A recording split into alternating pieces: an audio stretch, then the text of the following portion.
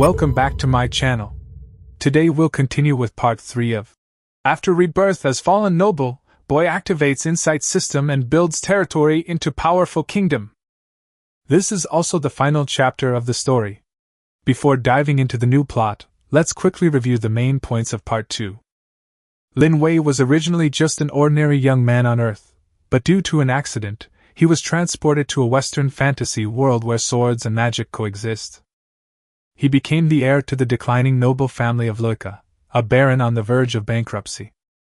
But after transmigrating, Lin Wei awakened an extremely powerful system. This system can automatically generate attribute panels for others for Lin Wei, allowing him to directly see through anyone's talent, bravery, strategy, loyalty, and even potential. This has become Lin Wei's biggest trump card for future rise. When he first transmigrated to this world, the territory he inherited was in ruins, the people were impoverished, the finances were depleted, and even the soldiers' salaries were difficult to pay. To keep the territory running, Lin Wei had to sell the eagle emblem that symbolized the family's honor and struggled to make ends meet. In the initial stage, Lin Wei used the system's ability to accurately select talents in the slave market, successively buying the cat girl Luika with her bumpy fate, Enki Yuna, and the dwarf blacksmith Big Lin. She then recruited other core members, including the dragon girl Reina, the vampire Siviv, and the maid Elulu. After being taken in by Lin Wei, the group became extremely loyal and gradually grew into important pillars of the future military, political, magical, and necromancy systems. By accurately identifying and rationally appointing people, Lin Wei continuously gathered refugees and reclaimed wasteland, gradually stabilizing the development of his territory. Just then, the Aether tribe's kobolds launched a large-scale invasion of the Kingdom of Norlands, and nobles from all over the country abandoned their cities and fled. Lin Wei, relying on a well-developed defense system and a well-trained militia, held the border and defeated an army of hundreds of thousands of kobolds with a smaller force, thus gaining fame in one battle. Large numbers of displaced people flocked to Luika's territory seeking refuge, marking the beginning of its first period of rapid expansion. For his contributions in fighting the orcs, Lin Wei received an award from the Nolan royal family. However, King Zeluk XIII favored members of the royal family, refusing to provide provisions and reinforcements, and the third prince, Michel, even secretly colluded with the kobolds to sell out the country. Having seen through the true nature of the royal family, Lin Wei began to gradually break free from his dependence on the Nolan monarchy and focus all his efforts on developing his own power. After the battle, Saintess Aluna of the papacy was attracted by Lin Wei's personal charm and strength, and the two eventually married. Through this relationship, Lin Wei successfully forged a deep bond with the Northern Continent Human Church, gaining substantial resource support. Major merchant guilds also flocked to invest in trade, leading to a rapid increase in territory revenue and a complete recovery from financial difficulties. While developing his business and accumulating wealth, he also leveraged the power of the Vatican to obtain comprehensive resource support. As a saintess, Yelena also fully assisted Lin Wei, bringing a large number of priests, supplies, and medical resources to the territory, which led to a rapid improvement in infrastructure, agriculture, and people's livelihood. Subsequently, Lin Wei established his own elite guard, investing heavily to invite the dwarf master Big Lin to forge steel armor and mithril weapons, gradually building an elite force with equipment far exceeding the average level on the continent. At the same time, 2 special unit types, griffins and earth dragons, were cultivated, and the lizard men and Vastaya-affiliated legions were expanded, resulting in a continuous increase in overall military strength. Later, the situation in the northern continent changed drastically. Nolan and Rima formed an alliance and prepared to jointly annex the neutral power, Yad. King Arrow of Ard offered generous terms, including tax exemption, livestock technology, alchemy materials, and 1 million gold coins, to invite Lin Wei to form an alliance and participate in the war. Lin Wei led his army to Yade.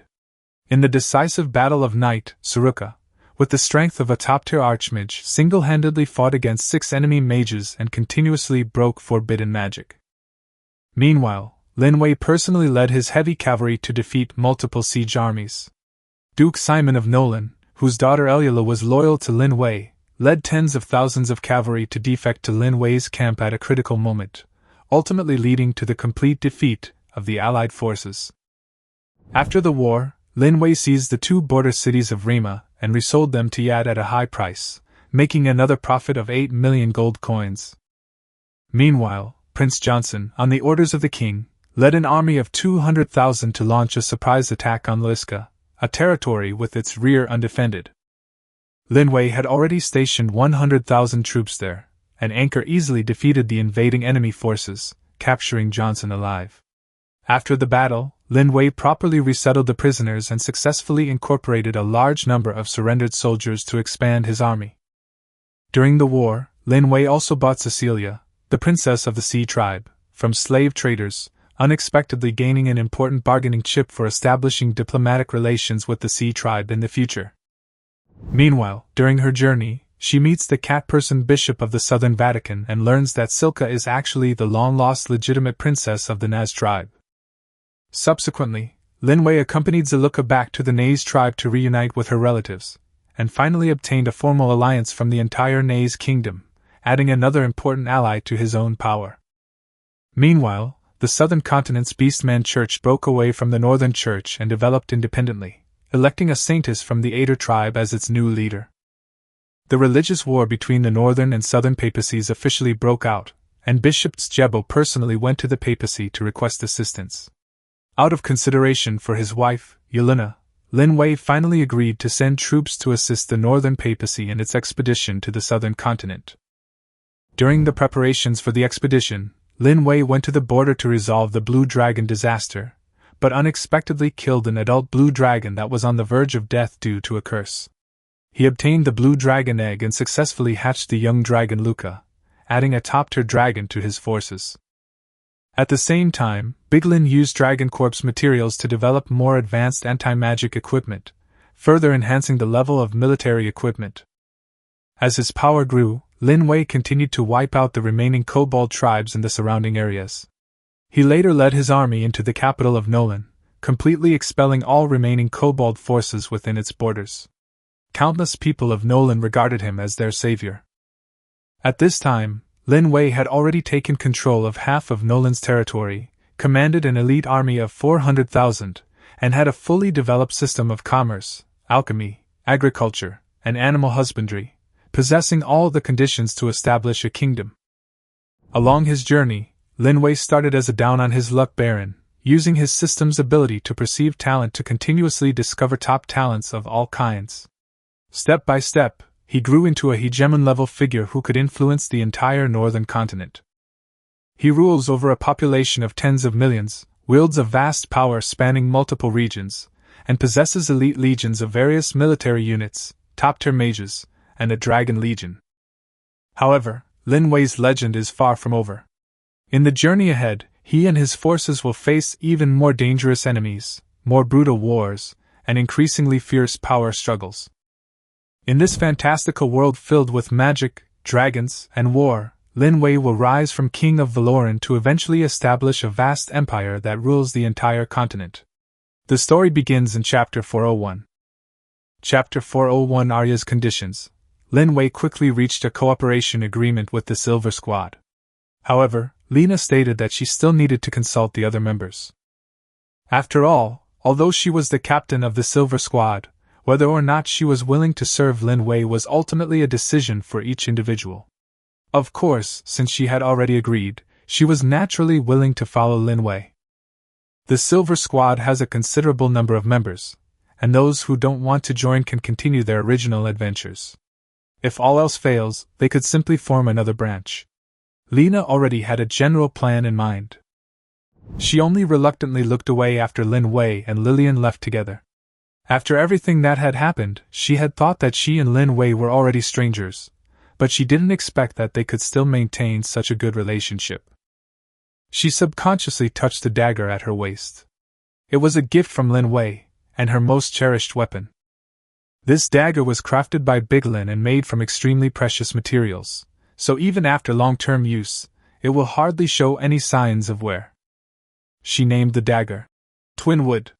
Perhaps it would remain with her until the day she ended her adventurer's career. Meanwhile, Lin Wei brought Lillian to the Norlands Magic Academy. Although Norlands has long been renamed Valoran, the Magic Academy still retains its original name. Standing before the magnificent academy gates, Lillian hesitated noticeably.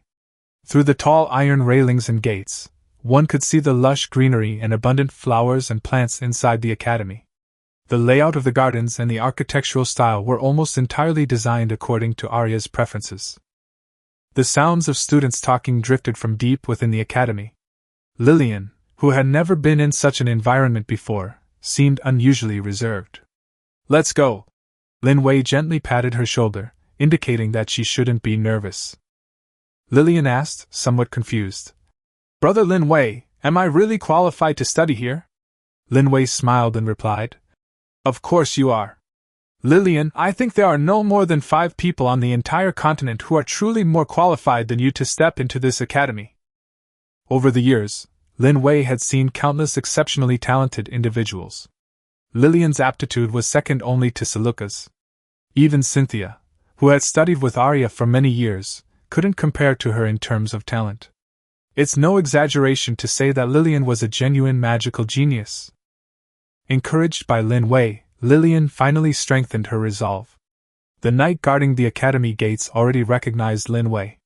He knew the seemingly ordinary young man was none other than the current king of Valoran. Although Lin Wei hadn't visited the academy often, just 2 meetings were enough to make him unforgettable. The two entered the academy without any trouble. As they walked along the path leading to Arya's residence, many students looked at them curiously. Lin Wei was dressed in the clothes of an ordinary adventurer. Lillian's attire was equally plain. By all accounts, they didn't look like students from a magic academy. Upon arriving at the courtyard, Lin Wei saw Arya and Cynthia resting in the pavilion. The two were enjoying a rare moment of leisure while sipping red tea. Today, Arya was wearing a grey mage's robe. Even though the large robe covered most of her figure, it still couldn't completely hide her elegant and charming curves. A gentle breeze blew by. Her stunning profile came into view. Her long, silvery white hair fluttered in the wind, like flowing moonlight. Lin Wei had to admit, no matter how many times he'd seen her, he still found Arya breathtakingly beautiful. If Yeluna's charm lies in her gentleness and poise, then Arya is more like an iceberg that never melts. Equally stunning, yet completely different. Lillian followed behind Lin Wei. Seeing the 2 strikingly beautiful women before her, she had a vague idea of their identities. "It's been a long time, Dean Arya." Lin Wei greeted them first. "It's been a while since I've greeted you." In fact, from the moment Lin Wei led Lillian into the academy, Arya had already sensed their arrival. But she deliberately feigned surprise, as if she had just noticed. "It has indeed been a long time, Your Majesty Lin Wei," she said calmly. "You've come all this time, surely not to cause me some trouble again?" Lin Wei was immediately a little embarrassed. Normally, Alia would address him directly by his name. The fact that she specifically added, "Your Majesty," clearly carried a hint of teasing. "Ahem, of course not." Lin Wei coughed lightly twice. "Please allow me to introduce you. This is Lillian, my sister. I hope she can enter the Norlands Magic Academy to study magic." Upon hearing Lin Wei introduce herself, Lillian quickly bowed to Arya. "Hello, Dean, my name is Lillian." She wanted to say a few more words, but worried about saying the wrong thing, so she quickly shut her mouth. "Not bad talent." Arya rarely gave a compliment. Lillian's talent was almost second only to Siluka. It was even comparable to Helen in her prime. Arya couldn't help but feel a little doubtful. Were there a lot of magical geniuses appearing lately? Or did Lin Wei really possess some special ability to discover talent? After all, over the years, almost everyone Lin Wei had brought to her was a genius among geniuses. Unfortunately, Lillian is still human. Her lifespan is too short. Although her talent is excellent, it cannot compare to Siluka's. Her lifespan is also far shorter than Siluka's. She is destined to never reach the heights Siluka will achieve in the future. Taking her as a student wouldn't be out of the question. It's just that Arya isn't keen on developing deep connections with too many short-lived species. There's already Cynthia. Does she really want another Lillian? If you just wanted to study at the Magic Academy, You didn't need to bring her all the way to me. Her talent is indeed very good, but I don't plan to take on any more students. Arya put down her tea and sighed softly. Lin Wei could only manage a helpless smile. Dean Arya, there are very few magical geniuses as outstanding as Lillian on the entire continent. And you are the most powerful archmage on the continent. If she could receive your personal guidance, she would surely make your name known throughout the entire continent in the future. Arya chuckled. Are you saying my reputation isn't big enough yet? Lin Wei was even more embarrassed. Who on the entire continent didn't know Arya's name? Taking her in isn't out of the question. Arya stretched lazily. Lin Wei immediately perked up at this. What are the conditions? If you need gold coins, I can send someone over right now. Arya shook her head gently. I'm getting a little bored at the Magic Academy lately. So, I'd like you to come with me and wander around Valoran. Take me to some really interesting places. She added. Remember, they have to be interesting places. After spending so much time in the academy, Arya occasionally felt the urge to get away and clear her head. It had been centuries since she had seriously explored the continent. This might be a good opportunity. After all, having the current king of Valoran, a legendary figure of the continent, personally act as her guide, just thinking about it was already quite intriguing. Chapter 402 So that's how you tricked Yelena into your hands? The decision to take Arya out was made just like that. Even Lin Wei himself was a little surprised. But what really gave him a headache was where to take Arya. Given her long lifespan, she'd probably seen all the sights on this continent long ago, and her only requirement was that it have to be interesting. Lin Wei felt like a worried old father trying to get Lillian into the Magic Academy. The mighty king of Valoran not only had to manage national affairs, but also act as a guide for a certain white-haired elf. Thinking about this, he couldn't help but feel a little depressed. It was already autumn, and fallen leaves were fluttering in the manor. The continent had enjoyed a rare period of peace, and both the southern continent and the undead forces had temporarily fallen silent. However, Lin Wei remained vigilant, especially regarding the undead, which remained the biggest hidden danger. Against those undead creatures that were difficult to completely eliminate, the ordinary guards were better suited for defense. The Earth Dragon Knights and Griffin Knights were truly better suited for offensive operations. Therefore, Lin Wei instructed Big Lin to use the new or sent by the sea creatures to forge new equipment specifically designed to counter the undead. While the weapons inscribed with magic arrays of the past were powerful, their uses were limited, and once their energy was depleted, they were no different from ordinary weapons. Big Lin was confident in this, guaranteeing that the new equipment would be completed by early spring of next year. As for the southern continent, with Norrell and Kachi in command, along with 1,000,000 white-armored guards and hundreds of thousands of imperial guards, the situation remained stable. Thinking that next year, when Yelena gives birth, he might be able to point out the window and tell his child that this land was all conquered by their father, Lin Wei felt much more at ease. Lin Wei specially changed into new gear for this trip. When Yelena learned that he was going to travel with Arya, she simply gently straightened his clothes and told him to be careful on the road. In reality, given Lin Wei and Arya's strength, there were very few people on the entire continent who could threaten them. After much deliberation, Lin Wei finally chose Pearl Canyon in the western continent. Located at the junction of the ocean and the continent, it is a renowned natural wonder and his carefully selected destination. Legend has it that when sea creatures fall in love, a special kind of pearl is born, round, lustrous, and extremely valuable. Many pearl hunters spend years searching the coast for the finest pearls, while nobles and wealthy merchants are willing to spend fortunes to collect them. More importantly, the Pearl Coast boasts breathtaking scenery. As the sunset reflects on the sea, the sky ablaze with color, intertwining with the shimmering pearls scattered across the water, creating a scene reminiscent of a dreamlike fairy tale. That's why Lin Wei decided to take Arya there. To create a surprise, he never revealed the specific destination. After all, mystery is often what generates the most anticipation. As for whether Arya had been there before, he could only take a gamble. Such a long journey naturally required Luika to travel with them. Although the Blue Dragon was quite unhappy about this, it could only obediently obey its master. Soon, the two arrived at the Norlands Magic Academy. As the enormous Blue Dragon swept across the Academy's skies, it immediately attracted the attention of countless students. Now the entire continent knows that Lin Wei not only possesses a mysterious white dragon, but also a blue dragon as his long-term mount. After landing, Luika transformed back into her smaller form. In the backyard, Arya was quietly reading a magic book, seemingly unaware of Lin Wei, but in reality, she had sensed his presence the moment he entered the academy. Meanwhile, Cynthia and Lillian had been studying under Arya for quite some time. Lillian, in particular, had made astonishing progress, rapidly transforming from a magic apprentice into a true novice mage.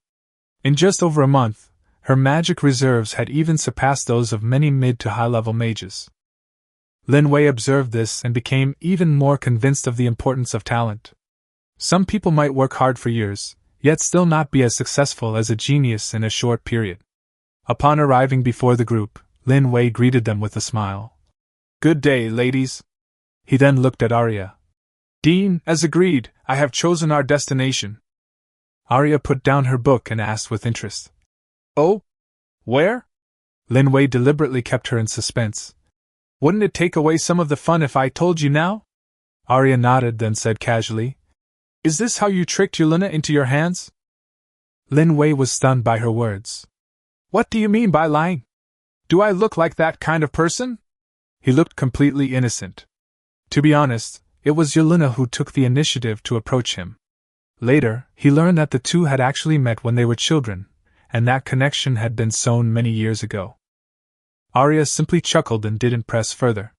She then turned to Cynthia. "While I'm gone, if you encounter any problems, consult your academy advisors. Also, Lillian is your junior. Remember to take good care of her." Cynthia immediately nodded seriously in agreement. Although she was not Arya's formal student, she had been learning from her side these days, and her treatment was almost no different from that of a direct student, so she took Arya's words very seriously. Chapter 403 The Meaning of Pearls. Lin Wei and Arya flew along Luika's back. Lin Wei braved the fierce winds, clinging tightly to the dragon's scales to keep his balance. In contrast, Arya appeared remarkably composed, enveloped in a faint magical glow, her long silver hair perfectly styled. After traversing countless territories, Arya had a rough idea of her destination.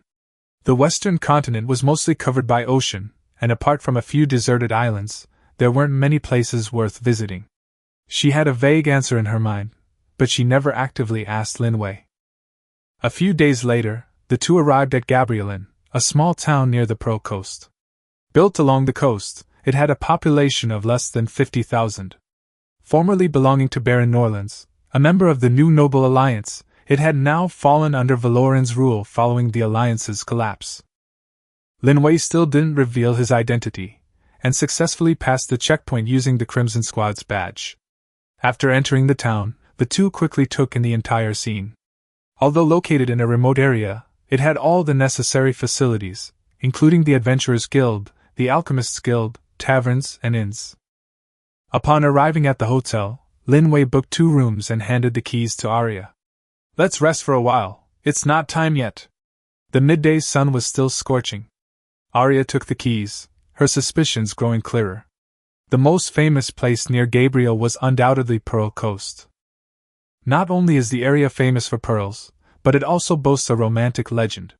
It is said that lovers who make a vow to spend their lives together on the shore will have the sea god as their witness, and will remain together forever. Thinking of this, Arya blushed slightly, and her feelings became somewhat complicated. Time slipped by unnoticed, and evening arrived in the blink of an eye. Lin Wei finished resting and saw the setting sun painting the windowsill red, knowing the perfect moment had come. He went to Arya's door and knocked. The wooden door opened, and Arya appeared before him. "Dean Arya, now is the perfect time to enjoy the scenery, shall we set off?" Arya nodded gently. "Let's go." This was the first time she had gone out alone with a man.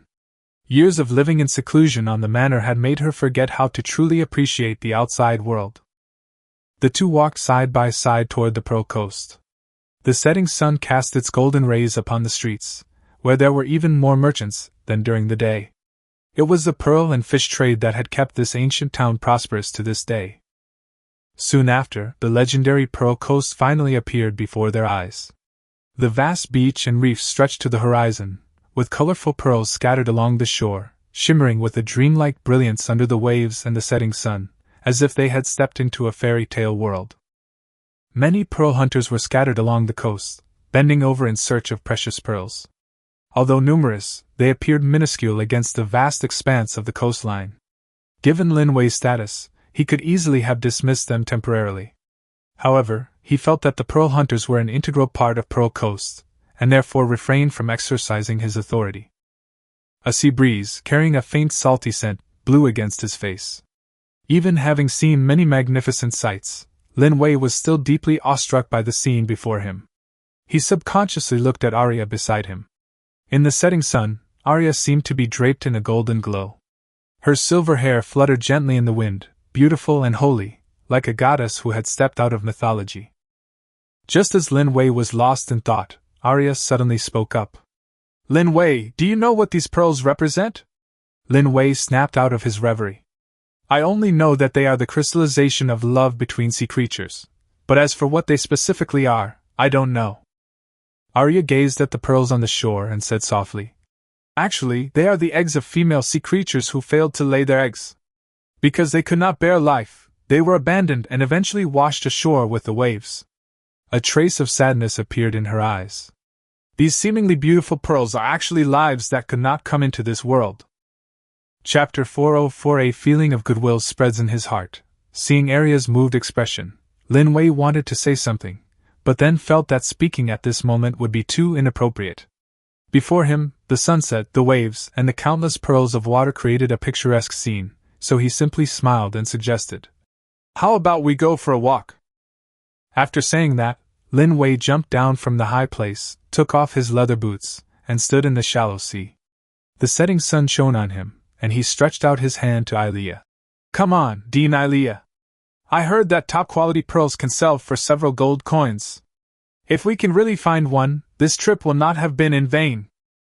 Arya gazed at him silently, offering no immediate response. His figure, bathed in the setting sun, reminded her of her father from many years ago.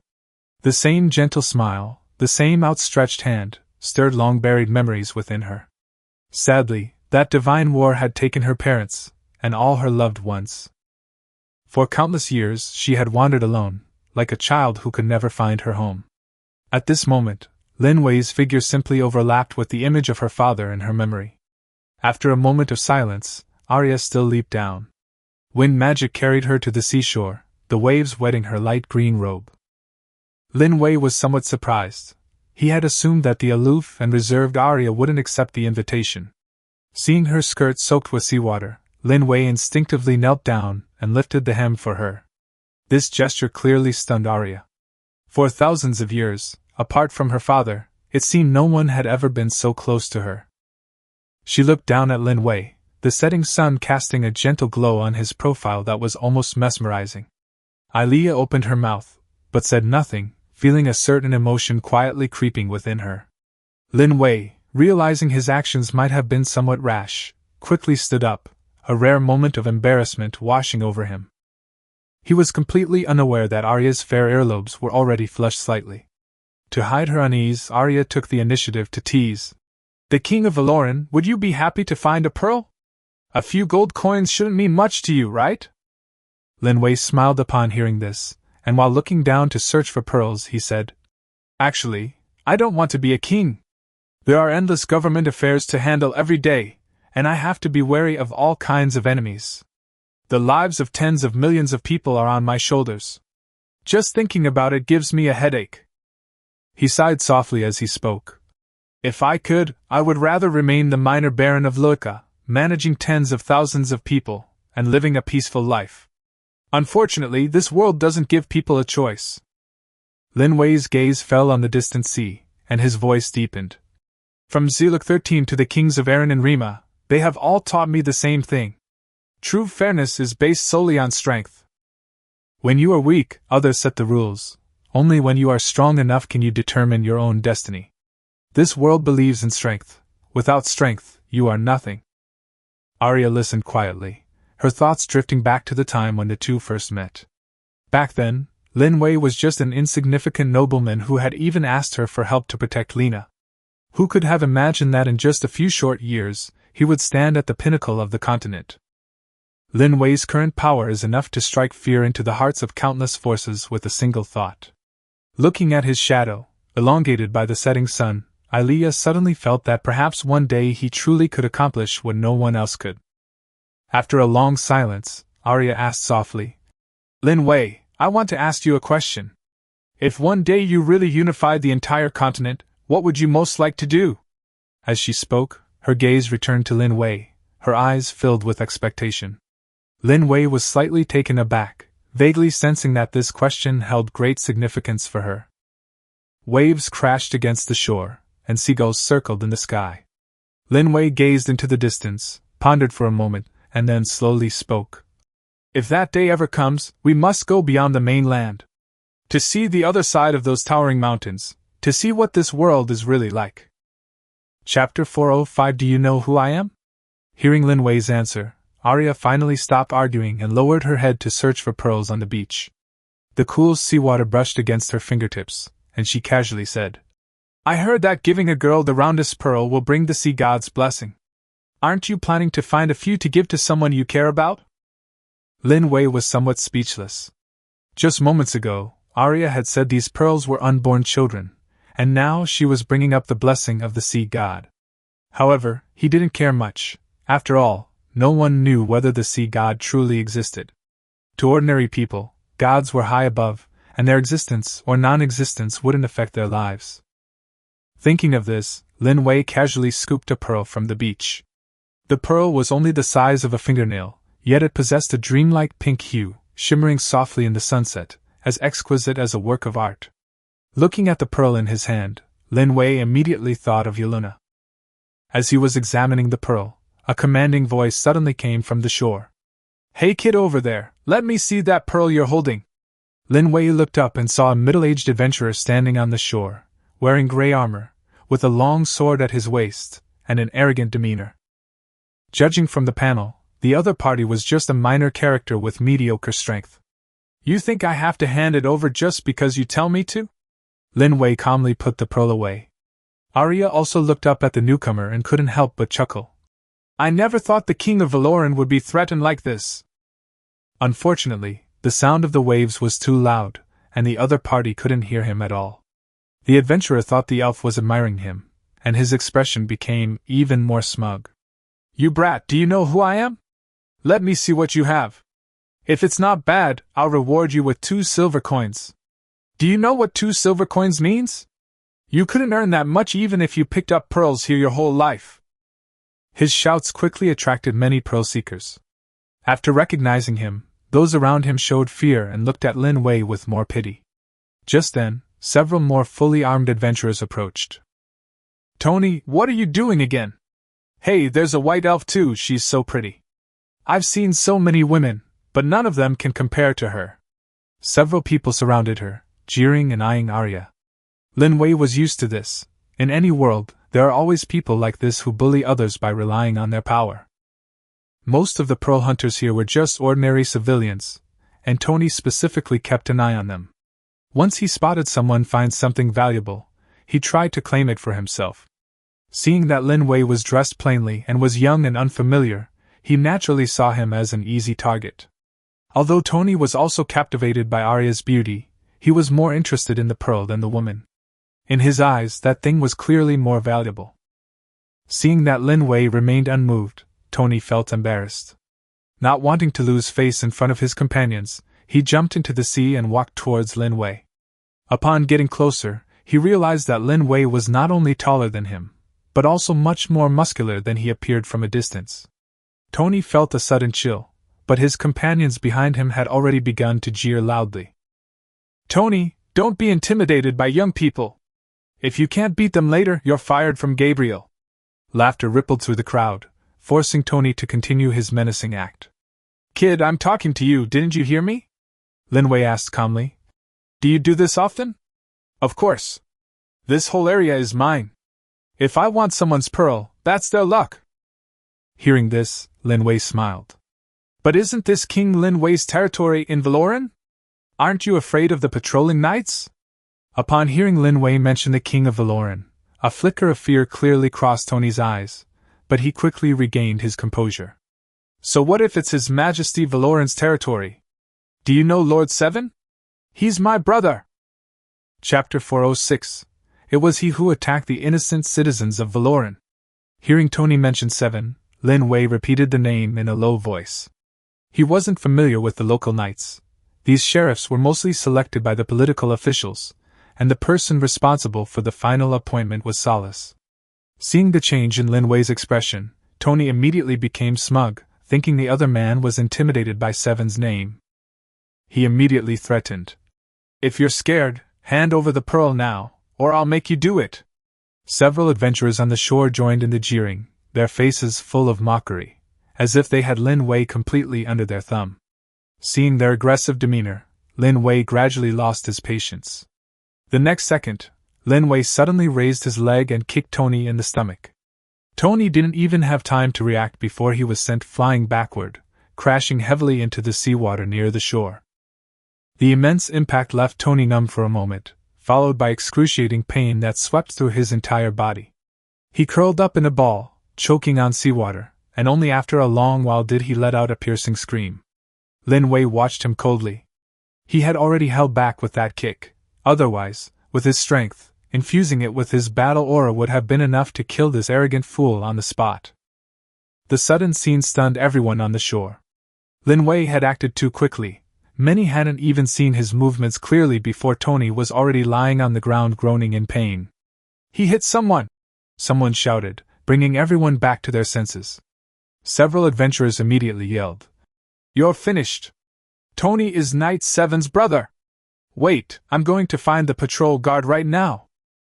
An adventurer dashed towards the city wall, while the others drew their weapons and surrounded him, but none dared to make a move.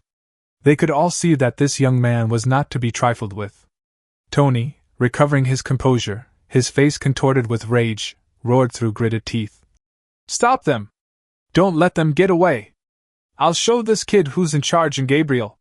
That white elf woman, I'll have her tonight too! As the younger brother of Knight 7, he was used to running rampant in Gabriel. Being publicly humiliated like this was something he couldn't swallow. However, the onlookers were uncertain. Tony himself was a C-rank team member, quite strong, yet he was defeated by Lin Wei in a single move. This young man before them was at least a B-rank, or even an A-rank, adventurer. Not long after, the adventurer who had left arrived with a patrol of guards. Leading them was his lieutenant, Kaldorii, followed by 10 soldiers marching in formation, exuding an imposing aura. Upon arriving at the scene, Kaldorii frowned and asked, What happened? Tony, as if seeing a savior, quickly stood up and embellished the story. Kaldor frowned inwardly after hearing this. He knew Tony's character all too well. Tony routinely bullied pearl hunters using his brother's status, and this wasn't the first time he'd used the guards to get involved. However, out of respect for Seven, many people turned a blind eye. He sighed and looked in the direction Tony was pointing. Lin Wei Jin was handsome and tall, with a strikingly beautiful white elf woman standing beside him. With just one glance, Kaldorii could roughly guess why Tony had deliberately sought trouble. However, looking at that face, Kaldorii felt a sense of familiarity, but couldn't quite place where he had seen it before. As per custom, he approached Lin Wei and bowed respectfully. Greetings, I am Kaldorii, the patrol lieutenant of Gabriel Town, Valoran Kingdom.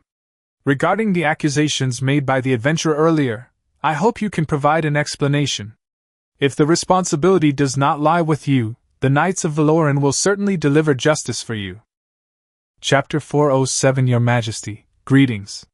I am Seven, a Knight of Gabriel. Seeing that the other party didn't immediately favor Tony, Lin Wei secretly breathed a sigh of relief.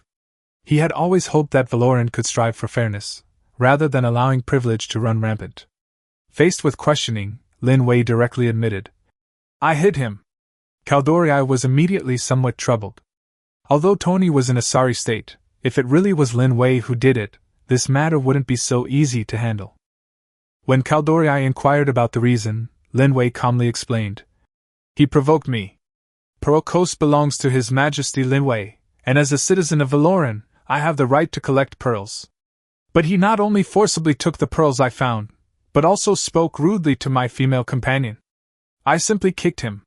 Upon hearing the word female companion, Arya quietly moved closer to Lin Wei, tacitly acknowledging the term.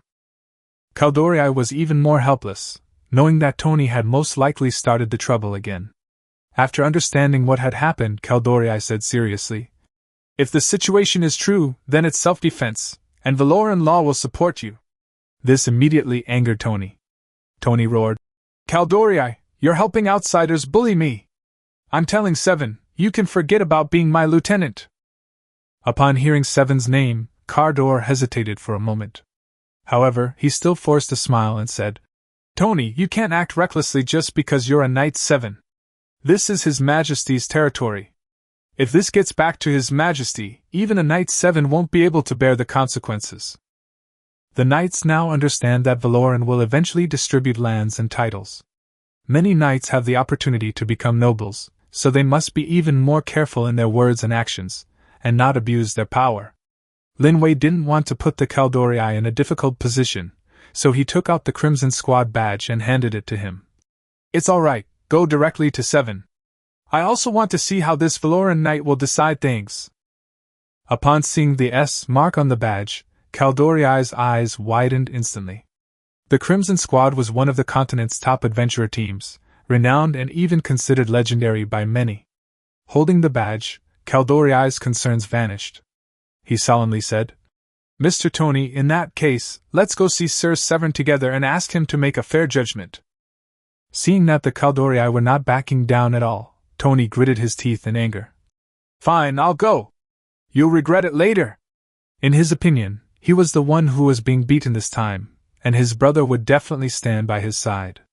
On the way to the training camp on the city wall, Lin Wei looked at Arya apologetically. "Sorry, it seems we can't continue looking for pearls today. Let's come back tomorrow." Arya waved her hand dismissively. She understood that Lin Wei didn't want to reveal his identity, and disliked making a scene. Although both of them were of high status, they often preferred to keep a low profile. Upon arriving near the Gabriel training camp, Tony and his companions wore smug expressions. In their eyes, as long as Seven showed up, Lin Wei would immediately be punished. Not long after, Kaldori returned with a knight. The knight had only come to resolve the dispute, but his expression changed drastically when he saw Lin Wei's face. Under Tony's expectant gaze, the knight strode forward, knelt on one knee without hesitation, and loudly proclaimed, "Greetings, Your Majesty! I am Seven, a Knight of Gabriel." Chapter 408 The King's Wrath. Seven's cry of, "Your Majesty!" exploded in Tony's ears like a thunderclap. He, who had been hoping his brother would stand up for him, froze on the spot. He never imagined that the person he had offended on Pearl Coast was none other than King Lin Wei of Valoran. Thinking that he had not only threatened him but also boasted about wanting to sleep with his companion, Tony's face turned deathly pale, his legs buckled, and he collapsed to his knees, utterly broken. The adventurers who came with Tony were equally desperate. Who could have imagined that a young adventurer they had casually provoked was actually the most distinguished person in all of Valoran? If Lin Wei were to become angry, not only Tony, but even Severn and the entire Gabriel might be implicated. Severn's heart sank to the bottom as well. He had finally risen through the ranks from Centurion to Knight, and had been assigned to Gabriel as sheriff. It was a time when his future looked bright. He knew his brother had done many bad things over the years and had tried to discipline him many times, but Tony had never changed his ways. The two brothers lost both parents at a young age and relied on each other for survival for many years. During their most difficult time, it was Tony who stole food to keep them alive. Because of this, Seven has always been unable to bring himself to completely discipline his younger brother. But now, Tony has finally committed a terrible crime. Severn gritted his teeth, knelt respectfully, and said, "Your Majesty, my younger brother has made a mistake, and as his elder brother, I also bear responsibility. I hope you can give us another chance, and I will certainly discipline him strictly." As soon as he finished speaking, he suddenly walked up to Tony and drew his long sword. With a splattering sound, blood flew everywhere. Severn had severed Tony's left arm without hesitation. Before Tony could even react, he rolled on the ground in agony, letting out a piercing scream. Seeing that Seven was about to continue severing his own arm, Lin Wei finally shouted, "Stop!" Seven immediately dropped his sword and knelt down again. Lin Wei looked at him coldly. "Do you think this will quell my anger?" Although Tony's offense displeased Lin Wei, what truly angered him was Seven's actions.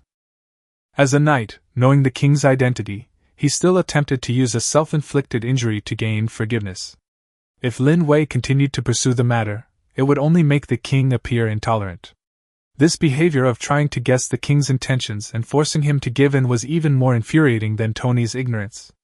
Seven turned pale and quickly explained, "My king, I had no intention of threatening you.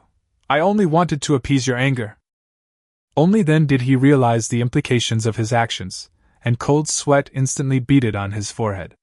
Lin Wei didn't argue further, only saying coldly, "Go find the priest.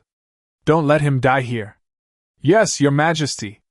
Lieutenant Kadoriai immediately rushed towards the church. Soon after, a high-ranking priest was summoned. As the light of the advanced healing spell faded, Tony's injuries quickly stabilized, and his pain lessened considerably. Lin Wei looked at Seven. "Take good care of your brother, and don't let him cause any more trouble." "Yes, your majesty."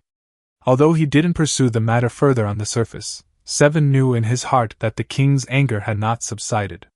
Sure enough, the next moment Lin Wei spoke again. "Cardor, from today onwards you are promoted to Valoran Knight, taking over Seven's position as sheriff, and will manage Gabriel in my stead." These words were like the final blow, leaving Seven utterly ashen-faced. Kaldorii, on the other hand, was both surprised and delighted. With his qualifications, he was far from being a sheriff, but Lin Wei had clearly taken a liking to his performance. He immediately bowed and swore an oath. "I am willing to wield the sword for His Majesty and his people, to use my body as a shield, and to defend Valoran to the death." Lin Wei has personally bestowed very few knighthoods, each holding an extremely high position. Now, Kaldorii has become the fourth knight to receive Lin Wei's personal approval, instantly elevating his status. Lin Wei chose him not only because of his previous impartiality, but also because of his potential for development. As for Severin and Tony, Lin Wei has no intention of letting them off easily. The King of Valoran may be merciful, but his methods are equally chilling. Chapter 409. I am merely fulfilling the king's will. I don't want anyone else to know that I came to Gabriel today. Kaldorii Knight, do you understand what I mean? Lin Wei patted Kaldorii on the shoulder. Integrity is important, but to be truly valued, integrity alone is far from enough. Sufficient ability and intelligence are also required. I'll leave the rest to you. I trust you won't let me down. Yes, Your Majesty. We will not divulge a single word of what happened today. Lin Wei nodded, then left with Arya. Arya remained silent the entire way. Today's events showed her a different side of Lin Wei, but upon reflection, it was quite normal.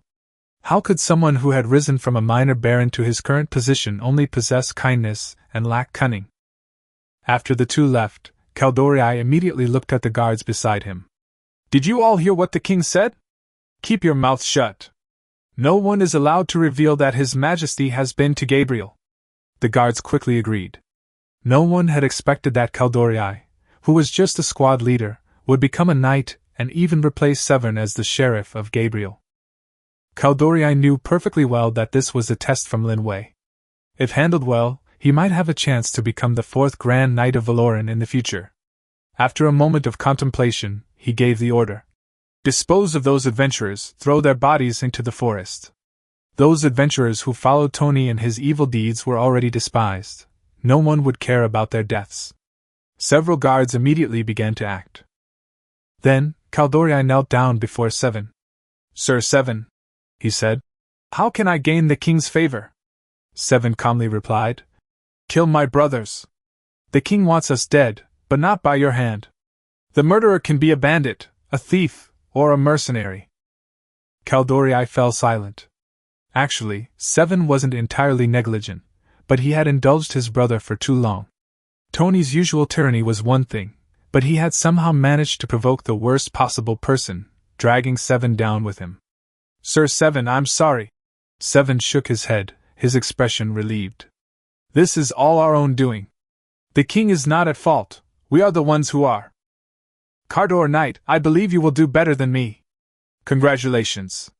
He gave a bitter smile at the end. If I could, I would prefer to die at the hands of bandits, at least leaving behind a reputation for dying while protecting my people. Cardor's gaze was complex, but he finally spoke slowly. Sir Seven, you have no choice. I am merely fulfilling the king's will. Back at the inn, Lin Wei dined with Arya. Under the lamplight, Lin Wei's expression was gentle, making it hard to associate him with the king who ruled Valoran. Noticing Arya's gaze, Lin Wei smiled and asked, Dean Arya, do you think I did something wrong today? Arya gently shook her head. From the day you became king, you represented not just yourself, but the entire Valoran. A king must not only have wisdom and vision, but also sufficient means. One cannot be soft-hearted when facing a cancer. In her view, Tony had long lost the people's hearts, and Seven, as his brother, had turned a blind eye, thus losing his right to continue serving as a knight. A person who puts their family above the kingdom is unlikely to treat their subjects fairly.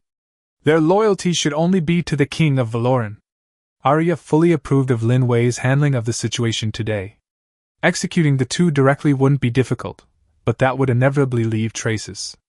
Truly wise rulers often achieve their goals without personally taking action. After listening, Lin Wei laughed. So that's how Dean Ilea sees me? Did I guess wrong? Ilea asked, somewhat puzzled.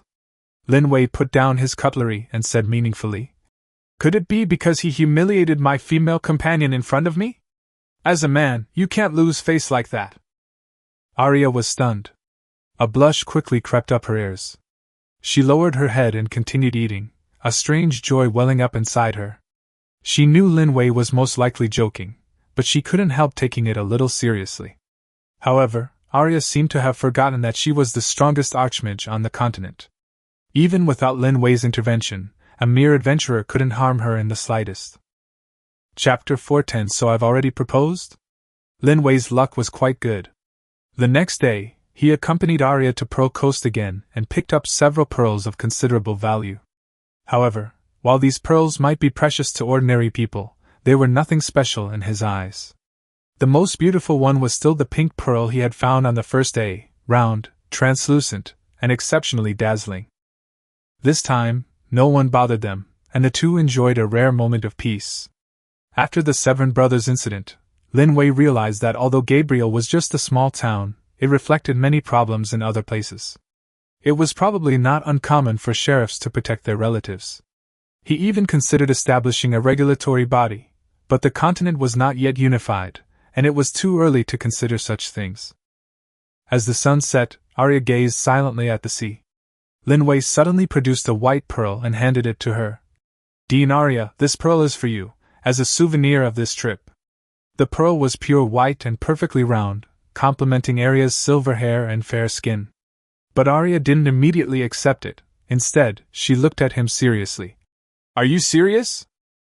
Lin Wei was somewhat puzzled. It was just a souvenir. He smiled and said, Of course, I think nothing suits you better than this pearl. It's as beautiful and pure as you. Arya was silent for a moment, then suddenly asked, Lin Wei, do you want to live longer? This question startled Lin Wei. After careful consideration, he replied, Of course I hope to live a long life, but if I'm all alone for the long years, it would be too lonely. Living a normal life seems like a good option too. Thinking of Yelena, Elyelu, and the even longer-lived Silka and Whitey, Lin Wei suddenly realized that he had never seriously considered these questions. What would it feel like to leave them behind after he grew old and passed away? A complex emotion flashed in Arya's eyes. I thought those who stand at the pinnacle of power would crave immortality even more. A human life is ultimately as short and brilliant as fireworks. Then she added, If you only want to die of old age, then I won't accept this pearl. Lin Wei was full of questions, completely unable to understand the connection between the two. He thought for a moment before saying, It seems a bit selfish to just grow old peacefully by myself. I've heard that you can share lifespans after forming a contract with a dragon. If that day ever comes, I might form a contract with Luika. Hearing this, Arya's expression visibly relaxed. Then you'll have to tame a few more dragons. After all, Yelena and Elyela need them too. Having said that, she finally reached out her hand to Lin Wei. Give me the pearl, I'll take it. The setting sun shone on Arya, its golden light illuminating her exquisite profile. Lin Wei placed the pearl in her palm, unaware of her flushed cheeks. If he could share nearly 10,000 years of the dragon race's lifespan, perhaps he could truly consider the future later. After spending a few more days experiencing ordinary life in Gabrielin, the two prepared to leave. However, before departing, Lin Wei had to return the key the hotel owner had lent him. The hotel owner was an elderly woman. Upon seeing Lin Wei, she immediately asked mysteriously, "So, young man, did you find the pearl you were looking for?" Lin Wei was somewhat surprised. "How did you know I came here to find pearls?" The proprietress smiled smugly. "I've seen too many young people like you. Most out-of-towners come to Gaborone because of the legend of the Pearl Coast." Lin Wei nodded. "I did find a nice pearl."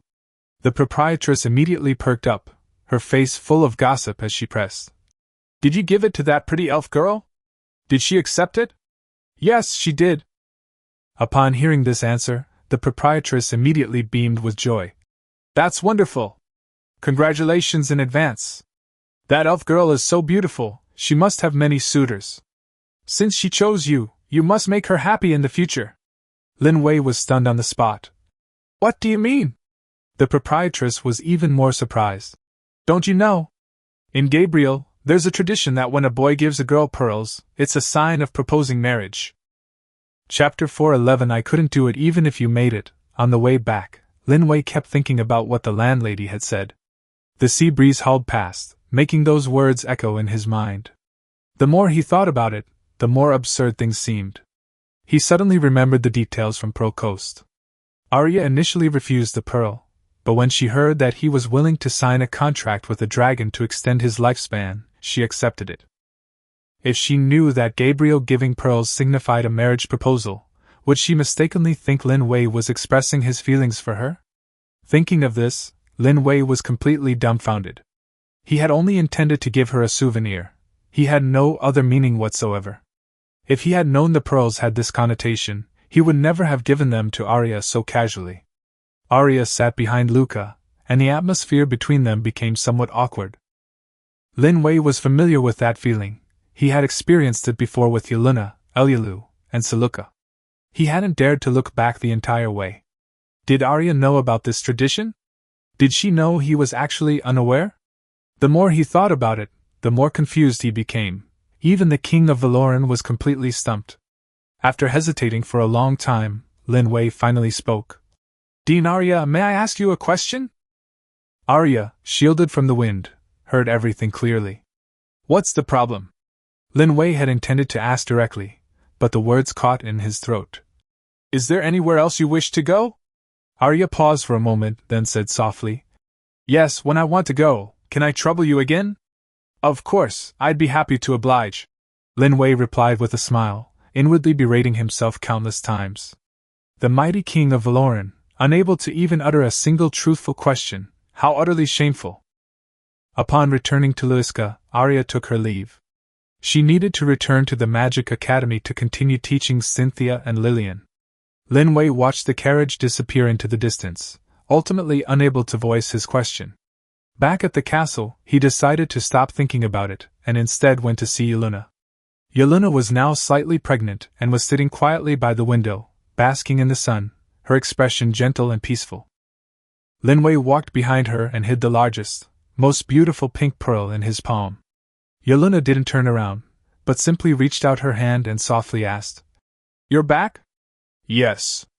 Lin Wei took her hand, his heart instantly calming down. Sunlight streamed through the window, and the occasional chirping of birds created a warm and inviting atmosphere that one didn't want to disturb. Yelena didn't press him about where he and Arya had gone, which made Lin Wei feel a little guilty. The more she trusted him, the more uneasy he felt. "I took Dean Arya to Pearl Coast," Lin Wei said. Yelena was a little surprised. "The Pearl Coast in Gabrielin?" "Yes, and I also brought you a gift." As he spoke, Lin Wei placed the pink pearl into her palm. The pearl was round and lustrous, still retaining his body heat. Yelena looked at the pearl, a smile unconsciously spreading across her face. This is the most beautiful pearl I've found. Of course, Elyulu and the others also received some. Although the others' pearls were also quite nice, Yelena's was undoubtedly the best. Lin Wei had specially reserved this most precious gift for her. Seeing that Lin Wei seemed to have something to say, Yelena asked, "Did anything interesting happen on Pearl Coast?" Lin Wei then recounted the events in Gabriel, including the replacement of the sheriff. After listening, Yelena simply nodded in agreement, believing that Lin Wei had handled the situation well. However, she quickly noticed that Lin Wei seemed to have deliberately omitted something. "By the way, did you give Arya the pearl?" Hearing this, Lin Wei was silent for a while. "Yes, I did. But I didn't know at the time that giving pearls could also mean proposing marriage." Yelena was stunned at first, then couldn't help but laugh. "Ha ha ha, I didn't expect the king of Valoran to make such a blunder." In her opinion, Arya would definitely not accept a gift with such special meaning. It was probably just a misunderstanding. "Then Sister Arya probably didn't accept it, right?" Lin Wei remained silent again. After a moment, he whispered, "She accepted it." This time, it was Yelena's turn to fall silent. She stared blankly at Lin Wei, as if she had heard something unbelievable. Arya, who had lived for countless years, had actually accepted this pearl symbolizing a marriage proposal? At this moment, even Yelena was somewhat confused. Why did things feel increasingly strange? Chapter 4:12 Controversy. The first dissenting voices from the Orcish Church actually emerged 2 months ago. At that time, news of Lin Wei's victory over the undead reached the ears of the supporters of the Beastman Church in the southern continent. Lin Wei was simply too powerful. Even the most formidable undead were no match for him. So what was the point of the Orcish Church's resistance? Sooner or later you'll just become a skeleton. Knowing it's a losing proposition, what's the point of persisting? Everyone has seen what happened to the kobolds who were the first to resist. The kobolds of today have long lost the glory of the Aether tribe and have become the lowest-ranking citizens of the Kingdom of Valoran, at the beck and call of the Norlands and even other subraces, their status comparable to that of the goblins enslaved by Lin Wei in the early days. Both the dwarves and the reptilians feared becoming the next Aether tribe. If one is destined to be reduced to the level of livestock, then it would be better to die. Ordinary citizens might be okay, but those leaders in high positions would absolutely not accept such an outcome. At this moment, inside the quiet Orc Cathedral, dozens of high-ranking leaders sat quietly around a round table. Seated in the main seat were the representatives of the Beastman Church, led by Laine, with several Beastman bishops of good reputation standing beside her. They went to great lengths to rival the human papacy in the far north. They appointed as many bishops as there were human bishops. The human race had the largest church, and they also hurriedly built the largest church of all. Although the cathedral was built, it was still slightly inferior in scale to the human cathedral, and far inferior in terms of the goddess statue. Unfortunately, neither the Holy Maiden of Thunder Silver nor any of the Beastman bishops allowed this sensitive topic to be brought up. After wasting a great deal of manpower and resources on so many meaningless things, the voices that originally supported the Orcish Church gradually fell silent. The dwarf sat on the left side of the round table, while the lizardmen sat on the right. In the oppressive atmosphere, the dwarf finally spoke. "I'll be frank, Your Holiness. You must have heard about Valoran's crushing defeat of the undead in the northern continent. Do you think we still have a chance to win this holy war under these circumstances?" The war between the human and Orcish papal churches is known as the Holy War. Only the victor can become the sole follower of the God of Light. Before the fall of the Aether tribe, the orcs were full of confidence. The Holy War carries not only the interests of the Orcish Church, but also a profound impact on which continent, the southern continent or the northern continent, will ultimately gain more land. Originally, they were not afraid of facing the 3 major human kingdoms, and had even been preparing for this for a long time. It wasn't until the appearance of Lin Wei, this oddball, shattered their beautiful dream, that they finally had to face the fact that they didn't actually have the ability or power to rule over more land. I still remember when this war began. Lin Wei had just occupied the kingdom of Norlands, which had been ravaged by the kobolds. At the time, they believed that even if Lin Wei replaced Norlands, he might not necessarily do a better job than Ziluk 13. Even with 1,000,000 white-armored guards, they might still be able to put up a fight. It wasn't until Lin Wei showed them through his actions that his success was not accidental. If he could conquer Norlands, he was also capable of conquering the entire territory of the Aether tribe. Fighting for the goddess is your glory. Are you going to back down just because Lin Wei is powerful? Weren't all the wounds you suffered on the battlefield healed thanks to the blessings of the goddess and the priests? If you want to give up now, how can you guarantee that Lin Wei won't make you the next Acho tribe? With a loud bang, the table was slammed shut. It wasn't even the dwarves who were being refuted who were enraged, but rather the lizard men who had remained silent until now. The lizard men are not a single kingdom, but rather comprised of several large tribes, each led by a chieftain. The one who slammed the table was one of the chiefs. Are you kidding me? You want us to pledge our loyalty to the goddess? Aren't we loyal enough? Must we be ruthlessly killed by Lin Wei and enslaved like dogs to be considered loyal? How do you consider yourselves strong compared to the two human kingdoms of Ad and Rima? Are you truly stronger than them? The undead devoured Ad in less than 2 weeks. Isn't that enough proof of the undead's power? Okay, you can say it happened suddenly, and Ad was destroyed before it could prepare. But what about Rima? After learning the news, Rima sent over 200,000 soldiers, and they were defeated in less than a week. They even abandoned their own capital and wanted to surrender to Valoran. Don't you understand the strength of those undead? Even those undead, Lin Wei drove them all back and even defended George's fortress. Those are undead, not to mention there are many powerful undead species among them. As he spoke, a look of fear crossed his face. The undead do not only exist in the northern continent, but also in the area near the outer mountains. In some places, there are also a considerable number of undead. These undead generally do not approach towns on their own initiative, but they are enough to become the nightmare of all living beings. The few undead they encountered posed a significant threat, not to mention the presence of high-level undead mixed in with the undead sea. The bone dragons alone would be enough to give them a run for their money. Furthermore, the Southern Church was already at a disadvantage in the war with Lin Wei, and the Nazer tribe, one of the beast men, was leading their cat people to stay out of it, showing a tendency to have a good relationship with Lin Wei. That leaves only the lizard men and dwarves to face the powerful kingdom of Valoran, so it's no wonder he felt the battle was hopeless. Of course, these were not the main reasons that prompted the lizard men to refute him. The most important reason was that he had heard that a considerable number of lizard men in Lin Wei's territory lived as ordinary citizens. This is the real reason that made him waver. Surrendering beforehand and being conquered by Lin Wei with weapons are definitely completely different concepts. If they don't want to become the next Auto tribe, perhaps surrendering is the better option. Secretly joining forces with Lin Wei and then coordinating from within might be a good idea, but the lizard man chieftain couldn't reach a consensus, and many people were still unwilling to relinquish power and become Lin Wei's vassals.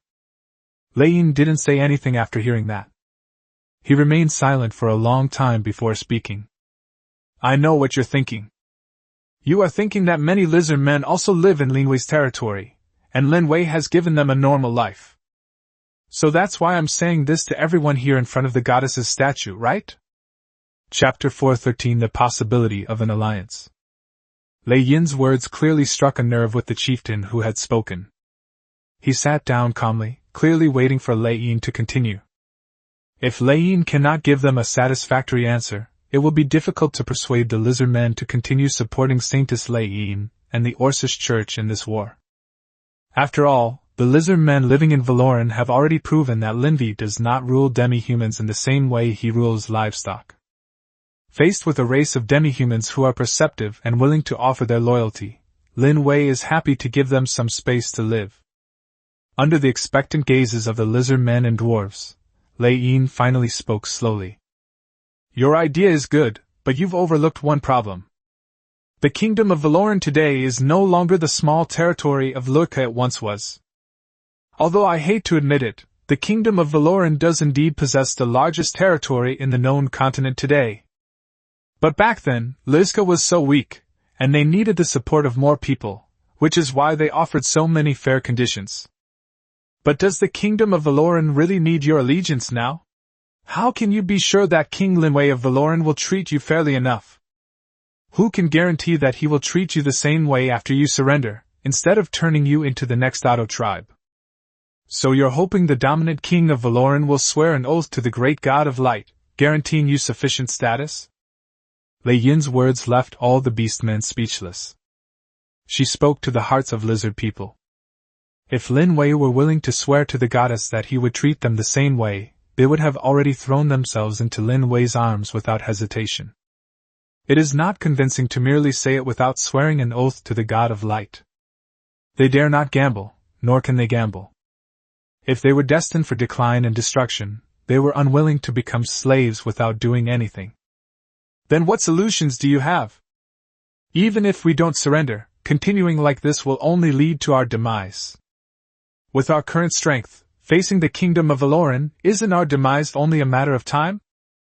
The dwarf's statement was accepted by the lizardmen, who then fell silent. If Lei Yin can provide a reasonable solution to the current predicament, it seems that persisting a little longer is not impossible. Under everyone's expectant gaze, Lei Yin pondered for a moment and said, "Although we are at a disadvantage, we are not entirely without options, are we? Now Lin Wei's family is all-powerful. Once he swallows up everything in the southern continent, only the eastern continent and the western continent will remain. The sea tribes of the western continent are naturally out of the question. Lin Wei would most likely not covet their territory. Therefore, the two great kingdoms of the eastern continent would naturally become his targets. The white elves and succubi probably won't stand idly by and watch Lin Wei grow stronger. Our ability to contact them and become their ally may be the key to this success." Lei Yin's words were followed by a long silence. The expressions of the dwarves and lizardmen, who had initially looked grim, softened considerably. Yes, even if the Naz tribe lacks foresight and is unwilling to fight alongside them, can't they find other allies? The two queens of the eastern continent were their best choice. The succubus and the white elf had a fierce battle a while ago, and neither side could gain the upper hand. Lin Wei has not yet taken further action against the southern continent, presumably waiting for the right opportunity. If they could unite with the two queens of the eastern continent to jointly eliminate Lin Wei, they wouldn't be entirely without a chance. If we explain the stakes to the two kings, they might temporarily set aside their animosity and work together to deal with Lin Wei. Then you should go and persuade those two queens. If we can really persuade those two to become our allies, perhaps we will still have a chance." The dwarf king sighed softly, whether lamenting the recent continuous rain or the unfortunate fate of the dwarf kingdom. The lizard-man chieftains fell silent. If they could unite the forces of the two queens of the eastern continent, there was indeed still a chance. The succubus kingdom, needless to say, possesses a powerful royal guard and a frost dragon as its top combat force. Lin Wei possesses two dragons, but if he were to face the frost dragon would undoubtedly be far more powerful. Although both are dragons, they are not on the same level. In addition, white elves are long-lived and generally have a higher perception of magic elements than other races, so they also have the most archmages. With these high-end combat forces, they were not entirely without a fighting chance when facing Lin Wei's Earth Dragon Cavalry Regiment and Griffin Cavalry Regiment. With the addition of powerful equipment crafted by the dwarves, turning the tide of battle is not entirely impossible. However, all of this bright future depends on the succubus kingdom and the white elf kingdom being willing to ally with them against Valoran. Don't worry, everyone. I have plenty of ways to persuade them both. Lei Yin remained calm, and after announcing all this, he finally managed to soothe the wavering emotions of the dwarves and lizardmen. After the representatives of the dwarves and lizardmen left, Lei Yin let out a soft sigh. A beastman bishop standing nearby said, "Your Holiness, the journey is long. Please allow us to send several powerful knights to accompany you and protect your safety." Because it would take a lot of time to get to the distant eastern continent, and they didn't have a means of transportation like Lin Wei's. Traveling by carriage would take a long time, and even involve passing through some of Valoran's outlying territories, so the target shouldn't be too big. Lei Yin responded, confident that she could persuade the two men on this trip to the eastern continent. They must have had enough means to become queens, otherwise they wouldn't have been able to reach that position. After Lin Wei devoured the southern continent, he will surely extend his reach to the eastern continent as well. This man's ambition must be the hegemony of the entire continent. Lin thought this way in his heart. In fact, if he could really reach Lin Wei's position, all those who become kings would have the same idea. We don't have much time left. We must leave as soon as possible. Although Lin guessed that Lin Wei would deal with the undead of the northern continent first, and then continue the war in the southern continent, it would still take her a considerable amount of time to go to the eastern continent to meet the two kings. Lin stood up and was bathed in sunlight, the light falling on her through the church's large windows. Nasus, my dear brother. I will definitely not let you die in vain at Lin Wei's hands. No matter what means I have to use, I will avenge you. Chapter 414 New Equipment. Eren has been home for quite some time now. His daughter Ancini can now call him Daddy in her baby voice. Most importantly, his wife, Nim, is pregnant again. As one of Lin Wei's 3 knights, he was the first man to have a happy family. However, his holiday is over, and today is his last day at Deer's Cry. After today, he will return to George Fortress and take on the duties of a Grand Knight. The spirits were quiet for a while, so Eren's vacation was extended by Lin Wei for quite some time. In any case, Fort George was heavily defended, and the Earth Dragon Knights and half of the Griffin Knights were stationed there. Furthermore, there are several archmages who have surrendered from other kingdoms, so even if the undead really attack, they can at least hold out until Lin Wei's reinforcements arrive. However, this pleasant time eventually came to an end. It is said that new equipment for attacking the undead has been forged by Big Lin and his blacksmith team. With these equipment, even the most terrifying undead creatures will eventually become victims of the Valoran Kingdom's sword. Before leaving, Eren picked up his daughter Anthene. Dad? Ansel can already say Papa and Mama fluently.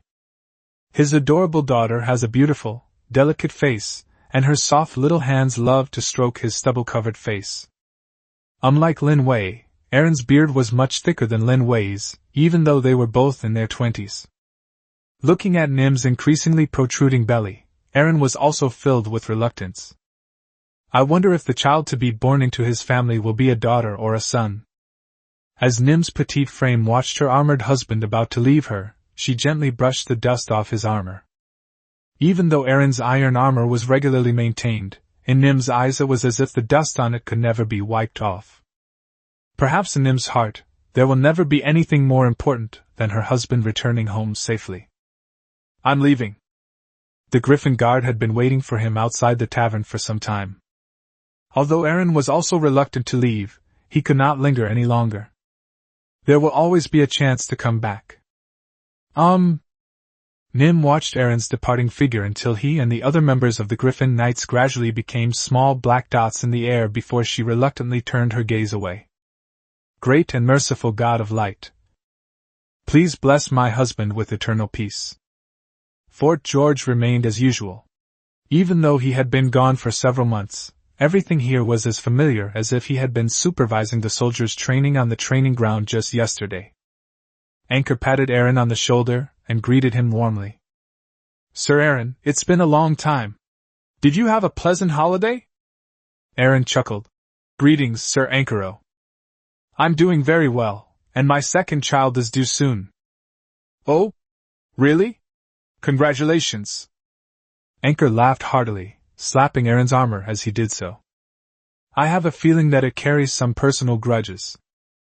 After all, he, a fellow Grand Knight, doesn't even have a wife yet. Eren's second child is almost due. It's true what they say, comparisons are the thief of joy. By the way, the Master sent over some new weapons and equipment. With this batch of weapons and equipment, our combat effectiveness will be greatly enhanced when facing the undead on the front lines. Following Anchor's footsteps, they arrived at the warehouse where weapons were stored. Upon opening the warehouse door, a long row of dazzling weapons came into view. First were the neatly stacked square shields. These shields were not much different from the ones they had used before. They were silver in the shape of teardrops and looked quite sturdy. Anchor picked up a shield and introduced it to Aaron. Remember the equipment His Majesty urgently sent over before? It has 2 magic circle slots that can store purification spells. Aaron nodded. Of course he remembered. It was a powerful weapon against the undead. If it weren't for that batch of equipment, the Earth Dragon Knights would have suffered much greater losses. This batch not only incorporates more insulating steel to resist the Lich's magic, but also increases the number of grooves to 5, so the square shield can now cast 5 purification spells. That's really great. Aaron was overjoyed, because the better their equipment, the greater their chances of surviving on the battlefield, and the less likely their brothers would die in battle. Seeing Aaron caressing the shield with obvious affection, as if he were stroking a lover's skin, Ankro suddenly laughed. Sir Aaron, anyone who didn't know better would think this shield is your wife. Aaron coughed awkwardly. What he really wanted to say was that Nim's skin was smoother. Anchor enthusiastically introduced Aaron to the new round-headed hammers and spears. There were enough of these weapons, which Big Lin had rushed to make during the winter, enough to arm the entire Earth Dragon Knights and Griffin Knights. With this equipment, they can penetrate deep into the undead territory and bring all the lands they have occupied into Valoran's possession. When shall we set off? Aaron casually asked, swinging his round-headed hammer. With this equipment, he couldn't wait to challenge those damned undead. Anchor shook his head. We have too few people. With this equipment, we can only be more confident in defending George Fortress. It is still too difficult to reclaim the territory occupied by the undead with so few people. Although the Earth Dragon Knights have received some reinforcements, their total number is still hovering around 10,000, many of whom are newly recruited warriors who were promoted from the Royal Guard this spring. The Griffin Knights have also seen a certain increase, and now Lin Wei's Griffin Knights number over 10,000. The 2 most elite legions together numbered over 20,000. If the 3 northern kingdoms still existed, these elite troops would be enough to annihilate them all. With the fall of the 3 northern kingdoms, the enemies of the Valoran Legion are no longer the 3 northern kingdoms. There were far too many undead. All we have to do now is hold Fort George and await His Majesty's further orders. Anchor sighed softly. Fort George is now peaceful, and it's hard to imagine that just a year ago, it was invaded by a tidal wave of undead. He truly hoped that this peaceful scene could continue forever. Chapter 4:15 Radiant Light. Today, Lin Wei's manor was unusually lively, with countless maids and servants bustling about throughout the castle. The butler, Sibyl, was sweating profusely. Although the midwife who delivered Aluna was the most famous midwife in all of Valoran, known as the Hand of God who would never make a mistake. But for some reason, Sebastian was so nervous that his heart was practically jumping out of his throat. Today marks the birth of the king of Valoran's first offspring. Absolutely no mistakes can be made. Although Lin Wei stood calmly in the manor watching the servants bustling about, his heart was far from calm. Having lived 2 lives, this is his first time being a father. He was reborn into this world and didn't remember until he was 5 years old that he was actually a college student with pure eyes, who spent his days with games and anime before he transmigrated. This resulted in him remaining in a state of stagnation for a long time even after he regained his memories. His father Ryan died early, which allowed him to inherit Louis Carnegie's estate at a young age, but he only went from being a lazy bum to a hard-working corporate slave. It wasn't until he experienced that life-or-death crisis that he suddenly realized that things couldn't continue like this. What happened next was as if the protagonist had a halo, advancing triumphantly all the way, and finally reaching the most powerful force on the entire continent. God knows what he went through in those 10 years. Sometimes he even absurdly wondered if he really was the chosen one. Lin Wei's mind was in turmoil. He walked towards the castle and stood outside the delivery room. Yelena's voice came clearly from the room, along with the midwife's encouraging voice as she pushed. Soon, with a cry, Lin Wei's heart began to pound. It's born! It's a boy!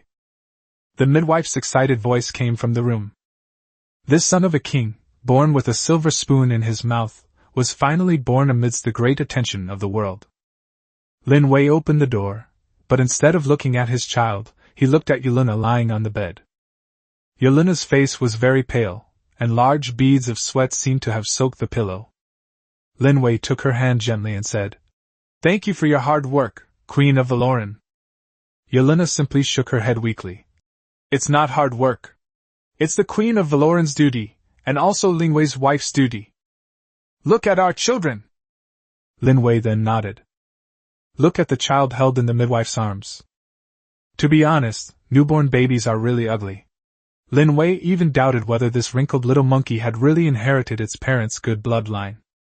"Aren't you going to name our child?" When Yelena's voice came, Lin Wei suddenly realized what was going on. "I was so focused on how ugly this kid was that I forgot to name him." Lin Wei took the child from the midwife, and a feeling of blood connection welled up within him. "Let's call him Gotti. Gotti Luika." For Lin Wei, this adorable child is like a ray of light in his life. This also means that he has finally become a father. Does it have any special meaning? Yelena was somewhat puzzled. "I think so. This means that this child is our light. It is also the light of the entire Valoran." As Lin Wei named the child, Gotti's interface came into view. Gotti Luika. Bravery 1. Strategy 1. Special talents, magical supersensory perception, top-tier elemental affinity, and heir to the legacy of battle chi. Favorability 100. Rating S. Judging from special talents alone, the child born to Yelena not only possesses powerful magical talent, but also has the potential to learn Lin Wei's battle aura. His magic sensibility means he can go far as a priest or a mage, and his top-tier elemental affinity is comparable to that of Luika. It is foreseeable that this child's talent will likely be terrifying. Gotti hadn't opened his eyes yet, but Lin Wei was already filled with anticipation for the child's future. The news that Yelena had given birth quickly reached the ears of old man Sejurbo. He set off from the cathedral that very night, and arrived at Lin Wei's castle. The old man pounded on Lin Wei's door in a flurry of activity. "Lin Wei, my great-grandson!" Lin Wei gestured to the butler, Sebelu, to open the door. There, the old man was carrying a large pile of things and casually placed them in the corner of the room. "Where is my great-grandson?" Lin Wei said. "Yelena is with her, right? It could also be with Reina or Elyulu. The chances are lower with Soroka. But anyway, it's not with me." After the child was born, he received love from many mothers, including his biological mother, Yelena, as well as Reina and Elyulu. Needless to say, Soroka also adored the newborn little life. Even the elves Solace and Natsia were filled with affection for this future young master. Sure enough, when women's maternal instincts overflow, even Lin Wei said he was a little overwhelmed. Since Gotti was born, the probability of him being attacked at night has increased significantly. Even though he was in good health, he seemed to be starting to feel the strain. Indeed, there are only oxen that die from exhaustion, not land that is overplowed. Is that so? When Sejurbo thought about how many women Lin Wei seemed to have, he understood. Now, it's rather awkward for an old man like him to go and compete with a bunch of women. However, he was indeed quite eager to have his great-grandson. They say grandparents are closer to their grandchildren than grandchildren, but this is several generations removed. By the way, although this question is a bit premature, are you planning to have this child learn magic? Or healing magic? Or perhaps he needs a sword saint as his teacher? Lin Wei rubbed his temples. This question seemed a bit premature. What's the difference between that and telling someone how many days are left until the college entrance exam right after they're born? If possible, he still hopes that the child can have a relatively easy childhood. Instead of burdening himself with too many heavy responsibilities too early just because he is the child of the king of Valoran. I don't know. If he has magical talent, then he can learn magic. I don't have any requirements for him. I just hope he can grow up safely. Sejurbo remained silent for a long time, seemingly not expecting Lin Wei to say such a thing. After a long pause, he muttered to himself. You're right, maybe I was too impatient. Perhaps this is a better choice. Lin Wei and Yeluna's child was born with too many accolades. If he carries too much of that burden, he will be unhappy. Just as the old man and the young man were silent for a while, there was a knock on the door. Silka's voice came clearly from outside the door. Lin Wei, may I come in? Chapter 416 Heartfelt Intentions. Of course. Lin Wei almost never refuses Silka's requests. At this point in time, Lin Wei still hadn't figured out why the other party had come to find him. Sylvia seemed a little uneasy as she pushed open the door. She clutched the hem of her clothes, looking as if she wanted to say something but hesitated. Especially after seeing that Segbo was still in the room, the cat girl's courage seemed to suddenly vanish. Never mind. Maybe I should talk about it another time. Silka just received news that her good friends, including Reina, have all gotten Lin Wei. It seemed she was the only one left behind. This made her very sad and angry. She was the one who arrived first, so why did so many people get there before her? It's one thing to sneak food, but why didn't you take her with you? Elyula had secretly climbed into Lin Wei's bed with her back then. Didn't we agree that best friends would stand together through thick and thin? At the time, she thought Elyula was an honest person, but in the end, she turned out to be the only honest person. After learning this from Elena, she said she couldn't take it anymore and had to come and explain things to Lin Wei. But when she saw that Sigbo was also there, the cat girl immediately shut up. The courage I had finally mustered in my heart receded as quickly as the tide. Just talking to Lin Wei had already taken all her courage, and with Sejurbo around, she didn't know how to even begin. Segbo, however, seemed to see through Sylvanus' little scheme, knowing that Sylvanus should say something that wasn't quite appropriate for him to hear at this moment. So he went along with it and asked, "Who's taking care of my great-grandson now?" He seemed to be addressing Lin Wei, but Lin Wei had already answered him. So it was actually being said to Saruka. The implication is that I'm giving you a chance. Just tell me where to find your great-grandson. Silka quickly replied. She's with Aluna. Lena and Elyulu are here too. Since the arrival of little Gotti, this adorable child has become a place for them to unleash their maternal instincts, and at such a young age, they have several mothers. Oh well. I'm going to see my grandson now, so I won't disturb your conversation any longer. As Sejurbo spoke, he gave Lin Wei a meaningful look, his eyes seemingly praising Lin Wei's powerful charm. Lin Wei was also somewhat helpless. To be honest, he hadn't originally had these thoughts at all. And today, he seemed to have guessed that Siluka was going to say something. I can't say I completely guessed it, but I have a general idea in my mind. After Tsigbo left, Silka came to Lindy's table and sat down next to him. Her little tail seemed a bit downcast, because usually when she sat next to Lin Wei, her tail would be very honest and would curl up around Lin Wei's thigh. But today he was noticeably more well-behaved and obedient. The tail was essentially her spokesperson, representing what Siluka wanted to say to Lin Wei. Lin Wei. The two sat in silence for a while before Siluka finally spoke first. Silka was in low spirits, and even Lin Wei sensed something was wrong. What's wrong, Siluka? Is something bothering you? Lin Wei's tone was as gentle as ever, so gentle that it would make Siluka fall for him. Silka leaned against him and remained silent for a long while. As if finally mustering her courage, she asked, Lin Wei, do you think I've been of any use? Lin Wei suddenly laughed. He had thought Siluka was about to say something. He patted Siluka's head and said, What are you talking about? You are the most powerful archmage in Valoran. If you are useless, then those archmages who are not as strong as you will be ashamed. It is no exaggeration to say that Siluka is Lin Wei's strategic weapon. Without Saruka, Luika's territory would hardly have become the kingdom of Valoran. While Siluka was happy to hear that she could be of use, she felt more dejected than anything else. Yes, she's just a Grand Magister in Valoran. She clearly only wanted to be Lin Wei's archmage. Why is she studying magic so diligently? Is it to protect the peace of the kingdom of Valoran? No, she simply wanted to be someone Lin Wei needed. Because that way she could stay by Lin Wei's side forever, fulfilling her selfish and narrow-minded wish. Lin Wei, what do you think of me? Silka's voice, barely audible, came through as she mustered her courage, but her warm breath still touched his skin. He could clearly feel that Saruka's even breathing was gradually becoming more rapid. Lin Wei was very clear about this. My answer will probably be very important.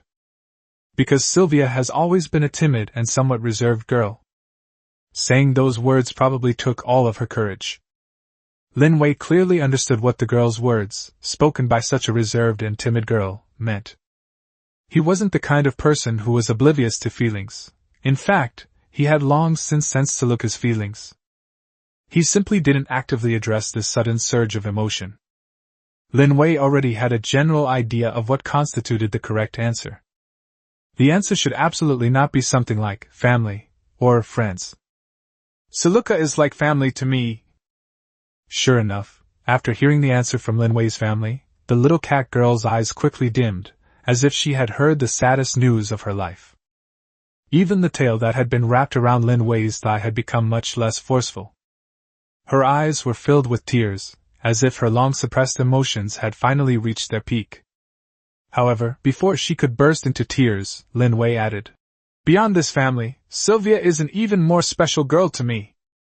It's a strange feeling, like I feel sad and lonely if I can't see Saruka for a while, and I want to see you. We're already close enough as family, but I always seem to want more." Lin Wei's expression of emotion was relatively subtle, but even Saruka understood what Lin Wei meant. Her pretty face instantly turned bright red, and even her ears began to twitch. Lin Wei cares about her a lot, doesn't he? Although her sisters had won Lin Wei's heart earlier than her, once she confirmed Lin Wei's feelings for her, she felt that everything else became less important. She didn't care about the order of events, she was just afraid of not being able to stay by Lin Wei's side. Like a dragonfly skimming the water, a light kiss landed on Lin Wei's cheek. By the time Lin Wei came to his senses, only a faint fragrance remained in the room, lingering around his nose. It was as if Saruka's initiative just now was merely his illusion. Chapter 417 Turmoil. Lei has been traveling from the southern continent for quite some time now. Since the succubus's territory is closer, she will first enter Baidi's territory. Although she had already devised a method to persuade the two empresses by explaining the advantages and disadvantages, she wasn't really confident that she could actually convince them. These two are renowned figures even in the southern continent. Both Suriand and Baidi are true legends of the eastern continent. Baidi defeated the previous succubus queen hundreds of years ago to ascend to the throne. Before that, the succubus kingdom was divided into many factions, each with its own voice within the kingdom. On the surface, the succubus queen rules, but in reality, the succubus queen's word alone does not count. Baidi was originally the eldest daughter of one of those powerful factions. Later, Baidi rose to power and, with the help of an ice dragon and a large army loyal to her, swept away all the succubus factions and forcibly unified this chaotic kingdom. Although she was betrayed by those close to her and almost brought down, it seems that fate was on her side, allowing her to make a comeback. The frost dragon of yesteryear has grown into a frost giant.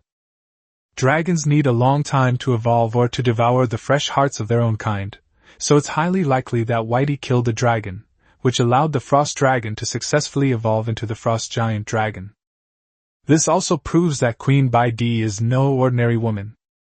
If this joint operation with the eastern continent can gain Baidi's support, they might actually be able to defeat Lin Wei's army. Compared to Baidi, although Surian's life was also full of legendary stories, in her mind the probability was the lowest. Since both Silka and Surian were Arya's students, she had only heard that Silka was the best student Arya had ever taken in.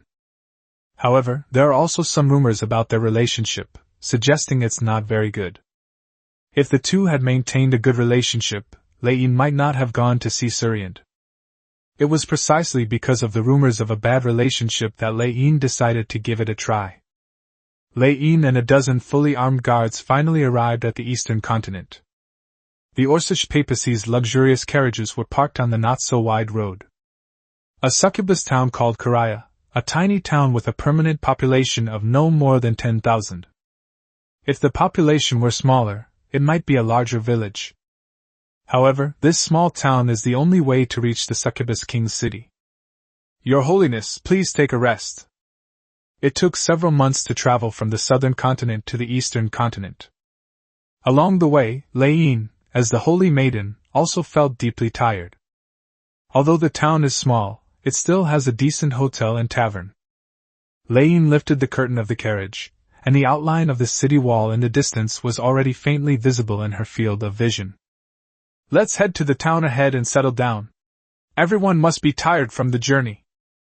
Hearing Lei Yin's words of comfort, the knights of the Orcish Church also showed expressions of gratitude.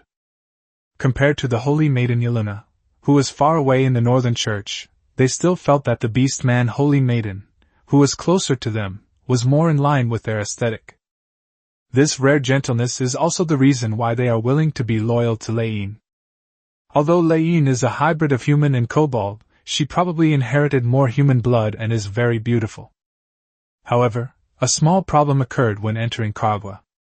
An unexpected incident occurred when the succubus soldiers guarding the door asked them to show their identification.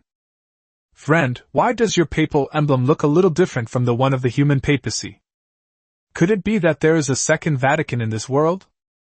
The succubus kingdom and Valoran have a good relationship, so the church's influence can move freely within the succubus kingdom's territory in the eastern continent. However, the succubus guard became suspicious when he noticed that the identification documents presented by these people dressed like papal knights differed from those of the human papacy. If they entered Karaya disguised as knights of the human papacy, they would be considered negligent. Therefore, such a situation must never be allowed to occur. However, the succubus guard's actions clearly angered the knights protecting Thunder Silver. This knight was from the Aether tribe. He was tall and looked much taller than the succubus warrior guarding the gate. Just by standing in front of that soldier, the sunlight that was originally shining in his direction was completely blocked, plunging him into a cool shade. Can I take this as you insulting our Holy Mother? Do we, the Orcish Holy See, need to fabricate proof?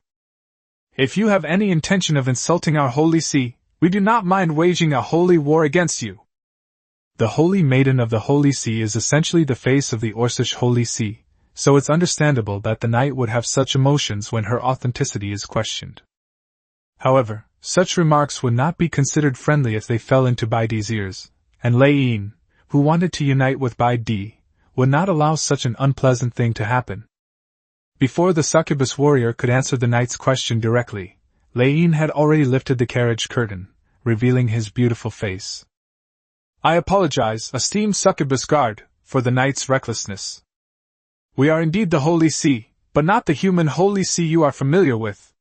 Perhaps you know that the sect that serves the great god of light has split into two due to doctrinal differences, and we are the newly established Orcish Holy See. We have come to the eastern continent to cooperate with your empress, and we have no intention of offending her. If possible, we would also like to ask you to grant us the right to enter the town. After Lei Yin finished speaking, he gestured to another knight beside him to hand him a heavy bag, which was full of gold coins and jingled as it was handed over. The succubus warrior first weighed the bag in her hand, then snatched it away with lightning speed, as if the bag had never existed. Seeing his appearance, the already displeased papal knights were on the verge of exploding. This man insulted their saintess, and now they have to bribe him to enter the town. It's a disgrace.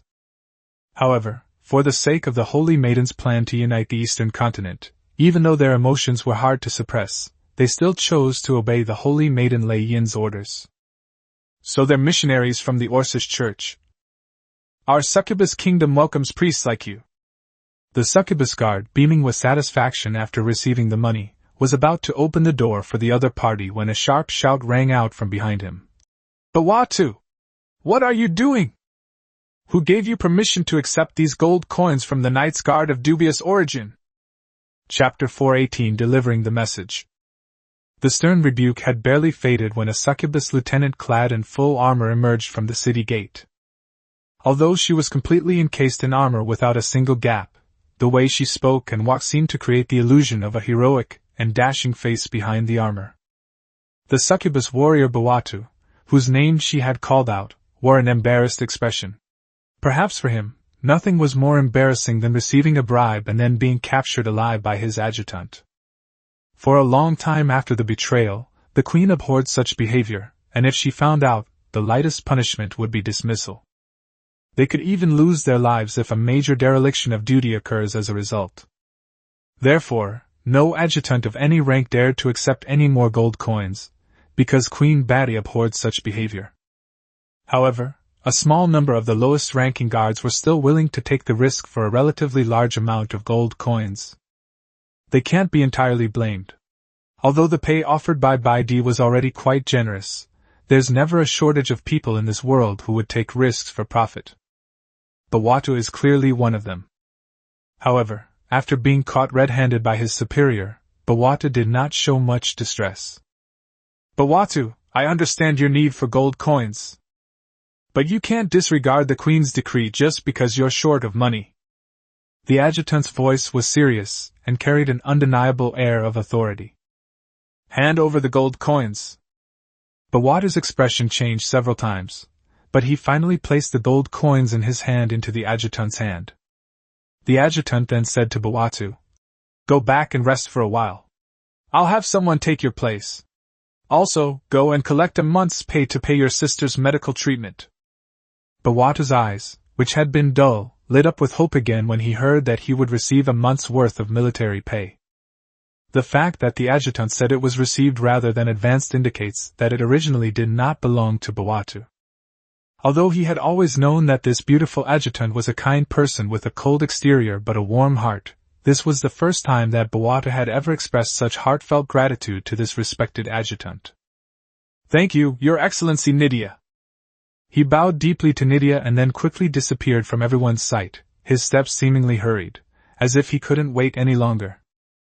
Only then did Nydia turn her attention to these outsiders. The leaders were all knights from the Orcs, wearing the standard armor of the papacy. The woman in the lead looked holy and otherworldly, but she was not a blonde Valoran. This doesn't seem to be the human church I'm familiar with. Since she's not blonde, it means she's not the wife of the king of Valoran. When Nydia approached Ray Silver, her towering figure, significantly taller than Ray Silver, created a considerable sense of intimidation. "Hello, I am Nydia, the garrison adjutant of Caragua. Greetings, I am Lain, a follower of the goddess of light." After exchanging greetings, the two sized each other up for a few moments. Soon Lain spoke first. "Respected Lieutenant Nydia, we have no hostility.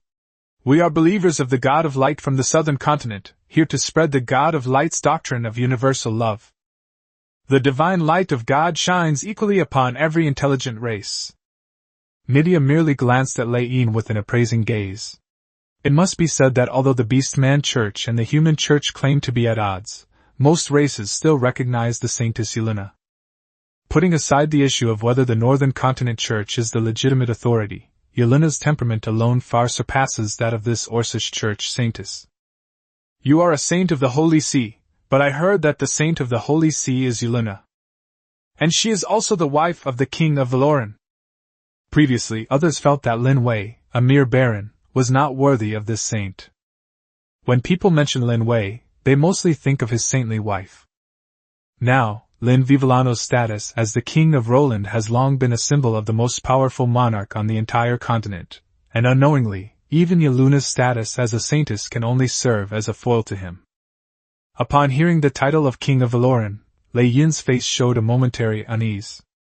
But she quickly composed herself and said, "The human church cannot be called orthodox. Our Beastman Church is the true sect that has received the blessing of the God of Light. The succubus race, being a demi-human race as well, must have long been fed up with the exorbitant medical fees charged by the human church, right? We, who can also use healing power, are much cheaper than them. As we are also a demi-human race, we naturally believe that the benevolent power of the God of Light should shine on everyone. The priest's healing spells are not free. If you want the priest's support, in addition to spending money to help build the church, you need to pay a lot of gold coins for each treatment. Although the God of Light's benevolence extends to saving all living beings on the continent, the knights and priests responsible for spreading his teachings still need to eat. Even the lowest level of healing spell requires a minimum payment of 1 silver coin. Higher level healing spells are even more valuable. Apart from generous lords like Lin Wei, most of the wounded soldiers were left to fend for themselves.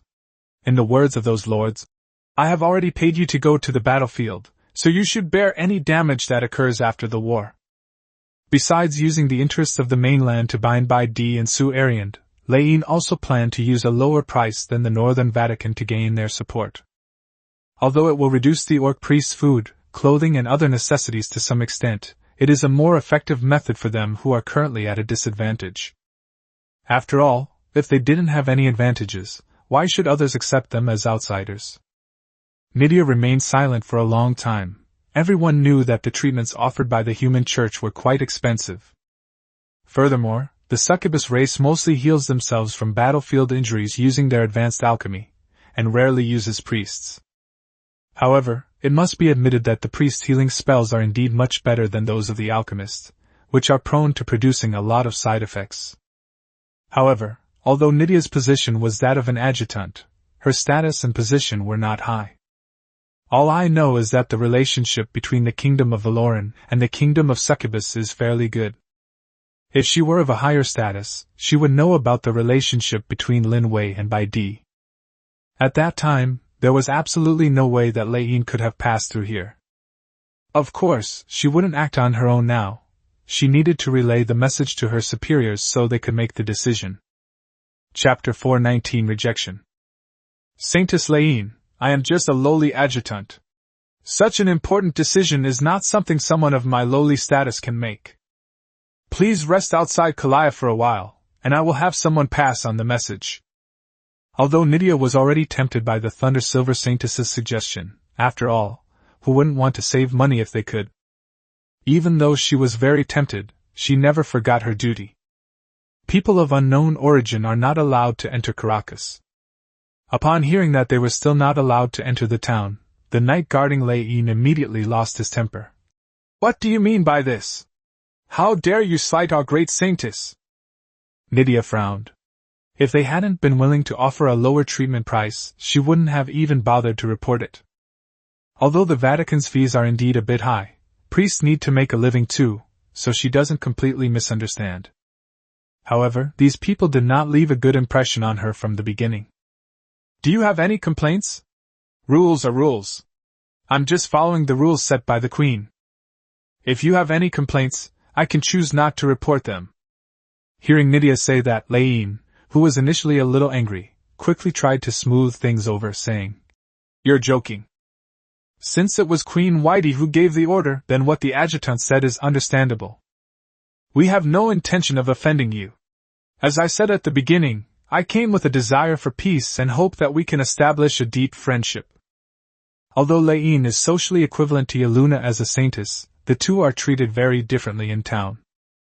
If Yeluna were to come, this lowly adjutant, Nydia, would not dare to stop her at all. Even disregarding her status as a saintess, her status as the Queen of Valoran was enough to make them make way for her. After all, Lin Wei had already proven his strength with the sword and spear in his hand. Even the undead, who are immortal, can only submit to his power. Thank you for your understanding, Your Excellency Saintess Lin. Hearing that Lin was so understanding, Nydia's expression softened considerably. Then she added, If nothing unexpected happens, we should receive news within 3 days at the latest, and I will have someone inform you of the results then. I can assure you that this message will reach His Majesty's ears. By the way, here are these gold coins back to you. We have clear rules against accepting any bribes. If the Queen finds out, it's a capital offense. Lin took the bag of gold coins from the other party's hand. He bowed slightly to Nydia and said, Thank you, respected adjutant. May the blessings of the God of Light shine upon us forever. Only after leaving Karaya's guard range did the knight grumble in dissatisfaction. These damned succubi dared to be so lax in their duties. They won't even let us into towns. They're completely disregarding our Orcish church. Yes, once we build churches on their territory, we must let them know that the dignity of the Vatican is inviolable. Hearing the knight's chatter, Lin said, Actually, you can't blame that adjutant too much. If it weren't for Baidi's orders, she wouldn't have been so strict. That Queen Baidi was betrayed, so she is particularly serious about these issues. You should understand from the fact that she returned the embezzled gold coins to us that anyone with a certain status in the succubus system has definitely been purged. This Queen Baidi is definitely a formidable character. The fact that such a person can become our ally will naturally give Lin Wei a lot of headaches. The stronger the allies, the higher the chance of defeating Lin Wei. This opportunity to avenge her brother is rare, and she certainly won't let it slip by. Political Secretary Peggy is an old political secretary who has served Bata for hundreds of years. She was already familiar with all of Queen Betty's habits and interests. As a staunch and loyal follower of the Queen, she has recently noticed a significant change in Queen Whitey. This change only became apparent after the Empress was betrayed, but it has become increasingly noticeable recently. After being betrayed by the Prince, Baidi ended up in human territory, where she is said to have stayed for a period of time. She then dealt with all those who betrayed her with swift and decisive action. She knew that the Queen didn't really like women, but just didn't want to find men, so she used Sandy becoming her concubine as an excuse to shut up the nobles. Throughout this long period of time, Peggy had wondered countless times if the Queen truly disliked men. But recently she realized she was wrong, because the Queen didn't dislike men, rather, the man who could earn the admiration of this legendary king had not yet appeared. It wasn't until Lin Wei's powerful rise to power, and the Empress's frequent correspondence with him after he was brought back from Liza, that she realized that the person she had fallen for was him. Logically speaking, Lin Wei's status is more than enough to match Baidi. After all, she is the king of Valoran. However, there is one thing that has always bothered Peggy. That is, the king of Valoran has a wife, who is a saint of the Holy See. She was no less than Baidi in social status. In fact, she decided to be with Lin Wei when he was still young and vulnerable. Her position in Lin Wei's heart is immeasurable, and probably no one can easily shake it. If the Queen wants to be with Lin Wei, she will definitely lose the title of the principal wife. If she is only a concubine, it feels a bit like she is losing her status as a succubus.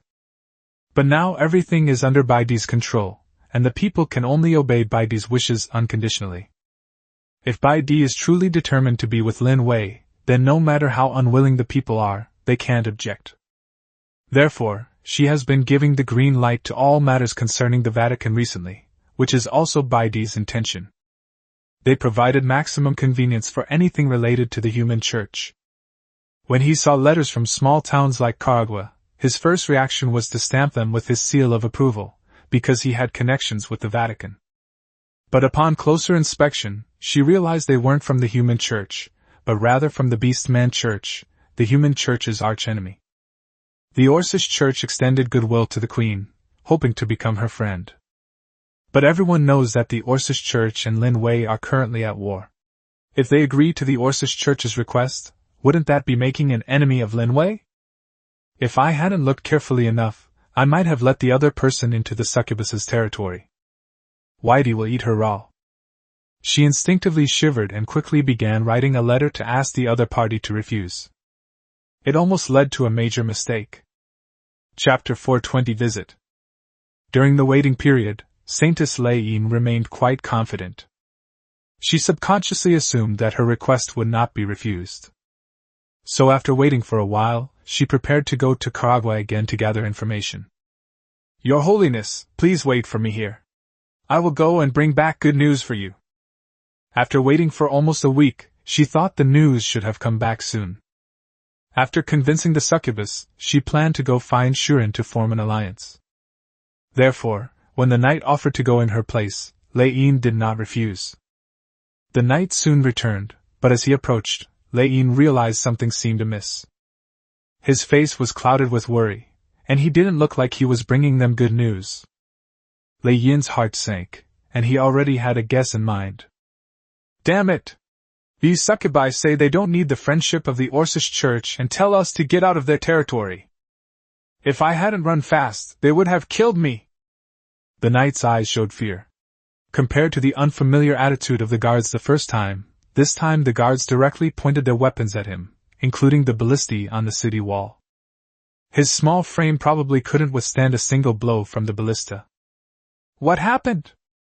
Laine frowned.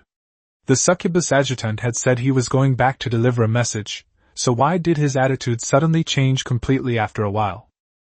I don't know. Who knows what's going on in those stupid succubi's heads? They just said they didn't need the friendship of the Orcish church, and nothing else. They even said that succubi don't need priests from the Orcish church. The knight's words made Lin fall into deep thought. I had long heard that this succubus queen was eccentric and extremely domineering, and that she did things almost unpredictably. However, driven by self-interest, she originally thought that Bai Di would listen to her for a bit, but unexpectedly she rejected it immediately. She sighed inwardly, but ultimately didn't say anything more. Since the succubus is unwilling to establish a friendship with the Orcish church, then so be it. Fortunately, the succubus at least didn't side with Lin Wei, right? The succubus queen is said to have never been with a man in hundreds of years and even has female concubines, so everyone thinks that such a powerful woman likes women. Therefore, Lin did not connect the fact that Bai Di and Lin Wei were related. I think it was Bai Di's personality that led to the failure of the persuasion. It's alright, let's go find Suryat right now. The White Elf Queen should be easier to talk to. The knights remained silent, but their spirits were clearly low. Although they were only responsible for protecting Lei Yin's safety, they felt very bad seeing their holy maiden being looked down upon. So what? It doesn't change the fact, does it? Lei Yin hasn't completely given up on the possibility of communicating with Bai Di, but right now he really needs to go find Su Er Yin de first.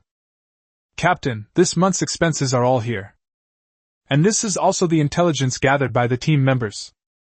The Silver Squad's income and expenses are now managed by a new member, a recent graduate who was chosen by Lena to take over the position originally held by her younger sister, Lillian. Since the Silver Squad migrated from Rima to the vicinity of Luika, they have clearly felt a significant increase in income. Because Lin Wei's taxes are at least 1/3 lower than those of Yad and Rima, the Silver Squad's income has increased significantly over time. Lena took the income and expenditure statement from Kaya and nodded to her. The Silver Squad has been less busy lately. They originally thought that being recruited by Lin Wei would put them in an even busier phase, but obviously that hasn't happened. On the contrary, because of the extra salary given by Lin Wei, many members of the Silver Squad chose to collect information instead of taking on those difficult tasks. Therefore, the casualty rate of the squad was greatly reduced. After Kaya left the room, Lena, who was holding the report, seemed somewhat dazed. She hadn't seen Lillian and Lin Wei for a while. She heard that Lin Wei and Yaluna had finally had their first child, and she was actually quite envious. I guess I'll never get married in my life. The emotions she harbored in her heart wouldn't allow her to accept anyone else. She stood up and stretched lightly. Let's go see my sister Lillian first. It's been so long since we last saw each other. I wonder if she's missed me? Then she would pass on the collected intelligence to Lin Wei, thus completing the task Lin Wei had assigned her. Well, seeing Lin Wei was just a side thing, that's all. For some reason, Norland Academy of Magic has now been renamed Valoran Academy of Magic. Dean Arya only went out for a short while, but she had the place renamed. Although the knight in charge of guarding the area was somewhat confused, he still did as instructed. After all, Arya is the dean here, so the name of the academy is naturally decided by Arya alone. However, what puzzled the knights who were changing the plaque was that when a mentor had asked Dean Arya whether the plaque needed to be changed before, she had only said that even the king of Valoran hadn't ordered it to be changed, so why were they going to change it? Neither Norland's Academy of Magic nor Valoran Academy of Magic are places for learning and nurturing. The instructors and the knights guarding the academy at the time all agreed, but after one trip, the name was changed? Did Dean Arya and the King of Valoran strike some shady deal? However, none of this had much to do with Lena. She was only here today to see how her sister Lillian was doing. This is the best academy on the entire continent, so its teaching staff is naturally exceptional. Most of the powerful archmages come from here, and at least 60% of the archmages on the entire continent graduated from here. When several members of the Silver Squad were injured during a mission, Lena emptied her savings to save up for it. If Lin Wei hadn't intervened in time, Lillian's magical talent would have been wasted. I heard that even Dean Arya was willing to take her as a student, which shows how good Lillian's magical talent is. She was glad that Lin Wei had helped Lillian, otherwise she, as the older sister, would have been unaware of all the disgusting things that the intermediate-level mage had done to her younger sister. The intermediate mage was later severely beaten by the members of the Silver Squad, who broke his legs and arms. The Mage Association didn't say anything after learning about it, because they knew that this intermediate mage had offended Arya's newly accepted student, so they turned a blind eye to the matter. Chapter 421 The Meaning of Life. The intermediate-level mage was even expelled from the Mage Association as a result. Because the president of the Mages Association graduated from Norland's Magic Academy. Although her mentor was not Arya, she had a deep affection for Norland Magic Academy. Lena felt a little uneasy as she stepped into the Norland's Magic Academy. Although she was already a well-known adventurer, it was understandable that she had mixed feelings when facing this noble mage of the continent. Even Lena, an S-class adventurer, felt inferior in front of these noble mages. "Dear adventurer, who are you looking for? Is there anything I can do to help you?" The moment they stepped through the gate, the knights guarding the entrance to the Magic Academy immediately stepped forward. The knight's attitude towards the well-proportioned Lena was fairly good. "I'm looking for my sister. Her name is Lillian." The knight, who had been calm, seemed surprised upon hearing Lillian's name. He quickly asked, as if seeking an answer, "Is it Miss Lillian, the new student of Dean Arya? You're her sister?"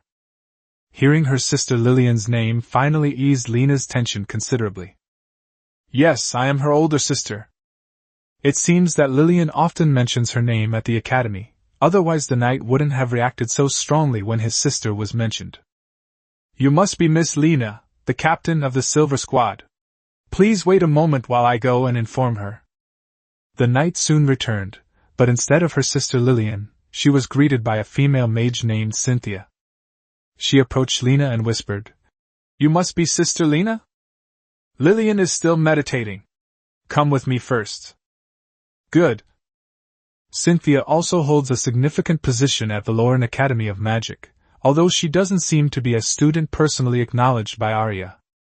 However, apart from the students Silka and Lillian, she spent the longest time with Arya. Even before Lillian appeared, some people said that Cynthia was actually being groomed as the heir. However, these rumors have not been confirmed. Soon, Lena saw Arya leisurely drinking black tea in the courtyard. This wasn't the first time Lena had seen Arya. She had observed the legendary headmistress of the Magic Academy from afar several times, but she remembered that Arya had never once focused her gaze on her. This time, perhaps because it was a private visit, she could clearly sense that something was amiss. From the moment she stepped into the courtyard, Arya's eyes kept scanning her. There was something strange about that look in her eyes. Lena felt she had experienced it from many other people, especially Lin Wei's women. However, Lena quickly banished this strange thought from her mind. How could she have such an absurd feeling? You could understand if you experienced this feeling with Luika, but how could you possibly experience it with Arya? You must be too tired. I'm starting to feel strange. Please have a seat, Miss Lena. Arya used wind magic to pull out a seat for Lena, as if a gentleman had specially pulled out a chair for her, which looked quite interesting. Then, using wind magic, he lifted the teacup and poured a pot of steaming hot black tea for Lena. As the aroma of tea filled the air, Lena felt her mood improve considerably. My sister must be very happy living in such an environment every day. That way, I, as the older sister, can rest assured. Magic essence is the lifeblood of mages. The only way to increase the upper limit of magic essence, besides meditation, is to frequently cast spells. However, the feeling of having one's magic energy drained is extremely uncomfortable, and even mages dare not use magic as casually as Arya to do these trivial tasks. Some less wealthy wind mages even use their abilities to help move goods in exchange for payment. This not only increased the upper limit of magic power but also earned him an unexpected windfall. For thousands of years, Arya has been repeating this process, and apart from meditation time, her magic essence seems to be accumulating more and more. Unbeknownst to him, he had already become the most powerful archmage on the entire continent. The two sat for a while, with Lina carefully observing the surrounding scenery. The flowers and plants here are very neatly trimmed, and it looks like they are carefully tended to by servants every day. Most of them are rare varieties that are very precious on the mainland, and it is clear that the owner loves them very much. Because every plant grows very healthily. Lina sensed a slight awkwardness in the atmosphere, so she took the initiative to speak. I hope my sister Lillian hasn't caused you any trouble during this time, Dean. After a long silence, just as Lina was feeling extremely awkward, her somewhat cold voice finally came through. Lillian is great, just like Saruka, she makes things easy for me.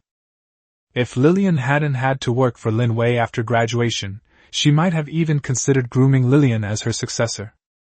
Because she didn't want to be the dean of Valoran Magic Academy forever, she wanted to see a change of leadership, a new generation replacing the old. Isn't that the normal thing to do?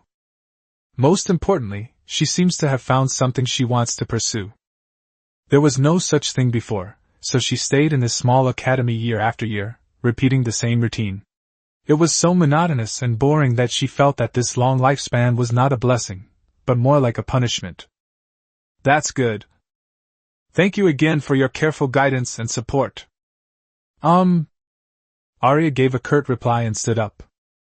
Because she sensed that Lillian, who was meditating in the room, had finished meditating. Soon it will be time for the sisters to reunite, and I, as a teacher, shouldn't spoil the mood here. After Arya left, Lillian finally came out of the room. When she saw Lina sitting in the teacher's gazebo, her eyes were filled with a feeling of joy. She nestled into her sister Lina's arms like a little rabbit. Big sister, you're finally here! Lillian has missed you so much! Feeling her sister's warmth, Lina's lips curled into a rare tenderness. When she was the daughter of a baron, all kinds of emotions were as expensive as luxuries to her.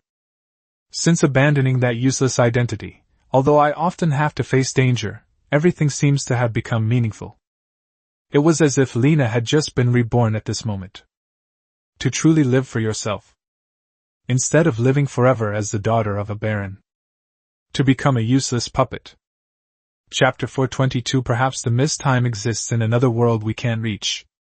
My younger sister, Lillian, seems to have grown quite a bit taller. Perhaps because she had learned magic, the small freckles on the bridge of her nose had disappeared, and she now seemed to be in the prime of her life.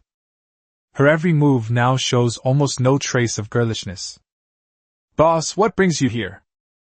Aren't you busy with the Silver Squad? Lillian sat obediently next to her older sister, resting her oval face on her hands, looking like a curious child. I'm done with work.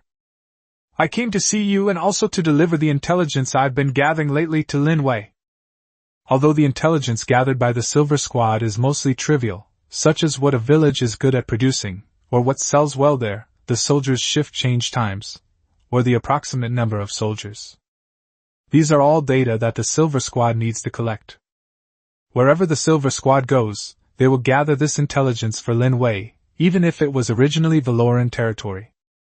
In Lin Wei's words, it doesn't matter whether it's someone else's intelligence or not, because knowing yourself and your enemy will ensure victory in every battle. Oh. Lillian knew, of course, that Lin Wei had recruited the Silver Squad, since she was right there at the time. That same day, Lin Wei gave her hope and courage to learn magic. This would allow her to become the student of the most powerful archmage in the academy, enjoying the admiration and envy of everyone. All of this was given to her by Lin Wei. Without Lin Wei, even if her sister wanted to send her to Norland Magic Academy, she probably wouldn't have been able to become Arya's student. After all, when Lin Wei brought her here, Aliyah had already made it clear that she didn't want to take on any more students. However, she ultimately gave Lin Wei face, even though he had to agree to some of her requests. Because of Lin Wei's kindness, Lillian gradually understood why the usually outstanding eldest sister could never forget Lin Wei.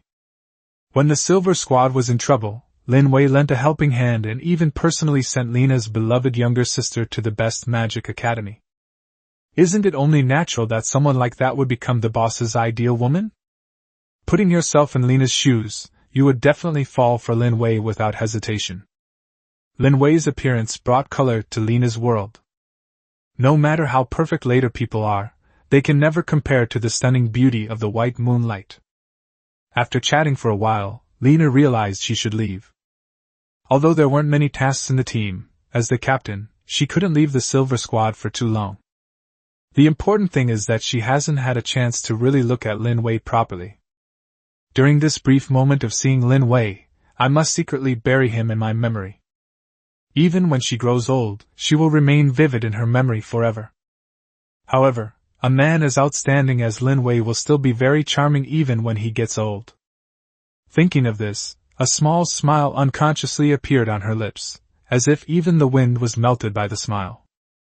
Your Majesty, Lina, the captain of the Silver Squad, requests an audience. Lin Wei, who was handling government affairs in his study, rubbed his temples. He has been handling a lot of government affairs lately. It wasn't because he had a change of heart, but simply because there were many things recently that required his personal decision as His Majesty. He was somewhat surprised to hear that it was Lina who had come to see him, but he quickly replied, "Please ask her to come over. I'll wait for her in the study." "Yes, Your Majesty." The butler, Sebastian, quickly disappeared outside the door, his leather shoes clicking softly on the carpet as he walked away. Not long after, Lin Wei clearly sensed that there was another person in the corridor. "His Majesty." "Come in." As soon as Sebela finished speaking, Lin Wei let them in. Lin Wei looked up and smiled.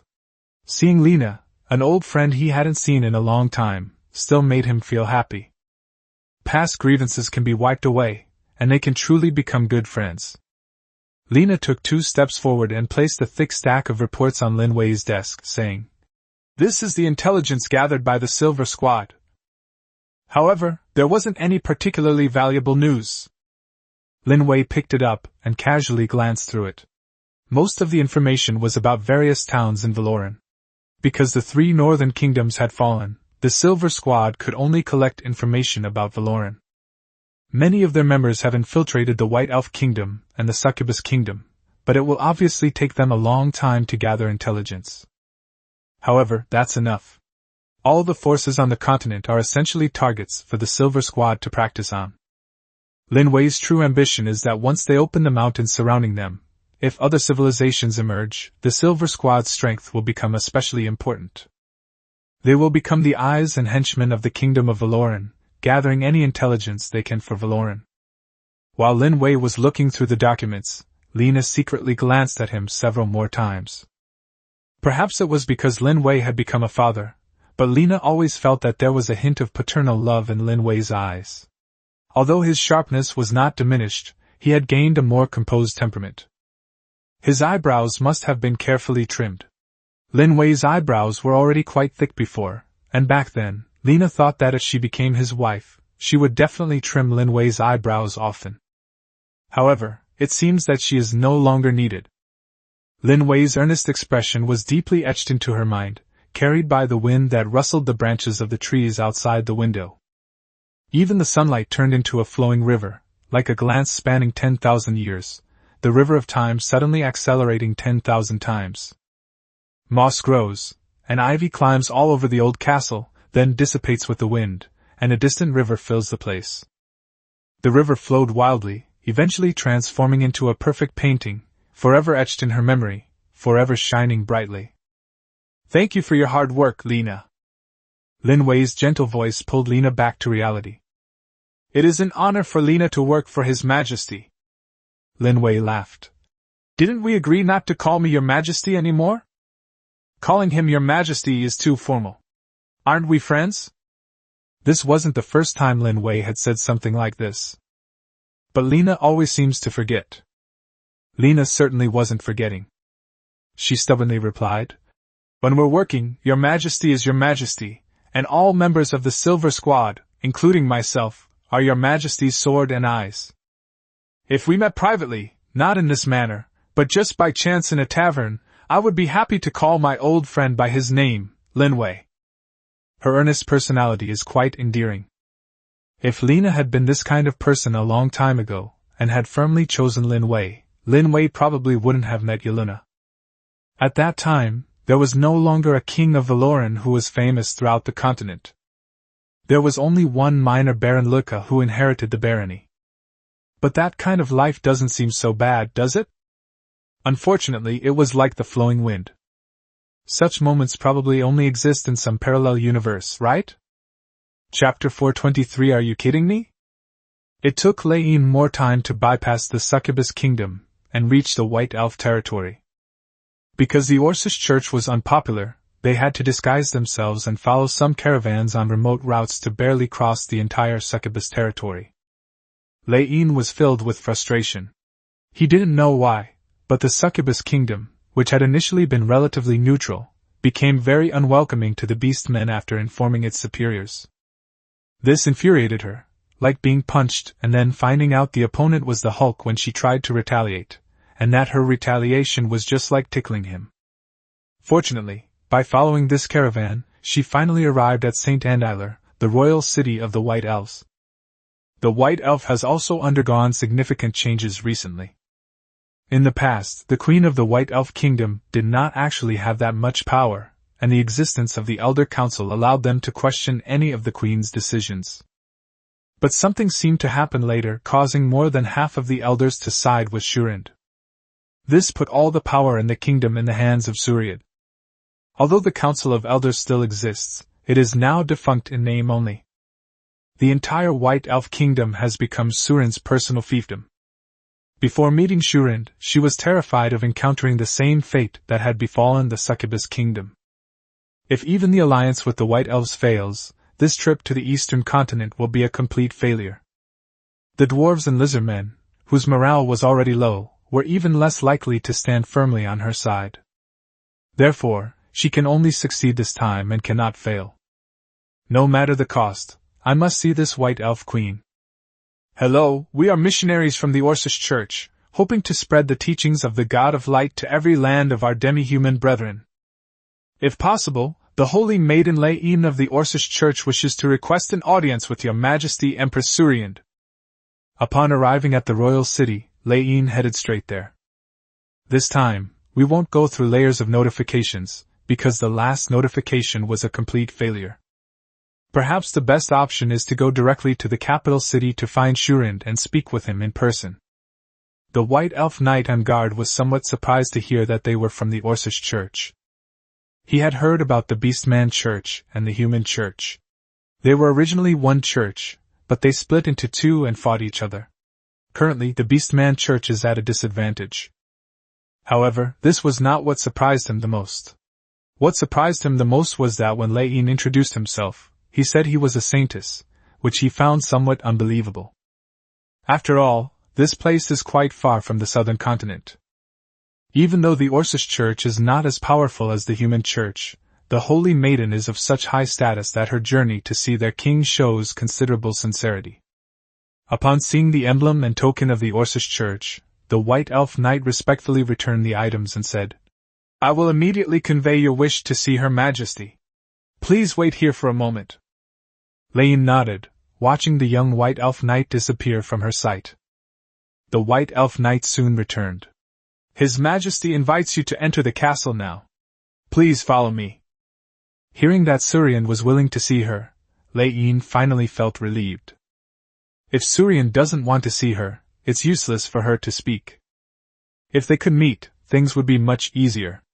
She believed she could use the right conditions to impress this queen and persuade her to cooperate with her and become an ally. Stepping into Shurind's castle, Lin felt more uneasy than she had imagined. The castle's opulent decorations are all imbued with elven taste, mostly consisting of lush green plants and brightly colored flowers. Even the interior of the castle is covered with ivy of various colors.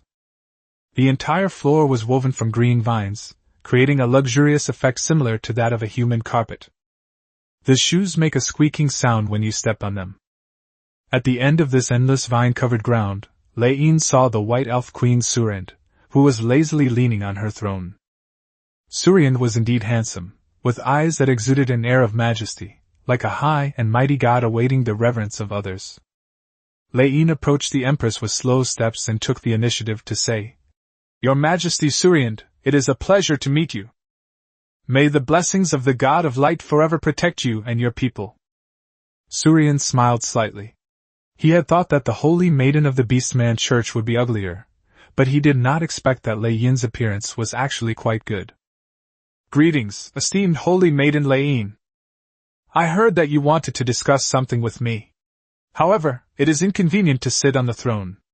Please forgive my rudeness. I am also a believer of the God of Light, and I did not mean to offend the God of Light. Lei Yin didn't mind, and calmly said, Of course, the God of Light will give his love equally to all believers. If you are also a believer of the God of Light, then the great and loving God will certainly not blame you. Then I'll get straight to the point. I hope the Orcish Church can establish a united front with the White Elf Kingdom. Now that the Kingdom of Valoran and the heretics have formed an alliance, although the Orcish Church is powerful enough, we still need like-minded friends to fight them together. All the people living on the continent know that the White Elf Kingdom has the most archmages. With your help, I believe we will soon be able to take down those villains and reclaim our land and faith. Suriad suddenly laughed. Are you kidding me? What good would it do us to join your alliance against the powerful Valoran and the human Holy See? Although I hate to admit it, even though we have a large number of archmages, we still don't have any advantage against the powerful Valoran. Originally, Surian did not intend to see her, because even if she did not see Lei Yin, she could probably guess what Lei Yin wanted to say. The reason for this meeting was that she had recently heard some bad news.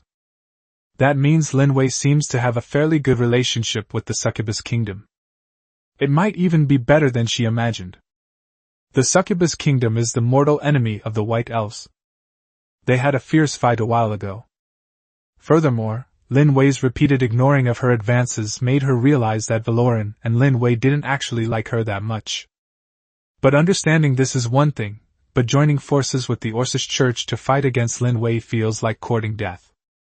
Needless to say, the strength of the Orcish papacy is merely passable, far inferior to Lin Wei's Valoran kingdom. But in Lei Yin's mouth, it was as if they could easily win as long as the White Elves joined them. This was unacceptable to her. Chapter 424 Launching a Counterattack Against the Undead. Suriad's questioning was not unexpected. Lei Yin's expression remained unchanged as he calmly stated, You are the great White Elf Queen, and whether or not to cooperate with the Holy See is a matter for you to decide alone. As a saint of the Holy See, I can only offer you advice. But have you considered that Valoran is now extremely powerful? Its current targets are all the tribes of the southern continent. Can you guarantee that after Lin Wei's victory, it won't continue its offensive into the eastern continent? At that time, Lin Wei, who possesses the world's largest territory, will eventually be able to take over the eastern continent, won't he? When that time comes, what words will you use to persuade the King of Valoran to abandon his attack on the eastern continent? There is no doubt that Lin Wei is ambitious. Even Lin Wei's ambition was too great, otherwise he could not have accomplished such great feats in just 10 years that most people could not. Surind remained silent. Although she didn't like the other person, it's undeniable that what she said wasn't wrong. Once Lin Wei has wiped out all the forces in the southern continent, how long can the eastern continent survive? She believed that Lin Wei was a benevolent king, but that benevolent king was only benevolent to his own people. Putting herself in Lin Wei's shoes, she would definitely eliminate all forces in the eastern continent, and then unify the continent. Since I would do that, isn't it obvious what Lin Wei would do? You should understand one thing. Even if the Orcish Holy See and we join forces, we are unlikely to be a match for Valoran. Valoran today is not the Norlands it once was. Surian's voice was cold. What are we to do then? Are we just going to willingly become slaves of Valoran? At least if we unite, we're not entirely without hope, are we? We might even have a chance if we can join forces with the Succubus Queen. Ha! Upon hearing Lei Yin mentioned by Suerinda suddenly burst into laughter. She laughed until tears streamed down her face. I know that old woman by She's proud and arrogant, and there's no way she'll cooperate with us. She's always been like that. Otherwise, how could she have been betrayed by the person she trusted most? Outsiders only know that Bai Di was betrayed, but they don't know that the person who betrayed her was one of the people Bai Di trusted the most. The most painful wounds come from the hands of those closest to you, because she knows what you're afraid of. However, Lin couldn't care less about that anymore. Whether or not Bai Di is willing to be their friend, at least Su Er Inde should be their friend. To prove the sincerity of our Orcish Church, I am willing to first make a vow under the witness of the benevolent God of Light. As long as the White Elves treat us as their eternal friends, then the Church will become the White Elves' closest friend and will never betray you. Lin can be said to have shown considerable sincerity. However, it's normal for them to be sincere, since the papacy itself is not a country. Rather, it is a force that, even if Surian unifies the entire continent, can remain friends forever as long as she does not hinder the spread of the Orcish Church's faith. There is still a significant difference between this and the differences between countries. Then let's be friends. Seeing the Orcish Church taking such initiative, Surind could only respond indifferently. However, she did not swear an oath before the God of Light, but only made a verbal promise. Lin frowned. Your Majesty Suriand, if you don't swear an oath to the God of Light, our Beastman Church cannot recognize this friendship. Suriand shrugged. Then let our friendship bear witness to the blessings of the God of Light. She ultimately did not refuse the request from the Orcish Church. Suriand understood that she had no other choice. Lin Wei currently commands a Griffin Knights order of 10,000 men. The Earth Dragon Knights, however, numbered even more, a full 20,000. These two legions were led by Ankro and Aaron, respectively. In addition, there were 50,000 fully armed guards. They were dressed in brand new equipment crafted by Biglin, and even had a 10,000-strong priestly order to assist them. Following Lin Wei's orders, they will march towards the land occupied by the undead this spring to strike down those terrifying undead. The last battle at George's fortress was quite fierce. Although the Lin Wei Legion paid a certain price, it was clear that the undead suffered greater damage. After a year-long truce, they launched another attack on the undead. This time, however, they are not holding out in their fortified castles, but taking the initiative to attack. To counter the high-level combat power of the undead, Lina was appointed as a guardian knight to command the more than 50,000 guards and 10,000 priests. Lin Wei and Zaluka followed behind the legion. I wanted to invite Elulalu, but Elulalu said she wanted to help Lin Wei take care of his child with Yelena, so only the vampire lady Sylvie came along. Land contaminated by the dead becomes lifeless. Once vibrant land, when tainted by the aura of the dead, will cause all the plants that were growing there to wither and die. This kind of land can only be eradicated through the purification spells of priests, otherwise, crops will not be able to grow normally for a long time to come. With the Griffin Knights and the Earth Dragon Knights by their side, Lin Wei and his group made their advance quite easy, and the low-level undead hiding in the towns were quickly wiped out. After the vanguard kills these undead, it will be time for the priests to cast purification spells and restore this polluted land to its original state.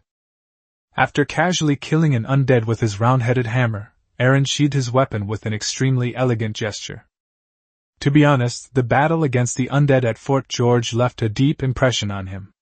He thought this expedition would be a near-death experience, but to his surprise, it went so smoothly all the way. In less than half a month, they had recaptured 3 towns, one of which was a medium-sized town. Of course, this place originally belonged to Rima. It now belongs to the Kingdom of Valoran. These vacant towns are temporarily uninhabitable. Only after they have driven away all the undead will this place welcome back the spring of humanity. The enemies along the way were mostly low-level and mid-level undead. Occasionally, 1 or 2 high-level undead would appear, but they would be quickly surrounded and killed by the Earth Dragon Knights. The Earth Dragon Knights, now equipped with new gear, have seen a surge in combat power. Unless it's an undead of the Bone Dragon level, even high-level undead will find it difficult to gain any advantage from them. Chapter 425 Happy New Year! Night has fallen, and although it's late spring, the evening breeze is still unusually cold for some reason. Lin Wei, along with Zaluka and Reina, sat around the campfire enjoying the rare tranquility. The progress was going smoothly, and they would gather around the campfire almost every night to enjoy the rare peace and quiet.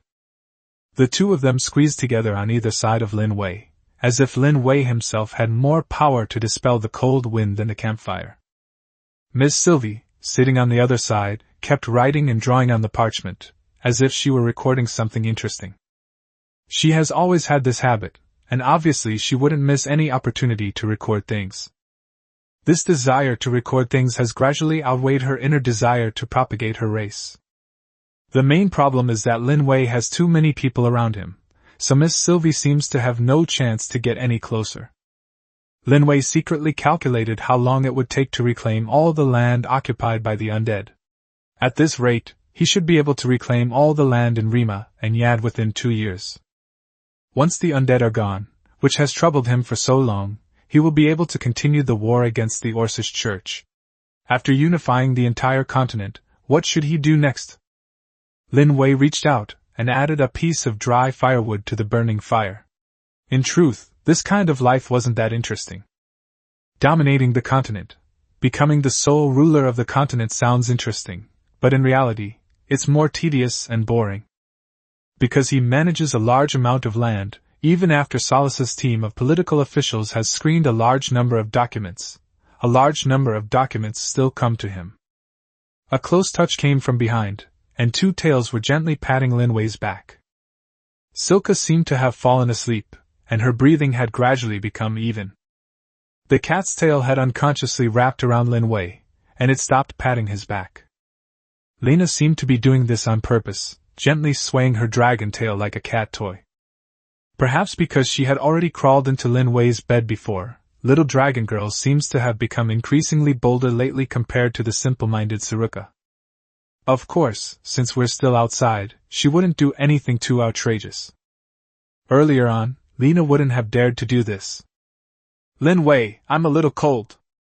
Lena gently called Lin Wei's name, and as if afraid of disturbing Sylvia, she snuggled into Lin Wei's arms in a coquettish manner.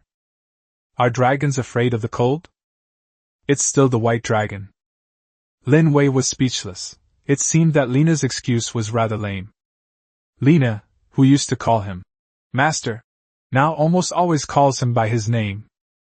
He's only called Master on certain special occasions. Those who know, know. Lena leaned against Lin Wei's chest and suddenly remembered some things from a long time ago. Those vivid memories are like yesterday. If I had told her back then that I would have this day, she probably would never have believed me. She used to say that she would try to get 1 day a week, and now it seems like she's aiming for more. After all, dragons have an incredibly high energy level. Sometimes Lin Wei even wondered if monogamy actually protected men. If it weren't for the protective aura, who could withstand this? Want some drinks? Anchor raised the wine jug in his hand and waved it at Aaron. Just as Aaron was about to wave his hand, Anchor added, It's just regular ale, it won't get you drunk. You're the tavern owner, don't you know whether such a big wine jug can get you drunk? Both of them had a decent alcohol tolerance, but Aaron felt it was best to avoid alcohol while out and about, especially when handling business. However, Ankro was also a grand knight and his senior, so it seemed disrespectful not to drink with him. Aaron glanced at the canteen in Anchor's hand again. It was an ordinary military canteen, and the amount of ale it could hold was about the same as a large wooden cup in a tavern. He can drink 3 large cups of this in one go, and to get drunk, he would need at least 6 or 7 cups. Then thank you for your kindness, Grand Knight Ankro. Aaron took the beer and took a big gulp. After enjoying the delightful sensation of the beer on his tongue, he couldn't help but sigh. Anchor whispered, What's wrong? Homesick? They've only been out for a short time, haven't they? Aaron lowered his eyes, the light of the campfire reflected in his pupils. Of course I want to, how could I not? My second child was almost born, but I, as the father, still didn't get to see him born. Aaron wasn't home when Anthene was born, and the same thing happened with their second child. He always felt somewhat sorry for Nim, who worked hard at home and raised his children. You already have your second child, and I'm still not married. A hint of longing appeared in Anchor's eyes. He couldn't seem to find a suitable person to marry. Because all the women who wanted to be with him were either after the gold coins in his pocket or his status as a great knight. No one likes Anchor. Because Anchor's appearance was far too ordinary compared to Aaron and Norrell. Even when he was just an ordinary soldier, and when his childhood sweetheart, the girl next door, married a nobleman, he knew that no one would like Anchor, who had nothing. Even his own mother abandoned him for a few silver coins. Therefore, he subconsciously believed that all women were bad. However, Lin Wei and Aaron's experiences told him that there seemed to be good women in this world. It's just that it's not his turn yet. When Aaron met Nim, he was just a squad leader, and when Lin Wei met Jelena, he was just a minor baron.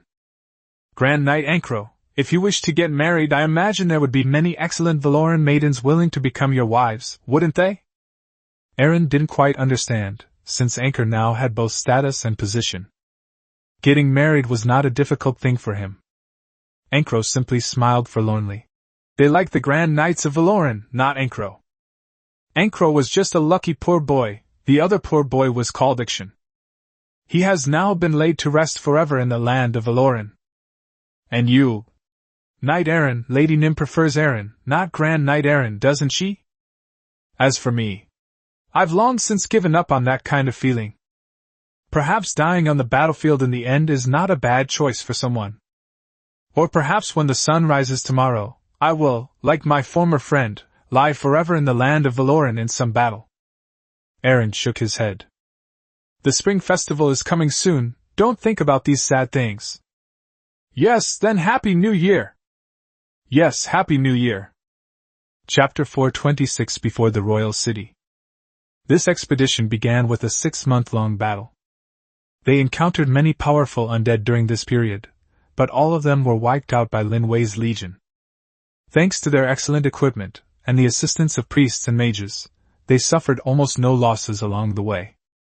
They were about to advance to the royal city of Rima. The closer Lin Wei got to the capital city of Rima, the stronger his unease became. The more the surrounding land is polluted by the aura of the dead, the more severe the contamination becomes. The surrounding land has only turned a bit gray, and the plants are withered and difficult to grow. By the time they reached the vicinity of the royal city, the land had turned scorched black. Not only could plants not grow, but even the plants that were originally growing had turned completely black. Sylvie is a great death whisperer. She has seen many powerful undead, and the denser the undead power, the more she can sense the extraordinary nature of the surrounding area. With this feeling of unease, she took the initiative to speak. Your Majesty, I think we should be more careful. The undead living in the royal city are probably not ordinary undead. And magic is not so effective against the undead, and the fighting spirit that is specifically designed to attack the undead has been lost for many years. Sylvie knew that Lin Wei cultivated battle chi. The reason for saying this was to subtly remind Lin Wei that his fighting spirit was the nemesis of these undead. Holy light and battle aura are both the bane of the undead. Although Sylvie didn't know how Lin Wei cultivated battle chi after the fall of the god of battle chi. If Lin Wei were a human who had lived since the time of Atria, that would be understandable. It could be considered the swan song of fighting spirit. However, it is obvious that Lin Wei was not from that era, because he was too young. She even sensed the budding of battle chi in Lin Wei's child, which meant that Gotti could also cultivate battle chi. And Gotti's fighting spirit talent was undoubtedly obtained from Lin Wei. Could it be that Lin Wei has inherited the will of that battle chi god, and that any offspring born to him can begin cultivating battle chi again? She wrote down this important message. Throughout the long years, except for the time she was locked on the altar, she always enjoyed recording these interesting things in this way. I see. Lin Wei had already witnessed the undead's peak combat power during the battle at George Fortress. The 5-headed bone dragon and the undead lord left a deep impression on him. Wrapped in a black cloak, only a pair of eyes glowing with eerie blue firelight could be seen. Even from a distance, Lin Wei still vividly remembered its power. The undead lord had initially intended to communicate with Lin Wei, but Lin Wei ruthlessly rejected him.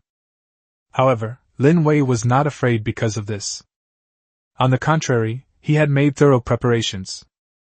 If Lin Wei were to encounter him in the capital city of Rima, he would definitely kill him with his own hands this time. He looked down at his control panel.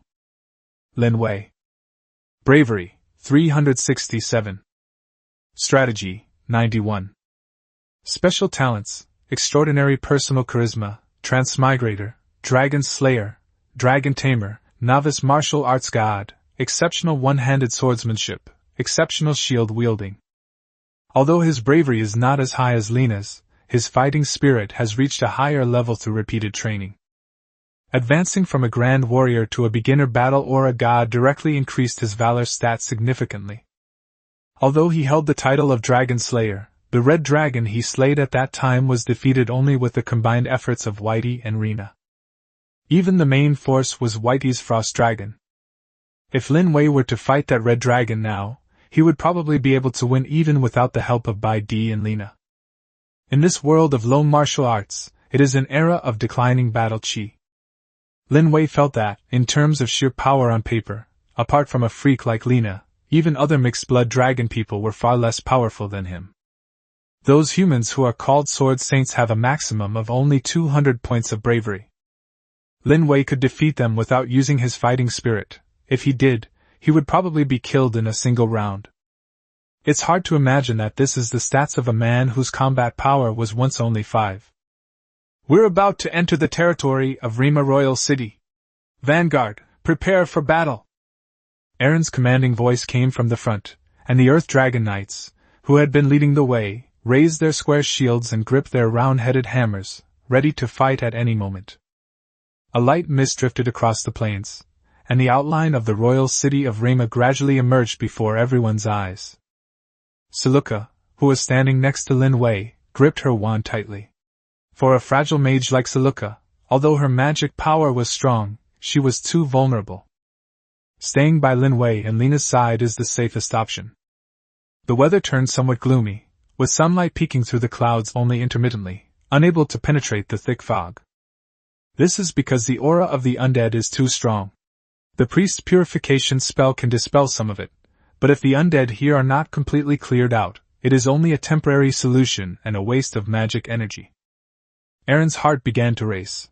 The fog was far too thick, much thicker than in the towns they had passed through before. The further you go in, the lower the visibility becomes. The soldiers' hearts pounded, as if terrifying undead would emerge from the fog at any moment. Visibility was extremely low. After walking for a while, Lin Wei said to the priests beside him, "Cast a purification spell to light the way. If we continue to venture deeper, visibility will continue to decrease, and we might not even realize we're about to encounter those undead." Unlike the undead, humans do not rely on sight but can determine location solely through their perception of living beings. After receiving Lin Wei's order, the leading priest and the priests in the front row raised their wands and began to cast a purification spell. A large patch of dazzling light appeared, and soon much of the thick fog in the vicinity was dispelled. The outline of the city, which had been hidden in the fog, reappeared in front of Lin Wei and his group. As the fog dissipated, they saw a large number of undead surging toward them. These undead are the lowest level of undead, with faint flames burning in their hollow eye sockets, and they are even wearing the clothing of the people of Ad or Ramar, making their characteristics quite distinctive. The undead released from Yadsil were all naked. Only the undead who were killed and infected later wore the clothes of innocent people from the 3 kingdoms of the northern continent. There were many undead. As far as the eye could see, there were countless skeletons, at least tens of thousands. Aaron stood ready and ordered the members of the Earth Dragon Knights to raise their shields and take their positions. Even the lowest-ranking undead should not be underestimated. This has always been Aaron's guiding principle. Chapter 427 Defend Our Homeland. The undead, like a tidal wave, soon collided with the Earth Dragon Knights. Just like the sea washing over the rocks on the shore, no matter how fierce the waves are, the rocks remain hard and unmoving. The lowly undead made a crisp sound as they struck the shield, and the warriors of the Earth Dragon Knights repeatedly struck these fragile skeletons with their round-headed hammers. The cracking sounds continued incessantly, and even under such immense pressure, the Earth Dragon Knights continued their advance at a slow pace. Under Aaron's command, the entire legion was united in purpose. It was as if they represented the unshakable will of Valoran. Finally, after several hours of fierce attacks, the tide of undead came to an end. Gradually, the number of undead dwindled, and they could no longer stop the Earth Dragon Knights. And the walls of Rima's royal city are already within reach. Lin Wei! The shouts, imbued with magical power, were like a demonic chant. The magic energy surged along with the spirit that called out Lin Wei's name. Looking toward the familiar voice, Lin Wei saw a withered arm wrapped in a black cloak, revealing a pale limb. Blue ghost flames flickered under the head of the person in the black robe, but Lin Wei could not see the person's face. Luika was about to unleash magic in response to the other party's rudeness when Lin Wei waved his hand, signaling her not to attack. Lin Wei stood up, making his figure appear incredibly tall. I remember you. Last time at Fort George, you impolite fellow didn't give your name. His first appearance was as a 5-headed bone dragon pulling a coffin, and this guy stood on top of the coffin, looking incredibly powerful. Compared to our first meeting, now that we're just standing on the city wall, it's clearly a much bigger difference. The undead opposite was stunned. The reason he shouted Lin Wei's name was just to let out a howl before the battle officially began. He hadn't expected a response from Lin Wei, because Lin Wei had ruthlessly rejected him the last time he tried to communicate with him. Judging from his tone now, it seems like Lin Wei is inclined to talk to him? My name is Giggs, the Lord of Calamity and the Dead. My name was once known to all, even the most powerful kingdom of Atria knew my name. As Giggs finished speaking, the undead that had been surging towards Lin Wei's army finally stopped. The warriors of the Earth Dragon Knights, who were fighting on the front lines, also stopped their attack at Aaron's signal. Because at this moment, their king is having a conversation. Upon hearing the name of the Calamity undead, Sylvie, who was standing next to Lin Wei, changed her expression. This is indeed a famous undead lord, although he was already a legend during the time when the kingdom of Atria still existed. Legend has it that this undead lord, possessing boundless power, can summon incredibly powerful undead creatures to command, and can easily destroy a town with a single thought. Indeed, after Ziggs reappeared, he demonstrated formidable combat prowess, leading his undead army to devour Ad in a very short time, and then forcing Rima to abandon its land. They would rather become vassals of Valoran and help them expand their territory than fail to survive this catastrophe. If it weren't for Lin Wei, the entire northern continent would probably have become a breeding ground for the undead, and the influence might have already spread to other continents. Because Lin Wei was powerful enough, Giggs was willing to talk to him. After hearing Sylvie's explanation, Lin Wei did not have any unusual emotions because of her famous reputation. On the contrary, he led his legion to defeat the undead, making him the true legend of this continent. It is this calamity-ridden monarch who should be feared. Giggs, I don't know if the kingdom of Atria knows your name, but now there is no one on the entire continent who does not know the name of the king of Valoran. In numerous encounters, you have never been able to defeat the mighty kingdom of Valoran. If that's all you have to say, I don't think there's any need for us to continue communicating. Lin Wei's voice was unhurried and full of authority. His assertiveness was just like when he first spoke with Giggs. Even now, Lin Wei still feels in his heart that there is no need to communicate with these things that are not even living beings. The only way for these undead creatures to end up is either to be enslaved by necromancers or to be burned to ashes. Giggs added, I must admit you are indeed a very good monarch. Compared to those two weak kings, you are the true powerhouse of this continent. Can't we talk some more? Continuing to fight will only lead to mutual destruction, won't it? In an era when both martial arts and the undead existed, these two human technologies caused immense harm to the undead. If it weren't for the simultaneous disappearance of battle chi and necromancers after the War of the Gods, the status of the undead would probably not be much higher than that of goblins. Even now, the well-equipped Lin Wei Legion and the mages remain the undead's greatest enemies. Although Giggs was reluctant to admit it, given Lin Wei's current fighting prowess, continuing the fight would likely only lead to his death. As the Lord of the Dead, he could command all the undead under his command, so he wanted to try to communicate with Lin Wei to see if they could also get some land to live on. However, This is merely a delaying tactic. After all, the lifespan of the undead is infinite. They have long since died and become a new species. No matter how outstanding and powerful Lin Wei is, his lifespan is limited. A mere 100 years is but a fleeting moment to the undead. If we patiently wait for Lin Wei to die, Giggs will be able to lead the undead army to rise again. Hey, shall we talk? You're joking with me again. My attitude remains the same as when we first met. There's nothing to talk about. Lin Wei spurred the griffin into the air, and Luika used magic to make his voice carry clearly over a great distance. This also ensures that every soldier fighting for Lin Wei can hear it clearly. This world is one where might makes right. Don't even mention that you are undead. Even if you are enemies of the same human race or other creatures, we will not give you a chance. If you undead were in the dominant position now, would you give me a chance to negotiate peace? Or do you think humans are all fools, arrogant and ignorant good-for-nothings, and that will be afraid of you the moment you open your mouth? He drew his red and silver longsword from his waist and roared. Warriors! Draw your weapons and drive these undead from our homeland. Chapter 428 Genius is merely the threshold to meeting Luika. A foolish choice. Giggs' voice was indifferent, and he did not show any extra emotion because Lin Wei insisted on fighting him. Perhaps Lin Wei is indeed stronger now, but so what? The dead have no feelings of fear. They are no longer living beings. They were driven solely by the desire to kill. Although Giggs is the Lord of the Dead, he is just like any other ordinary undead, lacking those superfluous emotions. Although he took the initiative to seek peace, it was just talk. If Lin Wei agreed, everyone would be happy, and he would have the opportunity to reflect and seek a chance to make a comeback. But if Lin Wei doesn't agree, he wouldn't mind fighting Lin Wei to the death.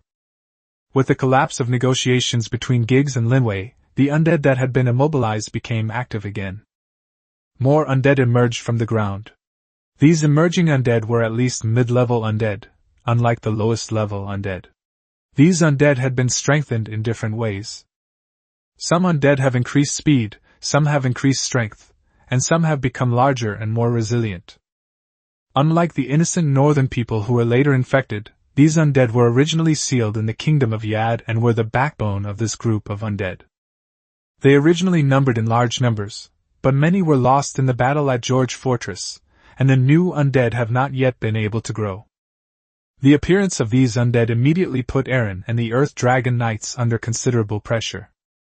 Fortunately, the Griffin Knights, who had been waiting in the air for the right time to join the battle, finally joined the battlefield. With the support of aerial units, they were able to suppress these enhanced undead. The scene became extremely chaotic, and the originally orderly formation was completely broken up by the undead that emerged from the ground. The priests were surrounded by the royal guard, who held their wands high, their white light reflecting off the wands. With their assistance, dealing with the undead was much easier. Lin Wei observed the entire battle from the sky. Although his legion had fewer men, it was his legion that had the upper hand when the battles broke out. Even with the appearance of more intermediate and advanced undead, they were forced to retreat due to the presence of the priests. The sound of bones scattering filled the entire battlefield. Lina and Sylvia stayed by Lin Wei's side the whole time. As the most elite combat force under Lin Wei's command, they had to face the cutting-edge power of the undead. For example, liches and bone dragons. Or perhaps an even more powerful monster. These undead are just appetizers for now. Seeing his legion being repeatedly defeated by Lin Wei, Giggs, who was in the distance, could no longer sit still. My servants, awaken! He opened his arms, and the mournful cry of the bone dragon echoed through the air. The roar of dragons echoed across the battlefield, and several bone dragons, each over 100 meters long, suddenly appeared in the air. They were hiding somewhere, and the moment they appeared, they unleashed a black destructive beam at the Earth Dragon Knights on the ground. Several thick black beams of light struck Lin Wei's Earth Dragon Knights squarely. Even though Aaron raised his shield immediately, he still felt a burning pain coming from his arm. The yellow lines on his alchemist's right arm flashed, and the powerful impact made the Earth Dragon beneath him unable to move. Fortunately, The newly crafted equipment was quite sturdy, and after activating the magic circle groove on the shield, he immediately felt the pressure relieved considerably. If he hadn't upgraded his equipment, he probably would have already met his end with just that one breath from the Bone Dragon.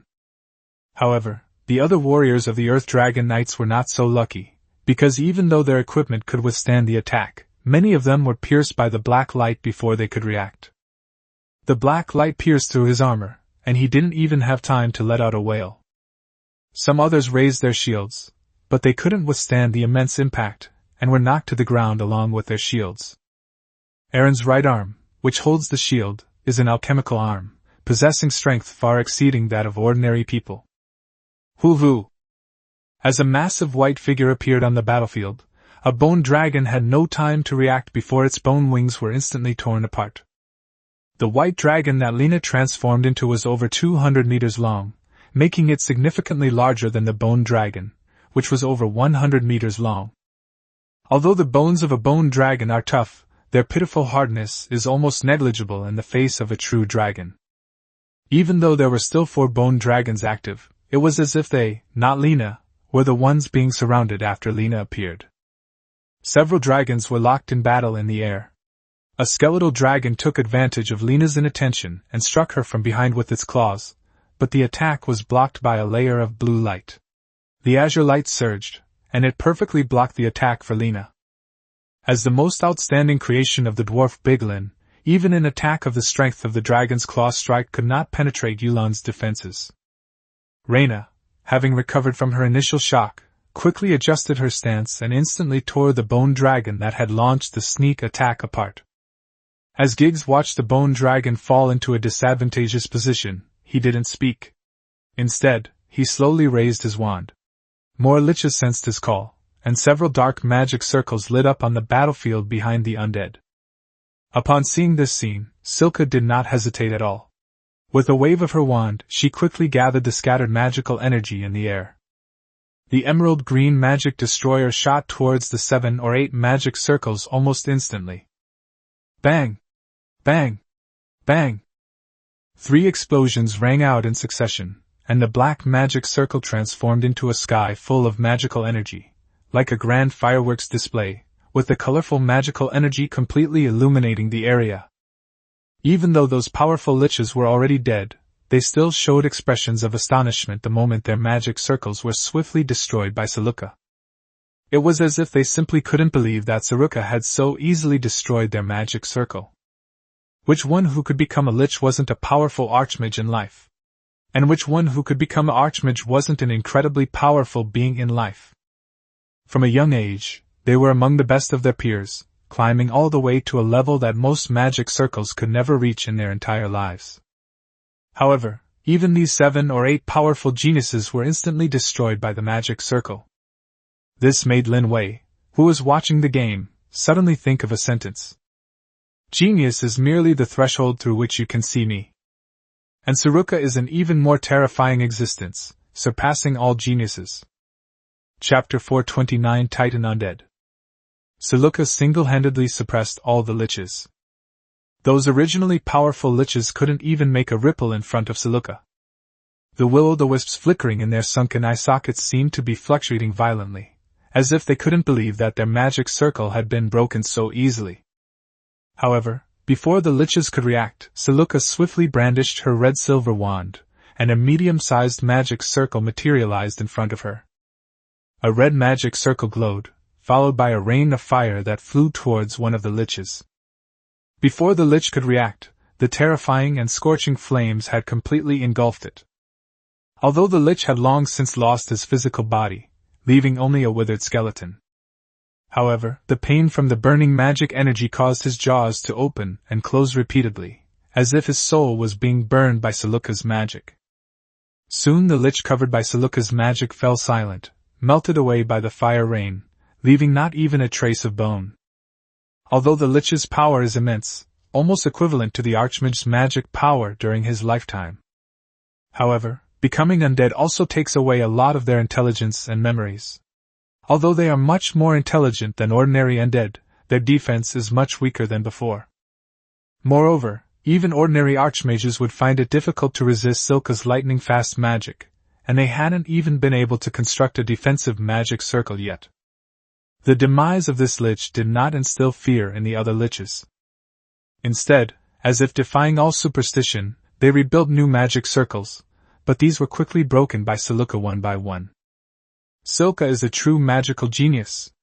She possesses talent that surpasses all other magicians on the continent. Whether it is the speed of magical meditation or the efficiency of magical casting, she far exceeds them. Perhaps in the minds of those archmages who fought against Sylvanas, Sylvanas's casting speed was no different from that of no casting at all. Seeing that his two most capable groups of men were losing ground, Gig's expression was not good either. If things continue like this, what's the point of the undead race finally seeing the light of day again? I didn't want to do this, you forced me to. After a bone dragon perished, Ziggs finally couldn't hold back any longer. A gust of cold wind lifted him up, and his entire body floated eerily in the air, as if something was supporting him out of thin air. Then the earth suddenly shook violently, as if an earthquake had occurred. Suddenly, a huge crack appeared in the ground in front of them, and without warning, icy air kept billowing out from it. Then an enormous hand emerged from the crack. This is an incredibly pale, skeletal hand. The segment extending from the crack alone is over 10 meters long. Then, to everyone's astonishment, a skeleton over 200 meters tall crawled out of the ground. Even Sylvie, who had lived for countless years, had never seen such a huge skeleton before. The skeleton looks like a human, but humans simply cannot grow to such a huge size. Even the few existing documents do not record any human race with such a huge body. At this moment, Giggs, standing on the shoulders of this giant, already appeared extremely small. However, his clear voice resonated in everyone's hearts like a bewitching melody. This is a great race called the Titans. The Titans are said to be creatures from beyond the mountains. Human beings are nothing more than ants in their presence. Now you should understand how foolish it was to be my enemy. This skeleton does look enormous. If it were filled with flesh and blood, it would be a truly terrifying creature. As is well known, the larger the body of a creature, the greater the pressure it needs to withstand. Giants that reach a height of 200 meters have never appeared on the continent. If they were alive, their skin would probably be as hard as steel, comparable to dragon scales. Only dragons can grow to this size, or even larger. Therefore, their scales and muscles are quite hard. Giggs said the Titan's skeleton came from outside the mountains, which made Lin Wei even more eager to explore the outside world. The towering mountains completely isolated this vast land from the outside world, and even the most powerful dragons could not cross those endless mountains to fly out. But Giggs said there were races from the outside world, which naturally piqued Lin Wei's interest. And the fact seems to be just as the other party said. This skeleton called Titan has never appeared on the continent before. It is not recorded in any ancient books. Boom! The giant moved his body, and the earth trembled. He raised his enormous foot and stomped it on the ground, instantly turning a large number of undead into dust. Then, a huge and terrifying footprint remained on the spot. The force of that kick was terrifying. If it had landed on Lin Wei's guards or the Earth Dragon Knights, they would have died on the spot. Lina let out a deafening roar, and after tearing the last bone dragon apart, she spewed a mouthful of icy flames toward the Titan. This burst of icy flame shot straight towards Titan from hundreds of meters away, freezing even the magic in the air. Like a beam of pure white laser light, it shot straight toward the location of the Titan's undead. The Titan undead raised its enormous hand, a layer of blue light condensing on its palm, and a strange energy neutralized the icy flames that Lina spewed out. This energy is extremely strange. It belongs neither to magic nor to battle aura, but rather to a completely new and unknown power. Seeing that her attack missed, Lina was not discouraged. She rushed towards the Titan undead at incredible speed, ready to teach it a lesson. Bang! The dragon's claws collided with the Titan with a dull thud. The white dragon that Lina transformed into was over 200 meters long, and its acceleration as it charged at full speed from high above was terrifying. The impact, carrying immense inertia, only managed to knock the massive Titan undead back a few steps, failing to even bring it down. As Lina swung her dragon claws, the sound of metal clashing rang out. The Titan skeleton was as hard as metal, and sparks even flew out due to the friction caused by the great force. Chapter 430 The Curtain Falls. The massive dragon body collided with the Titan undead, followed by a profound and utter tremor. The tremors were especially noticeable to the Earth Dragon Legion that was on the ground. The roar of the white dragon, and the whooshing sound of the Titan swinging its arm. The contest between the two behemoths made all the smaller creatures realize what true insignificance meant. It seemed that even a casual exhale from them was enough to make them feel what true despair and power were. Although the Titans are incredibly powerful, Lina is clearly even more powerful. She herself possesses ancestral blood, and her dragon scales and claws are incredibly hard. She is also skilled in using her extremely destructive ice flame breath. With the help of Yulan, her strength was given full play. After only a few rounds of fighting, many cracks appeared on the Titan undead's body, scratched by Lina's claws. Wisps of black mist rose from the cracks, slowly healing the Titan's wounds. This is the self-healing ability of the dead. However, this healing ability is somewhat insufficient, because often before the previous wound has healed, Lina's claw attacks will inflict new injuries on him. The unwilling Titan undead let out an angry roar, which echoed throughout the entire royal city. Finally, even the massive Titan undead could not withstand Lina's onslaught, and was tackled to the ground by her after a round of fighting. A mouthful of icy flame was spat directly onto the Titan undead's facial bones. The icy flames possessed unparalleled destructive power. In a mere face-to-face clash, the immensely powerful icy flames completely froze the Titan undead's face. This caused its massive facial bones to freeze completely to the ground. Its massive body struggled incessantly, trying to break free from Lina's grasp. However, Lina's massive dragon body and claws pinned him firmly to the ground, clearly not giving him that chance. As the Titan undead was continuously spewed with breaths of icy flames, its struggles became shallower and shallower as the freezing intensified. Then the icy flames spread, and his entire massive body was completely frozen to the ground. Through the thick ice wall, the eerie flames inside its massive skull seemed to still flicker, proving that the undead was not completely dead. However, Lina's icy flames had completely frozen him and the earth, and no matter how powerful it was, he could no longer break free. And one of the most powerful trump cards of the undead race was thus completely bound. Seeing that even his most powerful trump card had failed to defeat Lin Wei's white dragon, Giggs knew in his heart that the fate of his race was also about to come to an end.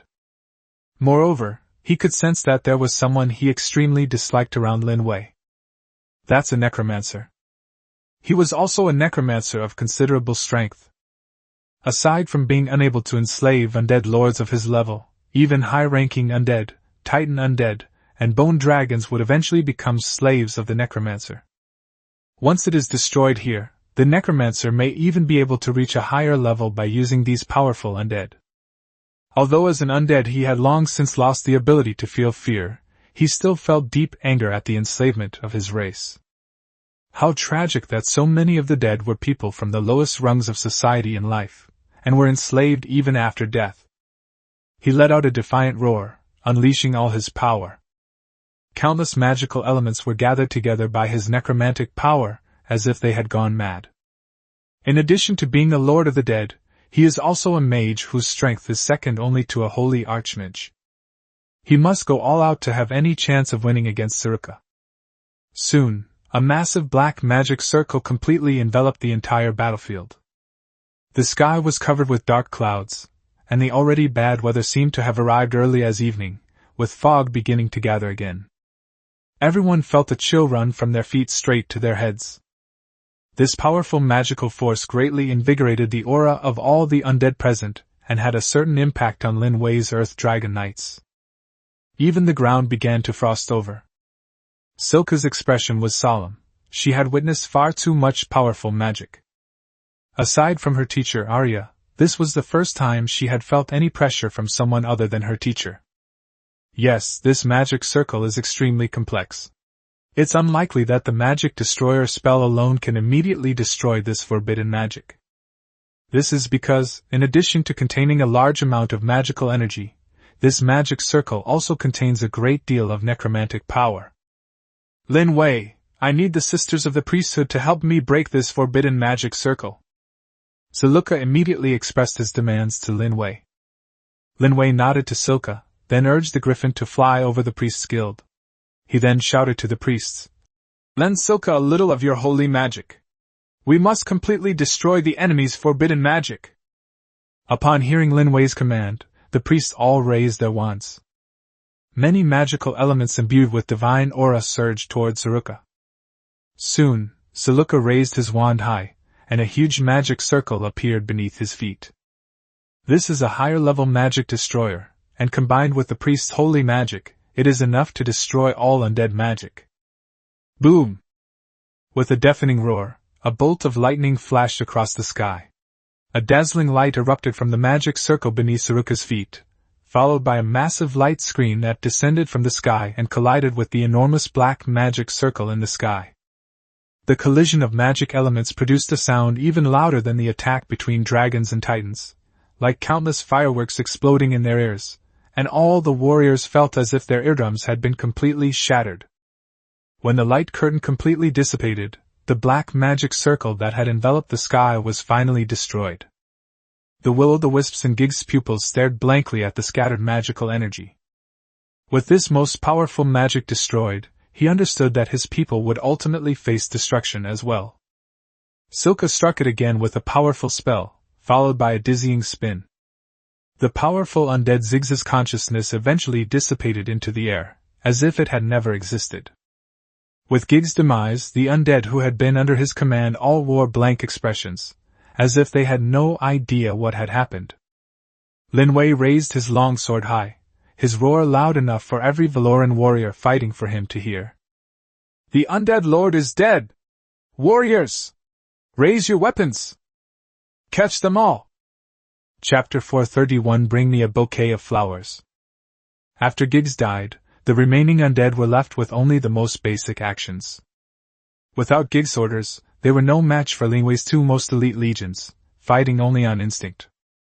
Lin Wei did not interfere further in the final legion battle, but instead handed over full command to Aaron and Anchor. They were seasoned knights who had fought countless battles, so commanding such a one-sided battle was naturally no problem for them. Although the undead legion was numerous, Lin Wei's legion was more elite. Since the undead were now leaderless, the final battle lasted for nearly a month. All the territories that once belonged to Rima were also reclaimed by Lin Wei. After capturing the royal city, Lin Wei did not allow his army to continue advancing. Firstly, with winter approaching, the soldiers were already exhausted after months of fighting. The undead are not afraid of the cold, but the cold will have a significant impact on the warriors' fighting spirit and efficiency.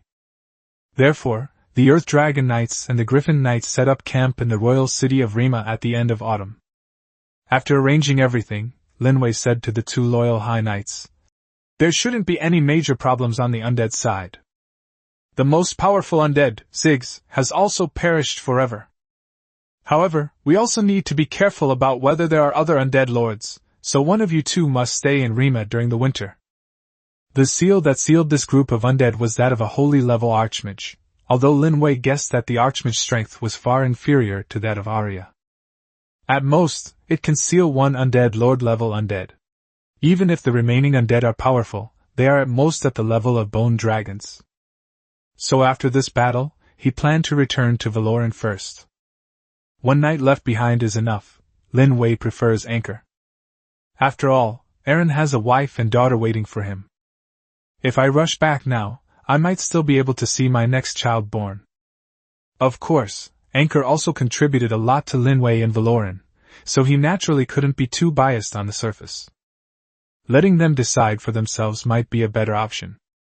He doesn't mind his loyal subordinates forming good friendships, which might be more beneficial for cooperation between legions in the ever-changing battlefield. "Yes, Your Majesty!"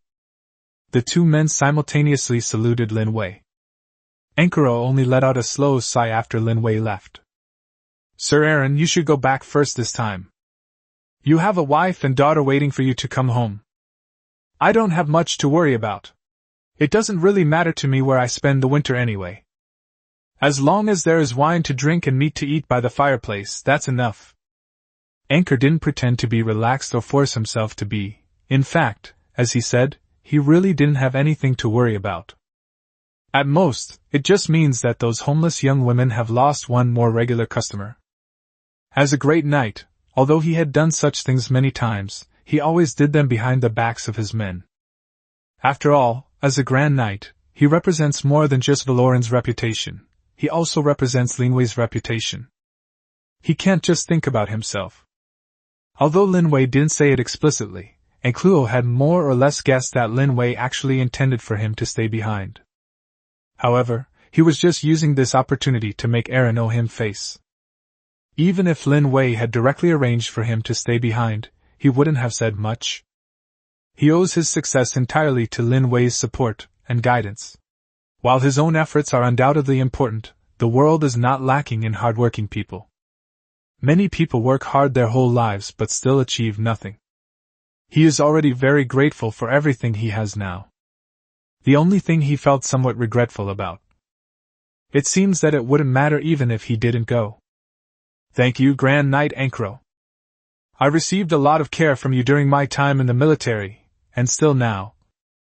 Anchor simply waved his hand. No need for further words. We are comrades in arms, we are brothers. They are comrades you can entrust your back to on the battlefield. Anchor's few words brought tears to Aaron's eyes. Unlike Ankle, he didn't think too much. He only knew that Ankle had voluntarily given him the opportunity to go home. He hadn't expected Lin Wei's deeper intentions, so he genuinely believed that Ankuro was a good person. No wonder the brothers enjoy interacting with him so much. It wasn't that he disliked the other great knight, Norrell, but Ankuro's personality seemed to be more popular with everyone. In reality, Aaron's feelings deepened after spending time with the person. Is there anything I can help you with when I get back? Although Aaron knew that Anchor didn't have a wife and children yet, he still asked. After all, this departure would mean they wouldn't see each other again for another year. Anchor remained silent for a long time. His gaze drifted into the distance. Yes, I have. Please lay a flower on Sir Action's grave for me. Bring him some more ale. If possible, please have a couple of drinks with him and say a few words. Otherwise, it would be too lonely for him to lie there all by himself. A hint of sadness flashed in Aaron's eyes. He had also heard of the knight named Action. Back when he was just a lowly guard, Action was already Lin Wei's most capable captain. He was posthumously knighted. I will definitely go. Aaron nodded. An agreement between men. It seems that simple. Before heading back, Lin Wei led Miss Sylvie to the Titan undead that Lena had sealed with ice flames and stopped there. Sylvie said she was determined to take the Titan undead back for research, so she expressed her desire to control it to Lin Wei. All the bone dragons she had previously controlled had been turned into materials, but this Titan undead seemed to be a better material. Lin Wei himself didn't have any objections. However, controlling this Titan undead does not seem to be an easy task. He wasn't sure if, with the power of the great Death Speaker Sylvanas, he could perfectly control this undead Titan. If this gets out of control, it could cause quite a bit of trouble. After all, Rena and Luika can't always stay by the side of this undead Titan. Of course, if one can truly control it, it will not only improve one's combat strength, but also greatly benefit one's training in Sylvie's necromancy. Don't worry, Your Majesty. I'm confident. The spiritual link between Ziggs and this undead has completely dissipated. Although the Titan undead is enormous, its intelligence is not high, not even as high as that of a bone dragon. Lin Wei nodded when the bone dragon was mentioned. At least Sylvie didn't make any mistakes while controlling the bone dragon. Chapter 432. The only place I can cry is in my father's arms.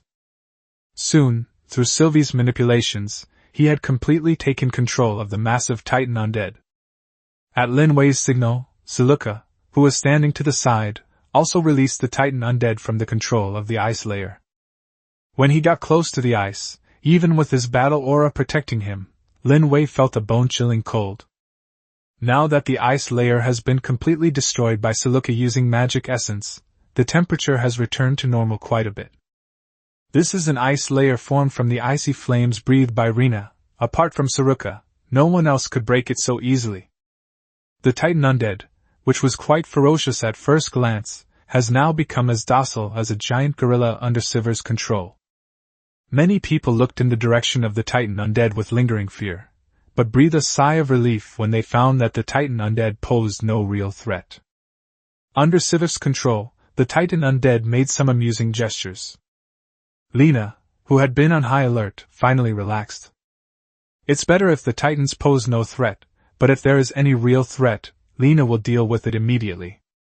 The towering undead Titan was about 200 meters tall, and Lin Wei had to look up to see this giant-like undead. It is said that the Titans came from outer continents, and Lin Wei couldn't help but be filled with fantasies about the world beyond the mountains. What exactly exists outside? How many times greater the pressure would a race as massive as the Titans have to withstand? That's something to look forward to. Once Valoran comes into contact with the outside world, what will become of its future? If that time really comes, I'm sure I can make the Luika family name resound throughout the world. After returning home, Eren first went to Luming. After giving his wife Nim a gift, some local specialties from Rima, including smoked deer legs, he pulled a bag of sweets from his jacket pocket, much to the anticipation of his daughter Ancini. Then, when he sees his daughter happily eating candy, he will show a loving father's smile. This time, he didn't choose to bring back any gems or pretty decorations, because he felt that food would be a good choice as well. Seeing my daughter enjoying her food, it seems I didn't pick the wrong thing. Candy has always been a luxury. The bag of candy in Ancelina's hand was worth more than 5 silver coins. Converted to the salary of an ordinary guard, that's something that would take 2.5 months to buy. If you convert that to a glass of ale that costs 7 coins, I don't know how many glasses would be sold. Ordinary people simply cannot afford it. However, as a Grand Knight, Eren received a salary of 3 gold coins a month, so this amount of silver coins was nothing to him. Nothing is more important than my daughter's happiness. Nim hung up a large section of deer leg. Dried deer legs can be preserved for a long time, but because she was 6 or 7 months pregnant, she had considerable difficulty moving around. I'll do it. Eren gently took the deer leg from Nim and hung it in the room. This deer leg must have been expensive, right? You're wasting money again. Eren just smiled and said, I took a taxi on the way back, and then asked the brothers to smoke it. Actually, no, I just bought it in a nearby town close to Rima. However, Eren was afraid that Nim would be stingy with the money, so he told a little lie. I see. Oh well. Nim could probably guess that this wasn't the deer Eren had hunted. Because this deer leg looks like it's been smoked for a while, a deer leg that Eren just came and did a simple smoking shouldn't be this color. However, she did not expose her husband's lie. She was born into poverty, and lost her parents at a young age. With the help of her aunt's family, she started running a small tavern. Like millions of other people in Norlands, she endured the hardships of life before finally meeting Eren, the man who would accompany her for the rest of her life. She finally felt the beauty of the world and had her own child with him. Considering Eren's salary and future prospects, the amount of money he can buy with this small amount of gold is really nothing. But for some reason, she felt a pang of heartache. Even the half-copper coin that Eren earned was something he had traded his life and blood for on the battlefield for her and their child. She had seen many of the guards regulars who never returned to the tavern after a certain war. She feared that one day her husband would be like those other people, suddenly leaving her one afternoon and never returning. Nim is just a shrewd little woman, but she runs the tavern very well. Several times she wanted to say, Eren, why don't you stay at home and not go to the battlefield? I can support you. But she knew exactly what Eren wanted. During the days when Eren lost his arm, she was incredibly sad, and she, like Eren, spent countless sleepless nights. When she had trouble falling asleep, she could feel Eren's even breathing and soft sighs on the other side of the pillow. The cry of a small deer could not hold him back. He would follow His Majesty Lin Wei to conquer more territory. When he becomes a vassal in the future, he may still be a great nobleman, just like the nobles who once ruled Norlands. What an enviable future that would be. But she was really scared. Because she loved Aaron so much. What she needed was never a great knight husband or a future nobleman. All she ever needed was Aaron. She needs Aaron. The child and the unborn child need him too. Thinking of this, she burst into tears, tears that flowed like a flood bursting its banks. Why are you crying? Don't you like deer legs? Aaron hurriedly pulled Nim into his arms. This time he had chosen food, and thought he had made the wrong choice again. It's like choosing a skull. It feels like I'm always doing the wrong thing. I really shouldn't have upset my lovely and virtuous wife. Nim simply reached out and hugged him slowly, remaining silent for a long time. No, I like it very much, I'm just too happy. Aaron seemed a little confused. If you like it, that's good. But if you like someone, why would you cry? Suddenly, he seemed to recall the tears his mother shed when she was seriously ill. His mother left him forever, and he was too young to understand separation at the time. Now that another woman is crying for him, even this tough man felt an indescribable pain welling up in his heart. I am so useless. He's the man of the house, yet he always makes the woman he loves cry. Nim's tears made Ancini, who was eating with relish nearby, burst into tears as well. Then she threw herself into her father's arms. Fortunately, Aaron's chest was broad enough for Nim and Ancine to lean on. After all, the only places a child can cry, besides the toilet, are in their father's arms. Chapter 433 The Future. Because it's nearing winter, the wind blowing in the air already has a biting chill. Lin Wei wondered if it was just his imagination, but he felt that winter in Valoran was getting colder and colder lately. This cold snap is significantly colder than in previous years. If you had a thermometer, it would be at least 7 or 8 degrees colder than usual. If it were the Norlands of the past, countless impoverished people would not have been able to survive the winter due to insufficient harvests or income from work, lack of fuel and food. Fortunately, Valoran today is much better than Norlands was before. Besides constantly fighting and expanding his territory every year, Lin Wei also never slackened in the development of his territory. Road construction, trade, tax reduction, and the increase of cheap labor such as goblins and kobolds have enabled a large number of ordinary Valoran people to live a more prosperous life than before. This is not fair to the kobolds. But Lin Wei is the victor, and the losers should be prepared. He was a benevolent king, but his benevolence was limited to his people. The first thing Lin Wei did after returning from the front lines was to go find his wife, Yelena, and his son, Gadi. After being away for several months, Lin Wei could only think about his wife. While I'm at it, I'll also check if that ugly son of mine has grown up yet. Several months have passed, surely her skin shouldn't be wrinkled anymore by now. Arriving outside Yelena's room, which was slightly ajar, a faint fragrance of jasmine wafted from within. It was a taste that Lin Wei was very familiar with. Although they usually sleep together, he occasionally sleeps in Yelena's room. After all, Lin Wei's bed was just too big, and there were just too many people launching a night raid. Yelena, are you there? Although Lin Wei is the king of Valoran, there should be no place in the entire Valoran territory that he cannot go. But when he stood outside his wife's door, he still knocked on it. Lin Wei? Soon, Yelena's slightly surprised voice came from inside the room. She knew that Lin Wei had defeated the Undead Legion on the front lines because messengers were constantly sending messages back. Judging by the time, it was almost time for Lin Wei to go home. However, Lin Wei got home much faster than she had expected. After a series of hurried footsteps, Yelena opened the slightly ajar door. Today, Yelena was wearing a white dress, not her usual priest's robe, but probably a new style, and it looked quite nice. However, Lin Wei has never been particularly interested in clothing. Even when attending important occasions, it is always Ai Lulu who chooses his clothes.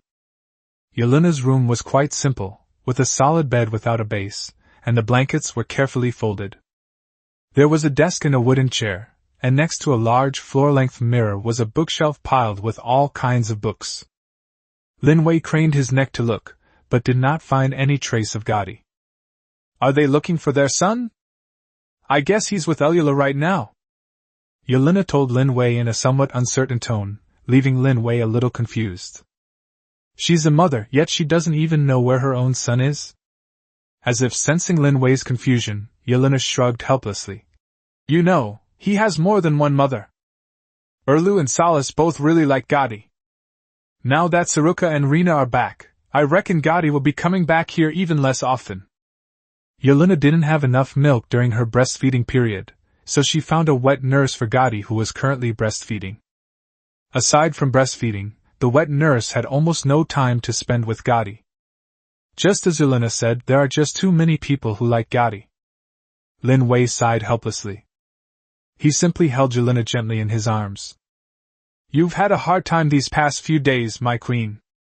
Yelena shook her head gently. For her, there was nothing more she particularly wanted.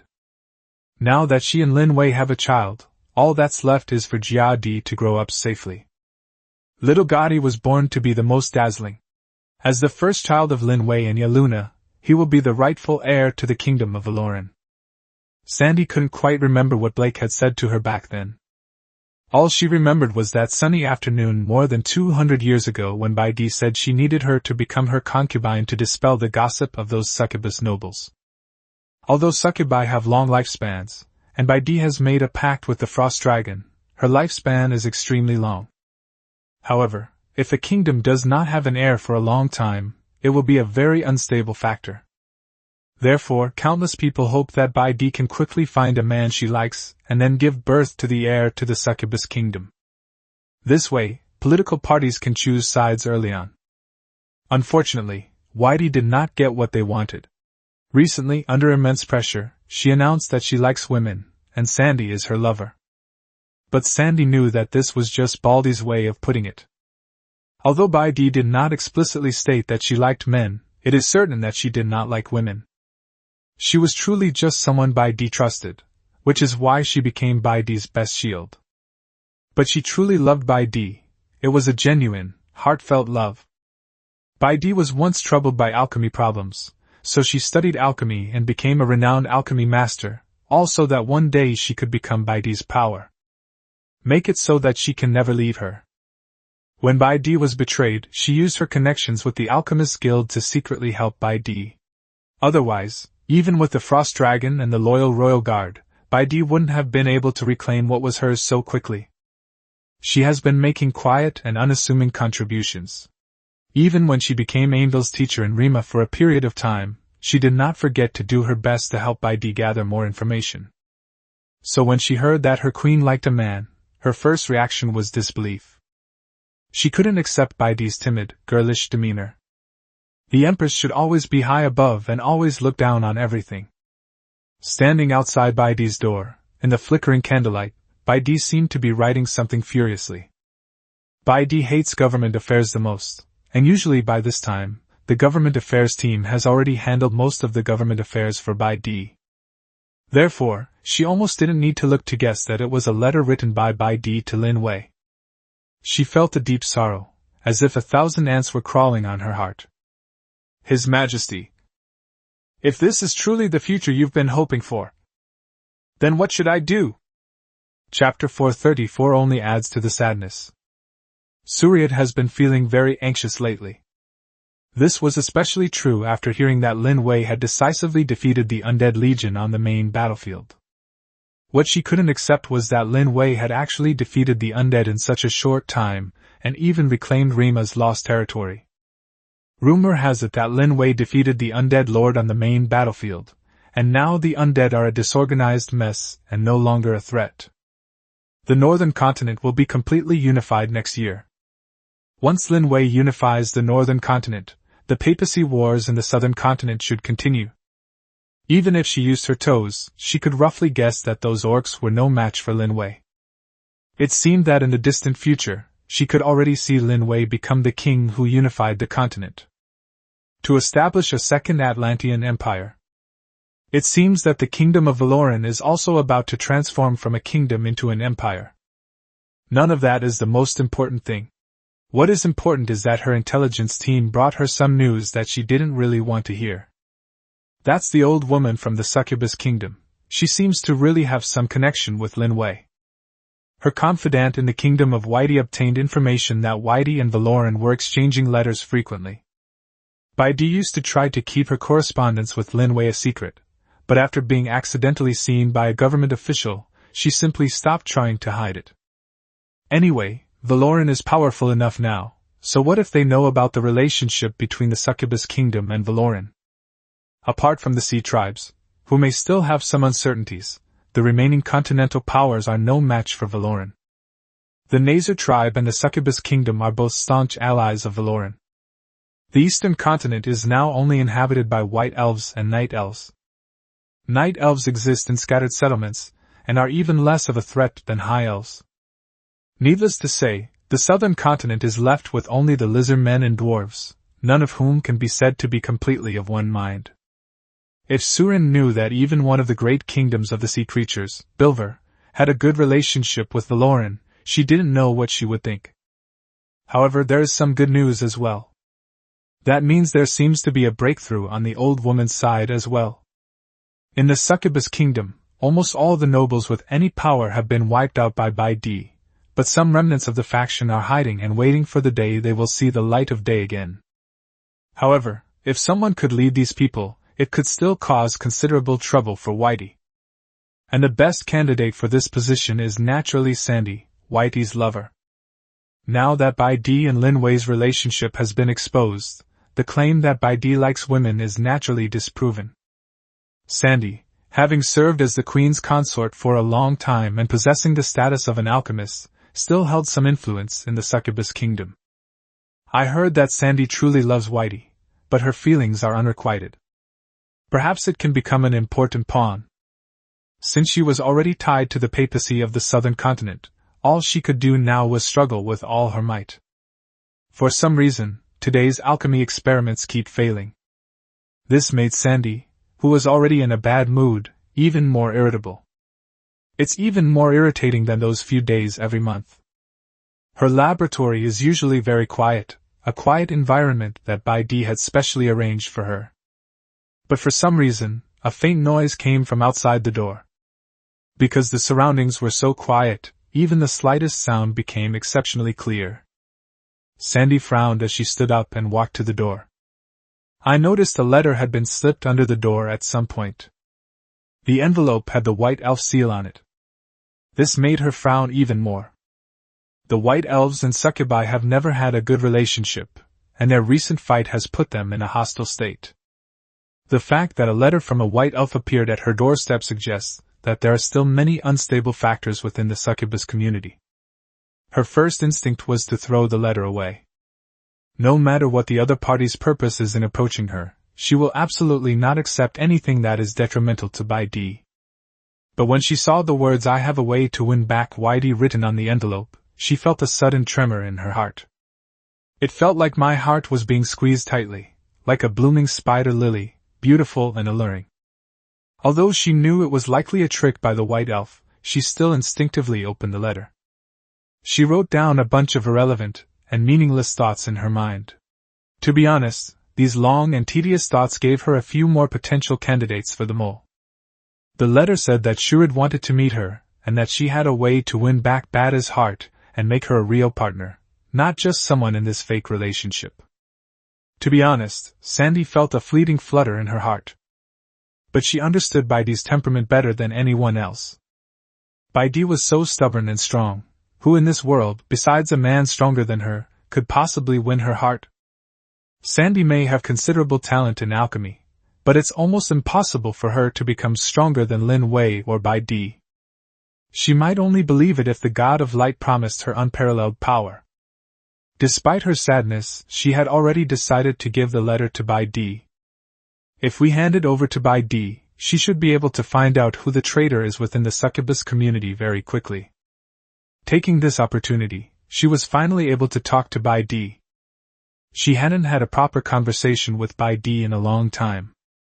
When Baidu has free time, her mind is filled with Lin Wei. She has no feelings for him left. Even if there was no love between them, at least their friendship was real, right? She couldn't help but feel a little sad as she thought about it. By the time they came to their senses, they had already handed the letter to Bai Di. After reading the letters with a frown, Bai Di said to Sandy in a somewhat complicated tone, "Thank you, Sandy. These letters are important. They will be crucial evidence." These remaining termites finally couldn't sit still any longer. Sandy simply nodded, her expression calm. Looking at Sandy's somewhat haggard face, Bai Di also felt a little guilty.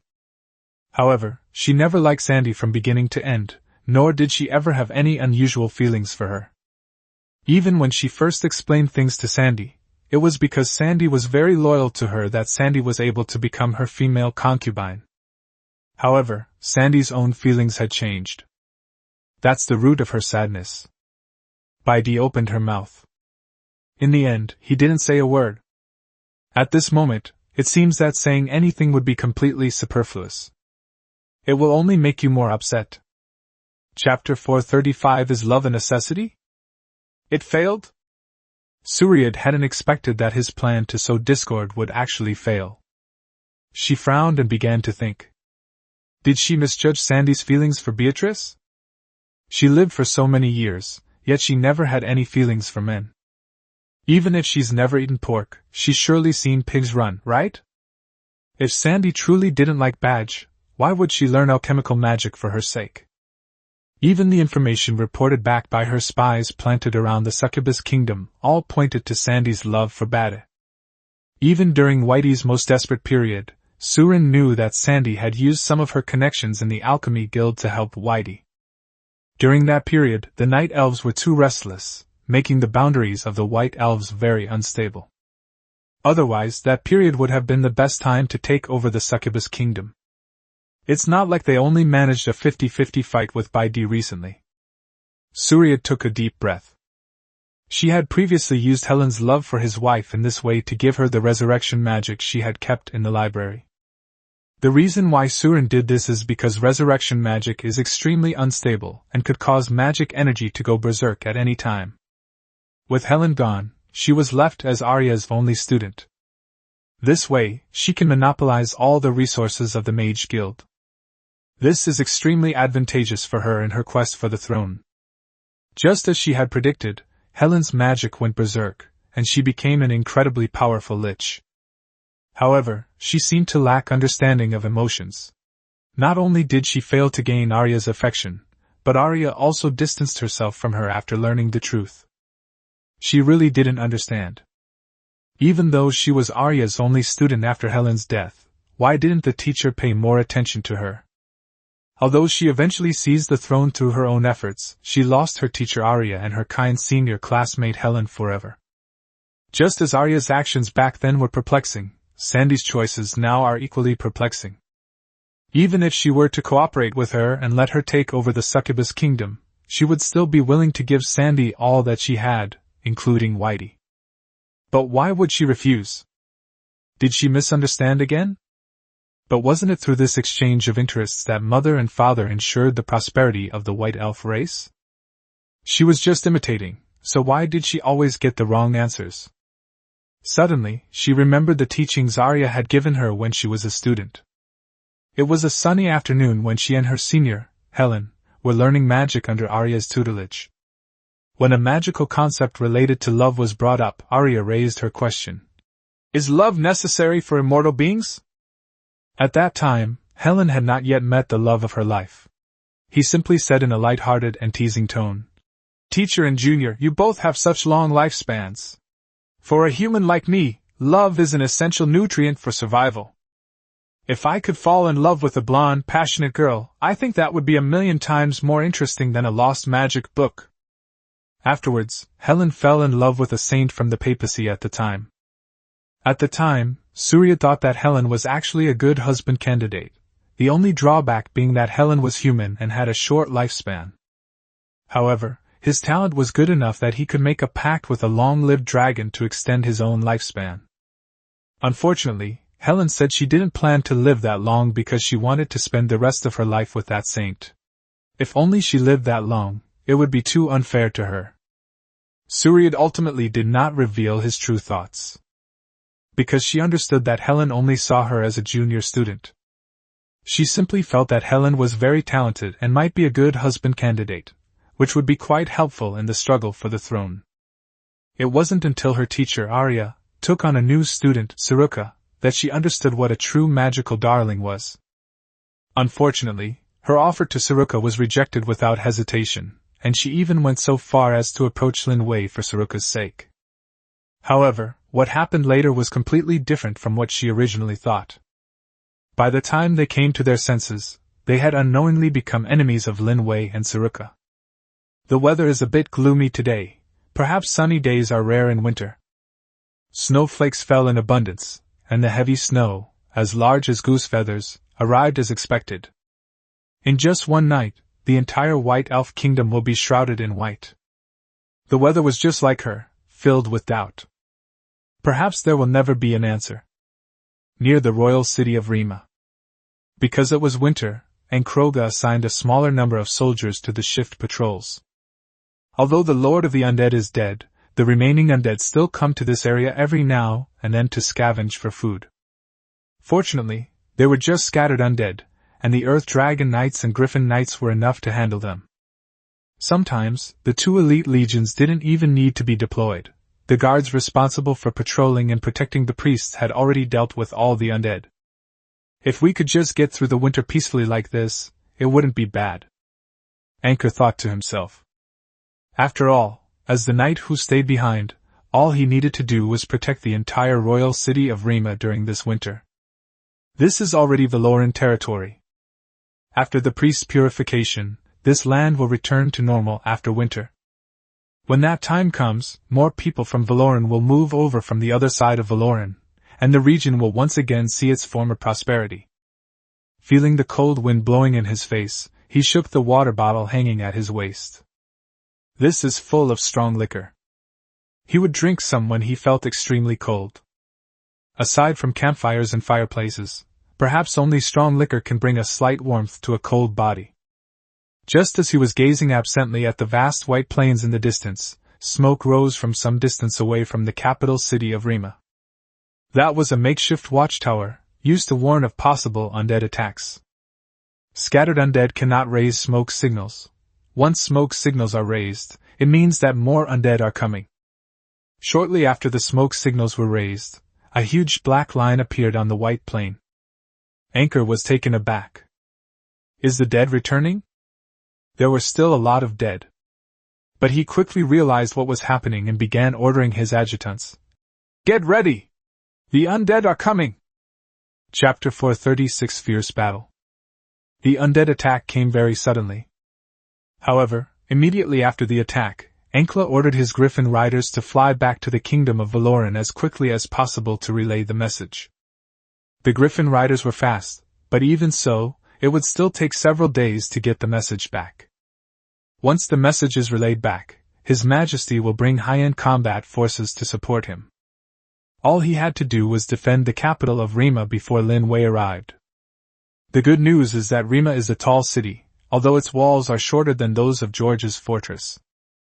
However, the city walls were wider and had more defensive equipment, especially ballistae.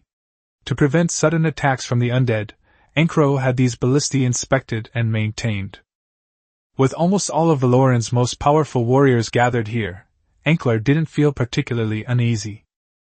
He possessed the talent of eagle eyes, so even from a great distance he could see that the dark mass of undead was not a particularly powerful being. At most, they are only at the level of mid-level undead. Such undead are not worth mentioning when facing the most powerful legion in Valoran. As long as there are no liches or bone dragons of that level, then nothing is a problem. The bone dragon is alright. Its massive size means that Ankro could detect it immediately if it appeared. But if it were a lich, Ankler really wouldn't be able to find their location from a large group of undead if he didn't take the initiative. Since Gig's death, most of the undead have been devoid of intelligence, with only a few possessing some intelligence, though they are not necessarily capable of leading such a large group. Therefore, there should be another leader in this sea of the dead. Even if it's not quite at the level of Gig's, it shouldn't be too weak. As an excellent commander, it would be too risky to send out the Earth Dragon Knights without knowing the enemy's specific situation, so Ankro decided to defend the city walls directly from the terrain. Although they had to give up the advantages of the Earth Dragon Knights to some extent, with the Griffin Knights and a large number of guards, it wouldn't be difficult to hold off the undead. He even had to make the correct command the instant the enemy's lich appeared, sending out the most powerful Griffin cavalry to attack the enemy's lich. When the lich appeared, they were easily defeated by either Saluka or Rina. Therefore, the combat strength of the Griffin Knights is not so important. However, if the Griffin Knights want to kill a lich who is protected by the undead, they will probably have to pay a considerable price. However, Anchor had prepared for the worst. No matter what happened, he would never abandon the position he was holding, even if it cost him his life. The terrifying undead had already entered the ballista's attack range, and Ankro immediately shouted, "Attack those tall undead immediately! Make the high-level undead and liches the primary targets!" Although there are quite a few ballistae, the best steel should still be used where it is most needed. For the Legion, low-level and mid-level undead are nothing more than cannon fodder. Only high-level undead and liches can inflict significant damage on the Legion. Whoosh whoosh whoosh. The sound of ballistae firing was incessant. Within the range of the naked eye, some large undead were directly pierced through, and just as they struggled to stand up, they were hit by another crossbow bolt.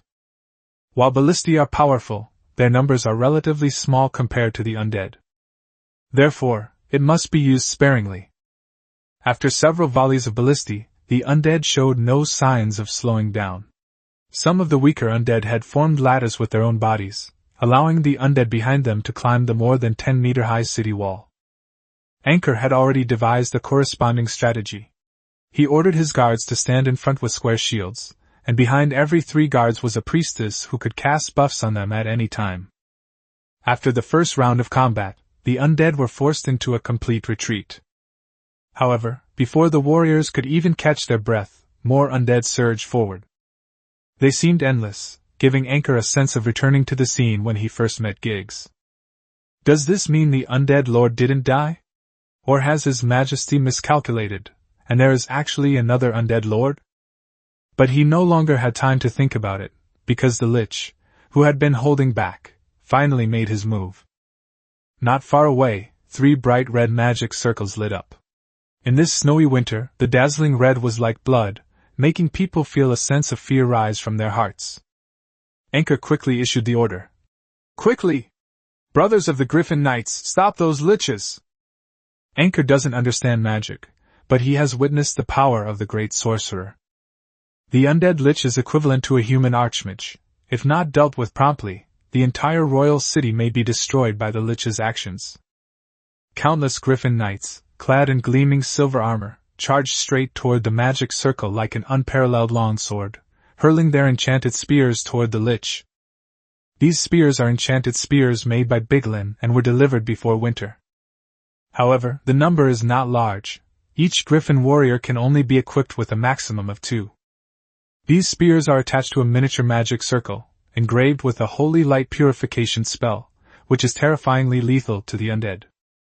Sure enough, after a series of throws, most of the undead near the lich were cleared out. The undead that touched the spear instantly turned into bone dust and scattered all over the ground. The ferocious griffins mercilessly pierced the bodies of the liches with their sharp talons, and the magic circle quickly dissipated in the air. After killing the lich, they were preparing to retreat when one of the Griffin Knights shouted, "What's that?" "It's a bone dragon!" The bone dragons that had been hidden above the clouds suddenly appeared, and the 3 enormous bone dragons gave the warriors present a powerful sense of oppression. "Stay calm! Don't panic! We are the valiant warriors of Valoran! We swear to defend our land to the death!" Lin Wei felt somewhat incredulous when he received the news. He truly hadn't expected that the Sea of the Dead would attack their town this winter. Giggs has clearly been eliminated. Could it be another undead lord? Lin Wei took a deep breath. He no longer has that much time to think about so many useless questions. Right now, he has to quickly take Silka and Rina to support Anchor. Although the remaining legion is still quite strong, if there is a necromancer lord-level undead, then their top-tier combat power is somewhat insufficient. Time is of the essence. He must make the most of every second. Chapter 437 Fate Uncertain. The Griffin Riders found it extremely difficult to fight the Bone Dragon. After all, they couldn't become powerful white dragons like Lina, or even outnumber these bone dragons in size. Even when more than 100 powerful Griffin Riders attacked a bone dragon at the same time, they were all blocked by the strange light on the bone dragon's body. It was only through the magic circles engraved on the Griffin Knight's long sword and lance that the defense could be barely broken. But soon the eerie undead aura completely healed the damage caused by the Griffin Rider. Despite the Griffin's remarkable agility, a few unfortunate creatures were still swept off their feet when the bone dragon suddenly swung its tailbone, plummeting straight down from the sky, their fates unknown. Anchor stood atop the city wall, directing all the legions in a methodical counterattack. This wasn't the first time the warriors had faced these monsters. Lin Wei's legion held the advantage, but the undead were too numerous and didn't know feelings like pain or fear. Even with their excellent equipment, many Valoran warriors were still overwhelmed by the undead and died heroically. The fierce battle lasted for a whole day, from night until dawn, and then again until sunset. The powerful liches were wiped out in a few years and then went silent. As for the Bone Dragon, it seemed that it was also getting tired of being entangled by the warriors of the Griffin Knights, and it disappeared by noon. However, the onslaught of the undead never stopped. Seeing that the soldiers' spirits were almost at their limit, he immediately said to one of his adjutants during a brief lull in the undead offensive, "Let the brothers take turns resting for a while." Upon hearing Ankro's words, the adjutant immediately said, "But Great Knight, if some of you rest, won't the other brothers be able to keep up?" "It's all right, with the brothers of the Earth Dragon Knights here, let the brothers who were fighting in the first batch take their place." "Yes." The adjutant immediately made the arrangements, and replaced him with the adjutant of the Earth Dragon Knights. After a day and a night of fighting, even the toughest men were starting to sway. This is no ordinary battle. You have to face an endless stream of undead, and you can't relax for even a moment. No one knows whether the undead will suddenly appear from under the city walls in the next second. The Earth Dragon Knights have always been a reserve force ready to provide support at any time. Having them temporarily abandon the Earth Dragons to defend the city walls is a good option. That's what Anchor thought. However, not long after the Earth Dragon Knights arrived, a barrage of arrows rained down on their city walls. "Raise your shields!" An arrow imbued with the corrosive power of the undead pierced Ankler's arm, and a searing pain shot through the wound. Ignoring his own injuries, he immediately yelled at his other brothers. "Jingle bells! Jingle bells!" The magical arrows, imbued with the aura of the undead, clashed against the shield with a sickening sound. Fortunately, Anchor's timely warning allowed the soldiers to barely hold off the attack. "Great Knight, you are injured. Please allow me to treat you." A priestess came to Ankaro's side, and a pure white healing circle lit up. Only then did Ankaro feel much better about his arm, which had been pierced by the magic arrow. These magical arrows have no physical form. They are merely composed of the aura of the undead. But it is precisely this kind of weapon that can directly pierce through the armor of warriors. If it weren't for the extra insulating steel on the shield, it probably wouldn't have been able to withstand the attack. Mithril is good against physical attacks, but it's not enough against undead aura. Insulating steel is only relatively easy to use. The main difference is that shields are much thicker and heavier than armor. "Thank you, Miss Pastor. It's too dangerous here, please go to a safe place." After receiving treatment from the priest, Anchor quickly asked the kind-hearted priestess to leave.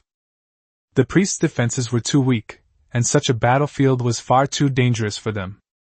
The pastor was lovely, and Anchor watched her quietly until she was out of sight and back in a safe place before finally letting out a sigh of relief. The battle lasted for several days, and finally, on this morning, Anchor saw the bone dragons again on the city wall. He knew in his heart that the bone dragons, which had disappeared for several days, would probably not be so easy to talk to this time. "That three-headed bone dragon is here again." "No! There's an even more powerful one!" One of the city's guards shouted something, and Ankluo instinctively looked in the direction where the bone dragon had appeared, finally spotting the enormous monster that blotted out the sky. This is a skeletal dragon that is over 500 meters long. Even without a physical body, its massive skeleton alone brings an oppressive feeling that blots out the sky just by appearing above the capital city of Rima. What's this? A bone dragon of the dragon level? Dragons are also divided into different ranks. A dragon is considered an adult if it is over 100 meters long, but to be called a giant dragon, it must be at least 500 meters long. This dragon's skull alone is over 500 meters long. Judging by its size, it would have been even larger in life, with its flesh and blood. Many people's hearts are filled with despair. Such a powerful being could never be defeated by them. They had already exhausted all their strength dealing with the three-headed bone dragon, and they had absolutely no chance of winning against this monster. Anchor reacted immediately, raising his long sword high. "Don't be afraid, His Majesty will be here soon. We just need to hold on a little longer." Hearing that the Grand Knight was still standing on the city wall encouraging them, many warriors who had lost their will to fight regained their courage to fight. Yes, they've come through so many wars. Seeing that the kingdom of Valoran is growing stronger and stronger, they absolutely cannot fall here. However, the monster in the sky seemed to understand what Ankro was saying. Its enormous dragon head suddenly spat out a jet of black light, shooting straight towards Anchor. The light was moving so fast that Anchor didn't instinctively roll away to dodge, because the beam of light was too wide to avoid. So he raised his shield, and amidst the panicked gazes of countless warriors, Anchor was struck squarely by the skeletal dragon's breath. "Grand Knight Ankro!" Several adjutants exclaimed in surprise. If Grand Knight Ankro falls in battle here, the army will be leaderless, and even if his lieutenants organize a counterattack, the battle lines will quickly collapse. Just as they were in despair, another straight breath of icy flame came from afar. Boom! Lena's icy flame struck the enormous bone dragon directly. "It's His Majesty! And the Guardian Knight!" Chapter 438 Survival of the Catastrophe. The warriors, who had been somewhat panicked because Ankler had been hit by the dragon's breath, instantly found their backbone. They've endured so much for so long, haven't they? They were waiting for His Majesty Lin Wei to arrive. Seeing Lin Wei and Lina arrive, even more warriors were filled with fighting spirit, and they fought hard against the undead in front of them. As long as Lin Wei is there, they will never lose. It's unclear when exactly, but the warriors of Valoran suddenly had this idea in their minds. Since Lin Wei led them from the weak Luiska territory to the present-day kingdom of Valoran, it seems that he has never suffered a defeat. They have consistently won battles, both large and small. Meanwhile, the giant bone dragon that had been struck by Lena's icy breath in the sky also let out a roar. The enormous roar seemed to generate waves of sound, and the surrounding air seemed to vibrate because of the bone dragon's angry roar. Lin Wei looked up and saw that the huge bone dragon was covered in thick frost where it had been hit by Lena's ice flames. Its body was glowing with an eerie purple light, as if it was doing its best to fight against Lena's frost power. Seeing that her attack had failed to kill the opponent, Lina rushed forward and engaged the giant bone dragon in a fierce battle.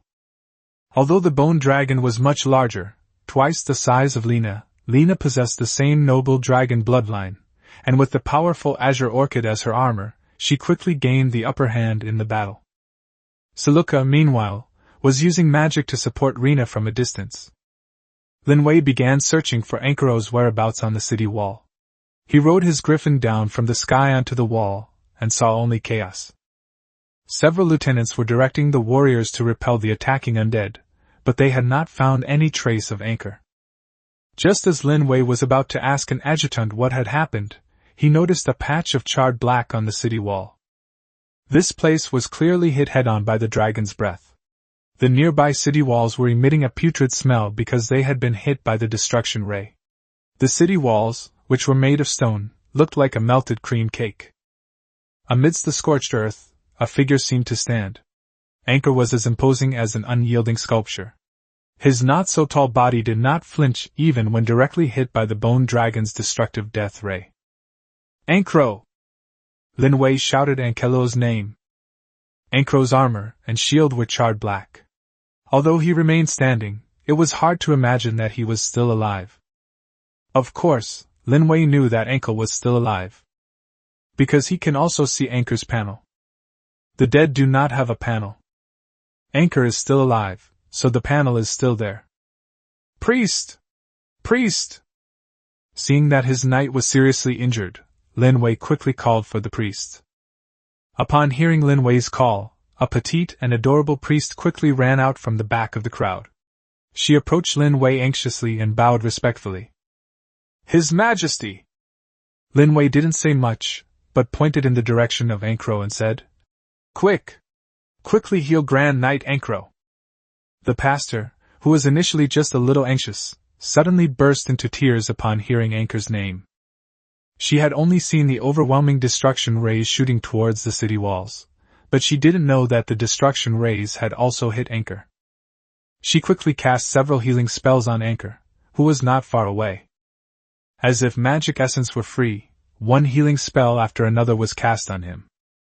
Anker, who had received the priest's healing spell, finally regained some consciousness. A numb and stiff feeling spread through his body. In the instant he was hit by the giant bone dragon's breath, many strange thoughts flashed through his mind. The most prominent one was that he seemed to be following Inaction's footsteps and leaving this kingdom he loved so deeply forever. But fate seemed to be playing a cruel joke on him. With his powerful equipment, strong physique, and a bit of luck, he actually managed to survive the bone dragon's breath. In addition, the priestess was nearby, constantly casting healing spells, which allowed his skin tissue damaged by the bone dragon to repair quickly, thus saving his life by sheer luck. Anker didn't immediately notice Lin Wei standing beside him. Instead, he looked up at the sky. That bone dragon was too terrifying. He had to aim all the ballistae at it. Although he knew in his heart that even so, there was not much chance of winning. But as a High Knight of Valoran, he had the duty and obligation to fight to the last moment for His Majesty and the people. However, when he realized that a fierce battle was taking place in the air, his first thought was that he was seeing things. He actually saw the Guardian Knight Reyna, in her white dragon form, fighting against that bone dragon. And she even had the upper hand. His Majesty has arrived? Anker tried to move his body, but even after receiving the priest's treatment, his body suddenly reached its limit the moment he tried to move, and he staggered and almost fell to the ground. Lin Wei reached out and pulled him back. Your Majesty! Your Majesty! Anker's voice was somewhat hoarse. When Anker realized who had helped him up, his voice was already slightly choked with emotion. With the King of Valoran here, there is absolutely no way we can lose this battle. He certainly lived up to his title as a Grand Knight. Has he done enough? A flood of emotions welled up inside him, and for a moment, Anker felt somewhat lost. However, he quickly suppressed these strange emotions. He understood that the battle was not over yet, and he could not relax now. Grand Knight Ankro, you have done very well. The Kingdom of Valoran and its people are proud to have a great knight like you. The junior priest who had been casting healing spells nearby finally breathed a sigh of relief. The frequent casting of healing spells depleted her mana. The depletion of mana brought a strong sense of dizziness, a feeling experienced by both mages and priests when their mana was completely drained. Her physical condition wasn't particularly strong to begin with, and she kept holding on because she hadn't seen Anker out of danger. Now that Anker is out of danger, she is so exhausted that she kneels on the ground. That's great, she saved Anker. She thought this to herself, her eyes already filled with joy as she looked at Anker. Suddenly she remembered her first encounter with Anker. In the battle against the undead, her guards who were protecting her were killed by the undead, and she almost lost her life at their hands. If it weren't for Anker, she would have died long ago. So when she saw her savior almost killed by the bone dragon, her emotions were already overflowing to the extreme. Chapter 439 Twilight of Doom. Lina fought the bone dragon for several hours. During this time, the remaining bone dragons were all shot down by Luika's powerful magic. The morale of the Valoran warriors stationed there soared because of Lin Wei's personal arrival.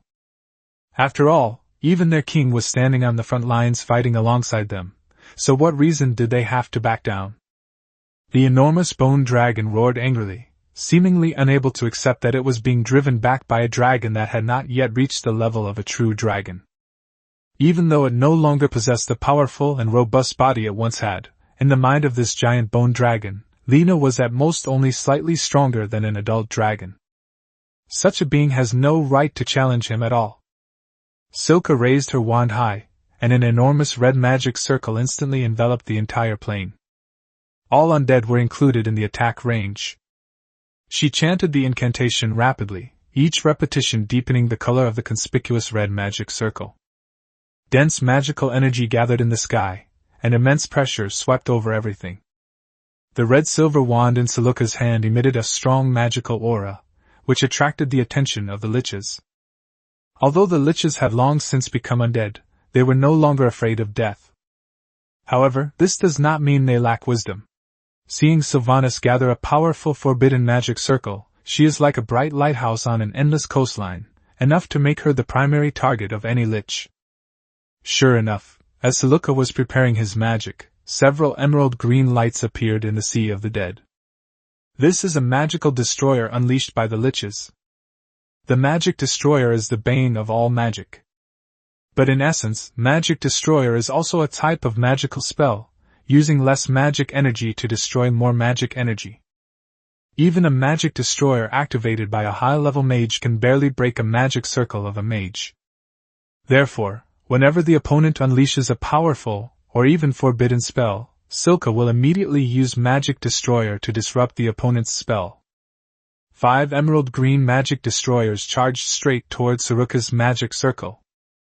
However, Silka seemed not to see the magic destroyer, only the light on the staff that was transmitting magic energy intensified. The liches who could see the flow of magic essence could see that the magic essence, which was originally only as thick as a rope, suddenly expanded several times, and was now almost as wide as a bucket. Bang bang bang!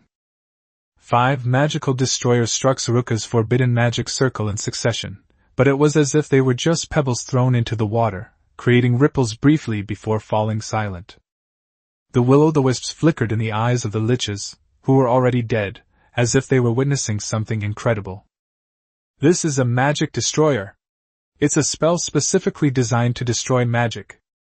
In their memory, this kind of spell that absolutely counters magic circles had never failed. Unless the opponent's rank is much higher than theirs, there is no reason for them to fail. In their will-o'-the-wisps, the spirits were filled with this belief. They had been hiding in the Sea of the Dead, and the liches who had stood up and been killed had not caused them any emotional fluctuations. At this moment, the magic that Siluka used to suppress them excited some of the undead, who began to wave their staffs in excitement. It looks like an angry monkey, jumping around on the spot. Some skeptical liches were preparing to conjure a second magical destroyer, but before they could make a move, Siluka's forbidden magic had already been released. The magical energy condensed from the magic circle in the sky brought forth a rain of fire.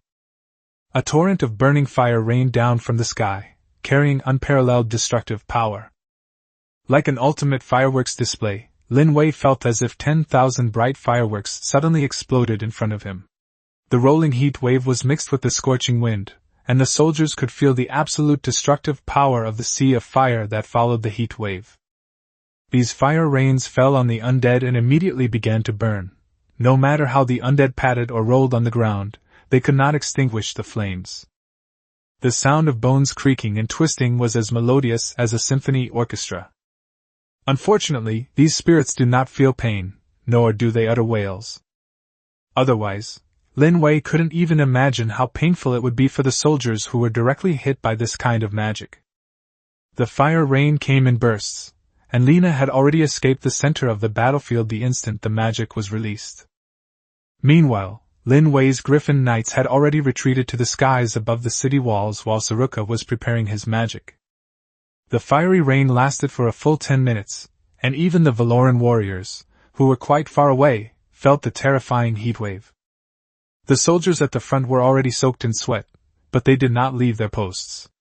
Their attention was more focused on the shock of the devastating scene before them. Everyone knows that mages are the noblest beings on this continent. However, even they had only witnessed the spectacle of a top-tier archmage unleashing magic once.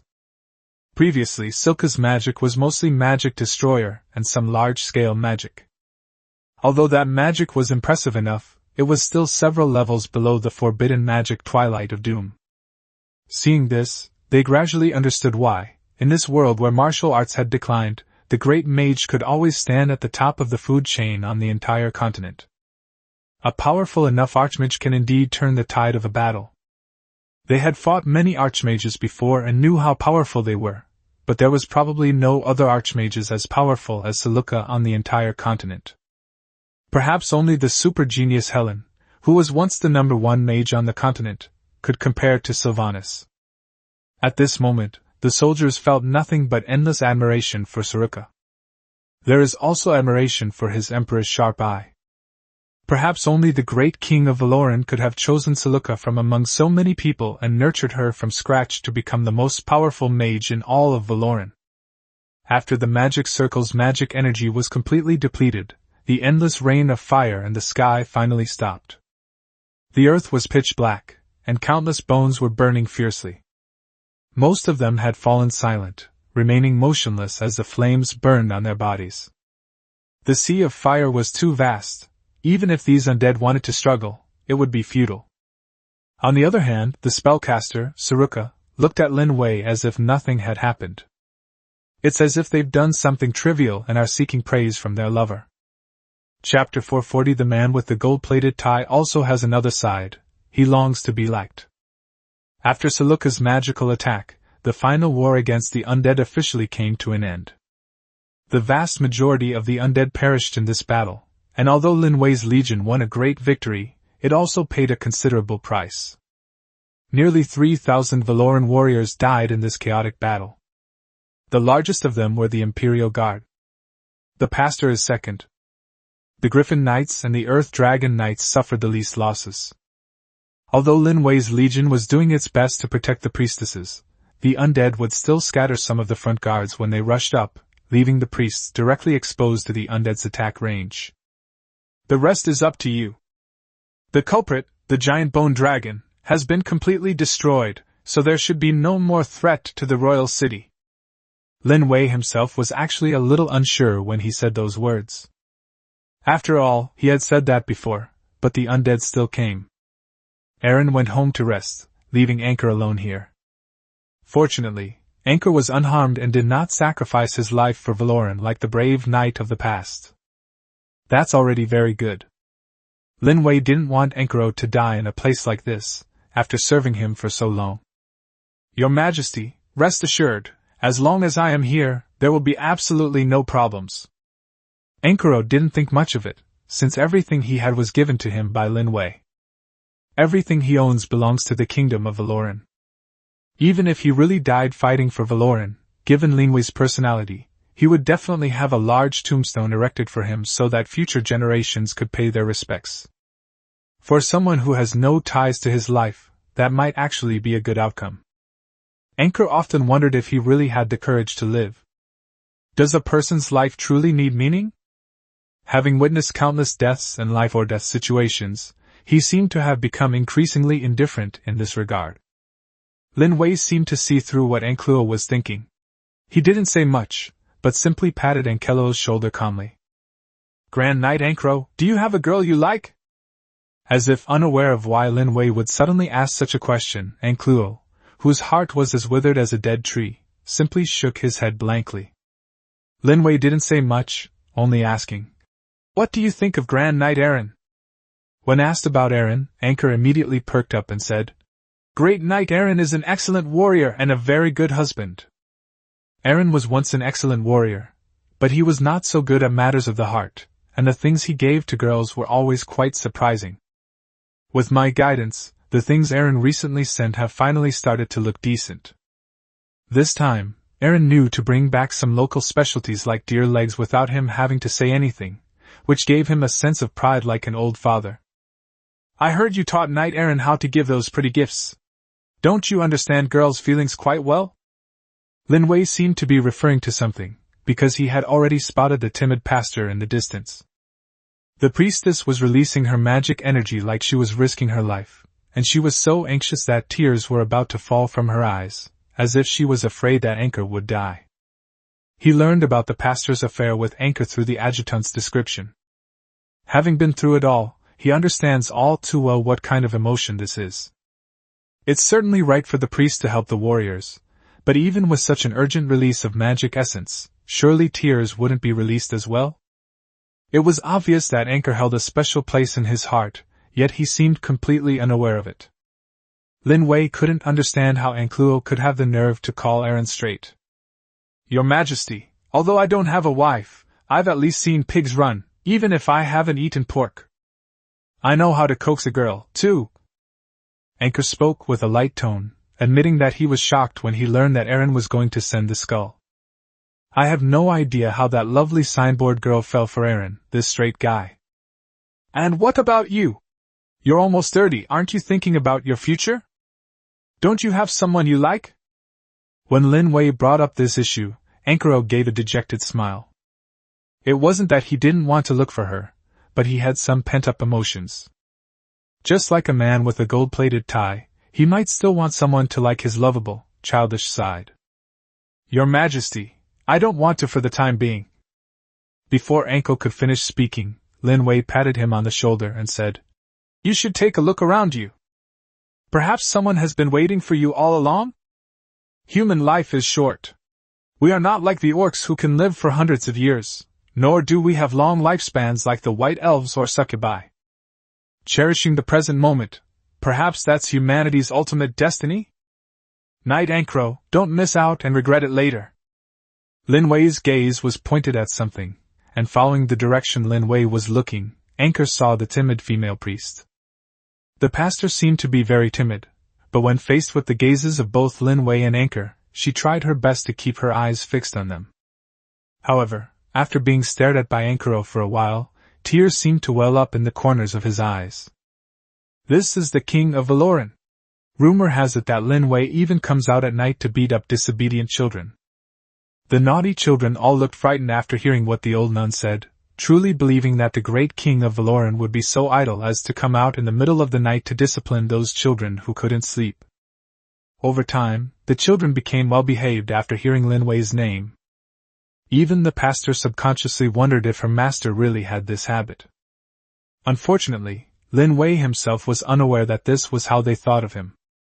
Some elderly nuns and neighbors even used it to stop their children from crying.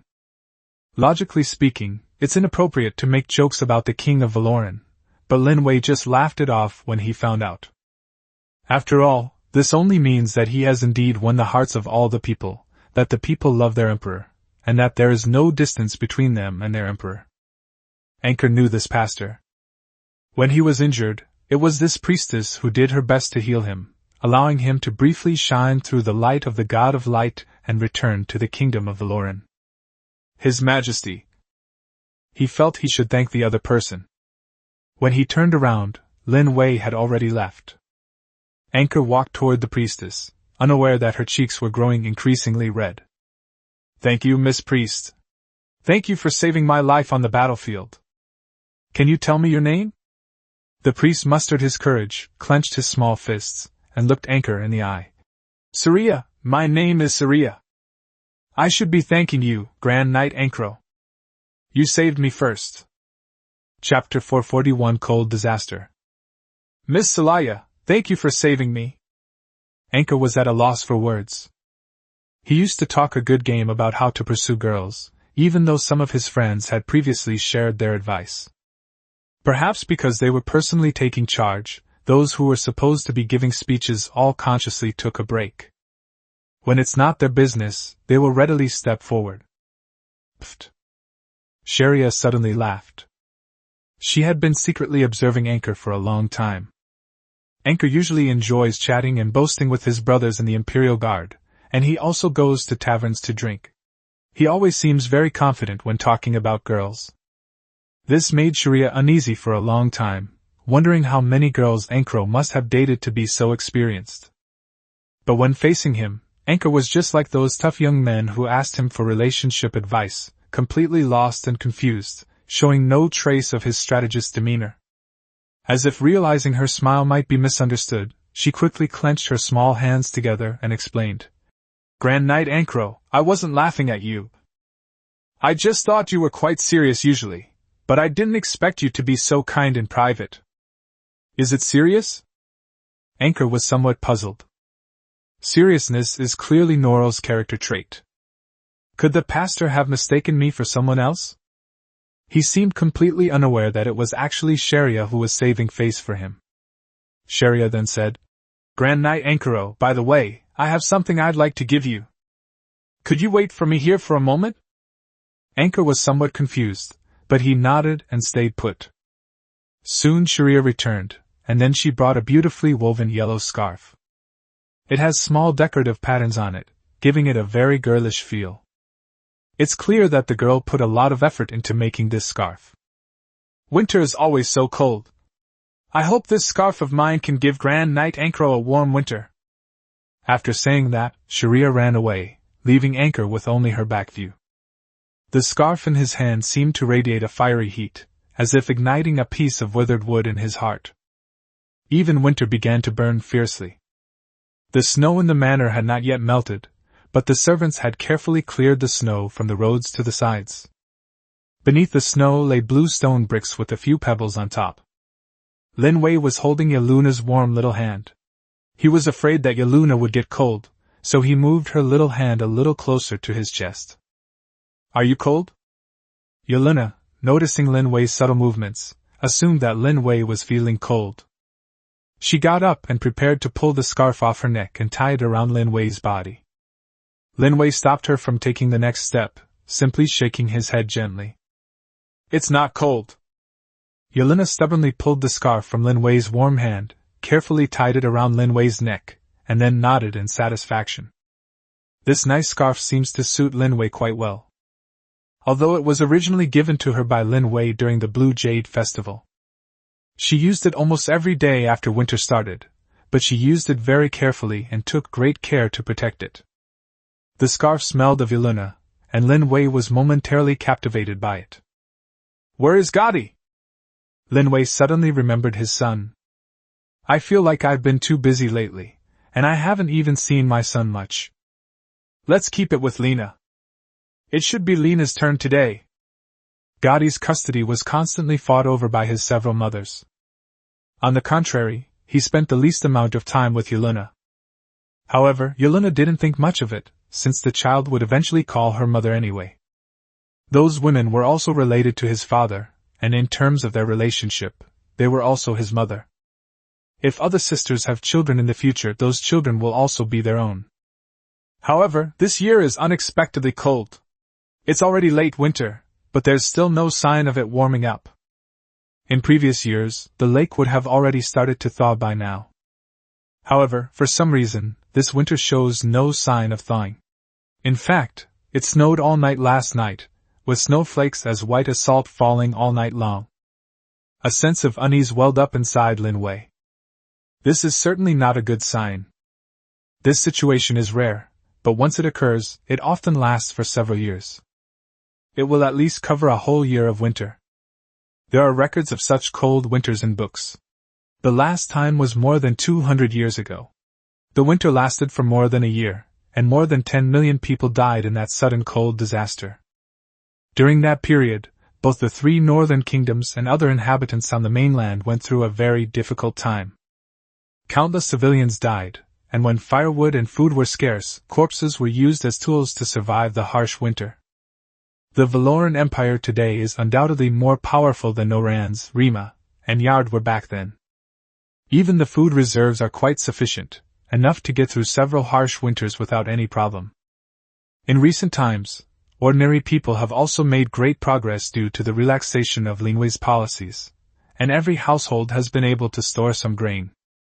However, if the snow disaster lasts for a year, then this amount of food reserves will naturally be insufficient.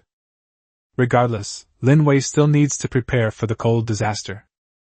Although there are no greenhouses here and greenhouse vegetables cannot be grown, alchemy and magic exist, so there must be a way to solve the problem. Since there's a possibility of a cold snap, should preparations for the spring festival continue? Yelena was having a hard time deciding. Spring festival is a very important holiday for the people of Valoran. But if there are indeed signs of a cold snap, should we stop? After all, a lot of food is consumed during the spring festival, and every year, no matter how poor the people are, they will always have a few good meals during these few days. It's one of the few holidays that the children of Valoran look forward to. Lin Wei slowly shook his head. No need, it's not confirmed yet. The spring festival has a very important meaning for children, and it would be too cruel to deprive them of their joy because of the possibility of a cold snap. If the day of disaster really comes, I'll think of a solution then. Even if a real cold disaster strikes, there are still ways to deal with it. There is enough food stored in the manor, and there is really no time when even magic and alchemy are useless. Let's try to find a solution from the southern continent. As Lin Wei thought this, he brushed the snowflakes off his coat. I just hope this cold snap doesn't happen. After all, he's not a bad person. Chapter 442 The King's Blade and Eyes. Spring Festival is a very important holiday for the people of Valoran. As a festival celebrated only once a year, when the Spring Festival arrives, people light huge bonfires in squares and open spaces, enjoy delicious food and a rare moment of warmth around the bonfires. People of all ages and genders gathered around the blazing fire to admire the melting winter snow. It's much colder this year. Even though the children are wearing thick clothes, their little faces are still red from the cold. Her delicate little hands, when stretched out, resembled purple sprouting ginger. A hint of melancholy crossed the faces of the people. If this were when the kingdom was still Norland's, their hearts would probably have been filled with despair long ago. Fortunately, their new king, Lin Wei, is a capable king.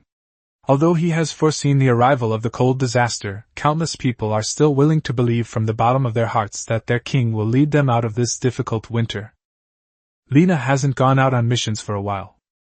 Leaning against the edge of the most bustling square in the royal city of Luika, watching the fiercely burning bonfire, I was filled with a mix of emotions. As time goes by and she gets older, her femininity grows stronger. It resembles a ripe peach, giving it a fragrant and delicious taste.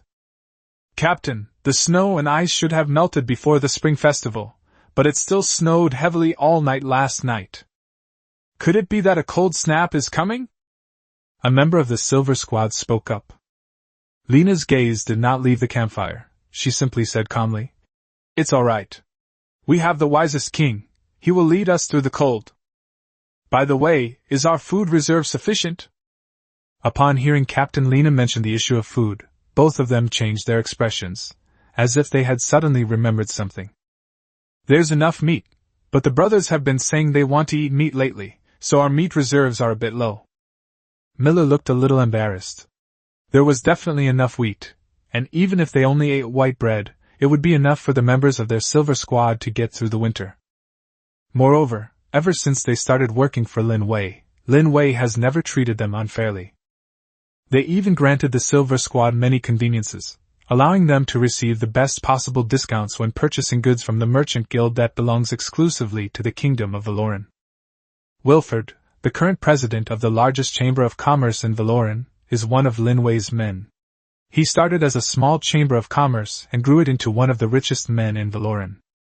"What are you hiding from me?" Noticing that Miller and the others looked a little off, Lina frowned. They are now all working for Lin Wei. You could say they are Lin Wei's eyes and ears across the entire continent.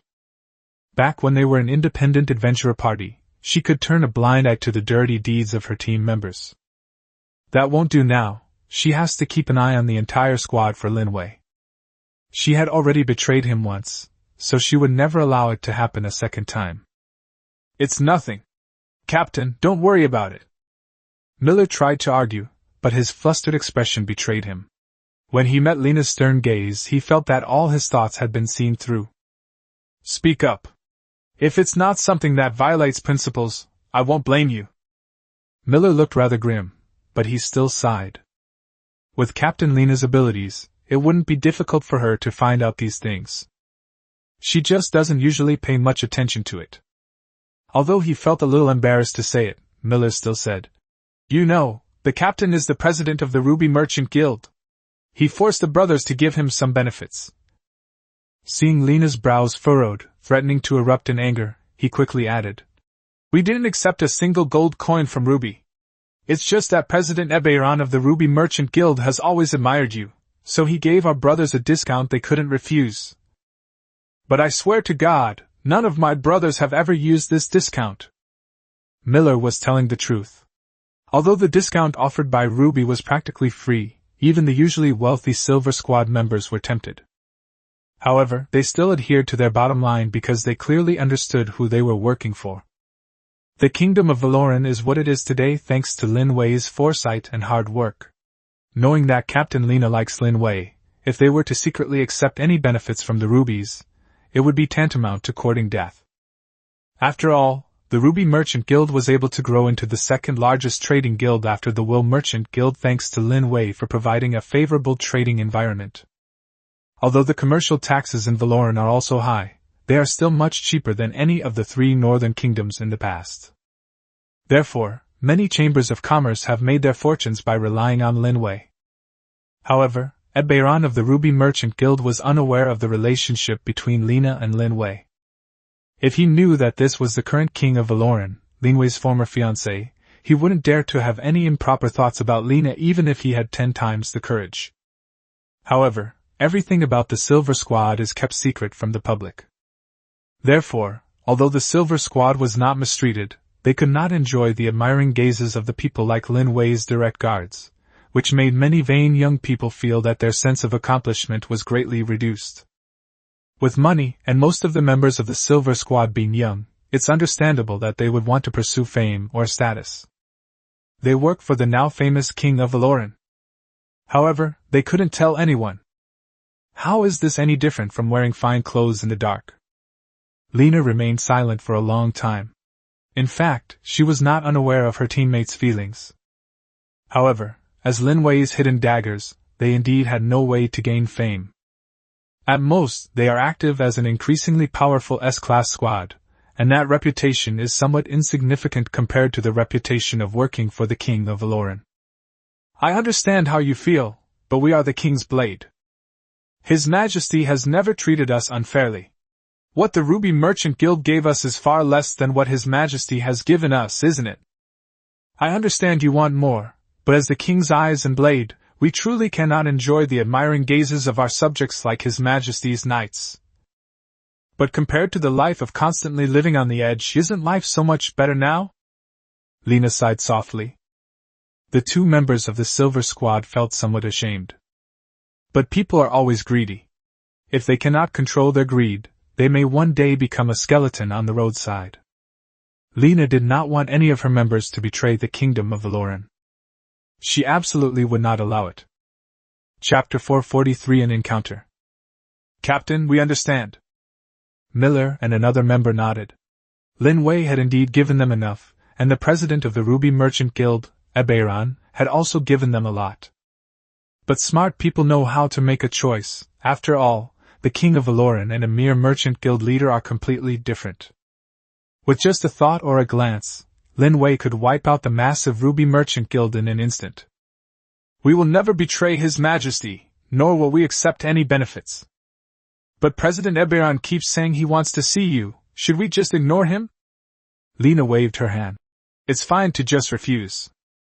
Lina and Eberron first met at a business meeting, where President Eberron fell in love with the graceful woman at first sight. Compared to her former noblewoman appearance, Lina now possesses both heroic spirit and beauty, and as the captain of an S-class squad, she has countless admirers. She had many suitors, but none of them dared to be too flamboyant due to the strength of the Silver Squad.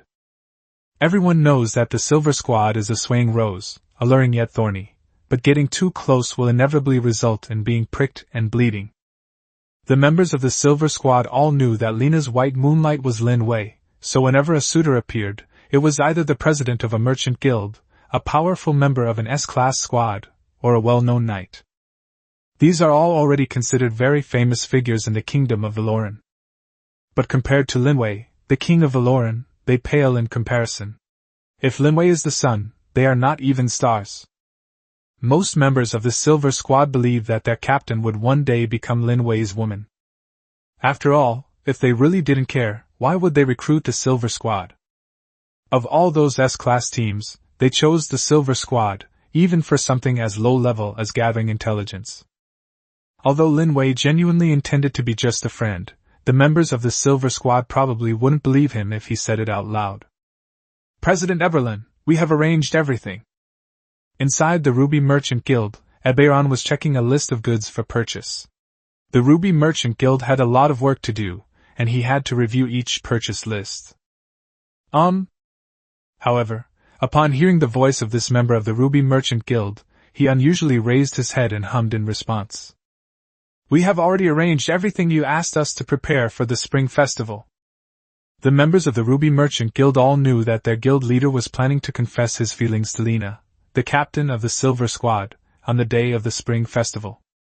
Abal's love is like the Rama River, which never freezes when winter comes. Its surging and turbulent flow is known to all. A rare smile appeared on Eberlin's face. Lina's every smile and gesture seemed to possess a magical power, deeply captivating her. Ever since I last saw her at the Chamber of Commerce's merchandise exhibition, this burning passion has been unstoppable. He had already confessed his love, but Lina simply shook her head and rejected him. Eberlin was not discouraged. Instead, he regrouped and tried to create the kind of emotional connection the other party might need in every way. He not only spared no expense in giving the members of the Silver Squad almost free discounts, but also attempted to bribe the other members of the Silver Squad with a large amount of gold coins, hoping that they would help him in pursuing Lina. However, what puzzled Abron was that all the members of the Silver Squad resolutely rejected him. As a businessman, he understands human weaknesses and, even more so, human greed. It is difficult for people to control their greed, and even the excellent Silver Squad is no exception. Unless the Silver Squad has truly been transformed into an impenetrable fortress by Lina. But Eberron read longing in the eyes of those members, so he figured the Silver Squad just felt they didn't have enough chips. However, increasing the stakes further might be counterproductive. He doesn't mind pursuing the love of his life, and is even willing to pay a high price for it. But as a businessman, he knew how to maintain his value at all times. If he were just an ordinary citizen of Valoran, he probably wouldn't have known or won Lina's favor. Therefore, he temporarily stopped his sweet talk towards the Silver Squad members and instead chose to confess his feelings to her during the romantic and heartwarming Spring Festival. Although Lina is strong and beautiful on such a special holiday, if he persists in confessing his feelings, he'll surely win her heart someday, right? Eberlin thought to himself. Although he valued Lina's status as the captain of an S-class squad, and even more so her beautiful appearance and outstanding temperament, aren't people and commodities the same thing? It's all about the mutual attraction of values. Take the great King Lin Wei of Valoran as an example. He must have possessed some outstanding qualities that made the beautiful and dignified Saintess Yelena fall for him when he was just a viscount. I understand. Prepare a few more blue jade flowers. Tomorrow, I hope that each ordinary citizen standing on the side can hold one. By the way, if those don't want to take the blue jade flower home, we'll buy it back at 3 copper coins per flower. We can't just let our people help us for nothing. As Eberron thought to himself, he could almost see Lina being moved tomorrow. He lowered his head and wrote for a while, as if he had thought of something. Take me to see it for myself. Eberlin wore a tall top hat and a small monocle with a thin chain attached. Although not particularly robust, he was tall and had a rather refined and outstanding appearance. Given his position as the president of the Ruby Merchant Guild, most ordinary women in Valoran would be willing to throw themselves at him if he so desired. It was very cold, and he instinctively wrapped his leather coat tighter around himself. Upon reaching the edge of the large square, he saw a handsome blond man standing by the roadside, tying a bow on a cat-person girl's head. As a businessman, he has a very keen sense of smell.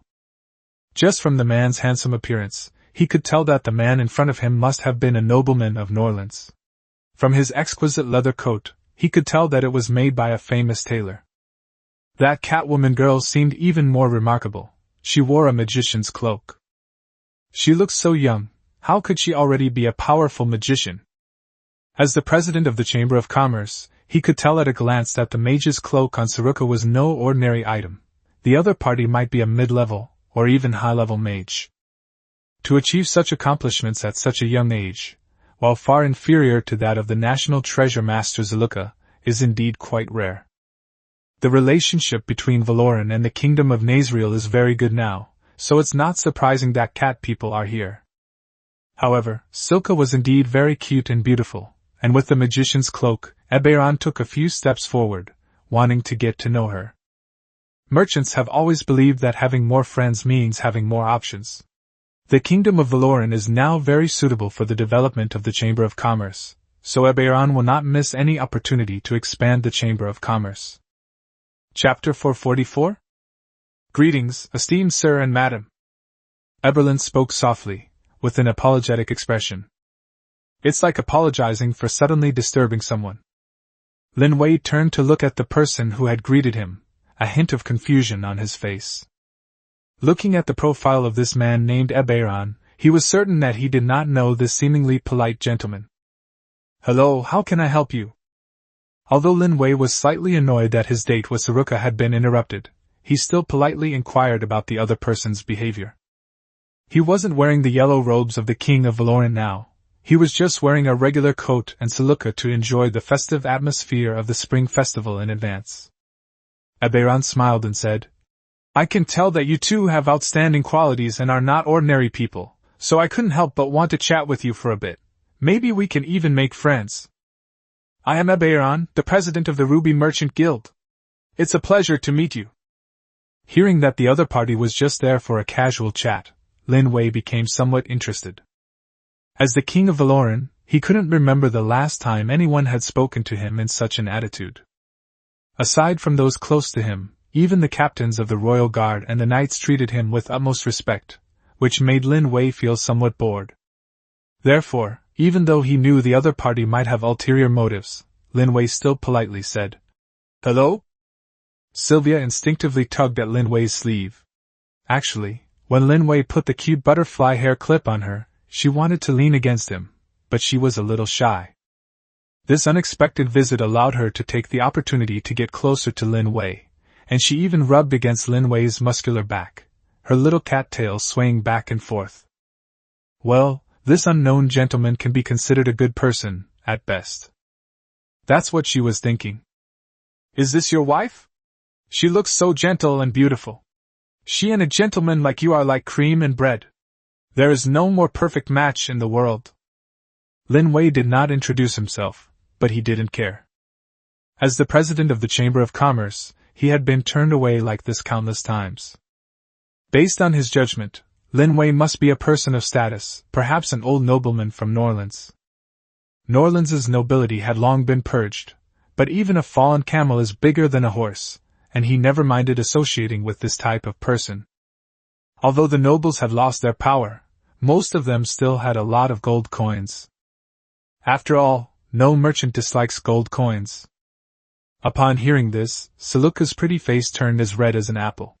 She buried her face in Lin Wei's back, her cat tail swaying gently, clearly overjoyed. She practically said, If I could talk I would have said a few more words. Her sisters have all climbed the ladder of adulthood before her, and although she hasn't yet, they all praise her and Lin Wei as a perfect match. Even Yelena never received this kind of treatment. Lin Wei felt somewhat helpless. He could tell that Saruka seemed to be in a much better mood. Although I was in a good mood just now, I'm obviously in an even better mood now. He couldn't help but admire the man's eloquence. A businessman is a businessman. He made his female companion so happy with just a few words. You are very eloquent, thank you for your compliment. Let me introduce myself, my name is Varen. Lin Wei did not reveal his name, because the moment he said it, even without mentioning his surname Luika, the other party would immediately guess it. The name Violin was the one he used when he was an adventurer.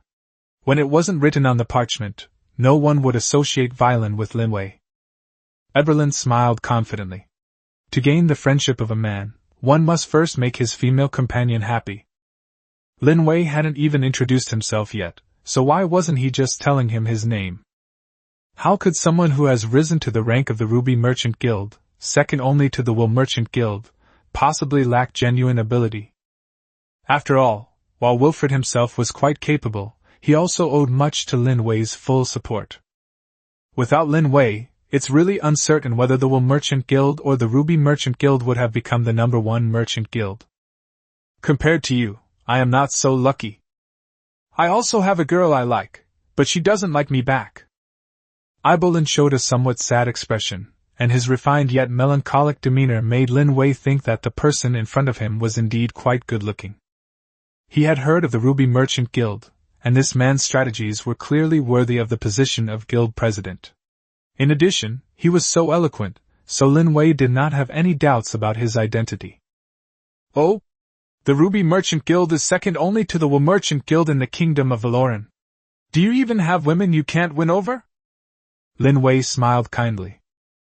Of course, although I'm not bad-looking, I can't win over every woman I pursue. I think that within the Kingdom of Valoran, apart from our great majesty, no woman can resist his charm, and there is no one else with a stronger charm than him. Lin Wei's lips twitched, and Saluka's ears twitched slightly. Although she didn't show her face, he could tell that Saluka seemed to be chuckling to herself. Lin Wei echoed somewhat helplessly. Probably? I wonder just how beautiful the woman must be to win over Mr. Eberlin. It makes me quite curious. A fanatical look appeared in Eberlin's eyes. She is the most beautiful woman I have ever seen. I fell in love with her the moment I first saw her. In my heart, there will never be anyone more beautiful and charming than her. She is like the sun, and even more so, she is my faith. Such cheesy words sent a chill down Lin Wei's spine, even though he was as thick-skinned as he was. He had never said such cheesy love words in his entire life. This businessman certainly knows how to say them. Considering his status, position, and emotional intelligence, is it really possible for any woman not to like him? Lin Wei couldn't help but become curious. So he asked, How could the woman you like not like such an outstanding man like you? That makes me a little curious. Eberlin sighed. Yes. The lady I like is Lena, the captain of the S-Class squad and the current captain of the Silver Squad. Do you know the Silver Squad? They're that very active S-Class squad. Lin Wei was stunned when he heard Lena's name. He never imagined that the person the other person liked would be Lena. Chapter 445 Confession. Lena and he are now undoubtedly just ordinary friends. At most, the two had just formed an employer-employee relationship a while ago. Lin Wei's feelings for Lena are no longer as complicated as they were before. I treated her as just an ordinary friend, and we could communicate normally and chat about funny things from the past, which was quite interesting. Although Lena rarely takes the initiative to find Lin Wei, she will occasionally chat with him under the guise of delivering information. Moreover, with Lillian around, their relationship was destined not to become too distant. For Lillian, both her boss Lena and the respected king of Valoran, Lin Wei, have become an indispensable part of her life. So when Lin Wei heard that Abel wanted to pursue Lena, he was only slightly surprised. He wouldn't interfere with Lena's feelings. Whatever decision Lena made, he, as her friend, could only smile and wish her well. The captain of the Silver Squad is indeed a rather difficult person to win over. But with your status and handsome appearance, surely you'll be able to win over this beautiful Rose someday? Lin Wei's words were truly from the heart. I hope so.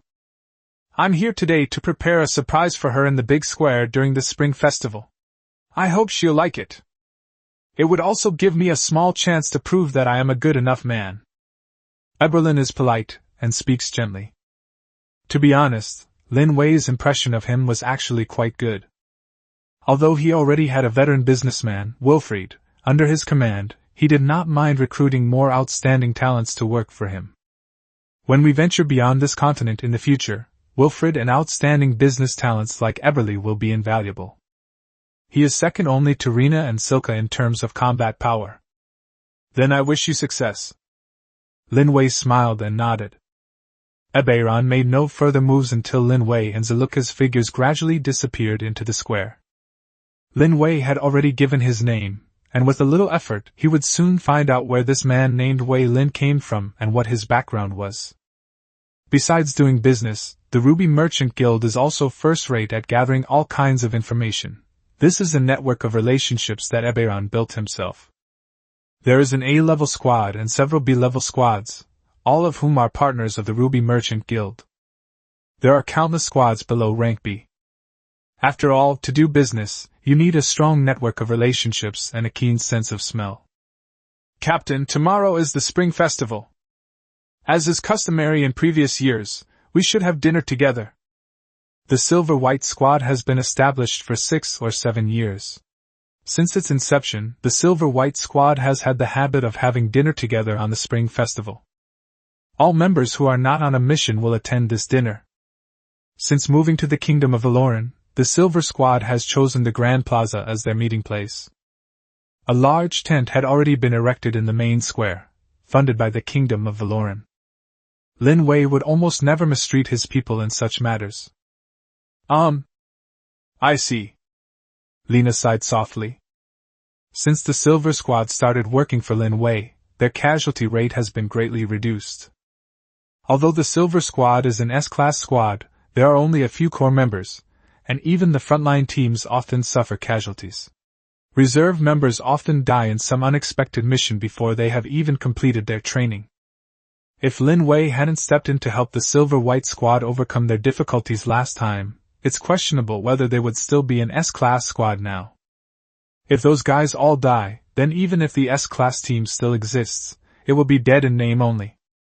Snowflakes drifted down outside the window, and as they drew closer, her breath fell on the windowsill, creating puffs of white mist. Lin Wei is the king of Valoran. If it were the Spring Festival, he would definitely go, right? Perhaps she could catch a glimpse of him from afar? Even just a glance would be enough.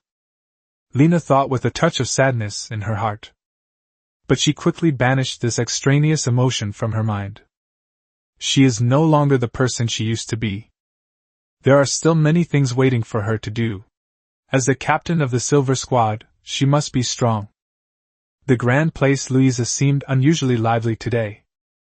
Luisa Grand Plaza is the full name of this place. When Lin Wei planned the construction of the territory, he specifically reserved this place for the use of the people and merchants. Even outside of holidays, the place is full of merchants setting up stalls and haggling over prices.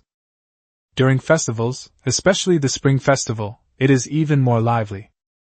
Everyone gathered around the bonfire, with each family displaying various foods and fruits to celebrate this grand festival.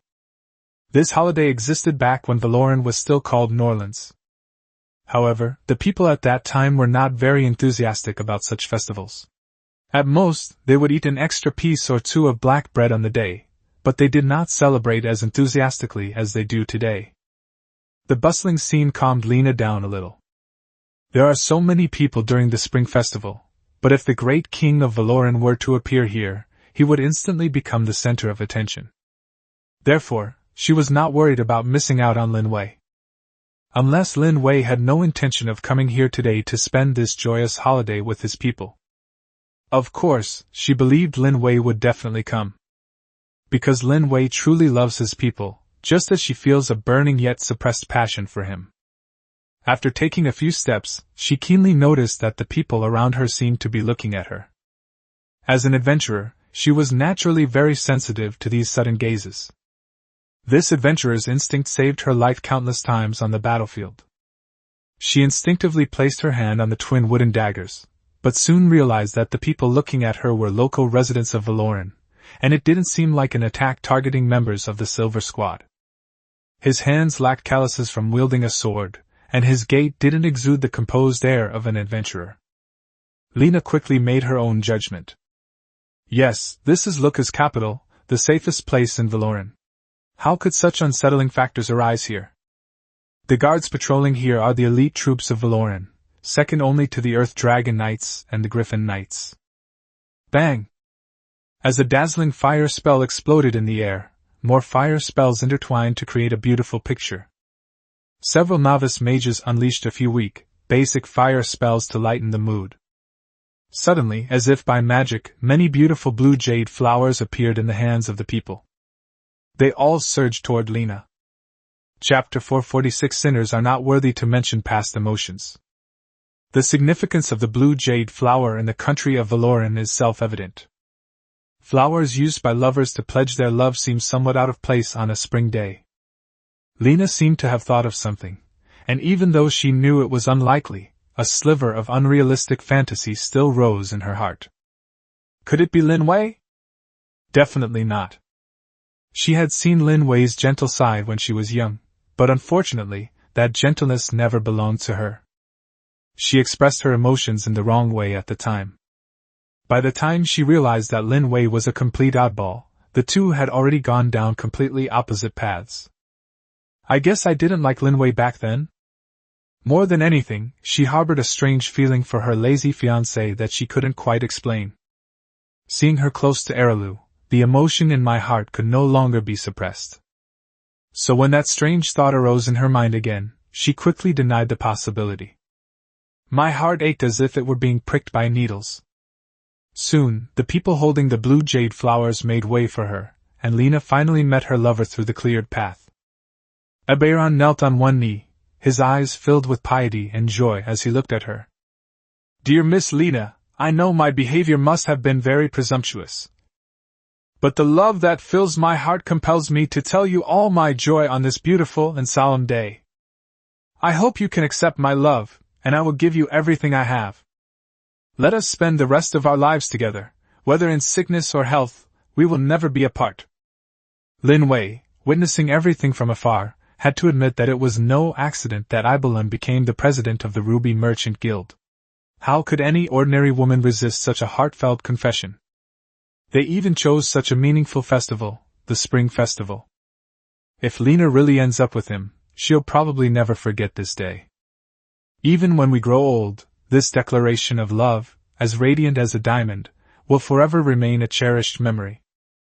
Lina remained silent for a long time, then calmly looked at the man kneeling on one knee. He held a beautiful bouquet of blue jade flowers in his hands. Accepting it would mean she could embark on a completely different life. Thank you for your love, I truly feel it. Before Aberon could even raise his head in delight, Lina added, But I already have the love of my life in my heart. Therefore, I can no longer accept your affections. If I accept your love but cannot give you my whole heart, I think that would not be fair to you. There are many beautiful and lovely girls in this rich and beautiful kingdom, and they are more suitable than me to spend the rest of your life with you.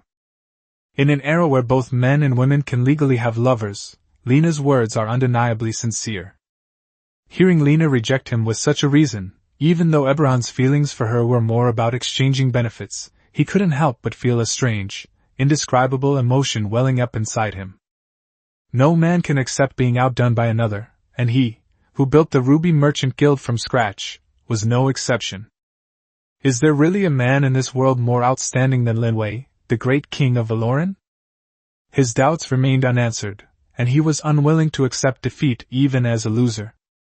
So he stood up, somewhat indignantly, and said, It's my regret that I can't win Miss Lina's favor, but can you tell me who your sweetheart is?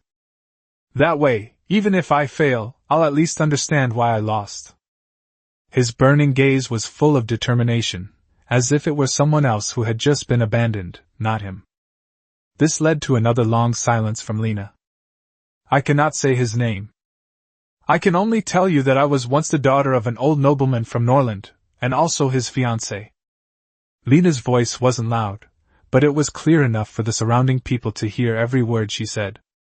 Everyone knows that Lina is an outstanding adventurer and the captain of the S-rank team Silver Ash, but no one is interested in Lina's past identity. Everyone assumed that Lina, like other adventurers, came from a poor background. If Lina were truly a noblewoman from Norlands, she should have already started a family at a young age. I have always known that you are an old nobleman of Norlands. Although Aberon could have easily feigned surprise, he had already sent people to investigate Lina's background. When Lina first became an adventurer, some people asked about her background, and she said that she was the daughter of a baron, but no one went into the details. Furthermore, she never mentions her surname, and with so many barons in Norlands, who would know which baron's child she actually is? Lina was very cautious at first. She only told half the story about her origins and never mentioned the surname Federa. In retrospect, it was definitely the right choice. All right. It seems I'm destined to be the loser. You are a wonderful lady, and it will always be my regret that I couldn't win your heart, Lina said softly. Thank you for your kind words. Your preference is very sincere, and it is more suitable for those graceful Valoran girls than for someone like me. Marriages between nobles were very important, and once arranged, they were almost never changed. As Lina said, unless a major change occurs on either the man's or woman's side, the engagement will not be called off. These blue jade flowers represent the ruby merchant's blessings to everyone.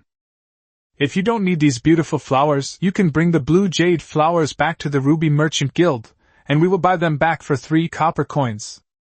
Although his confession failed, Eberron did not change his mind about what he had said, which made the people overjoyed. After all, who wouldn't be happy to find 3 copper coins for free just by going out? Watching Eberron disappear into the crowd, he had already quietly left amidst the bustling holiday. Just as his grand declaration of love contrasted sharply with his departure. Lina gave a self-deprecating laugh. She'll probably imprison her emotions for the rest of her life for her unrequited love. That's not entirely true. She was genuinely attracted to the radiant Lin Wei. Just as Abal was attracted to her, the S-rank adventurer captain. But this kind of liking is wrong. Eberron was in love with Lina, the captain of the Silver Squad, not the ill-tempered baron's daughter Lina from before. Just as she loved Lin Wei, the son of a baron, rather than Lin Wei as an individual. She doesn't deserve Lin Wei's affection like Yelena does. They never deserve it. Chapter 447. The news is true. Lin Wei. Standing next to Lin Wei, Yelena gently squeezed his hand. Feeling the warmth from her lover's palm, her heart also warmed. What's wrong? Lin Wei spoke softly, showing no respect or imposing manner whatsoever in front of Yelena, despite being the king of Valoran. They were just like any ordinary couple, holding hands and mingling in the festive atmosphere of the Spring Festival. When Yelena and Lin Wei went out shopping alone on the morning of Spring Festival, the sisters at home didn't seem to have any particular feelings. After all, Yelena single-handedly built this family, so they would be very sensible and give Lin Wei and Yelena some time alone together. Did you hear Lina's confession? Or, actually, I wouldn't mind if you had one more. Yelena never cared how many women were in Lin Wei's heart. All she needed to know was that Lin Wei truly held her in his heart. Lin Wei's love may be divided into many parts, but Yelena's love will always be tilted only towards Lin Wei. Even little Gotti can't steal away Yelena's love. Lin Wei simply shook his head slightly. He did not have any special feelings for Lina. It wasn't like that before, and it won't be like that in the future.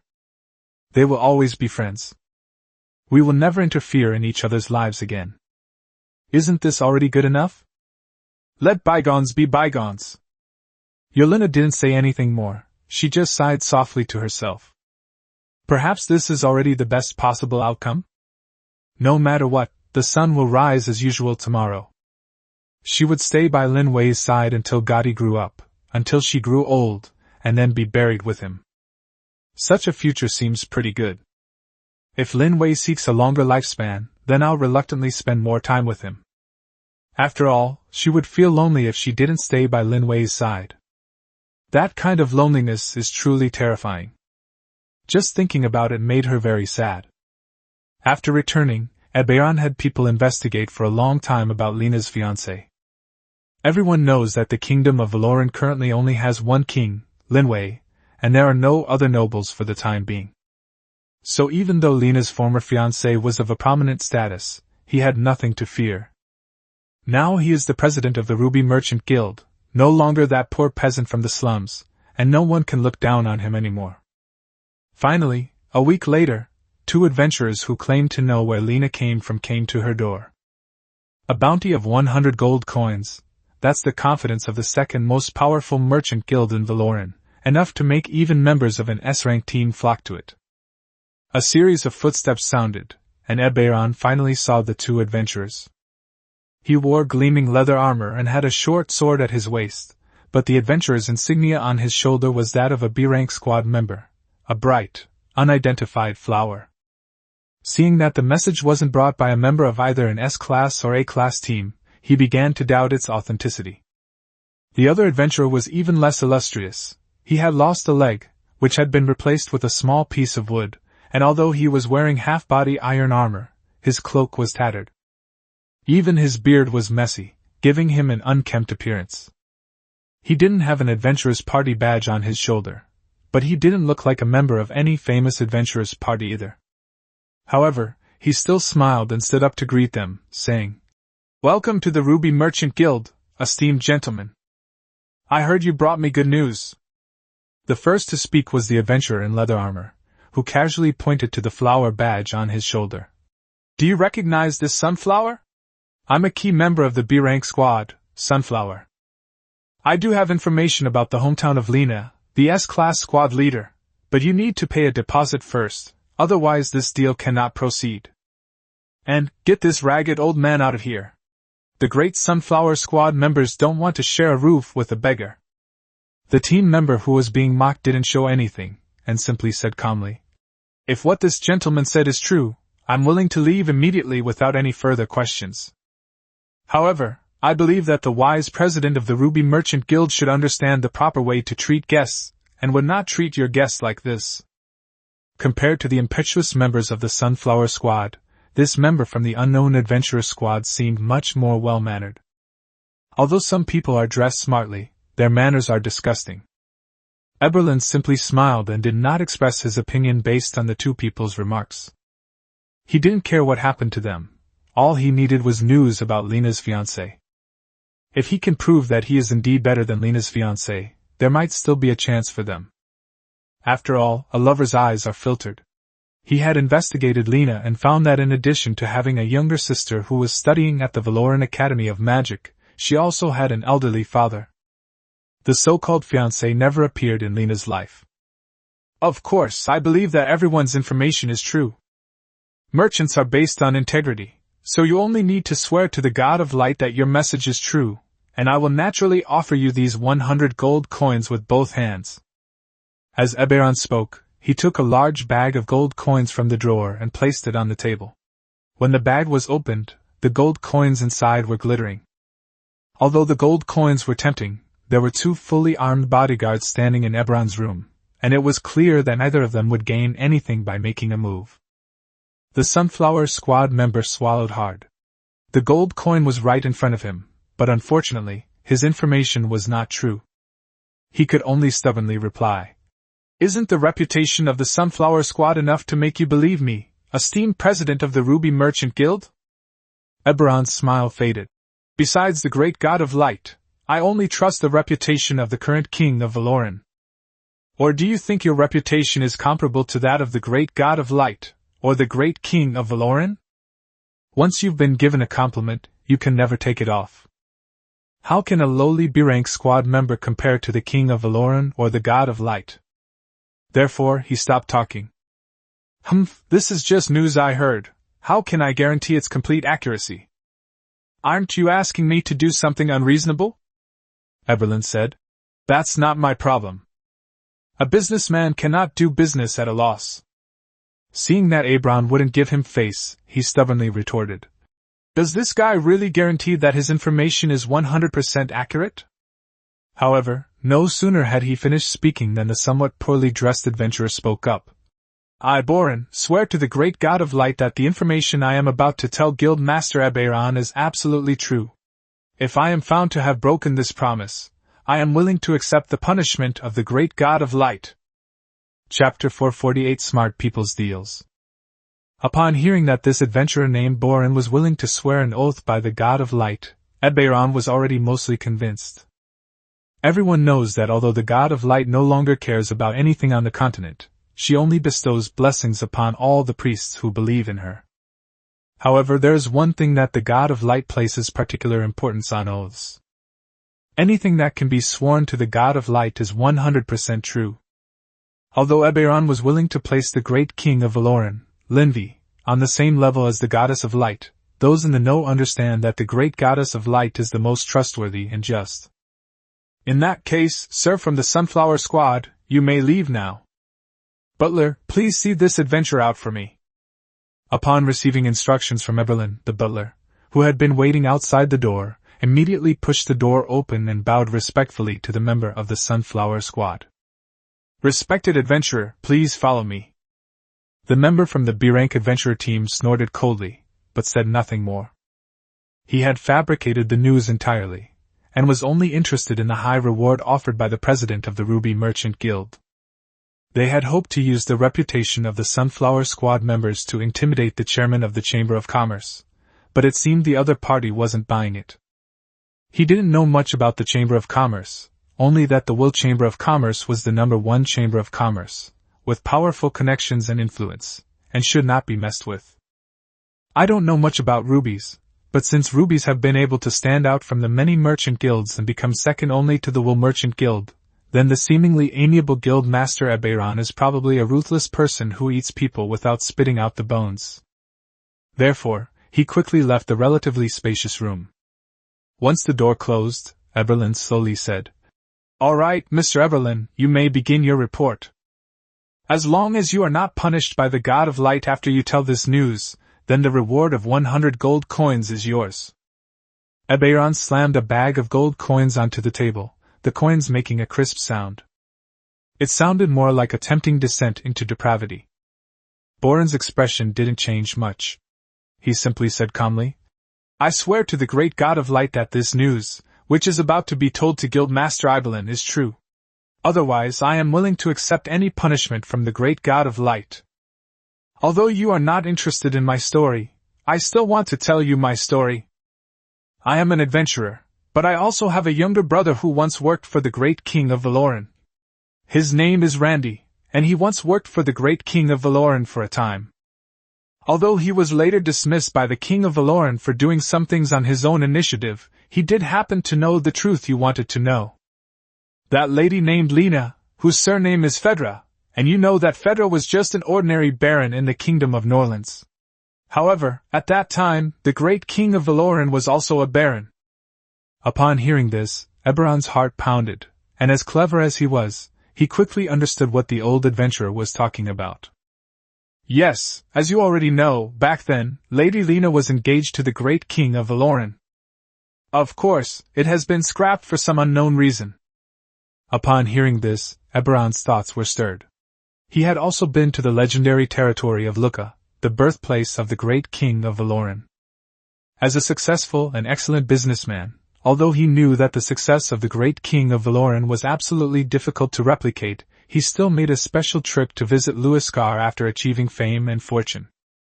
As the birthplace of the king of Valoran, Luika's territory is, to be honest, already quite prosperous. Lin Wei transformed that place into a transit point for trade with the southern and eastern continents, giving the once remote Luisa territory an opportunity for development. If Fedra is indeed located right next to Luika's territory, then it is true, as Boren said, that Lena is Lin Wei's former fiancée. Although Lena did not end up with Lin Wei, as the former fiancée of the great king of Valoran, she was not someone that a mere guild leader like him could shake. Thinking of this, he couldn't help but feel a chill run down his spine, and a cold sensation rose from the soles of his feet. If Lin Wei knew this news, his small merchant guild, which could only survive by relying on Lin Wei's kingdom, would be wiped out in an instant with just a thought from Lin Wei. Even without Lin Wei personally taking action, simply letting his knights and guards know the news would be enough to make him a tool to curry favor with Lin Wei. At that time, he will become the greatest hero of the powerful Valoran kingdom. President Eberlin? Seeing that Eberlin was deep in thought, Boren couldn't help but call his name. "Oh. Hello, Mr. Paulin." This time, Eberlin's use of honorifics carried a greater sense of sincerity. Although he had used honorifics before, they were clearly not as genuine as they were now. Boren understood Eberlin's distraction. After all, even the president of the Second Merchant Guild would feel fear upon hearing the name of the King of Valoran, who was renowned throughout the continent. In an era when the God of Light was no longer in charge, the King of Valoran, who was now close to unifying the continent, was clearly more fearsome. "Thank you for the message. This is the reward you deserve." To Boren's astonishment, Ibelin had already respectfully placed the bag of gold coins into his hands. But Eberron didn't stop there. Instead, he took out another bag of gold coins and placed it in Boren's hand. The heavy feel of the two bags filled with gold coins filled Boren with joy, and his thick eyebrows furrowed with delight. "Here are 100 gold coins as an extra reward for you.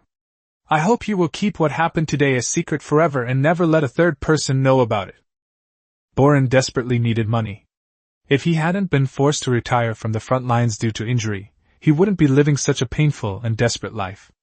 With these 200 gold coins, he could buy a plot of land in the kingdom of Valoran, gain the right to build a house, and even get married. Nobody likes old Paulin, who is physically disabled and elderly. However, this excludes old Paulin, who possesses 200 gold coins.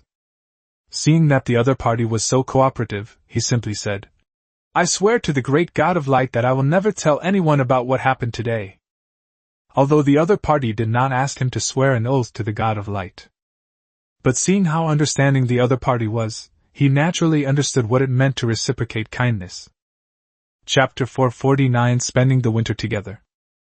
From that day on, the Ruby Merchant Guild quietly ceased its overtures to the Silver Squad. The members of the Silver Squad were also discussing this extensively. "Men are all the same, they give up on women they can have quickly. Although many people have pursued the captain before, I originally thought that the president of the Ruby Merchant Guild could last longer. But since the captain likes that person, even if there's an outstanding man, it's hard for her to be moved, right? Stop talking. If the captain hears us talking about these things, we'll be in big trouble." Seeing Lena come out of the room, the others tactfully stopped bringing up the topic. Everyone is working for King Lin Wei of Valoran right now, so it's best not to let the person involved hear these trivial matters. Even if Lena herself heard it, she wouldn't care much. But if this gets back to Lin Wei, it probably won't be anything good. Although Lena didn't hear what the group was saying, she could roughly guess what they were saying based on their evasive expressions and hurried departure. But she didn't blame or say anything because of it. Perhaps she didn't want to say it at all. Most people are selfish. Even the usually impartial captain of the Silver Squad had a little ulterior motive. The small Silver Squad and the Ruby Merchant Guild's incident were nothing to the great kingdom of Valoran. Even after the spring festival, the first spring breeze failed to blow away the snow covering the rooftops of countless homes in the kingdom of Valoran as promised. The cold wind persists, and one still needs to wear thick clothes to barely ward off its chill. Although Lin Wei had roughly anticipated this situation, the arrival of the cold wave still cast a shadow over his heart. The cold wave meant nothing to the great king of Valoran. Even if it lasted for more than 10 years, it would have no effect on Lin Wei. He possessed a vast kingdom as his backing, and the entire grain reserves of the northern continent were at his disposal. He also had vast estates, countless servants at his beck and call, and even the most powerful papacy and saints were his wives. His guardian knight is the powerful dragon-human warrior Rena, and he can eat anything he wants on this continent. However, so many civilians in the entire kingdom of Valoran will find it difficult to survive the sudden cold wave. Is there enough food? Lin Wei and Yeluna had just finished lunch together. Today is a dinner party, and all the women who have close relationships with Lin Wei, including Yeluna, are sitting at this spacious dining table. The other women who had put down their cutlery also looked at Lin Wei in unison. Little Solace hurriedly wiped her mouth with a white handkerchief, seemingly understanding immediately what Lin Wei meant. After all, Lin Wei's castle and manor are the richest places on the continent, so there is absolutely no way that there will be a shortage of food here. So what he asked was whether there was any food available in Valoran to help them survive the cold snap. Master, our relevant departments stockpiled a considerable amount of grain during the harvest season, all of which were purchased from everyone at normal prices. As long as this cold wave doesn't last more than 10 years, the whole of Valoran will be safe and sound. Solace was in charge of administrative affairs, so when she saw the possibility of a cold wave, she had already instructed her administrative team to collect data on food storage. According to her calculations, Even if you include the mouths of all the people of Valoran, Valoran's wealth over the years is enough to allow Valoran to safely get through 10 winters. Valoran today is no longer the Norlands ruled by Zeluk 13. Its wealth far exceeds even King Lindy's own imagination. 10 years. Lin Wei repeated the sentence in a low voice. The longest recorded cold wave in history lasted for a century, but that was a long time ago. This continent occasionally undergoes such changes, with its seasons becoming disordered. However, the recent cold waves haven't lasted very long. The longest one lasted was only 2 years. Even so, it was a disaster for Norlands and his rulers at the time. Prepare for the worst and do everything you can to ensure that all people have food to eat. Yes, Your Majesty. Yes, Master. Although the cold wave will bring considerable trouble. However, in previous years, the people would naturally prepare food for the winter. However, this cold wave came rather suddenly, and there is a risk that many chambers of commerce and speculative merchants will take this opportunity to drive up grain prices. The longer this cold wave lasts, the greater the burden on the kingdom of Valoran will be.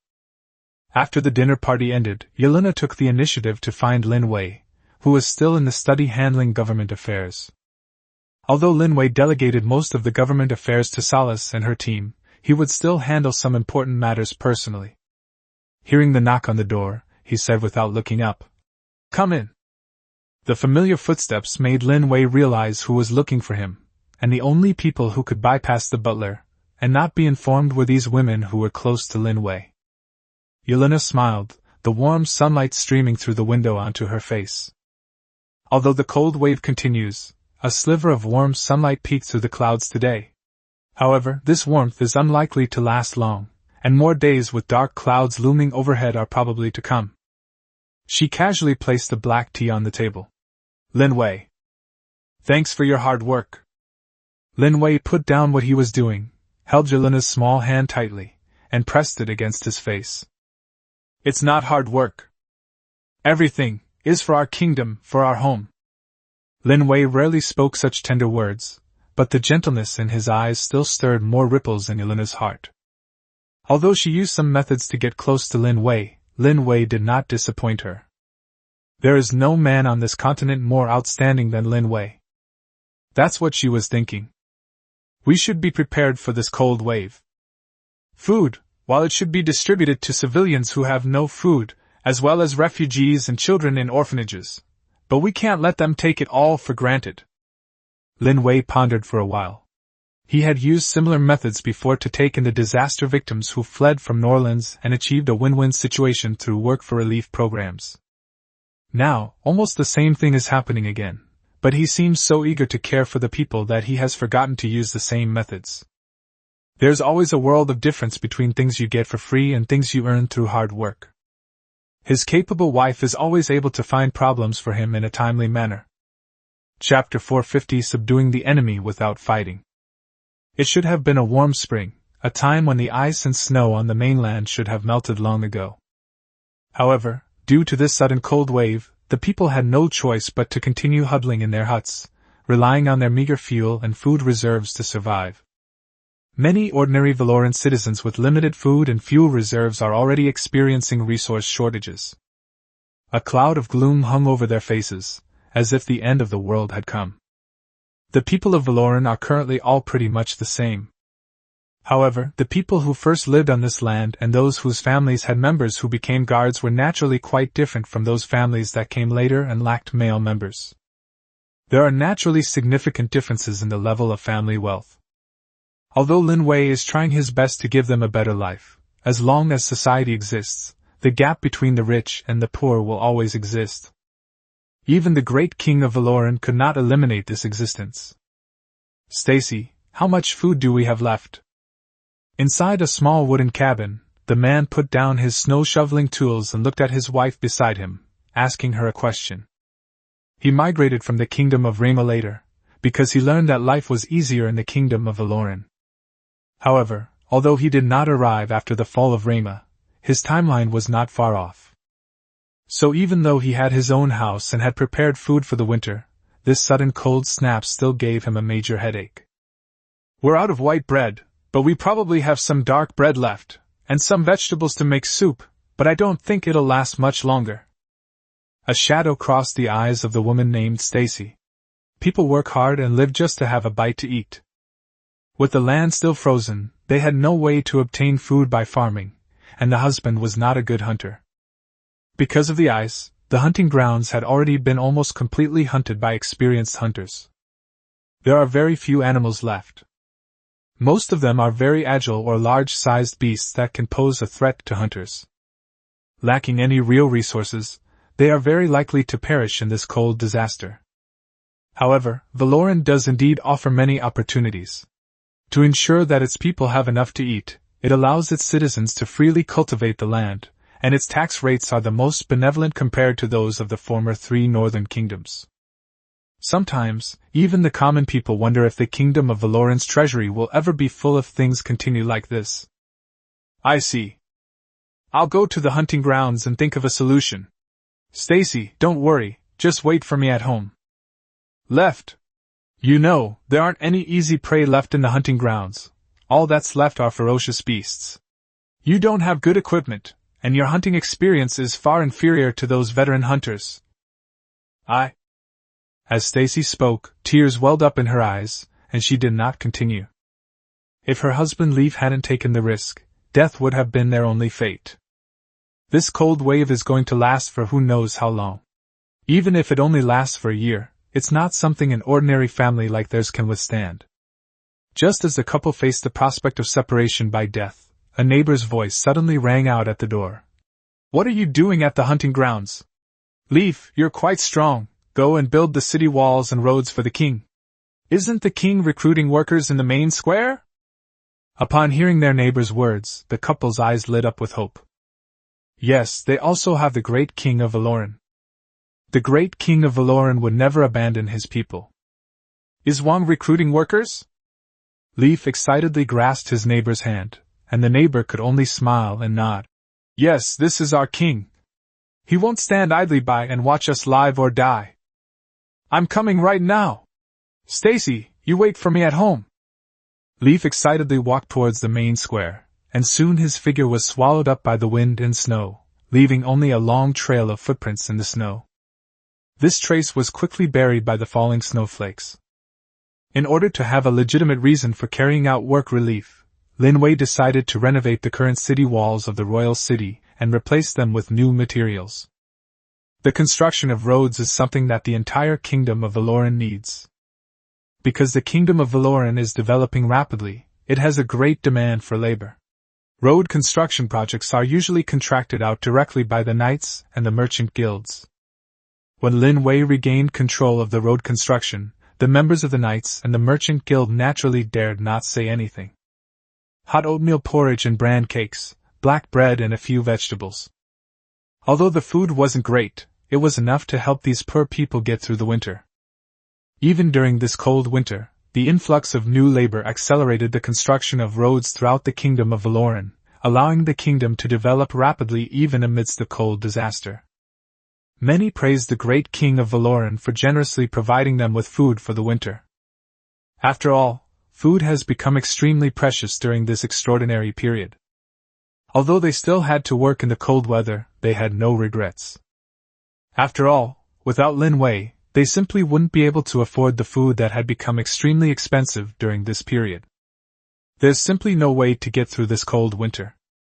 Compared to the ease with which the kingdom of Valoran managed to control the situation, the powers in the southern continent were clearly not so lucky. The southern continent is a warmer region, and this sudden cold disaster caught them completely unprepared. In the first month of the cold disaster alone, many poor civilians had already died of the cold. The lizard men and dwarf tribes, in particular, did not prepare enough food. Not only the lower classes, but also the middle and upper classes, were experiencing some problems. Some of the people requested the help of the Orcish Church, but the Orcish Church had already depleted its resources in the wars of recent years. They're already all bark and no bite. How could they possibly extend a helping hand to these poor souls? Even though the Orcish Church spreads the teachings of the God of Light's benevolence, the mighty and great God of light, will not actually bestow miracles to allow them to safely pass through this cold winter just because a cold disaster has occurred in this world. As the public became restless, more people began to question the decisions of those in power, and many even suggested simply defecting to the kingdom of Valoran. Even becoming a slave like the Otto tribe is better than starving to death and eternally slumbering in this winter, isn't it? Although the Naz tribe remained silent, they dared not approach them. Although Lin Wei's location is quite far away, reaching the kingdom of Valoran would undoubtedly require a huge price. But they clearly had nowhere left to retreat. Chapter 451 The Crown Prince who will have 10 or 8 sons. Your Majesty! You called me. Inside the magnificent succubus palace, Baidi sat languidly on the throne. She was wearing a thick mink coat, which completely covered her beautiful figure. However, what she was wearing was a scarf that was completely out of place with her clothes. This scarf was naturally sent over by Lin Wei on the day of the Blue Jade Festival, and Baidi has always treasured it. The official knelt before her, and Baidi slowly said, "Don't you have anything to say to me?" The political official seemed somewhat puzzled. She had been with Baidi since Baidi was still the crown prince. Even after Blake was betrayed by the prince, she remained steadfastly on Blake's side. That's why I was able to stay by Baidi's side all this time. Having followed Baidi for many years, she felt she was becoming increasingly familiar with Baidi's personality.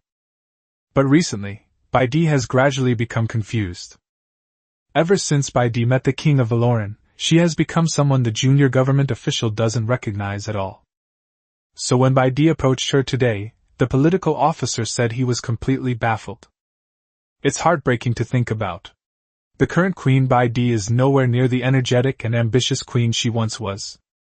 If our queen were half as diligent and hardworking as the king of Valoran, even if the succubus kingdom couldn't dominate the continent, it could at least surpass the White Elves, right? Look at the kingdom of Valoran. The king of Valoran must be working tirelessly day and night, keeping the people at heart.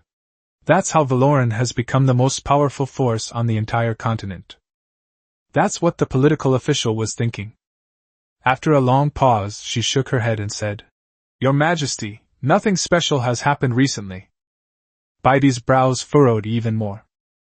Sandy has been less busy with alchemy lately and has been helping with a lot of government affairs. However, on the surface, it was still the official who had served her the longest who reported the situation to her. "Such a severe cold wave, does it mean nothing happened to you?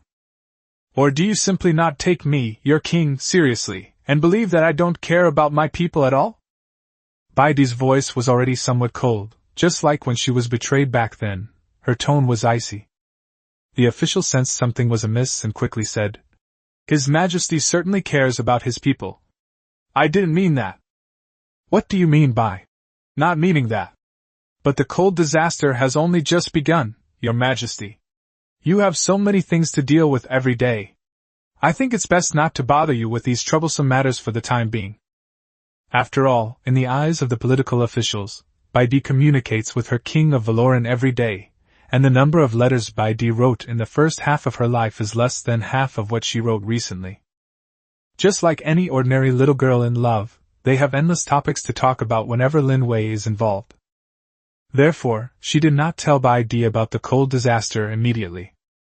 The main issue is that the problem has indeed been largely resolved.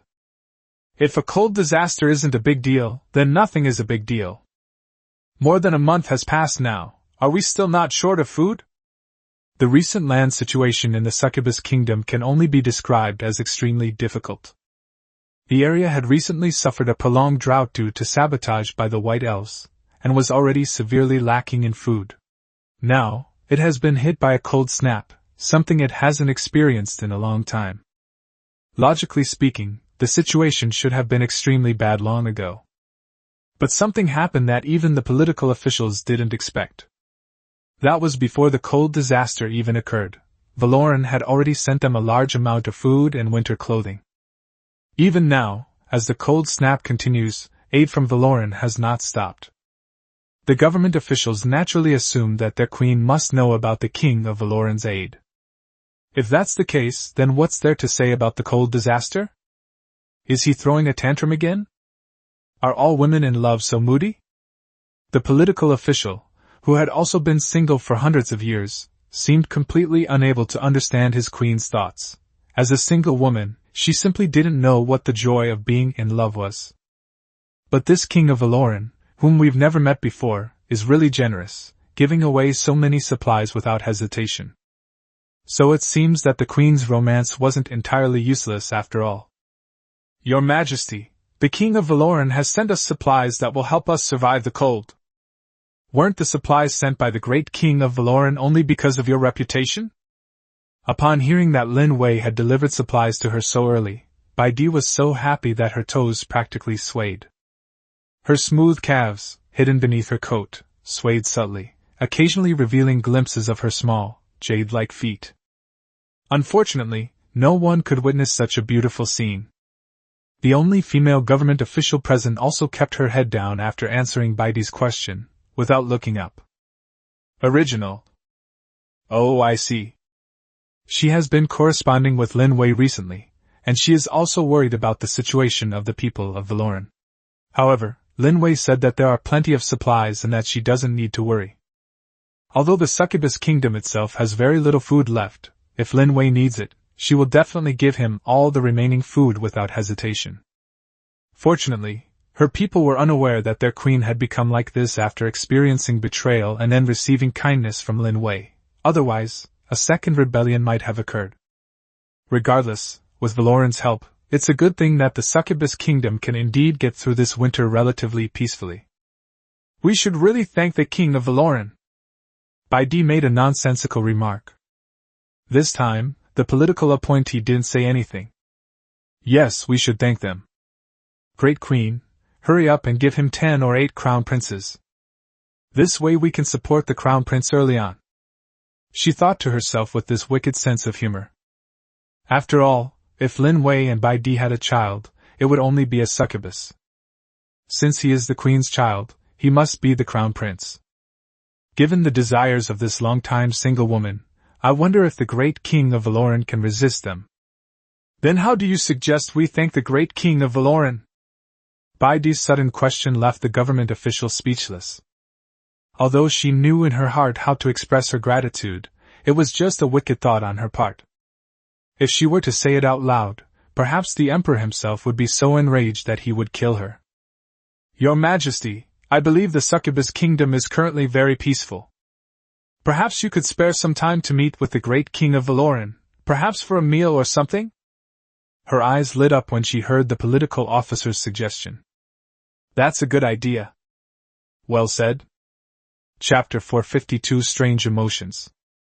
The cold snap has been going on for almost 2 months.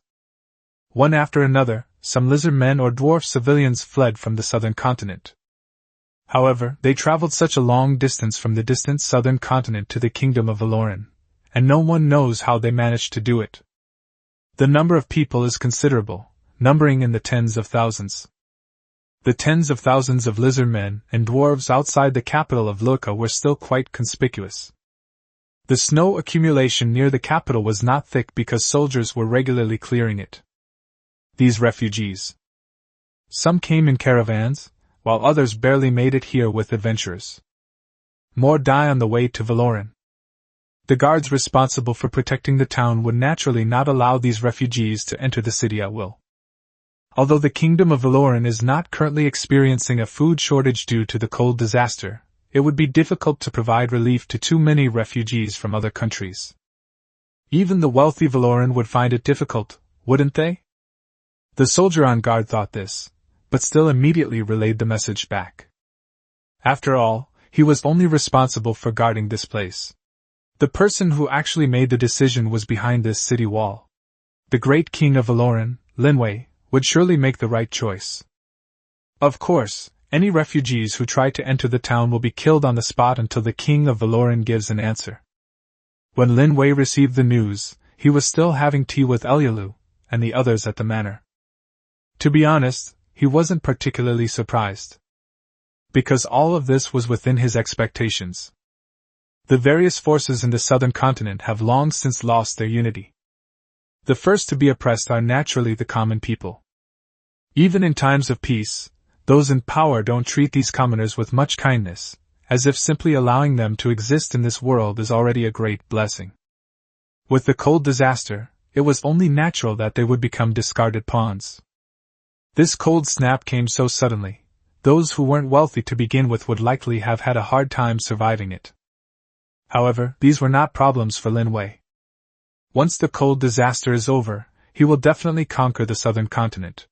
Currently, the territory of the Ada tribe is being managed by his Grand Knight Norrell. Therefore, embracing racial diversity seems to be a future trend. In fact, Lin Wei has always done this. He has been accepting more races into the kingdom of Valoran, and he has never said that a single race can become the superior people of Valoran. Everything depends on ability. Only those with outstanding abilities can truly be used by him. Regardless of race, loyalty and excellence are enough for Lin Wei. Let them in, and give everyone a full meal, just like everyone else. If they want a stable life and food after that, they will need to work for themselves. I remember there are still many empty spaces on the east side of the city that haven't been built with houses. Let's give those spaces to these lizard men and dwarves. Lin Wei decided the destination of these refugees in just a few words. The knight responsible for delivering the intelligence clasped his hands and said, "Yes, Your Majesty." He left quickly. Lin Wei would certainly not overturn the benevolent persona he had created. As far as he was concerned, the lizard men already had a group of native inhabitants. They could even be considered one of the original stocks of the Valoran race. He has always welcomed the dwarf race.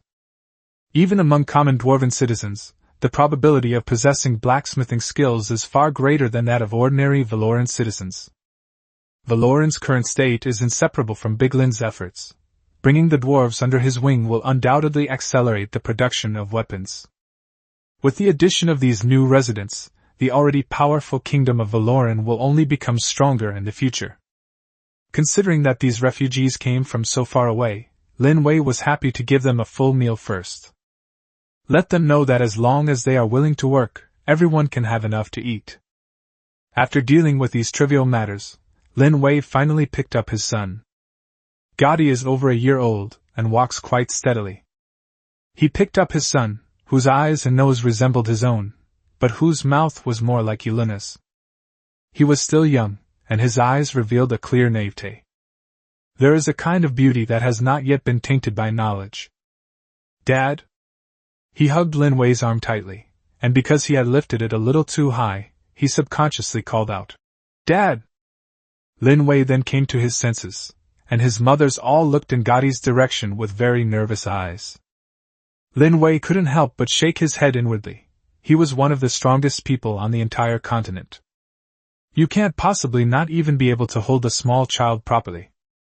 However, not wanting to worry Gotti's mothers too much, he casually placed little Gotti in Erla's hands. Irura held little Gotti tightly, her eyes filled with tenderness. She even subtly revealed a hint of reproach. This made Lin Wei feel somewhat uncomfortable. Something feels off. This is just the first child. There will be many more in the future, right? What should we do then? I've been at Valoran Magic Academy for some time now. Arya had never felt time pass so obviously before. It feels like just yesterday that I went to Pearl Coast with Lin Wei. Their feelings for each other seem to have remained in the past. The great king of Valoran seems to be a little too busy. She was so busy that she barely had any time to visit the college. To be honest, when this thought arose in her heart, Arya felt a little strange, a feeling she couldn't quite put her finger on. She has lived for thousands of years, witnessed the rise and fall of dynasties, taught countless students, and seen countless partings and deaths. Logically speaking, her emotions should be very shallow, but because of Lin Wei, her long-dormant emotions have become somewhat active again. It wasn't that Arya rejected the feeling. In fact, this strange feeling made her feel somewhat novel. However, no matter what, as the most powerful mage on the continent, it was still somewhat unbelievable to her that she suddenly felt the feeling of being in love. Throughout her long life, Arya would occasionally fantasize about having a lover. However, her lifespan was far too long. Even that of her fellow white elves was far shorter.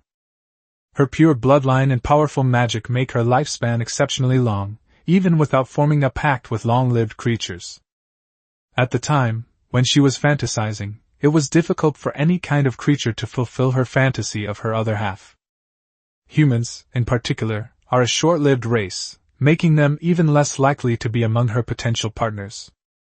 But this world seems to be just that wondrous. The more impossible something is, the more likely it is to happen, the more likely it is to happen. Chapter 453 Mist. Arya's way of expressing emotions is nothing like that of an elf who has lived for thousands of years. Instead, they're like the arrogant losers in some second-rate anime, born to be defeated by those who suddenly appear out of nowhere. However, Arya seems to be quite different from these arrogant losers. Because she was the most powerful mage on the entire continent, even the mighty king of Valoran had to take Arya's letter seriously when he received it. Lin Wei was somewhat surprised when he received the letter. As if knowing the cold wouldn't affect Lin Wei's Valoran kingdom, Arya went straight to the point, asking, "When will you keep your promise?" After leaving Pearl Coast last time, Lin Wei promised Arya that she would accompany her wherever Arya wanted to go. And Arya's tone. It was as if she was certain that Lin Wei would have time to travel the world with her. Lin Wei rubbed his temples. All right. He began to understand why Arya had been unable to fall in love for thousands of years. Her way of expressing emotions seemed a bit too awkward. In addition to having high standards, they also have various requirements regarding ability, appearance, and even lifespan. Although he didn't dislike Arya's awkwardness deep down, it's really hard to imagine that a holy-level archmage who has taught countless powerful mages would be so awkward when it comes to matters of the heart. It was exactly the same arrogant person that Lin Wei knew. While Valoran doesn't have many things to deal with right now, that's because the political officials led by Solace have been working at a high intensity. Without Solace, the vast kingdom of Valoran would likely be mired in trouble very quickly by Lin Wei alone. It was probably because Solace and his other wives were just too capable. As a result, Lin Wei, the king, could easily become a hands-off manager. Lin Wei briefly told Yeluna about Ilia's invitation to him. Yeluna didn't say much, but instead smiled and nudged Lin Wei, telling him to keep up the good work and be careful on the road. I will be back as soon as possible. When Lin Wei mounted Luika, Luika seemed somewhat reluctant. After all, going out in such cold weather is just too much of a torment for the dragon. However, faced with her master's fierceness, she had no choice but to obediently submit and willingly become Lin Wei's mount. She can tell the difference between being full at one meal and being full at every other meal. It seems that a cute but clumsy little dragon like myself would have no chance of living well without Lin Wei's manner. She didn't want to live a life of hardship like other wild dragons. Lin Wei's manor is home to her younger brother, her favorite fruits, and short-tailed chickens. She loves it there. Luika's fully developed size is already quite large. Over the years, her development has become increasingly similar to that of an adult dragon. However, Luika can always freely change her size. When she is Lin Wei's mount, she is only slightly larger than an ordinary griffin, since it would be too much trouble to become larger. That's not something a wise dragon should do. Only after Lin Wei and Luika's figures disappeared into the air did Yelena reluctantly turn her gaze away. Not long after, another guest arrived at the manor. The steward, Sibyl, hurriedly approached Yelena and respectfully said, "Your Majesty, a distinguished guest has arrived." Yelena was somewhat surprised. Lin Wei had just left, and already a distinguished guest had arrived. Who? It is Her Majesty the Queen of the Succubus Kingdom. Oh. Sister Bai Di. I see. Yelena sighed inwardly. It can only be said that Bai Di's arrival was rather unfortunate. Lin Wei just went to see Ilia, so shouldn't we hold off on telling Bai Di the truth for now? Lin Wei, who was flying in the air, felt a rare chill. Although he was wearing a thick leather coat, the howling wind still managed to pierce through it. The biting cold wind gave him goosebumps. This forced him to circulate his battle aura to cover his body and resist the cold. Soon, the circulation of his battle aura brought a feeling of warmth. He patted Luika's thick scales, wondering why Luika didn't feel cold. After flying for a while, he finally arrived at the location of the former capital of Norlands. From afar, he could already see many people from Valoran clearing the snow from the roads. As the former capital of Norlands, this place was once incredibly prosperous. Although it has endured many hardships and its former glory is not what it used to be, Lin Wei seems to see the once prosperous royal city in the tall and dense buildings. Compared to the current royal city of Luika, this place is naturally much less bustling. The only thing that hasn't changed is probably the location of the Magic Academy in the original Norlands royal city. The iron gate was covered with a layer of frost, which had obviously been cleaned and had only recently solidified.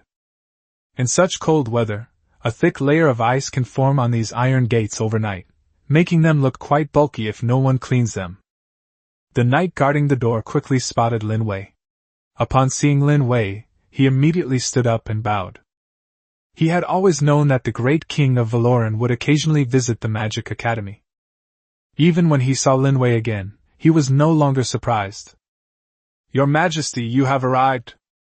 He opened the door for Lin Wei familiarly, bowing and scraping to him. "Luo Lin, thank you for all your hard work." No. It is my honor to be able to protect Valoran Academy of Magic." Lin Wei didn't say anything more, but simply patted the loyal knight on the shoulder. The snow inside the Magic Academy had been cleared very cleanly, and the snow on the roads had been carefully removed. Although there are servants here to do the cleaning work, there are far fewer servants than at Lin Wei's manor. The vast Valoran Magic Academy had only a few elderly servants. However, the fact that this place is so well managed is all thanks to the students and teachers who study here. After all, it's much faster for a magician to clean up with magic than for the servants to do it themselves. Besides beautifying the academy, it also increases the accumulation of magic essence, making it a win-win situation. Lin Wei's leather boots made a crisp sound as they stepped on the bluestone bricks. Many people practicing magic looked in his direction, but when they saw Lin Wei's magnificent emperor's new clothes, they subconsciously looked away. Everyone knows that the king of Valoran and the dean have a very close relationship. Otherwise, Arya wouldn't have been able to train such a powerful magician as Saruka for him. Even Cynthia and Lillian, two geniuses currently studying at the academy, were sent by the king of Valoran. Chapter 454: The Place to Go. The journey towards Arya's courtyard was unimpeded. Lin Wei's status as the king of Valoran allows him unrestricted movement in any part of Valoran. This is also true even at the former Norlands Academy of Magic, now Valoran Academy. Apart from Lin Wei, no other outsider could move freely within the academy like him.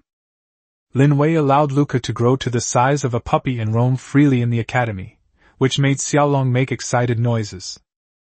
After all, this was a completely different and new sight for her, and there might even be delicious food. Lin Wei shook his head and continued walking inside.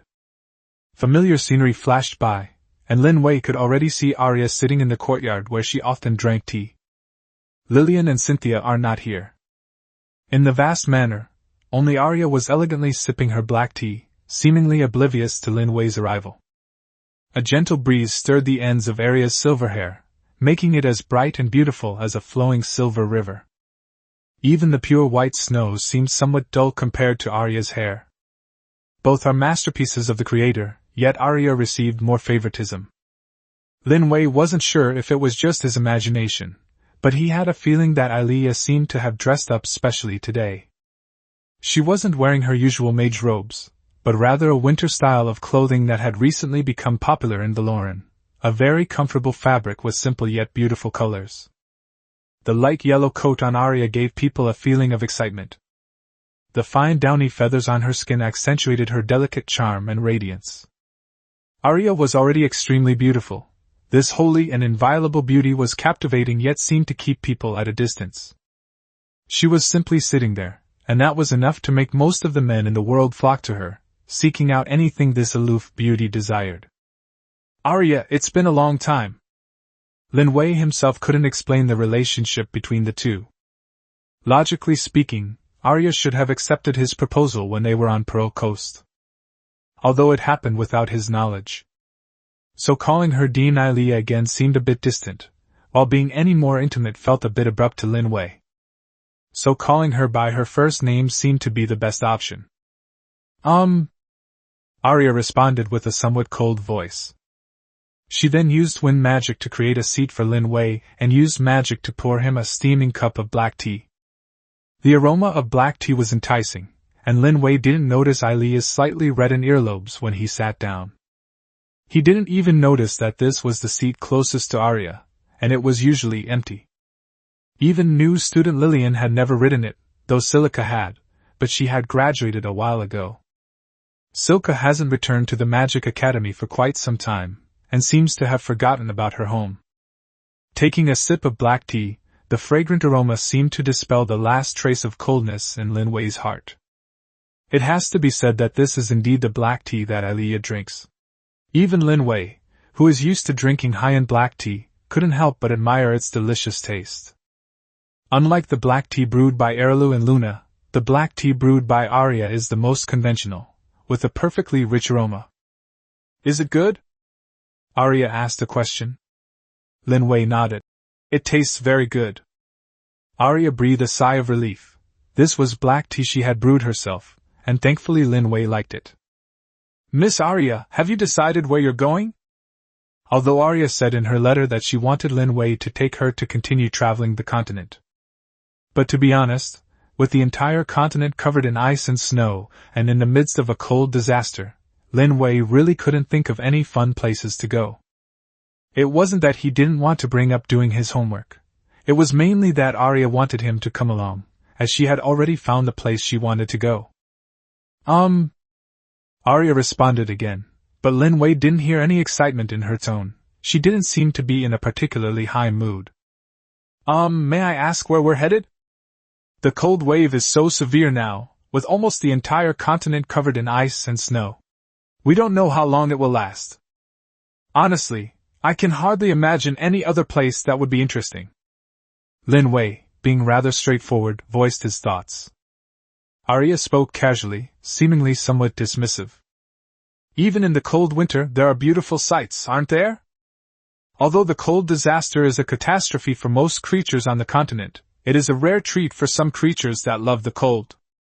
Before Lin Wei could refute her somewhat nonsensical words, she had already stood up and said, Let's go. Let's continue our journey. The two of them tacitly avoided mentioning Pro Coast again. Lin Wei was too embarrassed to bring it up, while Ilia seemed to be waiting for Lin Wei to bring it up. Although Lin Wei was already quite experienced when it came to dealing with girls. However, he always felt that their relationship hadn't progressed to that point yet, so he chose to remain silent for a while and quietly followed the holy archmage away from Valoran Academy of Magic. Baidi was a little irritable. To be honest, she never expected that her arrival would be so unfortunate. She had just arrived when Lin Wei left for some reason. Seeing that Lin Wei hadn't taken any of his women with him, Baidi quickly dismissed the idea that he might have gone on dates with other women. Just gazing longingly at the well-behaved and adorable Gadi, a surge of maternal love welled up in her heart. To be fair, the adorable Gadi and Lin Wei do have very similar features. Even though she is still very young, she already looks very cute because she has inherited some of her mother's looks. Gadi is currently snuggling in Lena's arms, affectionately liking this mother with a slightly higher body temperature. This is probably because Lena is a dragon human, and her body temperature is slightly higher than that of Gadi's other mothers. Especially in the cold winter, little Gadi loves to snuggle into Rena's arms. The white calyx, however, was a bit closer. She carefully examined the future heir to the kingdom of Valoran. Even if she and Lin Wei have a child, it will only be a succubus, and there's a high probability it will be a female succubus. Therefore, Baidi felt a little envious of the pure-blooded Valoran born from Lin Wei and Yeluna.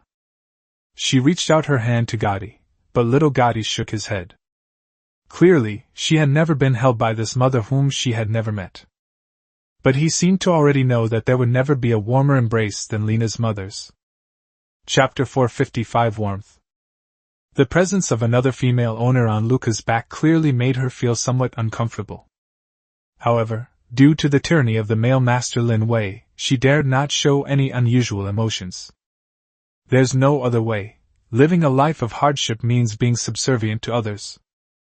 But if you really asked Luika to leave the warm manor, she would never agree. Your dragon seems to be a little upset. Arya was well informed and knowledgeable. Although Lin Wei's dragon was considered extremely rare on the entire continent, it was nothing special to Arya. Over the course of so many years, she had considered getting a pet like this for companionship. However, she felt that her aloof personality was not suitable for keeping pets, and she couldn't possibly accommodate such a large creature as a dragon in the academy. So I simply didn't raise them. Although Arya had never raised a dragon before, Luika's emotions were so obvious that she noticed them not long after she sat on the dragon's back.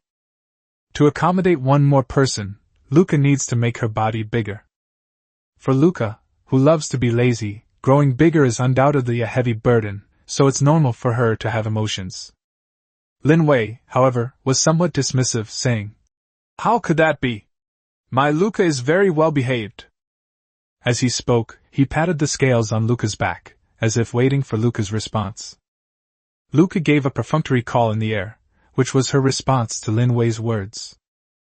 Arya didn't say anything more, but simply continued to have Luika fly towards the mountains near the edge of the continent. The two flew on Luika's back for over a week.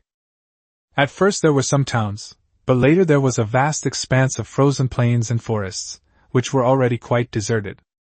Further ahead lies a vast, desolate, frozen plain, where towering mountains completely block the continent from the outside world.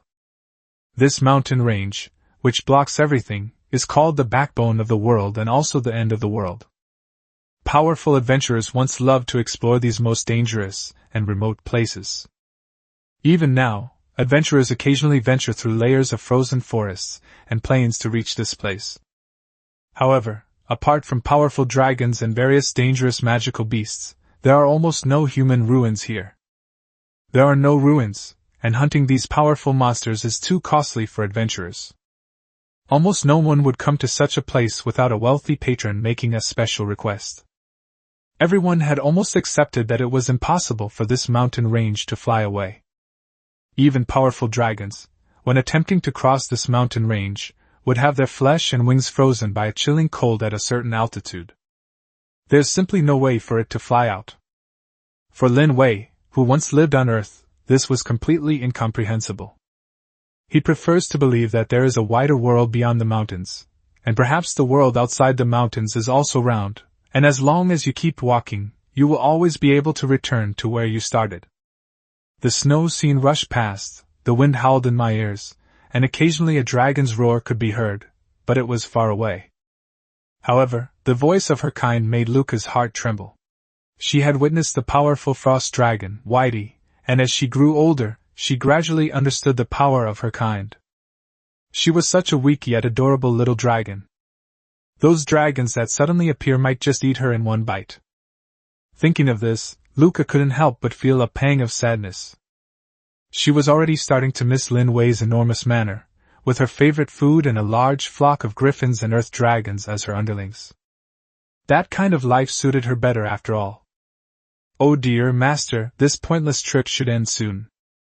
It's just ahead. Just as Luika was feeling tired from the long flight, she felt a sense of gratitude for the voice of another woman on top of her for the first time. Luika had only one belief left in her heart, even though it was almost over. If this doesn't end soon, the poor little dragon's life will be over. At Arya's prompting, Luika stopped on a snowfield. There is only an endless snowfield and howling wind here, with no trace of human habitation. Visibility was very low. The wind and snow made anything beyond 5 meters completely invisible.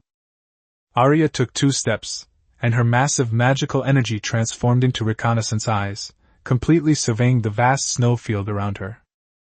Arya's body floated in the air, her eyes tightly closed, and Lin Wei had no idea what she wanted to do. After a long pause, she finally said, "Let's go."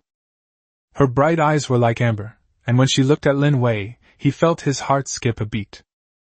Arya walked at the front, somewhat surprised. Just now, not far from her detection range, she discovered a small team of adventurers. In the midst of this frigid climate, even the most well-prepared adventurers would face a near-certain death if they ventured into such a barren land. Although she didn't know why the other party had come here, she wasn't going to meddle. The first rule of the frozen snowfield is, don't meddle in other people's business. The reason she and Lin Wei came here was simply to show Lin Wei the night view of this place of polar day. This snowfield has very little darkness, and very long days. Staying here for too long could even lead to snow blindness. However, such a minor ailment could not possibly befall Arya, the number one mage on the continent. As the only active inheritor of Do Qi, Lin Wei is naturally not so incompetent. However, what struck him as odd was that the air around him seemed to have warmed up considerably since he had been with Arya. Even without using battle aura to protect themselves, they could no longer feel the excessive cold. This struck him as somewhat unbelievable, and he already had a few guesses in his mind. It must have been Arya who secretly used magic to dispel the cold for him.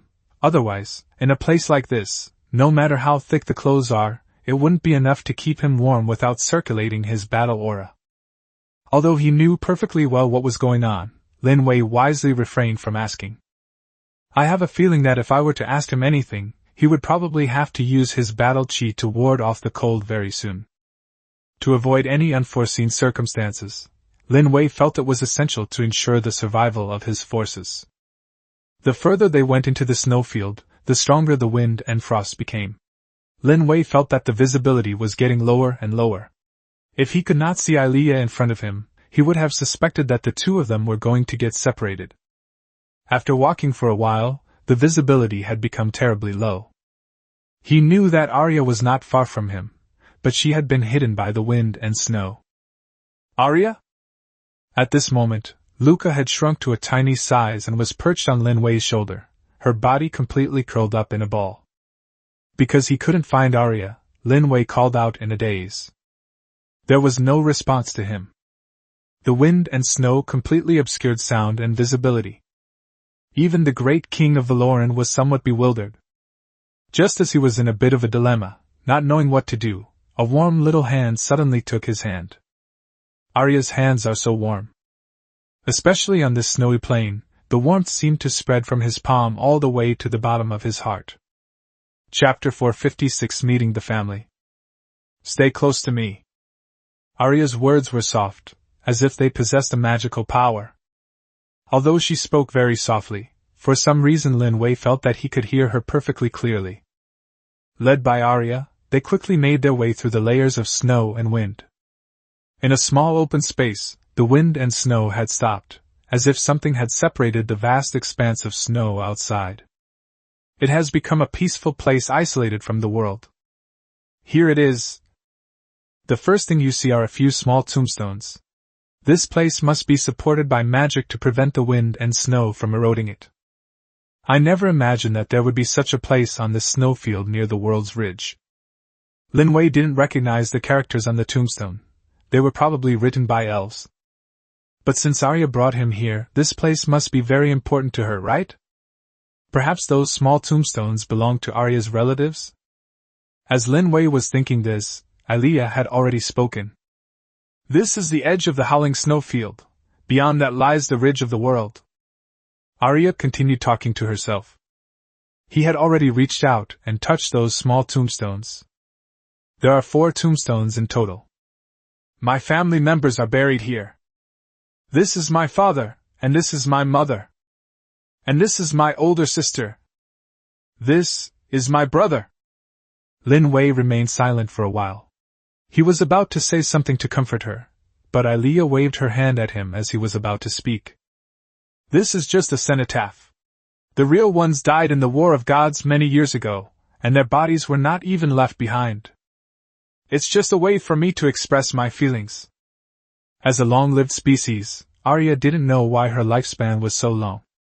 Fortunately, as an immortal being, she is not very sensitive in terms of emotions. Otherwise, the sadness alone would be enough to overwhelm her. Although Lin Wei couldn't fully empathize, the thought of losing a loved one already made his chest ache. He simply couldn't imagine what it would be like to lose any of them, such as Yelena, Elyulu, or Rina Saluka. Just thinking about it was enough to make him feel suffocated. And Arya, after losing her loved ones, still lived so tenaciously in this world for so many years. Such courage was enough to earn Lin Wei's admiration. If it were him, he probably wouldn't have had the courage to live to this day. This is all without having started a new family. Or is magic really that fascinating, enough to heal Arya's inner wounds? Resurrection magic is real. Even Helen, Arya's student, was able to obtain a copy of resurrection magic from Suryand. So if Arya wanted to, she could definitely do it too, right? Lin Wei thought to himself, after all, Arya was the only existing holy-level archmage. If she were to cast a resurrection spell, perhaps she could succeed? However, over the years, Arya has never cast a resurrection spell for her own selfish reasons. The deceased is gone, Arya, don't be too sad. Lin Wei felt that he was not good at speaking, and even his attempts to comfort others seemed clumsy. Arya simply shook her head. I'm no longer sad. The visibility here is very low due to the constant erosion from wind and snow. But as night falls, the snow and wind will temporarily stop, and then you can see the most beautiful starry sky on the entire continent from here. The starry sky. Lin Wei muttered a sentence to himself. I never imagined that Arya would take him such a long distance, through such wind and snow, just to see a starry sky. Of course, Arya did not tell Lin Wei her true purpose for this trip. She came here to show Lin Wei to her family, so that her long-deceased family members would know that she has a new family. She will no longer be alone. She will no longer walk alone in this world. Although Lin Wei is still a bit clumsy at the moment. But as a partner, they're barely acceptable. The Hungry Wolf Squad is an S-rank squad from Rima. However, now that the kingdom of Rima has fallen, they have long since become affiliated with Valoran. Now all adventurers guilds across the continent belong to the kingdom of Valoran, so these adventurer teams have also become adventurer teams of the kingdom of Valoran. This cold disaster had a significant impact on civilians, but it also had a considerable effect on adventurer teams. As an S-class squad, the Garu squad consists of 6 members, 2 frontline warriors wielding square shields, 2 archers, and 1 assassin. Finally, there was a mage whose rank reached the archmage level. They recently obtained information from another S-class team that there was a pregnant and severely injured white dragon in the howling snowfield. The value of a white dragon goes without saying. If it were in its prime, let alone a small group of hungry wolves, even 10 more groups of hungry wolves wouldn't dare to lay a finger on it. After all, the previous one who tried to slay the dragon was named Ainville, and she was severely punished by the dragon, causing great losses to the once glorious kingdom of Rima. But the injured white dragon was different. It was a seriously injured white dragon. Both the white dragon's corpse and its eggs were enough to make them drool. If they could acquire any one of these items, they could sell it for an astronomical price, allowing them to live a life of extravagance for the rest of their lives, without ever having to live a life of danger. If possible, no one wants to be an adventurer. Adventurers deal with dangerous creatures or things all day long, putting their heads on the line and risking sudden death at any time. Have you found any trace of the white dragon? The snow and wind here are really heavy. The adventurer in the lead was a middle-aged man wearing a bright silver half-body armor. Despite being wrapped in thick leather, the biting cold of the snowfield was still unbearable for him. If it weren't for the severely injured white dragon and its egg, they wouldn't have been able to track it all the way from the safe kingdom of Valoran to here. The scout in charge of tracking was an archer. He shook his head. The white dragon is definitely nearby, but the snowstorm is just too heavy. If we are lucky enough to encounter night, the snowstorm will stop, and we will be able to find the white dragon. Everyone knows that the howling snowstorm on the snow-covered plains will stop at night. That would be the best time to pursue the white dragon. The Hungry Wolf Squad, who had tracked them all the way here, were waiting for this brief period of darkness to fall. Damn it, if this snowstorm doesn't stop soon, I feel like I'm going to be frozen into an ice sculpture. Yoyus, can you give me the whole fire magic? I feel like I can't feel my thighs at all. The one named Yolis was the only mage in the team, even though he was shivering from the cold. But he didn't even lift his eyelids. No, I need to conserve my magic energy as much as possible. Nobody knows what's going on with that white dragon. In case there is another fierce battle, my strength will be very important.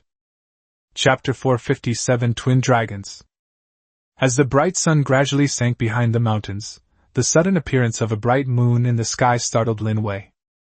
Two enormous red moons hung high in the sky, but the light reflected on the howling snowfield was not blood red or crimson, but a bright luster. Lin Wei felt that his eyesight had become exceptionally good, perhaps because he had cultivated battle chi. Looking up at the two enormous moons in the sky from the ground, he could even see the uneven surface of the moons under the light. He had looked up at the moon when he was on Earth. However, without a telescope or something similar, he wouldn't be able to see as clearly as he does now. Looking at the moon, Lin Wei became increasingly certain that the continent he was on was also a sphere. There must be another world beyond the mountains. This must be a world far more vast than Earth. Not long after the moon appeared, the persistent wind and snow gradually subsided. The bright moonlight and starlight illuminated the howling snowfield, and Lin Wei felt as if he were traveling among the starlight and the moon. He suddenly understood why Arya insisted on bringing him here. If it weren't for Arya, he might never have known that such beautiful scenery, such beautiful moonlight and starlight existed on this continent. In the moonlight, the two drew closer and closer, and their hands ended up clasped together without them even realizing it. Lin Wei didn't know if he had reached out his hand voluntarily.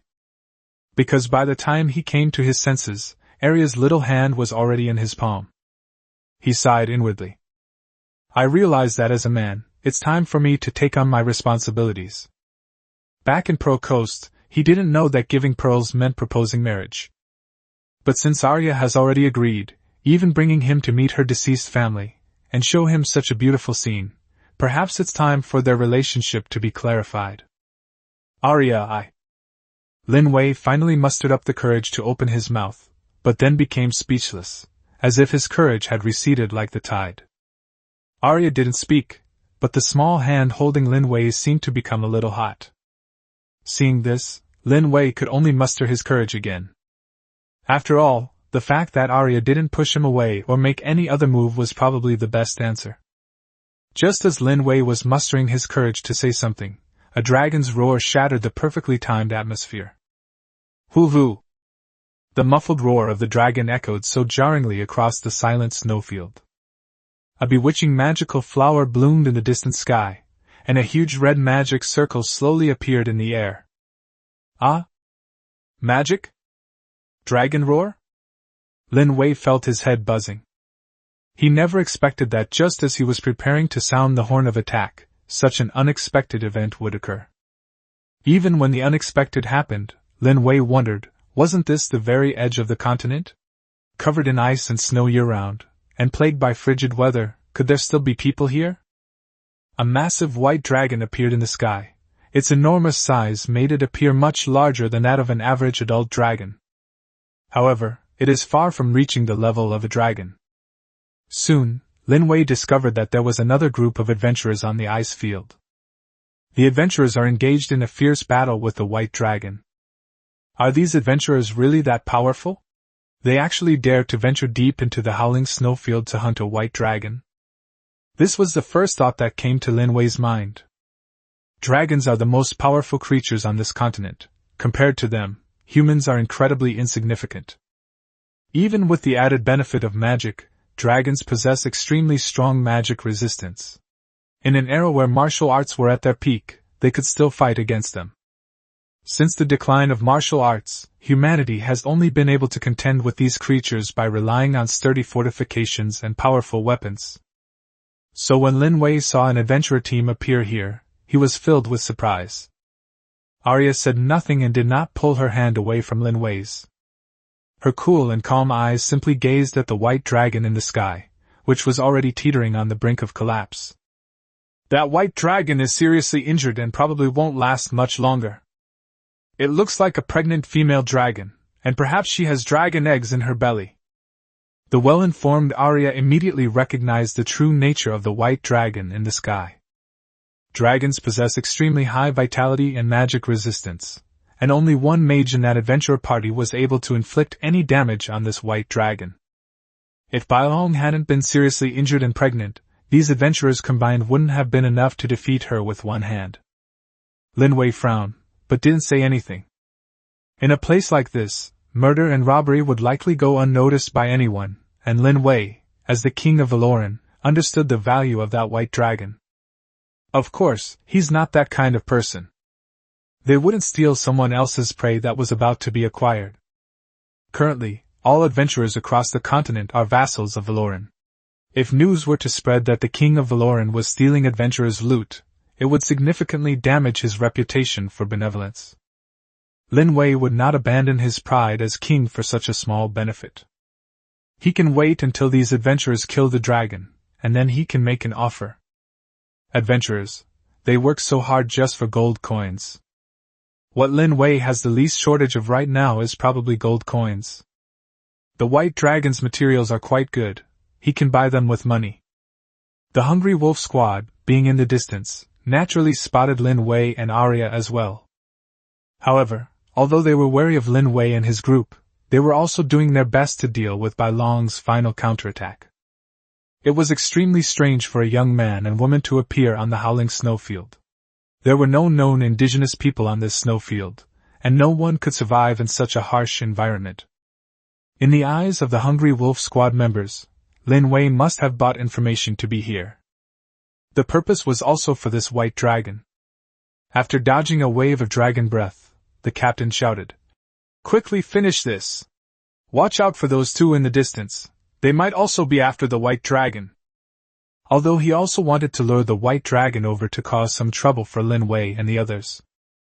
But it looked like the white dragon was about to collapse. If they lured it over and Lin Wei and his group killed it, they would be the ones to steal the prey. This is not the outcome the leader of the Hungry Wolf squad wanted to see. The members exchanged knowing glances, preparing to launch their final attack. Just then, another deep dragon roar came. Hoo-hoo! Another white dragon appeared in the sky above the howling snowfield, and rushed toward the location of the injured white dragon. Chapter 458. You finally found a worthy opponent. Another white dragon. A sense of despair permeated the hearts of every member of the Hungry Wolf squad. Dragons are the most powerful creatures on this continent. Killing an adult dragon is undoubtedly extremely difficult. If we hadn't received the news that the white dragon was seriously injured, there was no way he would dare to lead his entire squad alone into such a remote and uninhabited place. Whether this dragon came for the injured white dragon or for the Hungry Wolf squad, it was definitely not good news for the Hungry Wolf squad. Team leader! Let's get out of here! The squad members, armed with square shields, felt they couldn't continue like this any longer. Before that white dragon arrives, perhaps now is the best time to slip away. The leader of the Hungry Wolf squad took a deep breath, the icy air filling his mouth and nose, and a stinging sensation came over him. The Garu squad paid a heavy price for this injured white dragon. Success was within reach, but it was all about to be ruined by the sudden appearance of a white dragon. He was unwilling to accept it, or rather, not only he was unwilling to accept it, but none of the members of the Hungry Wolf squad were willing to accept it. The mage who had been silent suddenly spoke up. "Captain, those two young men and women are clearly not simple characters. Why don't we join forces with them? Perhaps we still have a chance to survive." As the only mage in the team, Yulus was naturally unwilling to give up this readily available benefit. Lin Wei and Ilea stood at a distance, and he had been watching them the whole time. He could sense the powerful magical energy surging within the young woman. He couldn't pinpoint the exact amount of magical energy, but as a powerful mage, his intuition was always terrifyingly accurate. This terrifying intuition had saved his life countless times. Now, another decision has been made, and he has chosen to trust his intuition once again. "The white dragon is coming soon, Yulus, go and communicate with him. Let's hold them off for now." The leader of the Hungry Wolf squad immediately made his own judgment. As the only mage in the team, Yulus may not have the best temper, but his strength is undeniable. Without Ulusai, the brothers wouldn't have been able to complete so many missions so smoothly. Since even Ulusai thinks there's a possibility of those two cooperating, the Hungry Wolf squad, which has already reached its limit, naturally has no choice but to try anything as a last resort. In the perilous outside world, teammates must trust and rely on each other. It was through this bond that they climbed from the weakest C-rank squad to their current position as an S-rank squad. Julius didn't say anything more, he just nodded to his teammates. At this point, all we can do is trust our teammates. Lin Wei watched as the archmage in the distance ran quickly toward them, and his brows furrowed. The white dragon was about to reach the skies above the hungry wolf squad and the injured white dragon. Lin Wei probably already had a guess about the other party's intentions. Olusai arrived in front of Lin Wei, panting. The distance wasn't far, and as a mage, he was actually quite strong. Compared to many of his fellow mages, his physique was already considered quite strong. He was somewhat surprised when he first saw Lin Wei and Ilia. Because Arya is actually a white elf. From a distance, I could only tell that Arya was a young girl in the prime of her life, but as I got closer, I realized that Arya was actually a white elf. Lin Wei, on the other hand, has the typical appearance of a Valoran, and is quite handsome. Although Arya's aloof beauty was breathtaking to him. She was arguably the most beautiful woman he had ever seen in his life.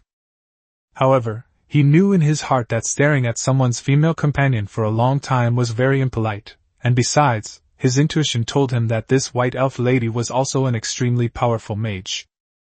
Most importantly, the white dragon is now fighting his teammates.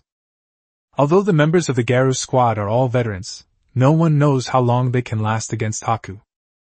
Dear sir, beautiful lady. I am Yulusa, a member of the Hungry Wolf squad. As you can see, we are in a crisis, and we hope that you and this lady can lend a helping hand. We are willing to pay you generous rewards. Of course, you can also choose the adventurer's rules, where the spoils are distributed according to merit. Lin Wei remained silent for a long time. Even if there was an extra adult white dragon, it wouldn't mean much to him. Even if he were alone here, he would be able to handle it.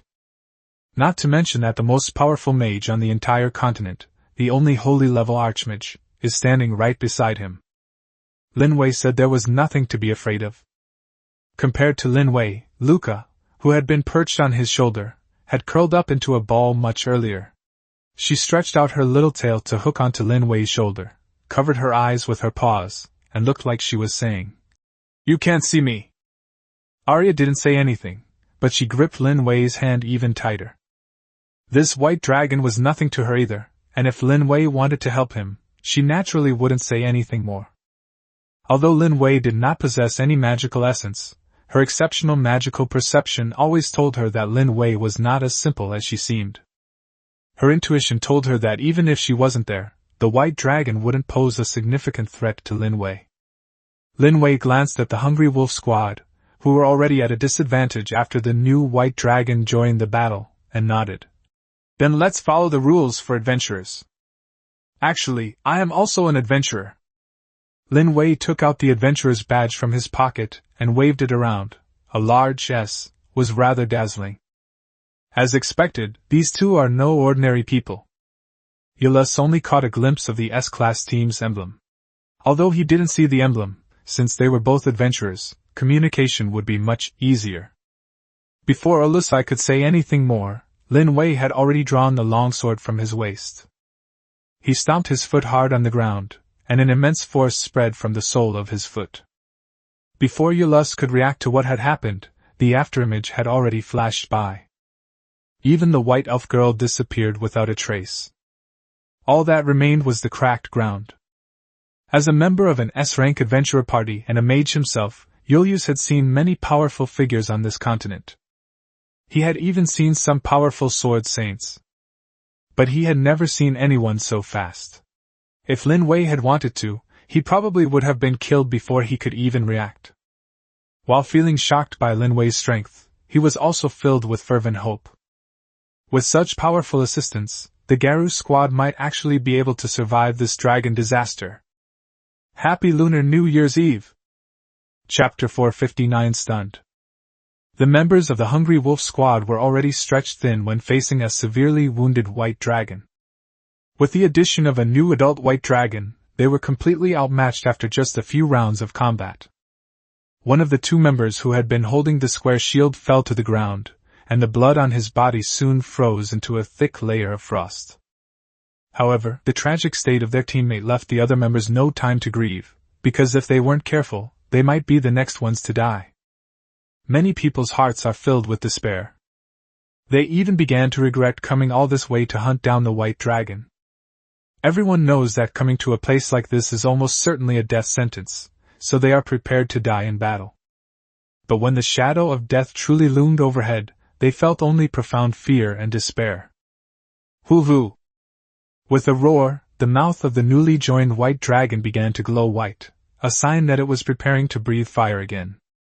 The members of the Hungry Wolf squad are already at their limit, especially the other member wielding the square shield, who has no way to dodge the white dragon's breath. Boom! The breath attack was fully prepared, and the white dragon's breath rushed straight towards the member of the Hungry Wolf squad. The member closed his eyes in despair, as memories flooded his mind, some precious recollections flashing through his mind like a revolving lantern. However, the expected physical pain did not come, leaving him stunned for a long time with his eyes closed. Suddenly, the captain's voice exploded in my ears like thunder, followed by the sound of metal clashing. "Colette! Stop standing there! Get moving!" Cole then came to his senses and subconsciously looked up at the sky, where he saw a figure flashing in the air like a ghost. His speed was so fast that even the members of the Cole S-Class team could only see after images as he fought fiercely with the white dragon. Each time the figure flashed, it brought with it a surge of pale yellow light, and then a bright wound appeared on the white dragon's body. Dragon blood is incredibly hot. Even in this extremely cold weather, the scalding blood dripping from the wound onto the ground makes a boiling sound. Just as hot oil meets hot water, the droplets of dragon's blood create thick white smoke. Lin Wei's attacks were extremely powerful, and the attacks mixed with battle chi made it impossible for Bai Long to defend against them. In addition, he was not very big, but he was extremely fast, so Bai Long had no way to accurately attack Lin Wei's position. One dragon roar after another echoed across the howling snowfield, and the mournful cries continued to resound. The members of the Hungry Wolf squad, who were watching from the ground, were completely stunned. They never imagined that there were actually humans on this continent powerful enough to go toe-to-toe with dragons. Because Lin Wei was extremely fast, they couldn't see his appearance clearly, and many people subconsciously assumed that this suddenly appearing powerhouse must be some kind of demi-human. It's probably the Dragonkin race. Only the Dragonkin might have such power and speed to suppress the white dragon. Arya, who was standing at a distance, simply raised her hand to cast a few buff spells on Lin Wei, and then did not continue to attack. Even if Arya didn't intervene, the white dragon wouldn't be a match for Lin Wei, but Arya still cast a buff spell on Lin Wei. She didn't want Lin Wei to get hurt in front of her. While Lin Wei and Bai Long were locked in fierce combat, she naturally sensed the power emanating from Lin Wei. A pale yellow light flowed across his body and onto his weapons. This is definitely not magic. Because before she cast the buff spell, there was no magic flow on Lin Wei's body. This was a power she had never seen before. Although Lin Wei never possessed any magic essence, she still felt a very powerful aura from him. And that feeling, perhaps, is given by this power? A pale yellow light can be applied to the body and weapons. Arya seemed to have thought of something. This looks so much like the long-lost fighting spirit. In this era where fighting spirit has long since declined, if she hadn't been so interested in this vanished power, she probably wouldn't have known the true source of Lin Wei's power. But since the god of war and the god of the dead perished, shouldn't battle aura and necromancy have disappeared long ago? For thousands of years, apart from Lin Wei, she had never seen anyone else use battle chi. She pondered for a moment, but said nothing. Arya has already accepted Lin Wei in her heart. If Lin Wei accepts her as well, he should tell her the truth, right? Even if you don't say anything, it doesn't matter. Arya is very smart. She won't create unnecessary trouble for herself. Soon, after fighting Lin Wei for dozens of rounds, the white dragon was caught off guard by Lin Wei during a turn and had its head chopped off with a single stroke. Luika, who had been curled up on Arya's shoulder, finally opened her eyes. She looked incredulous. Such a powerful member of their own kind, and they were killed by their master like this? She couldn't help but shudder. If she also angered Lin Wei, would she be dealt with in the same way? It seems best not to upset your owner in the first place. Boom! The white dragon fell to the ground with a loud thud. Lin Wei stood calmly on the back of the white dragon, his face slightly flushed, and he felt quite comfortable after moving around for a while. He had only managed to engage the white dragon in midair by relying on his fighting spirit to unleash astonishing power and speed. Without the support of battle chi, ordinary people would not be able to fly into the air like him, let alone kill a fully grown white dragon. Lin Wei is now incredibly powerful, and this white dragon is almost as strong as the red dragon he once was, only their attributes are different. The members of the Hungry Wolf Squad were in even greater shock, because they discovered that the one who killed the white dragon was actually a pure-blooded Valoran. Lin Wei has no demi-human characteristics whatsoever. He doesn't have dragon horns like the dragon-human race, nor does he have a cat tail or demi-human skin at all. He had flowing blonde hair and standard brown eyes, a typical look of a former Norlands, now a Valoran. Of course, that's not the point. The point is that Lin Wei is just too young. So young yet so talented. The one who was most deeply shocked was naturally Yulus. He had thought that this request for help would involve the mysterious female mage, but he never dreamed that the unfathomable female mage would not make a move at all. Lin Wei simply dealt with the white dragon with ease. The white dragon didn't seem to cause Lin Wei any trouble at all. Killing it was as easy for Lin Wei as eating and drinking. The leader of the Hungry Wolf Squad swallowed hard. Such a person actually thinks he will steal his prey. If Lin Wei wanted to, he could kill them all in an instant. Even if all the members of the Hungry Wolf Squad were combined, they wouldn't be enough to defeat him alone. The severely wounded white dragon was now lying on the snow, barely clinging to life. Chapter 460 Idle Before Me. Although the sudden appearance of Lin Wei and Arya caused the entire Hungry Wolf Squad to briefly crash. However, the leader of the Hungry Wolf Squad was the first to react. He strode up to Lin Wei and looked at the handsome man with unfathomable strength in front of him. For the first time, he felt inferior to others. I've only ever felt this way with the great king of Valoran. He was only the second man on the entire continent to give him this feeling. Dear sir, thank you for your help. Please allow me to introduce myself. My name is Sarah Ryan, and I am the captain of the Hungry Wolf Squad. Sarah Ryan had no idea what Eurus and Lin Wei had discussed. They were even more unaware that Lin Wei was also an adventurer. Hello, Mr. Sarah Ryan. As fellow adventurers from the Kingdom of Valoran, I think it's only right that we help each other. Of course, I didn't initially intend to compete with you for the prey. There are 2 dragons on site now, one of which is a male white dragon that Lin Wei killed. The other was a dying female white dragon. She was pregnant, but it seemed she wouldn't last much longer. And indeed, many unexpected things happened during this hunt. In short, if Lin Wei hadn't appeared, the entire Hungry Wolf Squad would have been wiped out. According to the rules of adventurers, the white dragon that Lin Wei killed naturally belongs to Lin Wei. Even with the dying pregnant white dragon, the Hungry Wolf Squad could only take a small portion, about a third of it. Even if the Hungry Wolf Squad had nothing, it would be perfectly reasonable, because of Lin Wei's kindness. Even though the Hungry Wolf Squad paid a heavy price in their pursuit of the white dragon, and one member even died as a result. So when Sarah Ryan, the captain of the Hungry Wolf Squad, heard that Lin Wei was also an adventurer, the last shred of hope in her heart vanished. If the other person is also an adventurer, then he must be well versed in the rules among adventurers. Even if Lin Wei were to say now that the 2 white dragons were his spoils, the members of the Hungry Wolf Squad would not be able to refute him in the slightest morally. Of course, the most important thing is that Lin Wei is very strong. Even Bai Long is no match for Lin Wei, and the entire Hungry Wolf Squad combined is not enough to defeat Lin Wei alone. On such a vast, open, and shelterless snowfield, there was even less possibility of escape. Lin Wei's strength and speed were enough to show them what true survival of the fittest really means. I see. Sir, may I see your adventurer's badge? The members of the Hungry Wolf Squad were also incredibly saddened.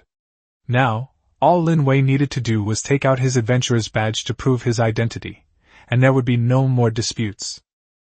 Everything they had sacrificed for this will be in vain.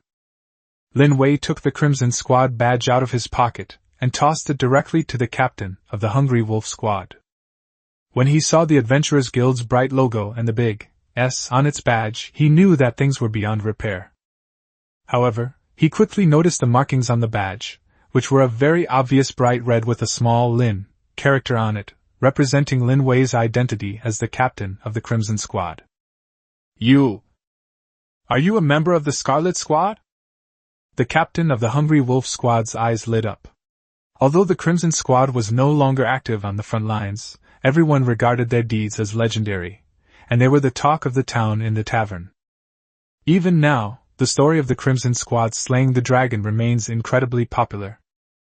The members of the Hungry Wolf Squad were very familiar with the story of the Scarlet Squad. The mage named Yulus even idolized Lin Wei and Lina, although he knew that he and his idol were both in S-class teams. However, the gap between them is insurmountable. The Scarlet Squad is only S rank because the highest rank a squad can achieve is S. Even if the Garu Squad has many members, it can never compare to the Scarlet Squad. Lin Wei nodded. He had thought that since he hadn't been active for so long, the Crimson Squad shouldn't be that famous anymore. However, he was somewhat surprised that almost anyone recognized the badge in his hand, the badge of the Crimson Squad. When Lin Wei first created the Crimson Squad, he didn't think too much about it. But when I thought of the few friends who died in the dragon disaster, a wave of sadness inevitably washed over me. You must be Varen, the captain of the Scarlet Squad. I know you. This red-silver long sword is your signature weapon. I didn't notice it just now, but I should have noticed it much earlier. Only 2 members of the Crimson Squad are active in the public eye and are widely talked about. One is Lin Wei, the captain, and the other is Rina, who wields the scythe Crimson Moon. Although Yelena was a member of the Crimson Squad, she rarely went on missions. All that was known was that there were 3 members in the Crimson Squad, one of whom was elusive and almost no one had ever seen him. Elusai had already surrounded them with eager expressions. Facing a living legend, the members of the Hungry Wolf Squad felt a surge of emotion. Even members who weren't particularly interested in the Crimson Squad's exploits couldn't help but take a few glances after learning that Lin Wei was the captain of the Crimson Squad. If the man in front of him is indeed the captain of the Crimson Squad, then his strength becomes understandable. Lin Wei had already killed 2 adult red dragons long ago, so killing a white dragon in front of the Hungry Wolf Squad members didn't seem like such an unbelievable thing. When Lin Wei was assassinated, his identity as the leader of the Crimson Squad was exposed, and the entire White Dove Squad was wiped out. However, Lin Wei later blocked the news, so the news that the Crimson Squad leader was the king of Valoran only spread within that town, and everyone tacitly refrained from mentioning the connection between the king of Valoran and the Crimson Squad leader. It's understandable that the Hungry Wolf Squad, an adventurer team from Rima, wouldn't know Lin Wei's background. Otherwise, if the other side knew that the person standing in front of them was not only the captain of the Crimson Squad, but also the king of Valoran, they would have already knelt down and kowtowed. Yulius subconsciously assumed that Arya was the 3rd mysterious member of the Crimson Squad. Yes, both Lin Wei and Lina are exceptionally powerful. Then one's intuition makes sense. If the mages in the Crimson Squad weren't powerful enough, how could they have become members of the Crimson Squad? Thinking about this, he felt somewhat relieved. The feeling of inferiority in my heart no longer surged up. If the other person is only slightly better than him, he might feel sad, inferior, or even jealous. But when the other person is far superior to you, those feelings become insignificant. Chapter 461 Wishing everyone a prosperous New Year. The members of the Garu Squad learned that the person who helped them kill the other white dragon was the famous captain of the Crimson Squad. Although they were still somewhat resentful, they wouldn't feel anything even if Lin Wei didn't give them anything. After all, if Lin Wei hadn't helped them, they would have been dead long ago. Not to mention slaying dragons and the spoils. Therefore, the captain and members of the Hungry Wolf Squad exchanged glances, as if they had made a decision together. He bowed deeply to Lin Wei and said, "Thank you again for your help. According to the rules for adventurers, both of these white dragons should be yours, so we're ready to leave now." Two members of the Hungry Wolf Squad helped their teammate up from the snow, a wave of sadness washing over them. Losing a teammate they spent every day with felt more like losing a family member. After all, the relationship between adventurers is more like the bond between family members. They completely trusted each other, and entrusted their backs to one another. Lin Wei was somewhat surprised. Although he knew that the white dragon he killed definitely belonged to him, the fact that the Hungry Wolf Squad simply gave up on the white dragon they had been chasing for so long was somewhat unexpected. Perhaps it was because he was too powerful that the members of the Hungry Wolf Squad preferred to suffer losses rather than offend Lin Wei. Or perhaps they were genuinely grateful, feeling that Lin Wei had truly saved their lives. But in any case, it's not that important to Lin Wei, the king of Valoran. His wealth far exceeded the imagination of these adventurers before him. Importantly, he is not only the captain of the Crimson Squad, but also the benevolent king of Valoran.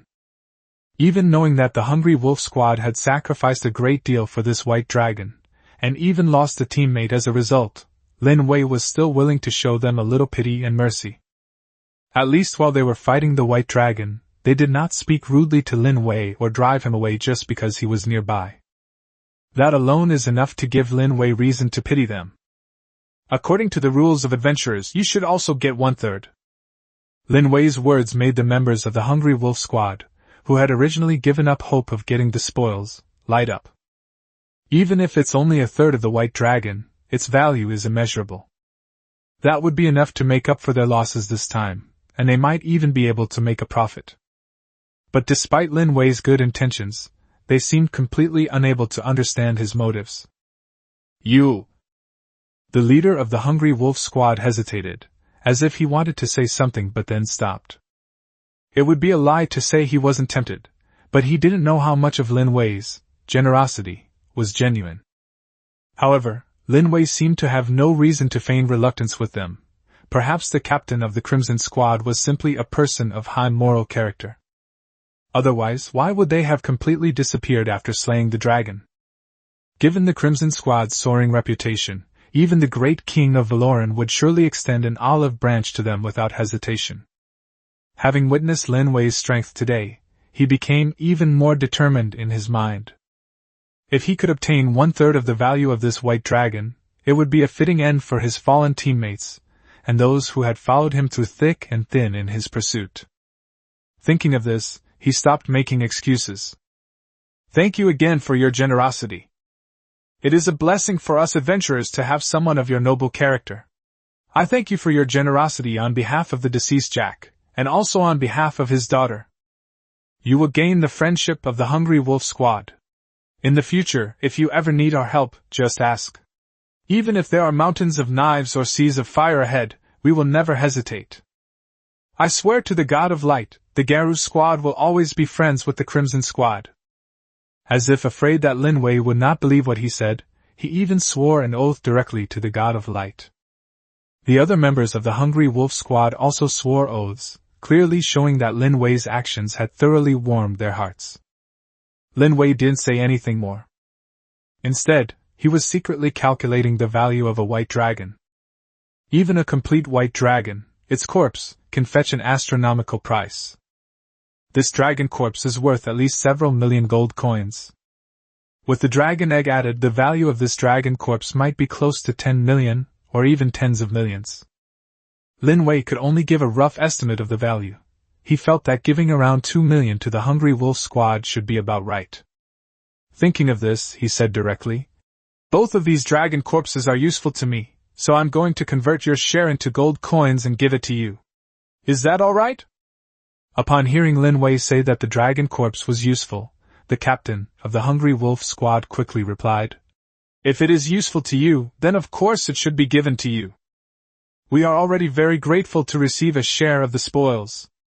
Lin Wei nodded and said, The price of a dragon corpse is about 7 or 8 million gold coins. I'll give you 2 million gold coins. However, the amount of gold coins is quite large. If you trust me, you can go directly to Wilfred, the president of the First Merchant Guild, to collect your spoils. As Lin Wei spoke, he placed the badge of the Wilfred Merchant Guild in the hand of the Hungry Wolf squad leader. This weighty badge can be exchanged for any amount of gold coins at the Will Merchant Guild. Apart from Lin Wei, even Wilfury himself does not have such power. After all, although Wilfred is ostensibly the president of the First Chamber of Commerce, Lin Wei is actually the real boss behind the scenes. The leader of the Hungry Wolf squad carefully accepted the badge. Of course, he wouldn't question Lin Wei. After all, if Lin Wei were ruthless, their Hungry Wolf squad wouldn't get a single thing. Receiving these 2 million gold coins is already considered a great act of mercy from Lin Wei. Lin Wei had no reason to lie to them. To be precise, he had no reason to go to such lengths. The leader of the Hungry Wolf squad bowed to Lin Wei. Then we'll be leaving now. He glanced at Ilea, who was waiting for Lin Wei not far away, and understood what was going on.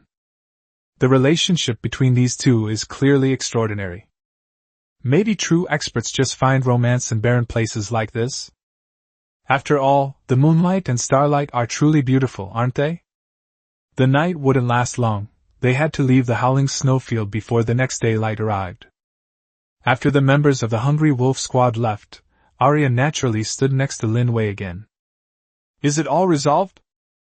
Although Ilea didn't say anything, she had been observing Lin Wei's problem-solving methods. Lin Wei was indeed an upright and benevolent king. They can be considered excellent partners. In the new year, I have no other blessings, so I just wish everyone to get rich. Chapter 462 Arya, are you confident you can put on the armor for me? Lin Wei couldn't remember how long the night lasted. He only remembered Arya's aloofness and a faint fragrance that always subtly stirred his senses. Under a sky full of stars and a bright moon, although the howling snowfield was extremely cold, Lin Wei felt a flame burning intensely in his chest. This warmth dispelled all the chill, and even my palms began to feel slightly hot. Arya's hands were so warm that Lin Wei felt his mind becoming somewhat hazy.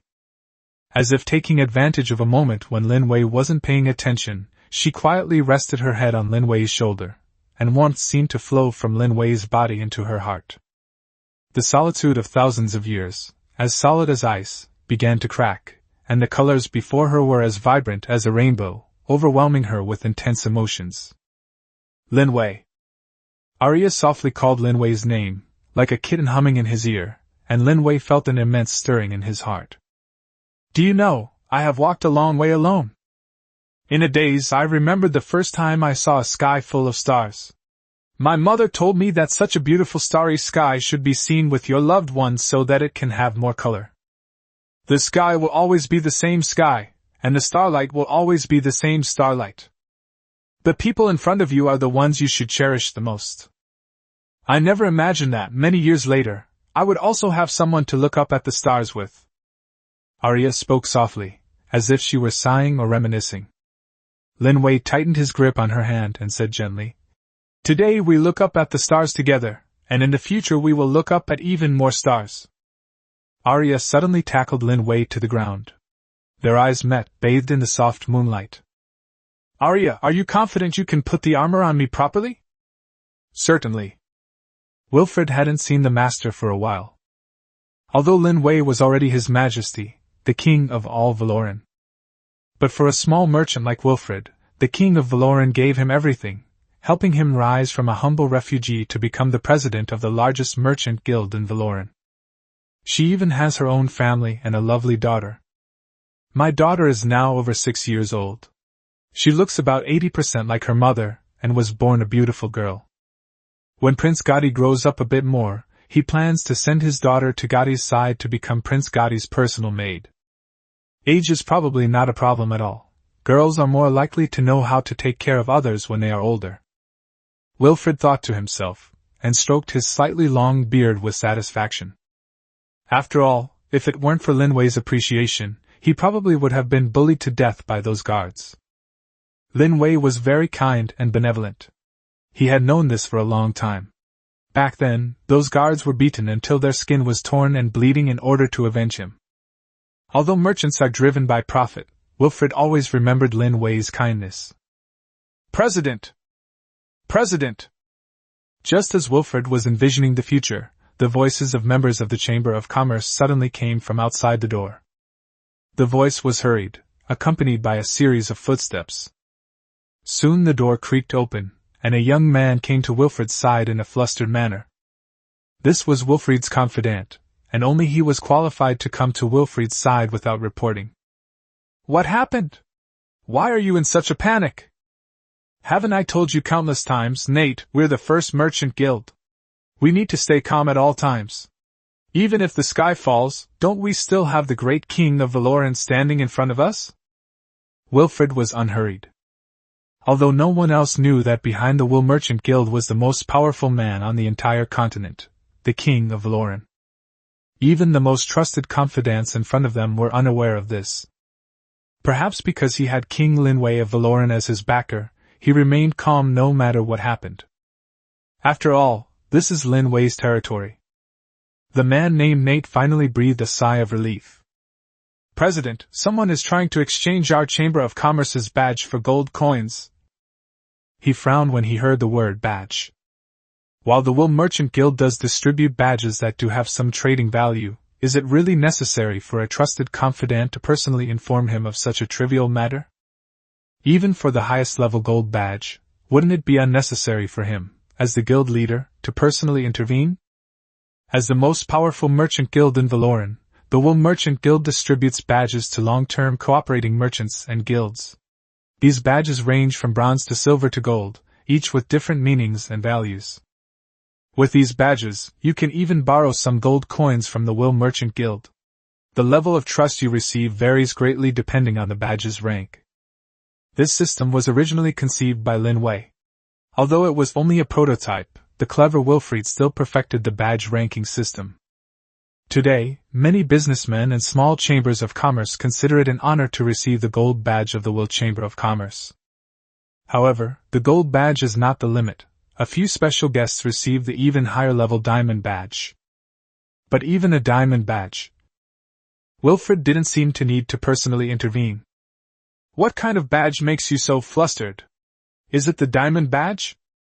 Is he planning to use the diamond badges as collateral to exchange for a certain amount of gold coins?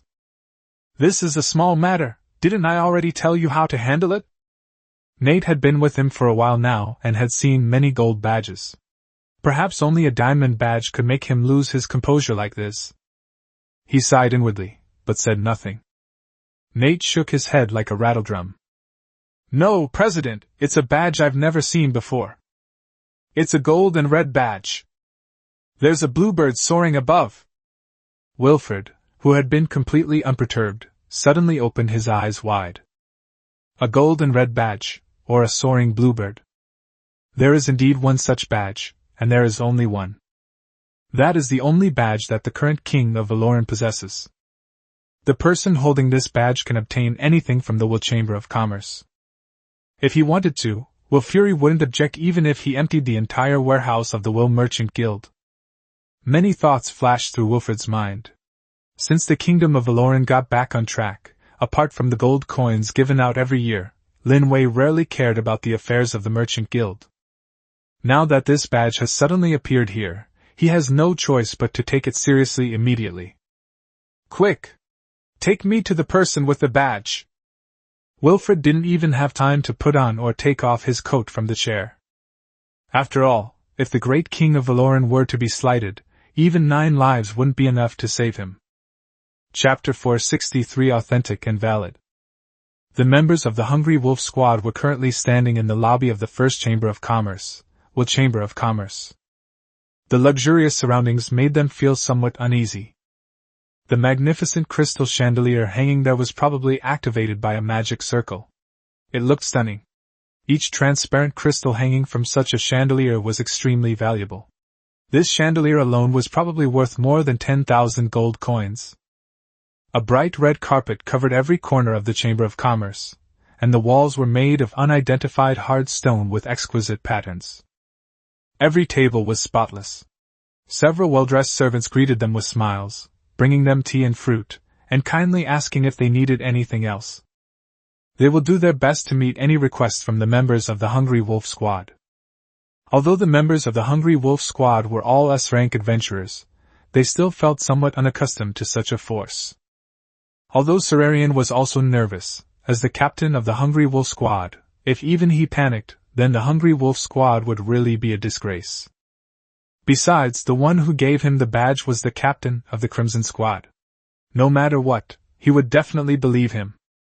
Although Lin Wei did not swear to the God of Light that the badge was genuine and valid, Sarah Ryan never had the slightest doubt about Lin Wei in her heart. Not long after, Wilfred arrived. When he saw the members of the Hungry Wolf Squad in the hall, his heart skipped a beat. Since this badge is unique to Lin Wei, and we haven't seen him, we can't rule out the possibility that he accidentally lost it. He hadn't even considered the possibility that Lin Wei would be assassinated and that the badge would be obtained by this adventurer team. Because he knew that the great king of Valoran was not only the king of this kingdom, but also the captain of the Crimson Squad, a member of the most powerful adventurer squad on the continent. Only the Crimson Squad has the ability to slay dragons. Didn't the White Dove Squad, which tried to ambush Lin Wei, get completely wiped out? Although he still didn't know how these people had obtained the highest-ranking badges in the Wool Merchant Guild, Will Fury, as the guild's president, still smiled and said, "Welcome, esteemed gentlemen. The Wool Chamber of Commerce is truly delighted by your arrival. I am Will Fury, the president of the Wool Chamber of Commerce." After Wilfred finished his very polite self-introduction, the leader of the Hungry Wolf Squad stepped forward. "Hello, esteemed Chairman Wilfred, I am Sarah Ryan, the captain of the Hungry Wolf Squad. It's a pleasure to meet you." Wilfred smiled and shook hands with the other person. Without saying much, he went straight to the point. "I heard you brought the black and red badge. May I take a look?" Upon hearing the other party bring up the badge, Sarah Ryan didn't waste any words and directly took out the badge that Lin Wei had given him. The black and red badge features a lifelike bluebird spreading its wings and soaring into the sky. Wilfred was certain that this was Lin Wei's badge. Having confirmed the badge's authenticity, Wilfred simply smiled and said, "This badge is indeed genuine. With this badge, you can get anything you want from the Wilfred Chamber of Commerce. Of course, the value of something so precious goes without saying. Could you tell me how you obtained this badge?" As soon as Wilfred finished speaking, several strong bodyguards appeared at the door. These bodyguards looked quite powerful, and their equipment was magical, with gleaming armor and long swords that gave them a strong sense of intimidation. As an adventurer who had long lived on the edge of danger, he could tell at a glance that these bodyguards were not to be trifled with. This is the territory of the Wool Merchant Guild. If a dispute breaks out here, it will not benefit the Hungry Wolf Squad. The Wool Merchant Guild's ability to surpass the Ruby Merchant Guild to become the largest merchant guild in all of Valoran speaks volumes about its strength. Although the S-Class Squad is powerful, it is clearly no match for the most powerful merchant guild. Upon seeing this, several members of the Hungry Wolf Squad also picked up their weapons. None of them expected that, even knowing the badge was genuine, the other party would still pull out a weapon. It seems that Sarah Ryan cannot explain the origin of this badge and is about to face the hostility of the First Merchant Guild. Sarah Ryan waved to stop her companions from attacking, and calmly asked, "President Will, what do you mean by this?" Wilfred's tone had turned somewhat cold. "Don't you understand? I'm just asking you to explain how you obtained this badge. Is what I'm saying so hard to understand?" Sarah Ryan took a deep breath. Although the Wool Merchant Guild had bared its fangs, he still chose to believe in Lin Wei. Because Lin Wei had absolutely no reason to lie to them and lure them here. There was no one on the Howling Snowfield at the time, and with Lin Wei's strength, killing them would not have been difficult at all. Sending them here to be killed by Wilfred was a completely unnecessary act. Therefore, Serarian calmly said, "This was given to me by an adventurer named Varen, who is the captain of the Crimson Squad." Upon hearing the Scarlet Squad's name and the name of Varen, Wilfred beamed with joy and waved for the bodyguards who were poised to attack to step back. So it was Mr. Varen who gave it to you. I'm sorry. Since it was him who gave it to you, then this badge is indeed valid. Whatever you need, the Will Chamber of Commerce is at your service. Wilfried's change of expression was somewhat beyond Sarah Ryan's expectations, but he quickly calmed down. The other members of the Hungry Wolf squad who came with them also breathed a sigh of relief. Her gratitude towards Lin Wei grew even stronger. I knew it. That guy is the captain of the Crimson Squad, the dragon-slaying hero. How could he possibly lie to me? But at this moment, Serarian was extremely surprised. Wilfried just said that whatever they wanted, the other party would serve them wholeheartedly. It's hard to imagine just how terrifyingly valuable this badge must be. He had seen other merchants holding badges in the hall, but their badges seemed to be no match for the ones in his own hands. Even a gold-level badge wouldn't make the president of the Wool Merchant Guild say something like that, would it? However, he quickly calmed himself down. It's like this, President Will, He briefly recounted his encounter with Lin Wei on the Howling Snowfield and told Wilfried about the 2 million gold coins. Wilfried listened quietly, and after he finished, he nodded. I understand. I will have someone send the gold coins to the place you specify. 2 million gold coins, not a single penny less. Chapter 464. Where's the teacher? Help. When Sarah Ryan and the rest of the Hungry Wolf squad came out of the Wool Merchant Guild, they felt lightheaded. It's like having a very long dream, only to wake up suddenly as you step out the door. As soon as they stepped out the door, one of the members complained. I didn't expect the Will Chamber of Commerce to be so powerful. Those bodyguards just now, to be honest, their equipment was too good. We probably wouldn't stand a chance in a head-on fight. That's right. This is only what we've seen. There might be even more powerful people behind the scenes. Yalus, did you sense any powerful magician just now? Alusai, who had been silent until now, noticed that everyone's eyes were on him, and then he slowly sighed. To be honest, I didn't expect the First Chamber of Commerce to be so powerful. I guess the First Chamber of Commerce truly lives up to its name. Just now, when the captain took out the badge and before he could explain its origin, I felt 5 or 6 magical elements, no less powerful than mine, rising up instantly. I even felt that if I wanted to make a move, they would release magic and magic destroyers at an even faster speed. Yalus was able to become a mage in his 30s, so his strength is beyond question.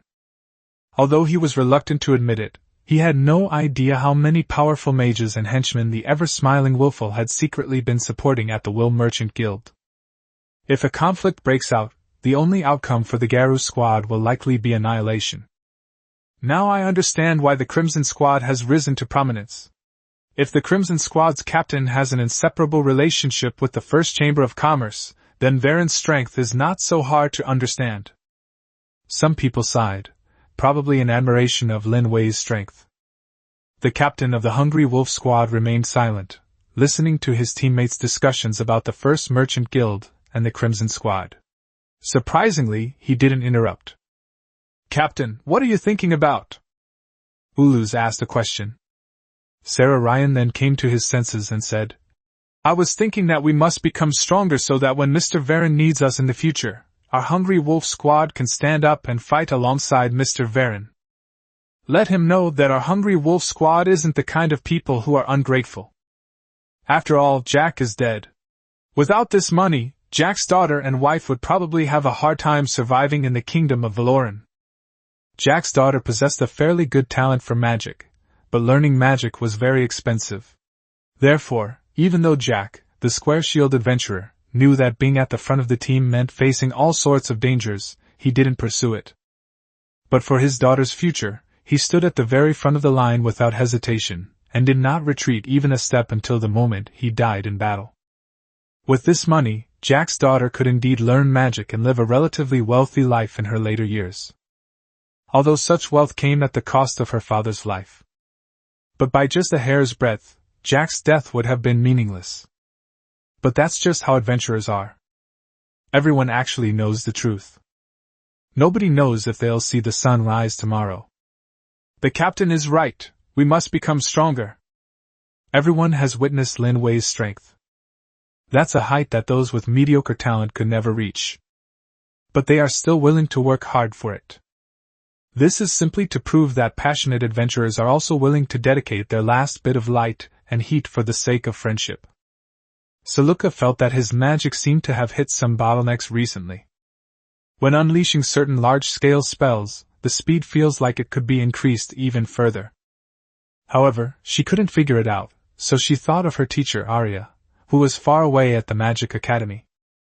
Lin Wei seemed to have just returned from afar, and looked somewhat tired. Therefore, Luika did not disturb Lin Wei, but instead told Yelena and set off on his way to the Magic Academy on a griffin. Throughout the journey, Luika felt his eyelids twitching, as if he had a bad premonition. However, this strange feeling in my heart didn't just come when I went to the Magic Academy. It had been there for a long time. Arriving at the familiar Magic Academy, Luika felt as if he had returned to another world. It was still the familiar college, but the small fountain in the courtyard had been completely frozen due to the cold disaster. After she stepped down from the griffin, many people cast curious glances at her.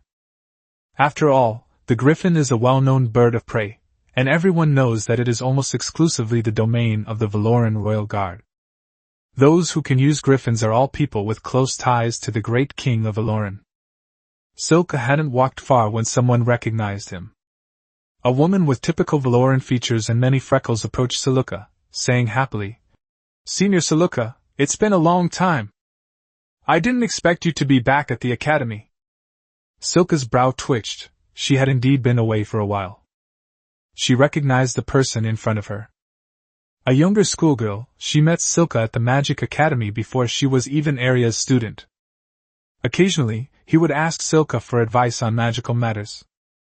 Although Luika didn't have a deep impression of her, this junior schoolmate had a very deep impression of Luika. When they parted ways, this junior schoolmate was only an intermediate-level mage. After so many years of study, she has become an advanced-level mage. The progress is not slow, but it is still far behind that of Luika. Upon hearing the name Luika, the crowd suddenly became somewhat noisy. Today, Luika is quite famous. In every battle involving Sylvanas, she uses her wand to tell all the magicians in the world that she is the most talented and outstanding mage on the continent. Even compared to Helen, the #1 mage on the continent back then, her talent was even more outstanding. Luika has long been ranked as the #1 mage on the continent. As for Arya, because she once again trained the continent's #1 mage, her ranking was also raised by 2 places, and she is now ranked 11th. If Lillian completes her training and demonstrates her abilities, perhaps Arya's ranking will improve. The crowd instantly swarmed around, everyone eager to see the legendary first archmage. Luika's adorable appearance seems completely at odds with her title as the first mage. "Senior Luika, are you back this time to further your studies in magic? Senior Luika, do you have someone you like? Is the person you like the king of Valoran, our emperor? Senior Luika." The students were bustling around, and even the instructors were curious about Luika, whom they hadn't seen in a long time. This, however, caused considerable trouble for poor Luika. However, Luika was momentarily at a loss for how to respond to this unfriendly enthusiasm. "Where's the teacher? Help!" Luika called out her teacher's name in her heart. The teacher couldn't possibly not know she was coming, because Luika knew. The teacher's magic always enveloped the entire academy, and Arya knew she was coming the moment she showed her face. He just hasn't shown up yet. Is he watching her make a fool of herself? Chapter 465 Clever and Quick-Witted Luika. In fact, Arya already knew when Luika entered the Magic Academy. Given the extent of her magic, there's practically nothing that happens within the entire Magic Academy that Arya doesn't know about. Previously, Luika would come directly to her. However, what happened today was indeed an unexpected event. No one expected that the junior who had once asked Luika for help would suddenly approach her. But this can be seen as a way of getting himself out of a tight spot. To be honest, Arya really didn't know what kind of expression she should have when facing Luika. Because she had known all along that Sylvia liked Lin Wei, and even before Yelena became Lin Wei's wife, she had hinted to Sylvia that she should become Lin Wei's legal wife. However, Saruka failed to understand Arya's intentions back then, and Arya is no longer the Arya she once was. She slept with the man her students liked. Thinking of this, a blush rose to her cheeks. Fortunately, Lillian and Cynthia were focused on learning magic and did not notice anything unusual about Arya. "Teacher, is it a bit noisy outside? I think I heard Sister Silka's voice." Cynthia was very sensitive to changes in her environment. Although she was still some distance from where Saruka was surrounded, the naturally perceptive Cynthia still noticed something unusual. She definitely heard someone shouting Saruka's name. She hadn't seen her sister Silka for a long time and naturally missed her very much. Arya did not respond to Cynthia's words immediately, as she was lost in a long memory. Every little detail from the past began to surface in her mind, like a spell that lingered in her ears. "Teacher?" Arya only snapped out of her daze when Cynthia called her name again. Even Lillian looked up. "Teacher, it seems like Senior Saluka has arrived." Lillian had met Silka once, but only once. Lillian was actually quite interested in this renowned senior. Importantly, this senior student, Saluka, is said to like the man her older sister likes. This made Lillian interested in Saluka. "Oh. I see." Arya gave a curt reply, devoid of any emotion. However, Arya seemed to always be like this, so Cynthia did not notice anything unusual about her teacher. "Then, I'll go pick up Senior Saluka?" Surrounded, Saruka felt somewhat helpless. Because almost everyone surrounding her was a younger student, they didn't have any ill intentions towards her. Silka's good temper made the younger students even more enthusiastic. Some of the younger girls had already taken Silka's hand, while the younger boys, though a bit further away, kept asking Silka all sorts of questions. This left Saruka feeling quite helpless. Soon, a familiar voice came from outside the crowd. Cynthia's voice came from outside. "Sister Silka!" Cynthia's voice was like a pardon to Saluka, as if he had found a savior. "I'm here, Cynthia!" Saruka swung his arm forcefully. Upon hearing Cynthia's voice, the crowd parted to make way for her. Although Cynthia was not officially Arya's student, everyone knew that Arya treated Cynthia no differently than her own student. There are even rumors that Cynthia is being groomed as a successor and may even take over Arya's position in the future. Therefore, people still have a sense of respect for Cynthia. Cynthia is usually quiet and reserved, with an aura that keeps people at arm's length, so people are naturally more afraid of her than of Silka. Cynthia grabbed Saluka's arm, and the female students around her tactfully let go. Even the students surrounding them made way for her.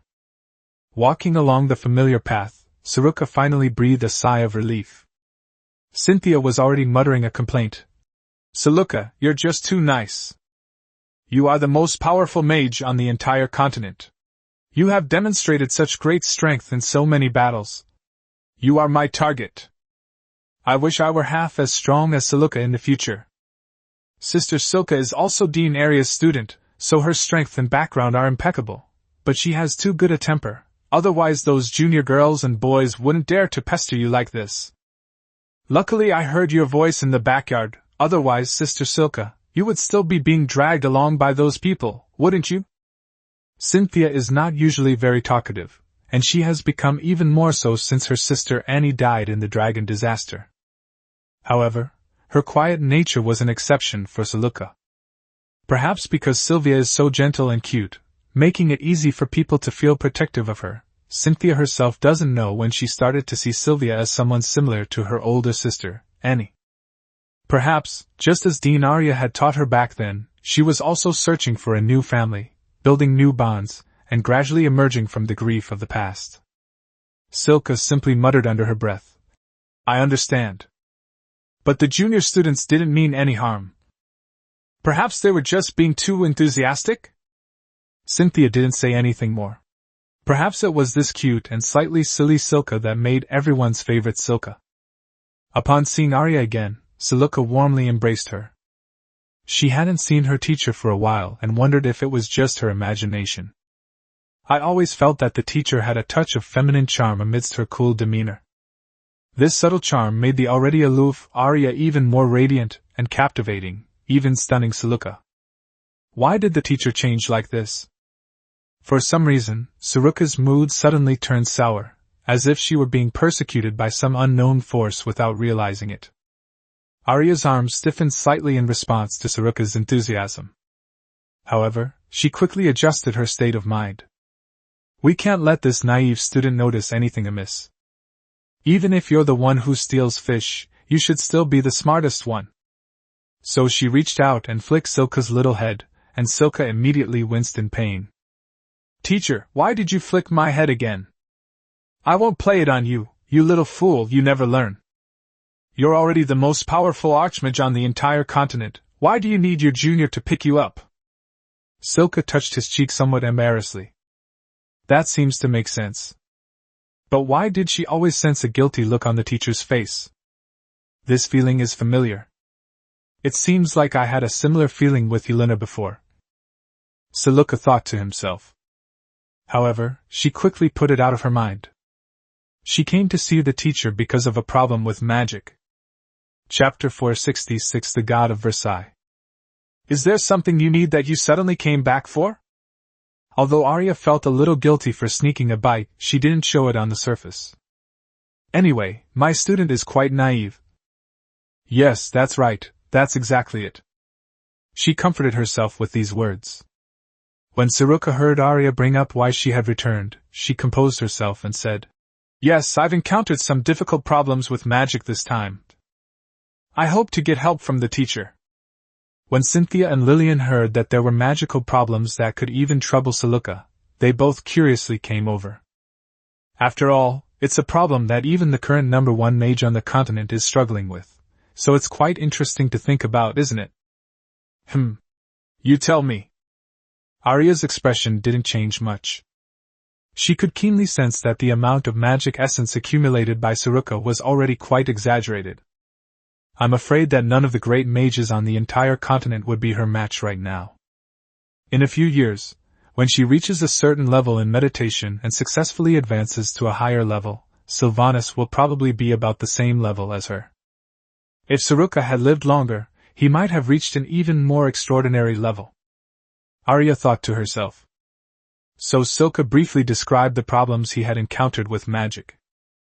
When casting large-scale spells, I can already construct a magic circle within 3 seconds, but I feel that this speed can be increased even further. When I want to increase the speed of magic circle construction to an even shorter time, I've found that some spells become difficult to control, and even with sufficient magic energy, I can't improve them any further. After hearing what Luika said, Lillian and Cynthia, apart from Arya, were stunned. Listen to what Sister Silka is saying. Is she even speaking human language? 3 seconds to cast a large spell? You still think that's too slow? We even need to speed it up. Large-scale magic is second only to forbidden magic. For an ordinary mage, constructing a large magic circle would take at least 10 minutes or even longer, and that's only achievable by a skilled old mage. Even for some powerful archmages, casting large-scale spells takes at least 5 minutes. For forbidden spells, of course, the time required is even longer. Sylvanas' ability to unleash a large-scale spell every 3 seconds is simply a fantasy for some archmages. Some archmages need about half a minute, or even a minute to cast a mid-level spell, while some highly skilled ones may only need a dozen seconds. However, whether it's basic or intermediate magic, it's almost instantaneous for Luika. The magic was launched as soon as she had a thought. Cynthia and Lillian, of course, had not yet reached the level to unleash large-scale magic, and they both remained silent in the face of Luika's question. Everyone knows how difficult it is to cast large-scale magic spells. Even if you've never eaten pork, you've definitely seen pigs run. What Luika has is not a problem, it should be called Versailles. The troubles of genius are like those of Versailles. Sister Silka, I really don't know what to say. You are probably my role model in my life's journey of learning magic, and I will strive to learn magic in your place. Although Cynthia said this, the light in her eyes seemed to have faded, and she was clearly quite upset by Saruka. She had been with Arya the longest, so her understanding of magic was much clearer than Lillian's. Lillian, however, seemed unclear about this concept. She only knew that Silka was indeed very powerful, but she wasn't quite sure just how powerful. Arya didn't say anything, she just calmly said, "Now cast a large spell, let me see." Silka immediately nodded, took out a staff from his pocket, and began to cast a spell. Lillian and Cynthia stared wide-eyed as a large magic circle rapidly formed. Although they had prepared themselves mentally, they only truly understood what a real genius was when they actually saw Silka unleash his magic. Those who can learn magic are undoubtedly mostly geniuses. Those who can enter the Valoran Academy of Magic to study magic are the cream of the crop of geniuses. However, even the most outstanding geniuses can only reach the threshold of Saruka. Seeing someone like Silka can really make people hesitate to embark on the path of magic. "I understand your question. You can use this bite to replace it here." Arya began to carefully explain the problem she was encountering to Silka. Although Sylvanas is now very powerful, Arya, who has lived for many more years and is even stronger, was just as passionate about magic as Sylvanas. The problems that Saruka is facing now are the same problems that Arya faced back then. So she immediately identified the problem. After Saruka heeded Arya's teachings and changed the syllables of the spell's release, as expected, when Saruka released a large-scale spell again, it only took him 1 second to construct a large magic circle. "Thank you so much, teacher. I knew I would have made the right choice by coming to you." After the magical problem that had been troubling Silka was solved, Silka's mood improved considerably. Even without Arya, Silka would probably figure it out someday if he studied it on his own, though it would take much longer. With Arya's help, it's definitely possible to achieve twice the result with half the effort. Arya nodded, her guilt lessening somewhat. At least she helped her student, so it's not unreasonable for me, as her teacher, to accept some benefits. Well, she doesn't know yet anyway. Let's talk about it when we find out. Cynthia watched Silka and Arya's conversation with envy. She knew that her magical talent was limited. Compared to the younger students outside, her talent was already quite good, and could even be called genius. However, she has been feeling increasingly insecure lately. Silka goes without saying, he's a super genius, Dean Arya's most prized student, and no less outstanding than Helen back in the day. Even Helen's talent is far inferior to that of Silka. But now even Lillian is showing signs of magehood, which makes Cynthia, who is still a high-level mage, feel a little sad. However, she quickly erased this sadness. Because being sad doesn't make her stronger. Only through hard work. Only then will it become stronger. Chapter 467 Dispute. The cold spell continued. 6 months have passed without any sign of improvement. The entire year will likely be spent amidst the cold and disaster. I just hope the cold disaster won't continue next year, otherwise even if Lin Wei is willing to help the people of Valoran get through the cold disaster, their lives are destined to be difficult.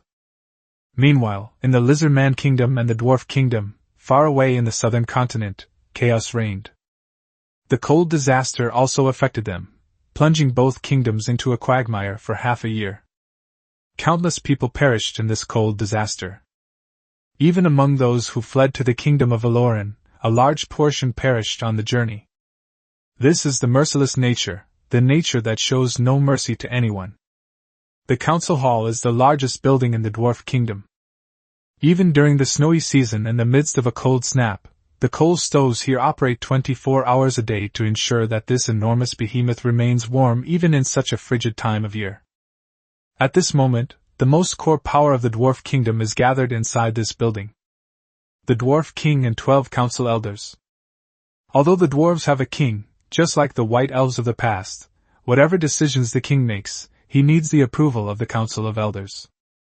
Of course, while the council of elders does have such power, not everything needs to go through the council. Some less important matters can be decided by the Dwarf King alone. Your Majesty, our nation has also reached a critical juncture of life and death. As our king, do you have any reasonable decisions to help us get through this harsh winter?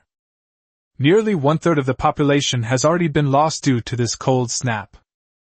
Aside from the dwarven citizens who fled to Valoran, almost all the rest froze to death during those months.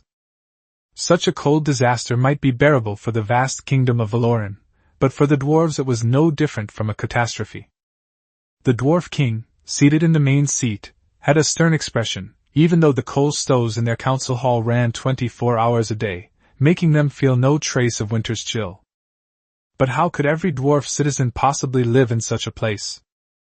Although he was reluctant to admit it, the dwarven kingdom, the powerful Bronze Age, was indeed facing a very serious crisis. The other dwarven councillors sitting around the round table all looked at him with unfriendly expressions, and he probably already had a guess in his mind. If he cannot make a choice that satisfies everyone today, perhaps his kingdom of the past 20-odd years will be lost forever? However, the dwarf kingdom is facing such a severe problem that even the wisest king wouldn't have a reasonable solution, would he? Except for that great king of Valoran. Thinking of this, he calmly asked, "Then, esteemed members of parliament, do you have any proposals?" Although he had a rough idea of what the lawmakers wanted to say, he still threw the question back at them. At least he didn't want such a spineless choice to come out of his mouth. For a king to utter such words is utterly shameful. If it came from a member of parliament, he could say that the power of parliament was simply too great, and that he, as the king, had no other choice. When the king returned the question to them, the councillors knew in their hearts that the king, who had been in power for 20 years, had given in. He understood that the dwarf kingdom could not survive such a cold disaster. They were merely trying to preserve their last fig leaf. The dozen or so councillors exchanged glances, and finally a dwarf with a red beard stood up. "Then I'll get straight to the point. My suggestion is to become a vassal state of the kingdom of Valoran and rely on its strength to get through this difficult winter." No sooner had the red-bearded dwarf finished speaking than a black-bearded dwarf slammed his fist on the table and stood up. "Gambwa! You piece of trash! Just because of a little snowstorm, you're going to abandon the glory of our dwarven race?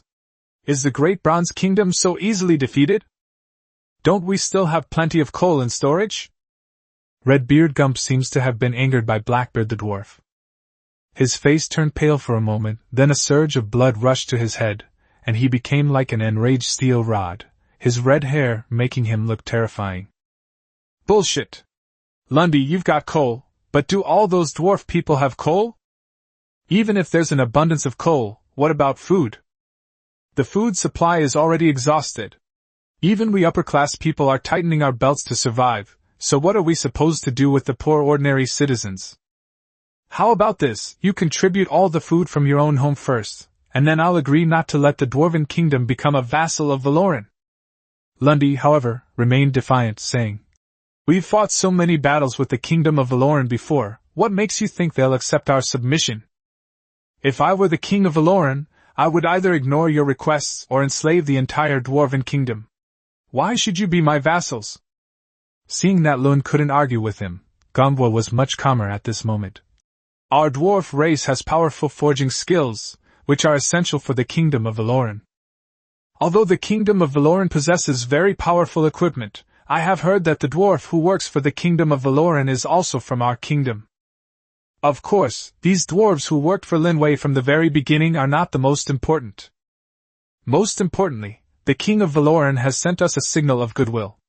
According to my information, the king of Valoran has unconditionally accepted those innocent people who fled to the kingdom of Valoran and given them jobs and food.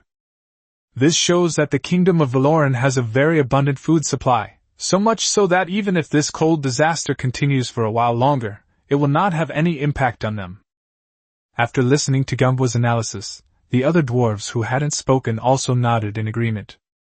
Lin Wei has always presented himself as a benevolent and virtuous person. Everyone knows that Lin Wei is a benevolent king who treats all his subjects equally. The refugees from Norland in the past, and the refugees from the Dwarven Kingdom now, are all telling everyone that the current king of Valoran has enough land and the magnanimity to accommodate them. The Dwarven Kingdom will provide powerful assistance to Lin Wei's forging, and making them Lin Wei's vassals is not entirely without merit. Chapter 468 Decision.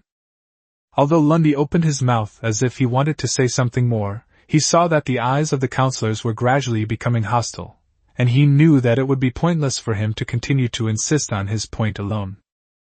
Of course, anyone with eyes to see can understand that this black-haired dwarf, Lundy, is not as righteous and awe-inspiring as he appears on the surface. Everyone knows that the Dwarven Council is an extremely powerful entity in the entire Dwarven Kingdom, and even the Great King must listen to their opinions. It is no exaggeration to say that these few individuals could influence the entire Dwarf Kingdom with just a thought. Power is always a fascinating thing. So it seems understandable that he can't let go. However, the other counselors understood that, compared to this pointless pursuit of power, their most important task was to weather the cold disaster. Otherwise, once the cold disaster passes, what's the point if the once mighty dwarf kingdom is left with only a few counselors in this vast council hall? Even if they pledge allegiance to Lin Wei, isn't it enough as long as they remain above their people? As for any agreements with the Orcish Church and the Lizard Men, to hell with them. Compared to surviving, all this is bullshit. Soon, Lin Wei received goodwill from the Dwarf Kingdom. This act of kindness came so quickly that it exceeded Lin Wei's expectations. Lin Wei received the news just days after the Dwarf Council made its decision. Your Majesty, this is a letter from the Dwarf Kingdom. Please take a look. The steward, Sebelu, respectfully placed the golden boss letter on Lin Wei's desk. The letter bore the seal of the Dwarf Kingdom. A large chimney pattern stands on the letter, appearing quite three-dimensional. This was engraved using a special technique employed by the dwarves. That chimney represents the forging technology that the Dwarven Kingdom is proud of. It is the most representative thing besides the main conference room. The letter was filled with praise for Lin Wei. Such praise was utterly meaningless, so Lin Wei skipped it quickly and went straight to the main text. The text states that the Bronze Kingdom, also known as the Dwarven Kingdom, is willing to become a vassal state of Valoran. They will pay 30% of their taxes to Lin Wei each year, and Lin Wei will become a higher pinnacle of power, surpassing even the Dwarf King and the Dwarf Council. Lin Wei has the authority to handle all affairs within the Dwarf Kingdom directly. However, there was one clause that Lin Wei found quite interesting. That is, although Lin Wei can control almost everything in the vassal states, he can even arbitrarily dismiss the Dwarf King and elect a new one. However, he could not arbitrarily dismiss members of the council, and Lin Wei could not change their positions unless they had committed any wrongdoing. Aside from having to perform the rites of a subject to Lin Wei, their power remained roughly the same as before, but Lin Wei's decisions could bypass them. Lin Wei put down the letter. He roughly understood what the Dwarf Kingdom meant. Clearly, this letter was not written by the Dwarf King, but by the Council. The Dwarven Council's intentions were all too obvious. Although they were willing to submit to Lin Wei, they felt that Lin Wei was unlikely to change the original system of the Dwarf Kingdom, and would probably keep it as it was for the time being. However, fearing that Lin Wei might not accept the existence of the Council, they stated that Lin Wei's power could be greater than everything, and that as long as Lin Wei wished, only the members of the Council could enjoy their original positions. Lin Wei didn't know how much those councillors received each year, but he could imagine that it was definitely not a small expense. They have prepared a way out for themselves. Even if they lose power, they will retain certain privileges and the same level of security they had before. Lin Wei gained the entire vast dwarf kingdom, while the councillors believed that they had contributed and therefore deserved certain privileges. He reached out and tapped lightly on the table, the crisp sound calming Lin Wei's slightly agitated mood a little. Of course, he wasn't upset because of the dwarf kingdom. It was just that he had been receiving more and more official business lately. It must be incredibly painful for the great king of Valoran to have to work so hard and not be able to slack off. Meanwhile, the loyal butler Sebelu waited respectfully by the side, waiting for the great king of Valoran to finish his contemplation. Now, the fate of the Dwarven Kingdom rests entirely on the whim of the great king of Valoran. I accept the vassalage of the Dwarven Kingdom, and the existing system will remain unchanged. However, I want to add an additional condition. The councillors must abide by the rules of the Kingdom of Valoran. Violating the rules of the Kingdom of Valoran is also considered a breach of the treaty. For Lin Wei, winning without bloodshed was naturally a better outcome. Lin Wei thought a lot, even though the presence of the counselor made him feel a little down. However, considering that soldiers would incur significant costs if they were to fight, such as resettlement expenses and other miscellaneous military expenses, this would be a problem. In addition, war inevitably results in casualties. Even though our equipment is now far superior to any other force on the continent, if you die in battle, you are dead forever. The families of those who died in battle would receive compensation, but compensation could not completely replace the lives of their loved ones, a fact that Lin Wei had always been well aware of. With the cold weather added to the mix, Lin Wei needs to make more preparations for this unknown winter. After weighing the pros and cons, those few counselors seemed insignificant.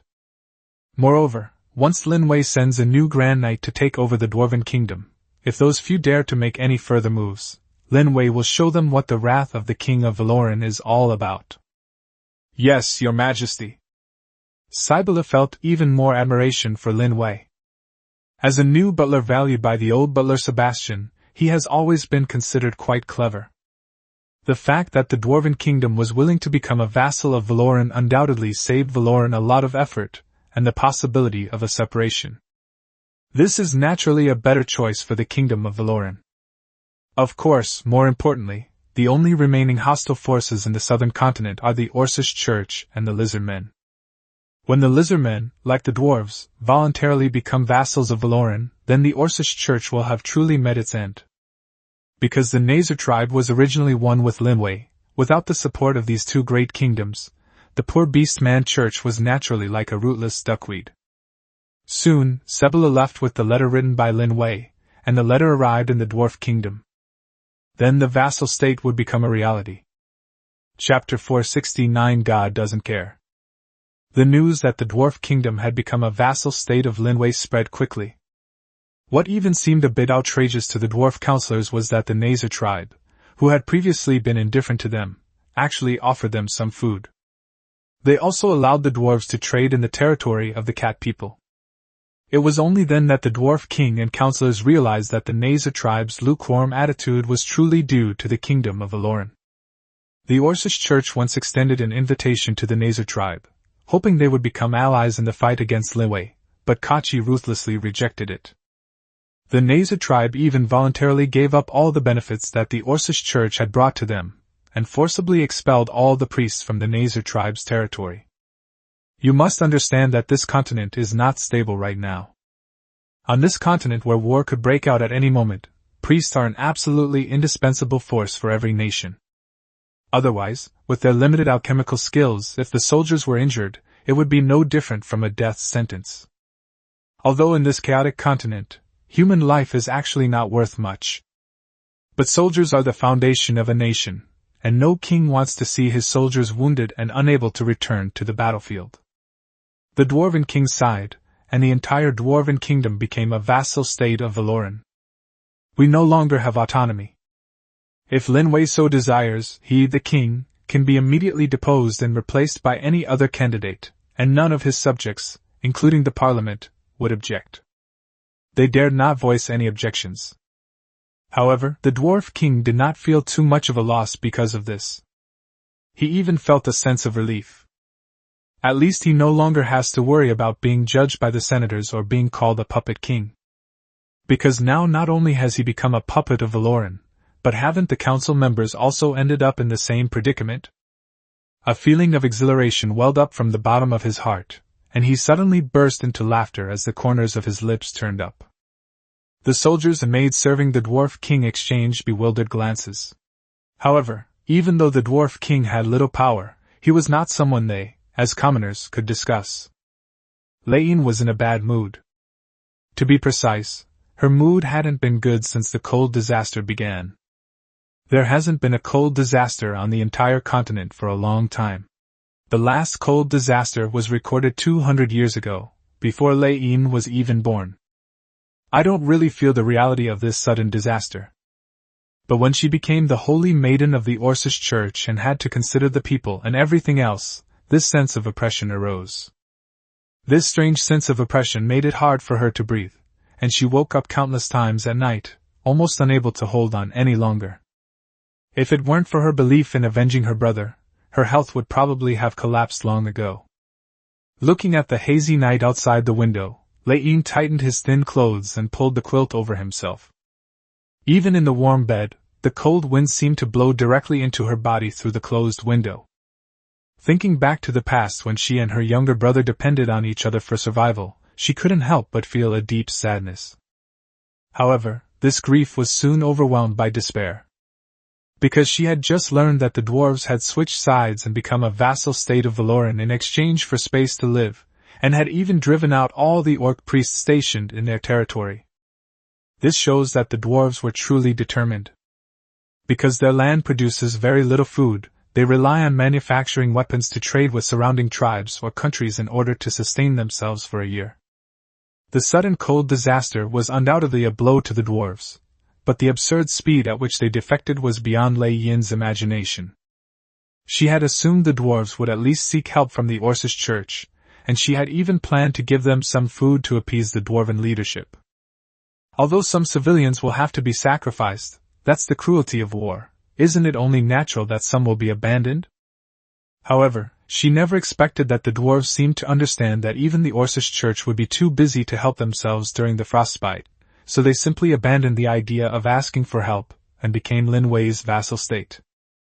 Of course, although they lost their autonomy, becoming Lin Wei's vassal was obviously very useful. Lin Wei dispatched griffins to deliver a large amount of food to help the dwarves through their current predicament. Then, a large number of wagons were dispatched to slowly travel through the snow, continuously supplying food to the dwarf kingdom.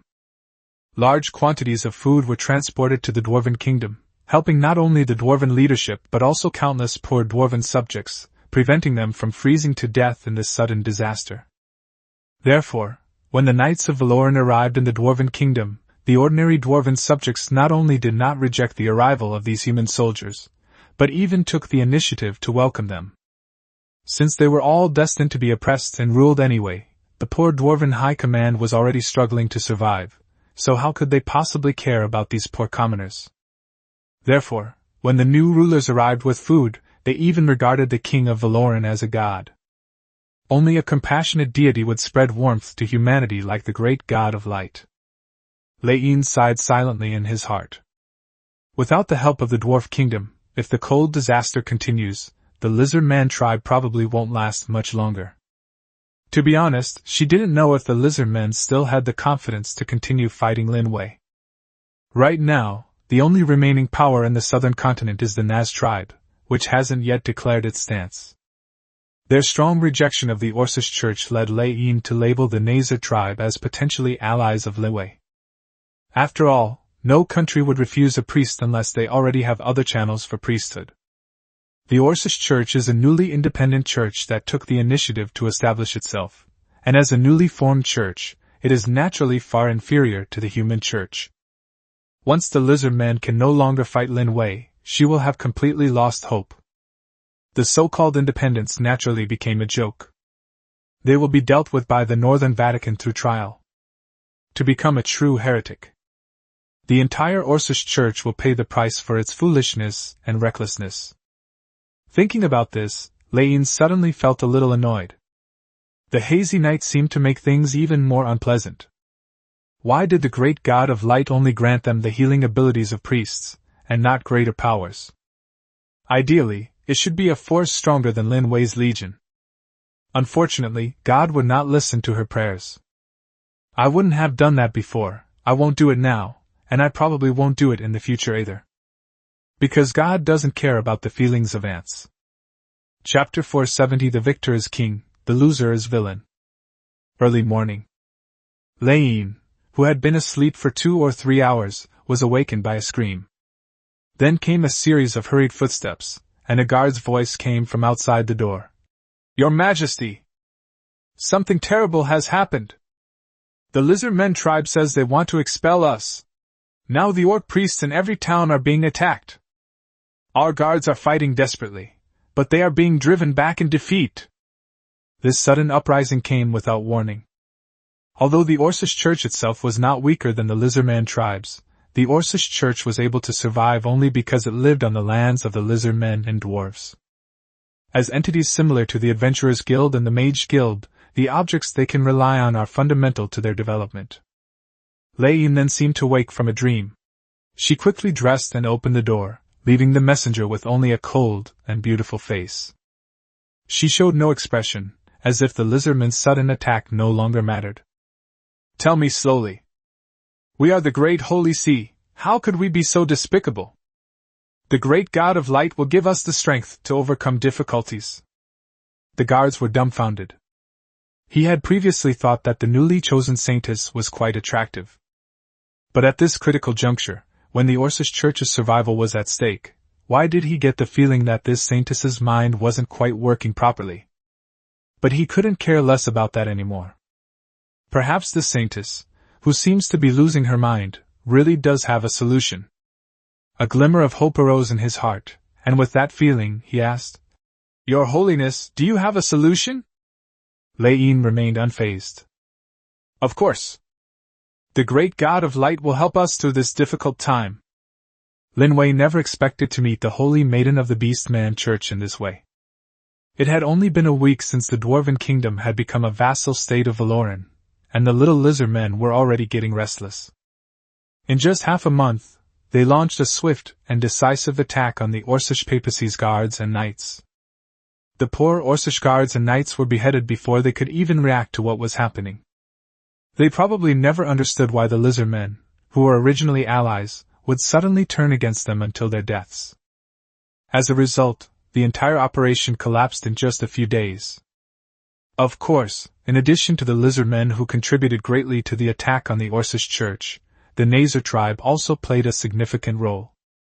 Because the territory of the Nazar tribe was right next to that of the lizard men, the Orcish Church's forces were wiped out in one fell swoop under the combined attack of the two forces. Most of the guards and knights were killed, and about a third of the warriors were taken prisoner. And those priests who didn't have much fighting ability to begin with naturally had no ability to resist. At this moment, the Holy Maiden Lin, bound hand and foot, was being guarded by two lizard-man warriors, left lying on the snow. Her beautiful, resentful eyes revealed anger. Lin Wei was right in front of her. If she was given a chance, she could immediately avenge her brother Nasu's. Unfortunately, she was not only tied up, but her mouth was also stuffed with a rag. Lin Wei looked at the saintess from the southern continent with great interest. Well, although it wasn't the first time he'd seen a dog girl, this one was indeed quite attractive. Lin Wei has seen many beautiful women, so it goes without saying that any woman he finds attractive is of a certain caliber. Lin. Bravery, 12. Strategy, 79. Special talent, healing ability, beacon of faith. The pseudo-saintess, revered by many, increases her magic power daily, but seems to lack genuine recognition. Favorability, -100. Evaluation A. The saintess from the southern continent had a similar stats to Yelena's, and Lin Wei was very familiar with her special talent called Beacon of Faith. Thanks to this talent, Yelena's magic power is increasing at an alarming rate every day. It is no less impressive than Luika. To Lin Wei's surprise, the person in front of him also had a similar talent, but with an additional pseudo-mark, making it seem much less effective than Yelena's. Well, having met many people who have a high level of affection for him, this is the first time Lin Wei has met someone whose affection for him is negative. A -100? Anyone who didn't know better would think Lin Wei killed her whole family. Remove the gag from her mouth. Upon hearing Lin Wei's order, the two lizard-man warriors guarding the side quickly and deliberately removed the cloth ball stuffed into Lei Yin's mouth. Lina, standing next to Lin Wei, looked coldly at the lizard-man warriors present. They immediately felt a chill rise from the soles of their feet, as if they were being stared at by some terrifying beast.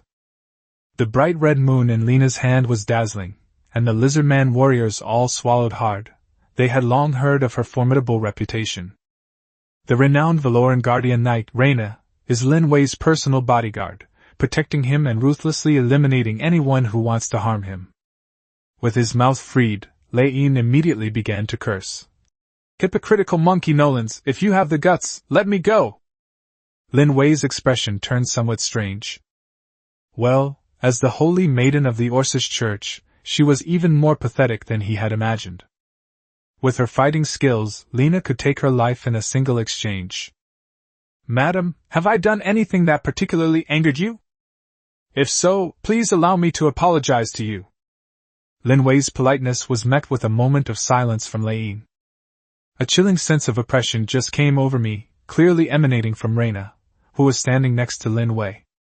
A sense of danger rose within her. She felt as if every hair on her body stood on end. She even felt that if she dared to insult Lin Wei again, the scythe in front of her would not hesitate to reap her life. Snort. The victor is king, the loser is villain. Since I've already lost, there's nothing more to say. It was this sudden cold snap that helped you, otherwise, our alliance wouldn't have fallen apart so easily. I failed to avenge my brother. It's my fault as his older sister.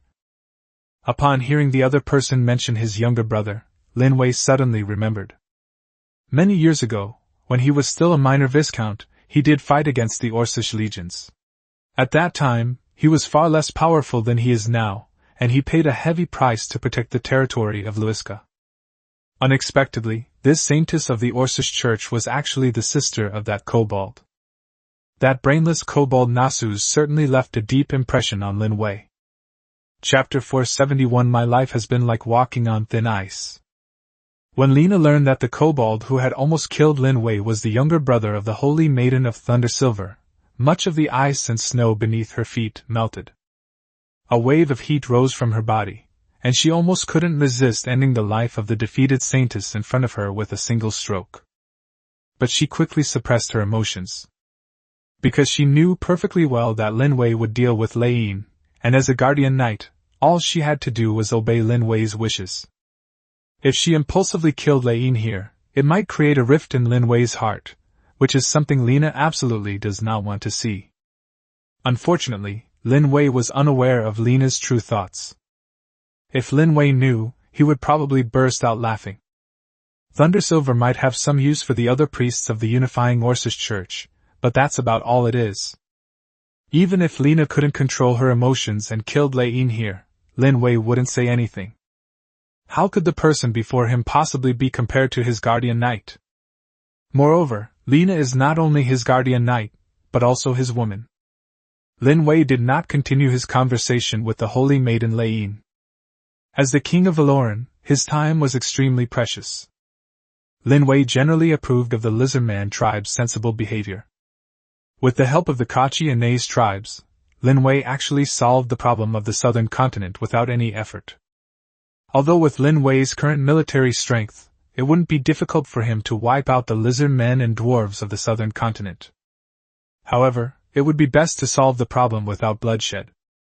Lin Wei felt that he was not a demon, and he couldn't always be thinking about fighting and killing. Lin Wei left the rest to Aaron to handle. As one of Valoran's Grand Knights, Lin Wei had always trusted his abilities. Grand Knight Aaron, this is the list of all the imprisoned priests. They are at the encampment ahead. Please take a look. A knight respectfully placed a thick list of priests' names in front of Aaron. The heavy list was densely packed with names. Aaron casually flipped through a few pages and quickly lost interest. Suddenly, as if he remembered something, he quickly started searching through the roster. After searching for a while, he finally found a name called Chifei. Chifei was an ordinary orc priest of the Holy See, only the lowest-ranking junior priest. But it was this young priest who saved his life, allowing him to survive the battle against the sea creatures. He has always been grateful to the other party, but it seems he has never had the opportunity to repay them. Right now, it seems like an opportunity has presented itself. Chifei is of mixed race. My father was human, probably from the Valoran race of the northern continent, formerly the Norlands race. However, because her mother was from the Otto tribe, her beast-man characteristics were more pronounced, and beast-man women were more similar to ordinary humans. So even though Chifei is of mixed race, you can't tell unless you look closely. Furthermore, after becoming a pastor, he hid in his priest's robes all day long, so his identity was never exposed. Because mixed-race people are ostracized everywhere, both the former Ater tribe and the former Kingdom of Norlands considered mixed-race people shameful. Even though hybrids didn't come into this world voluntarily, they have received the most malice in the world.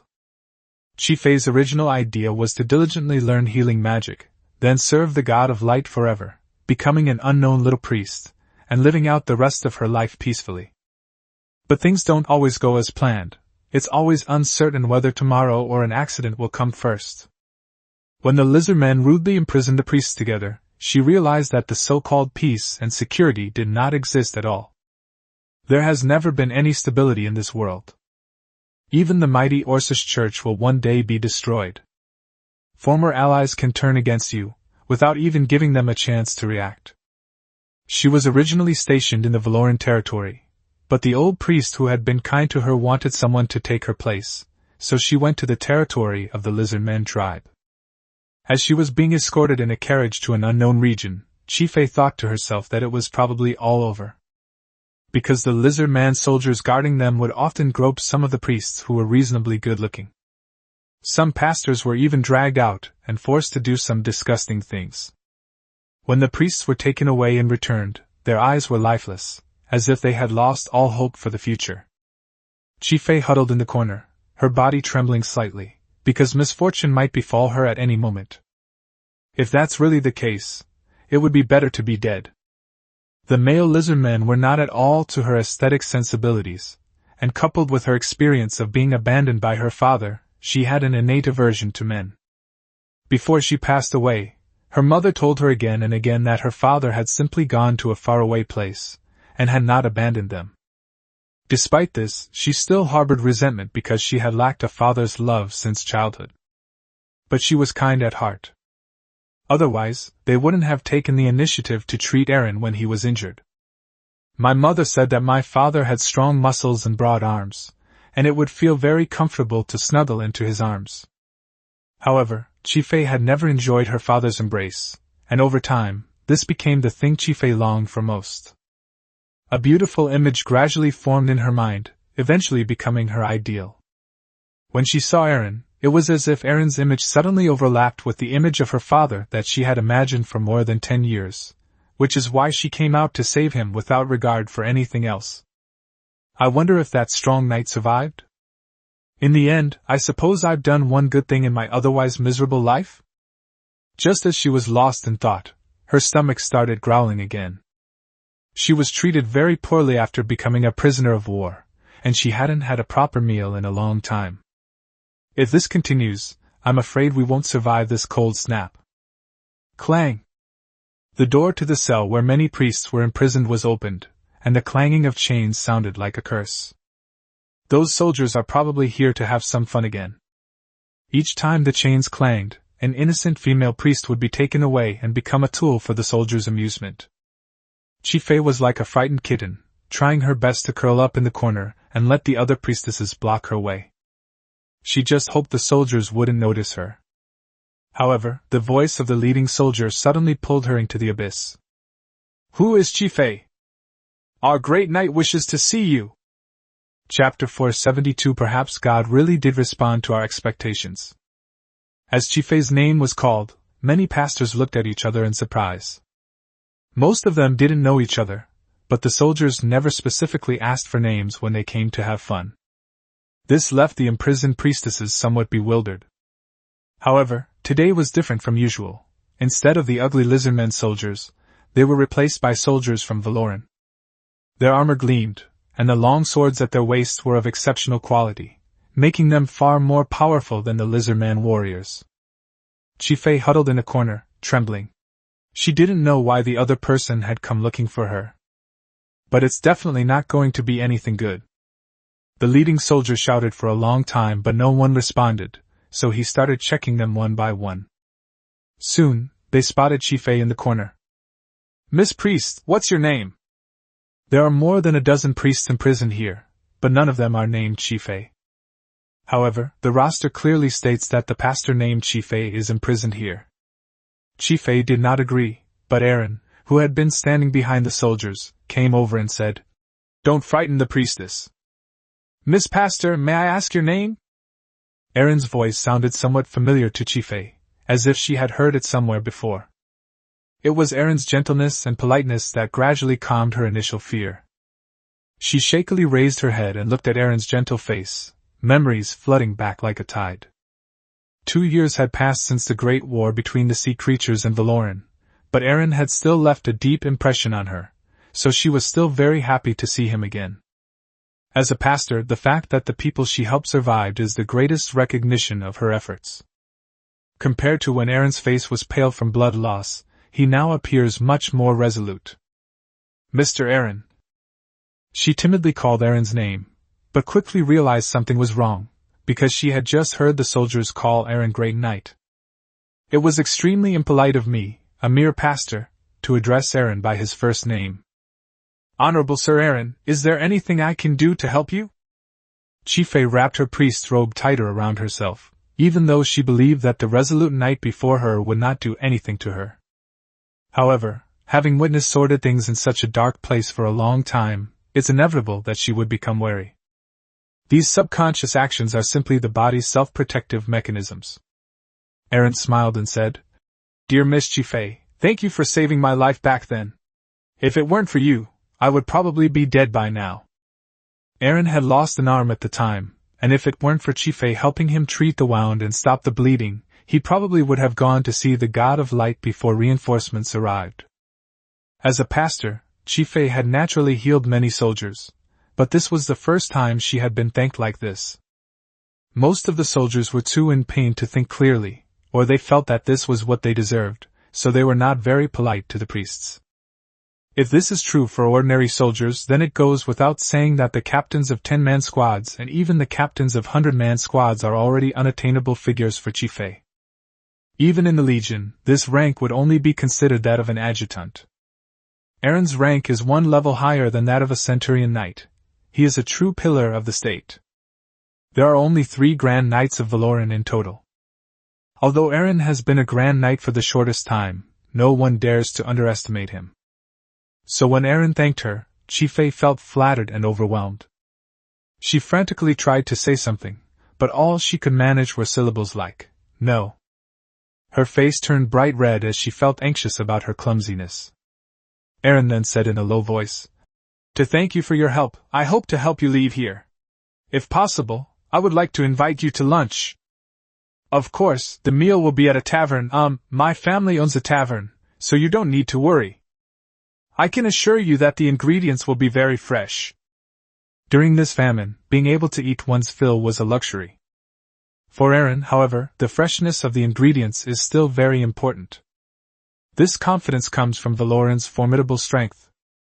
Upon hearing that there was food, Chifei subconsciously swallowed. She couldn't remember the last time she had a proper meal.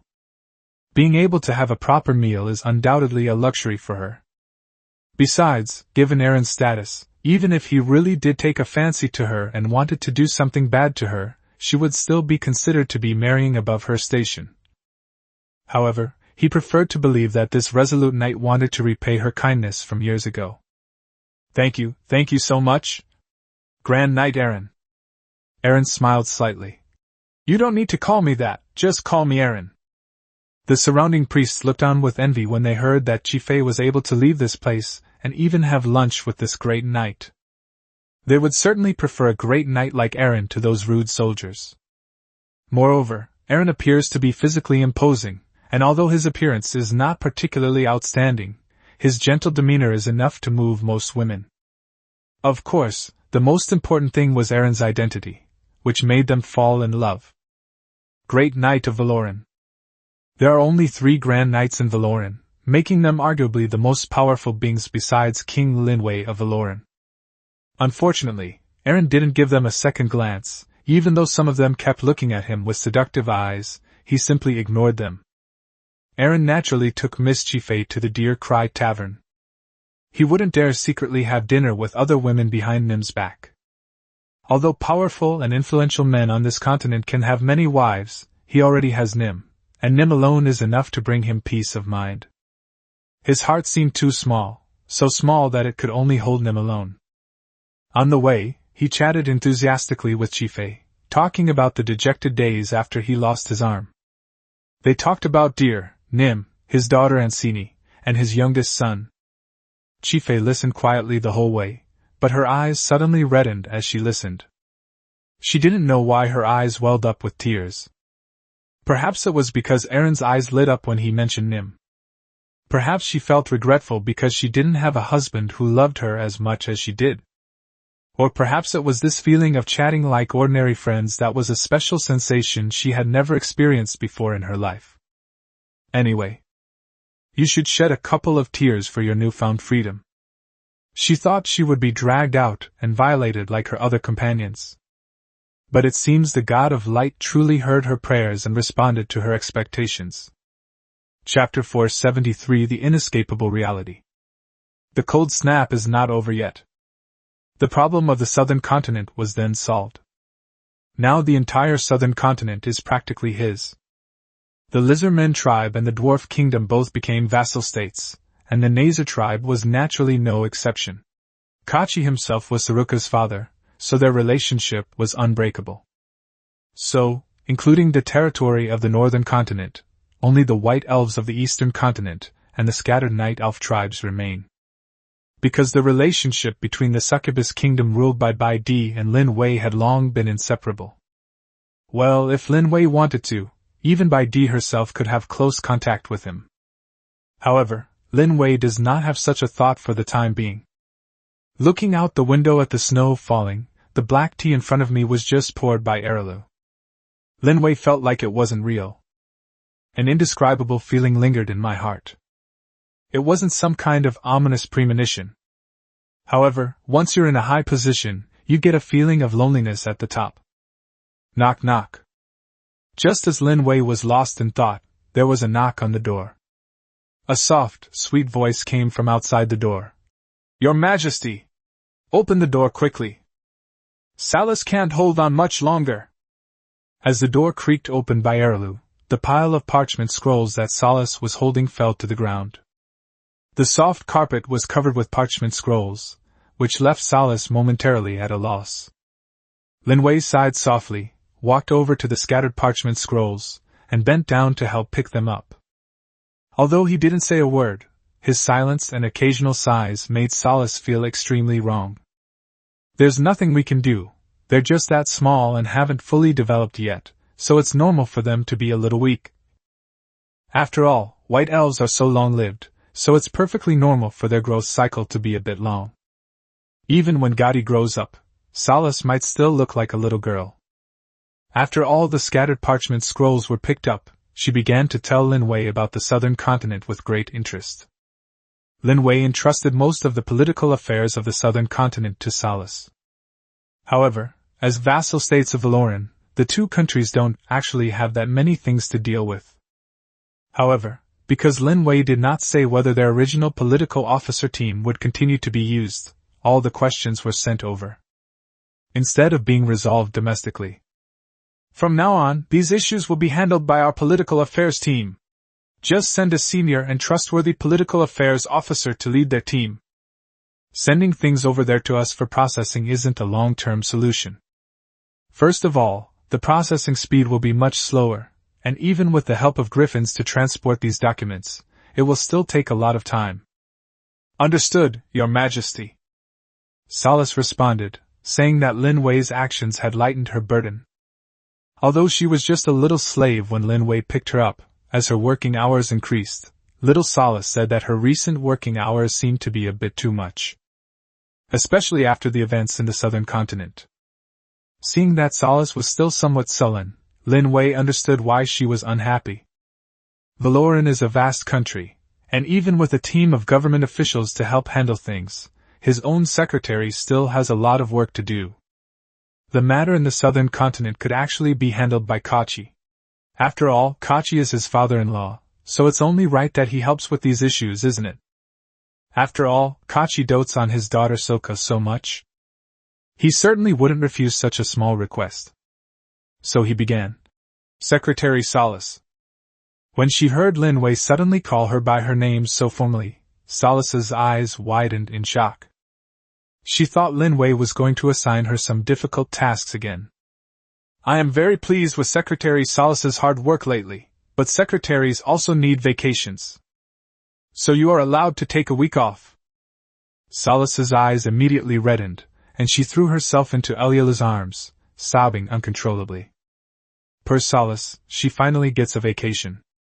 Inside the vast white elf royal palace, lush foliage was covered with a thick layer of ice and snow. Shurin sat alone on the cold throne, but because she was a powerful archmage who could use magic to keep warm, she did not feel cold even though there was no fire in the palace. However, not everyone was on Suriad's side. The nobles and ministers standing below remained silent. The White Elf Kingdom is in a difficult situation. Due to the cold disaster, even they are starting to struggle financially. Coupled with the news of the destruction of the Orcish Church in the southern continent, and the fact that the Dwarf Kingdom and the Lizard Men had become vassals of Valoran, it can be said that the mood of the entire White Elf Kingdom had plummeted to its lowest point. Despite Surian's swift and decisive action in dismantling the Council of Elders, bringing the entire White Elf Kingdom under her sole control. However, the powerful Kingdom of Valoran is not as easy to control as the Council of Elders. Now, apart from the Sea Tribes, the only remaining powers on the entire continent are the two kingdoms of the Eastern Continent.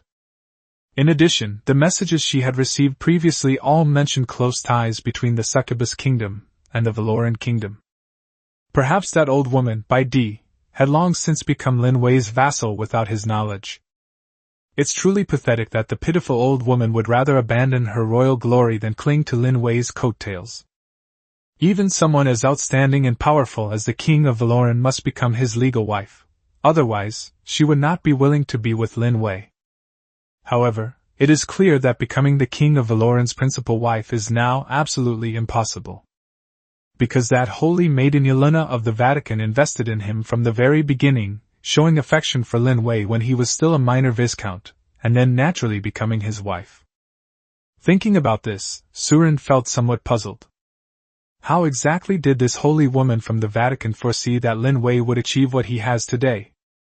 Deep down, she absolutely refused to believe that a saint from the papacy would gamble her entire future for some vague and uncertain emotion. She preferred to believe that the saintess had received a revelation from the God of Light, which is why she chose Lin Wei, and that's why things are what they are today. But thinking about these things anymore seems pointless. Because Suriand is now facing an even more severe situation. She must confront her relationship with the Kingdom of Valoran. The Kingdom of Valoran today would probably not need to exert much effort to annex the Kingdom of the White Elves. Stubborn resistance will only lead to destruction. The Orcish papacy is a good example. But she was not resigned to it. As the Queen of Saint Anilo, and the supreme ruler of the entire White Elf Kingdom, how could she possibly be willing to give up everything she had worked so hard for? Her cold gaze swept over the silent nobles and ministers below the throne. Judging from their expressions, they seemed to have no desire to contend with the Kingdom of Valoran. If the Council of Elders still existed, someone would probably have already proposed to her that she become a vassal of the Kingdom of Valoran. Just like the dwarves and the reptilians did. Chapter 474 Anchor's Wedding. Lin Wei did not rush to make a move. Now that a powerful force in the southern continent has just become his vassal state, he needs to first arrange for a trusted knight to take over various affairs. It's not too late to deal with Suriand once things have completely calmed down in the southern continent. The reason for dealing with Suriand is simple: she is blocking Lin Wei's path to unifying the entire continent. Secondly, Lin Wei himself did not like Suriand. Lin Wei has always disliked women who are good at manipulating people's minds, just like Ainville back then. However, he hadn't heard any news about Ainville for a long time. Since Rima was incorporated, the knights Lin Wei sent there hadn't sent any bad news. They seem to have truly accepted the fact that the kingdom has been destroyed. She accepted her new life with peace of mind. Chifei enjoyed a relatively pleasant time. Because Aaron brought her back to the tavern, Nim treated her to a warm welcome. Nim didn't show any unusual reaction just because Chifei was a woman, because the person Nim trusted most was Aaron. When Nim heard that it was this pastor who had saved her husband's life on the battlefield, he was moved to tears. "Thank you, Miss Chifei. If it weren't for you, my children and I would have lost our support forever. If Eren were to die in battle, Lin Wei would naturally take good care of Eren's wife and daughter. No one wants their loved ones to die on the battlefield and never return. Therefore, Nim felt mostly grateful to Chi-Fei. By the way, if you don't mind, you can stay at Looming. We have a spare room. When Nim heard that Chi-Fei was homeless, he even invited Chi-Fei to live with him. There are many empty rooms in Deer Cry, so giving one of them to Chi-Fei wouldn't be a big deal. She didn't develop any negative feelings towards Chi-Fei just because Chi-Fei was of mixed race. Since the Kobold invasion, a large number of hybrids have indeed been born in Valoran. However, Lin Wei arranged places for them all. First of all, those children with magical or alchemical talents would receive ample education. Lin Wei would also ensure that children without any special talents could have enough to eat before they became self-reliant. Because the kingdom of Valoran is powerful enough, these homeless children are able to enjoy this benefit. Chi-Fei was actually quite willing to agree, because she really had nowhere to go right now, and she could help out with some chores in Looming. Lalami, who used to help with chores, has reached school age and rarely comes to help Looming anymore. So when Looming got busy, Nim had to ask some people to help with the work. Looking at Nim's expectant gaze, Chi-Fei felt a little tempted, but she quickly suppressed it. Seemingly sensing Chi-Fei's doubts, Eren reassured her. There's a church nearby, right? If you don't want to stay in Deer Cry, I can go and ask at the church for you. No matter what, Miss Chi-Fei is a priestess. It would be a waste of her talents to keep her at the tavern as a helper.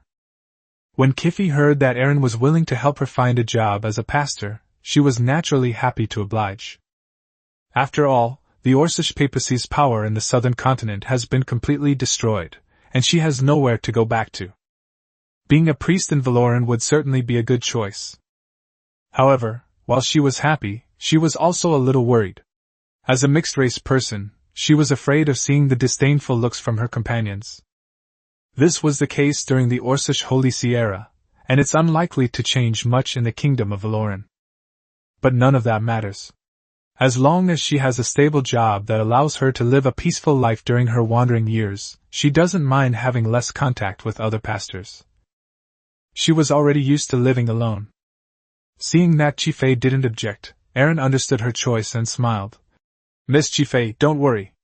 The entire kingdom of Valoran and the Holy See are inextricably linked. You don't need to worry about being ostracized if you go to the Holy See.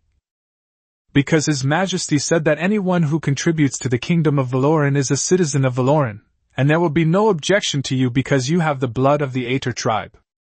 Chi-Fei's eyes lit up when she heard that. Naive and innocent, she asked. Really? Respected great knight. Eren simply nodded and smiled. Of course it's true, I assure you. Chi-Fei once again expressed her gratitude to Eren. Chi-Fei, who had been heartbroken, regained hope for life, and it seemed that all the good things had returned. Perhaps she can start a new life. Eren didn't say anything more.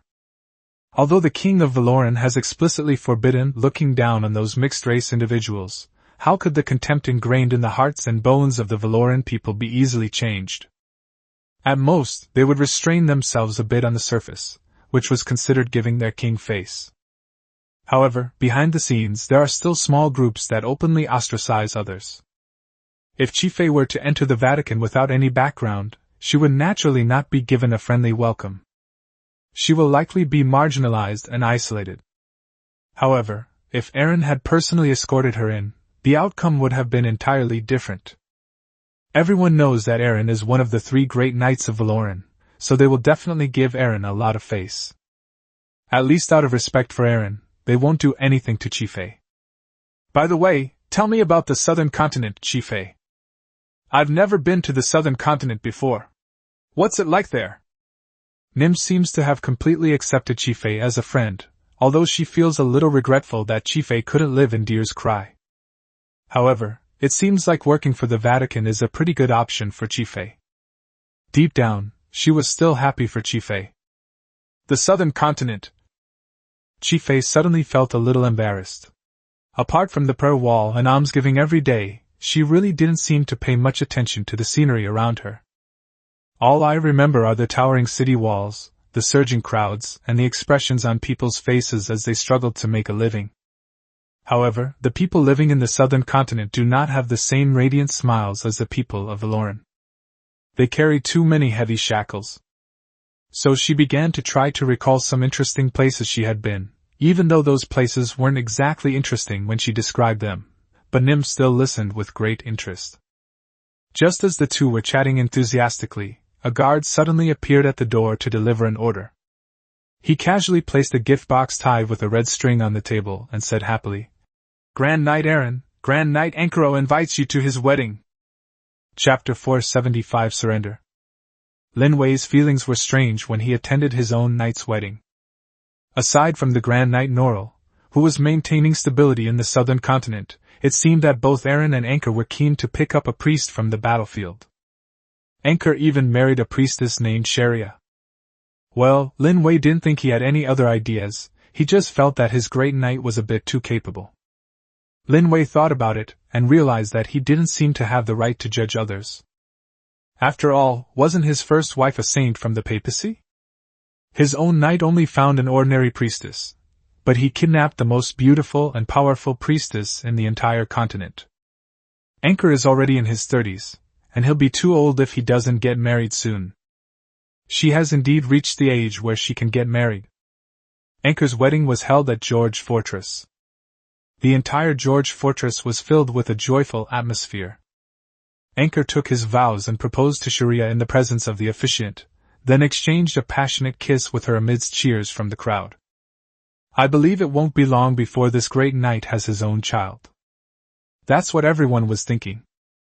Valoran was filled with a joyous atmosphere because of the wedding of the great knight Ankar.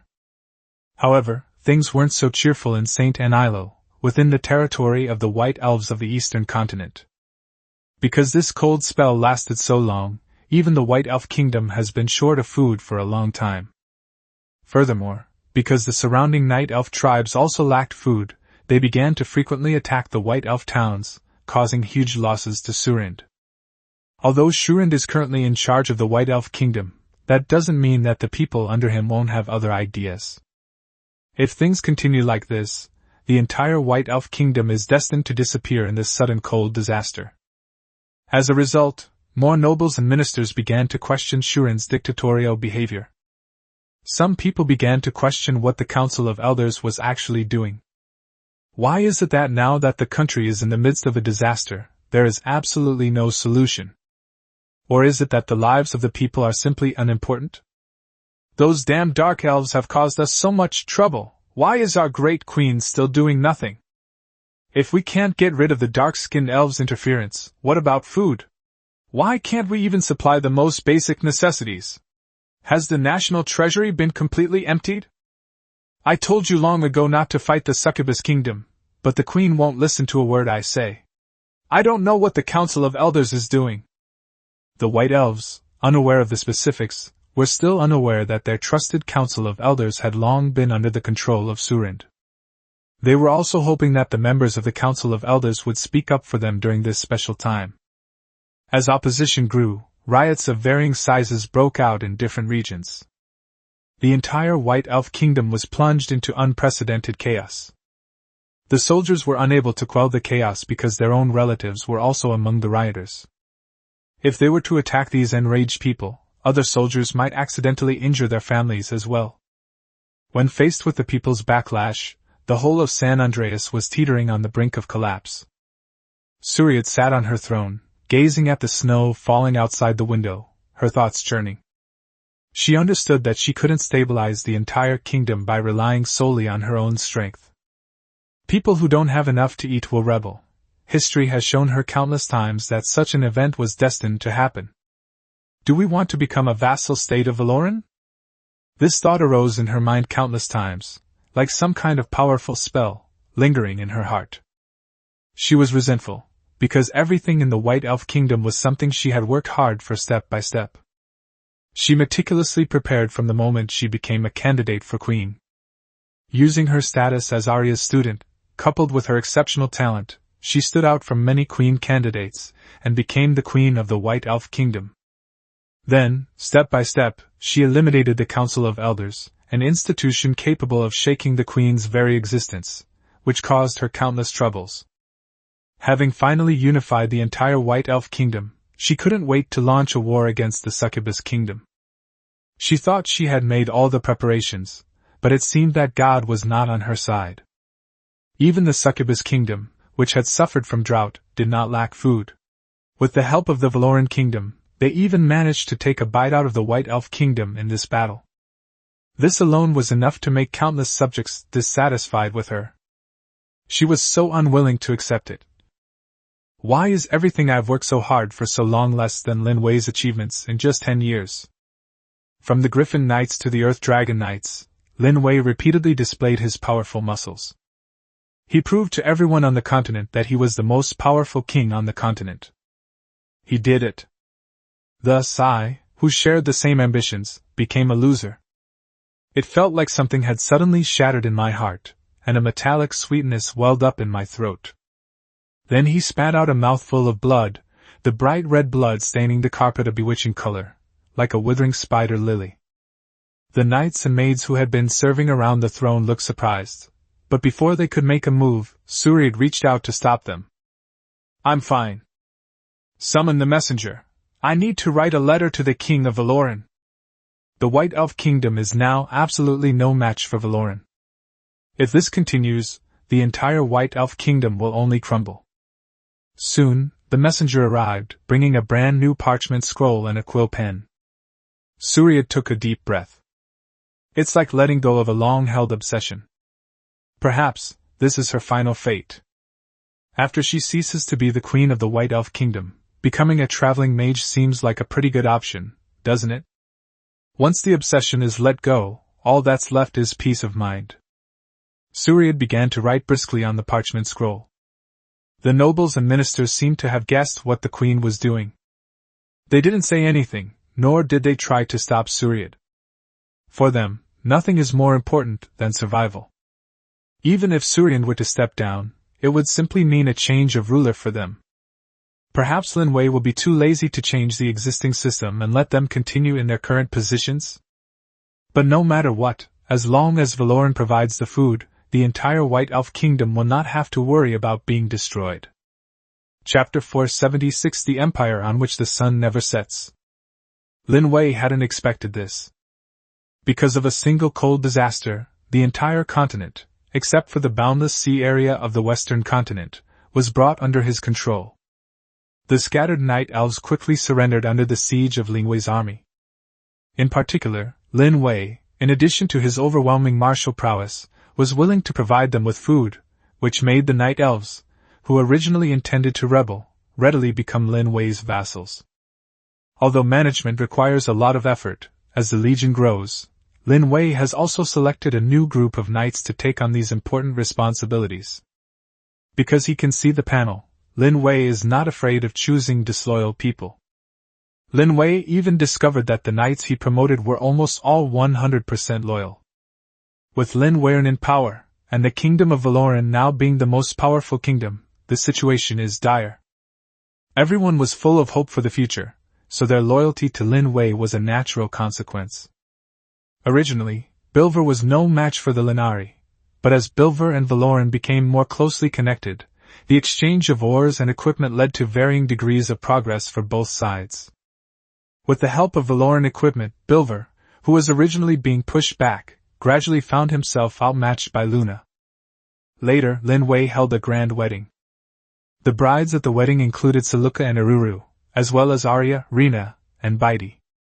Several women in the audience looked resentful, especially Cecilia of the Bilvosi tribe and the taciturn vampire Miss Sylvie who had been following Lin Wei around. Standing at a distance, Lena glanced enviously at the women who were about to marry Lin Wei, and sighed inwardly. But they weren't in a hurry, because one day it would be their turn, wouldn't it? The women, dressed in pristine white wedding gowns, looked like angels fallen from heaven to earth, and the entire Valoran erupted in jubilation. Now the entire continent has been reunited, and it is even better than the former kingdom of Atria. Grandpa Tsujerbo suggested that the kingdom of Valoran was now large enough and should become a new empire, just like Atria was back then. Thus a new empire was born, and all the people were united in heart and mind, knowing that the benevolent king of Valoran would lead them to a better tomorrow. The cold snap ended not long afterward, and the people of Valoran returned to their normal lives. Are you ready? Near the edge of the spine of the world, Lin Wei, Lina, and the others stood solemnly. Also lined up were Bai Di, Luika, and others, riding on the frost dragon. In addition, he gathered all the famous archmages from across the continent here. Breaking through these formidable mountain ranges is certainly not an easy task. Lin Wei asked Big Lin to create an incredibly powerful magic drill. By simply using magic, this drill could be driven to drill through mountains and create a passage to the outside world. The entire drill bit is 10 meters high and over 100 meters long, making a person standing in front of it appear incredibly small. It took Lin Wei quite a bit of time to transport this behemoth here. Ready? I'll go first. Sylvanas waved her red and silver magic wand, and countless magical elements surged toward the drill, creating a tremendous thrust that started the drill. With a sickening sound as the drill bit struck the rock, followed by a deafening roar, a huge cloud of dust billowed across the empty mountains. Not long after driving the drill into the mountains, Suruka felt that the magic power was not keeping up. Arya said directly, "Let's switch to the next archmage and take turns, so we don't run out of magic energy. This is a protracted battle. Once the magic energy is depleted, recovery will become difficult. At least for now, it has been proven that this drill bit has a chance of making it through." Arya's heart burned with excitement. After living for so many years, she could finally go out and see the world. Silka did not persist, but instead replaced him with another archmage to drive the drill. Even with hundreds of archmages working day and night at high intensity, it still took Lin Wei and his team a full week to finally open up this thick mountain range. "It's open!" The drill bit cut through the thick mountain range, and a breath of incredibly fresh air rushed in. A high-ranking mage excitedly shared this good news with those behind him. Lin Wei followed not far behind the drill bit, and when he saw a glimmer of light outside the mountain, he couldn't wait to come out as well. Beyond the mountains stretched a vast plain, with some unharvested wheat fields faintly visible in the distance. The town's outline was faintly visible. Lin Wei took a deep breath. "One day, I will make Luika's name resound throughout all the continents, and make the flag of Valoran fly forever. We will build an empire on which the sun never sets." The story has ended. Bonus Chapter 1: The Kitten and Her Scoundrel Teacher. Teacher, I seem to be able to cast this spell faster, but I haven't been able to find a suitable driving texture. Could you take a look at it for me? Silka's cattail drooped slightly, though the troubles of magic always kept her spirits up. However, when Arya is around, Silka will subconsciously rely on her. Arya glanced at him and immediately saw where the problem lay with Suruka, who had just been promoted to a holy level archmage. She pulled a brand new red and silver wand from her large mage robes. It was a toy given to her by the great King Lin Wei of Valoran. It's just as good as the two that were given to Suruka and Aluna back then. The previous one was also carefully kept by Arya.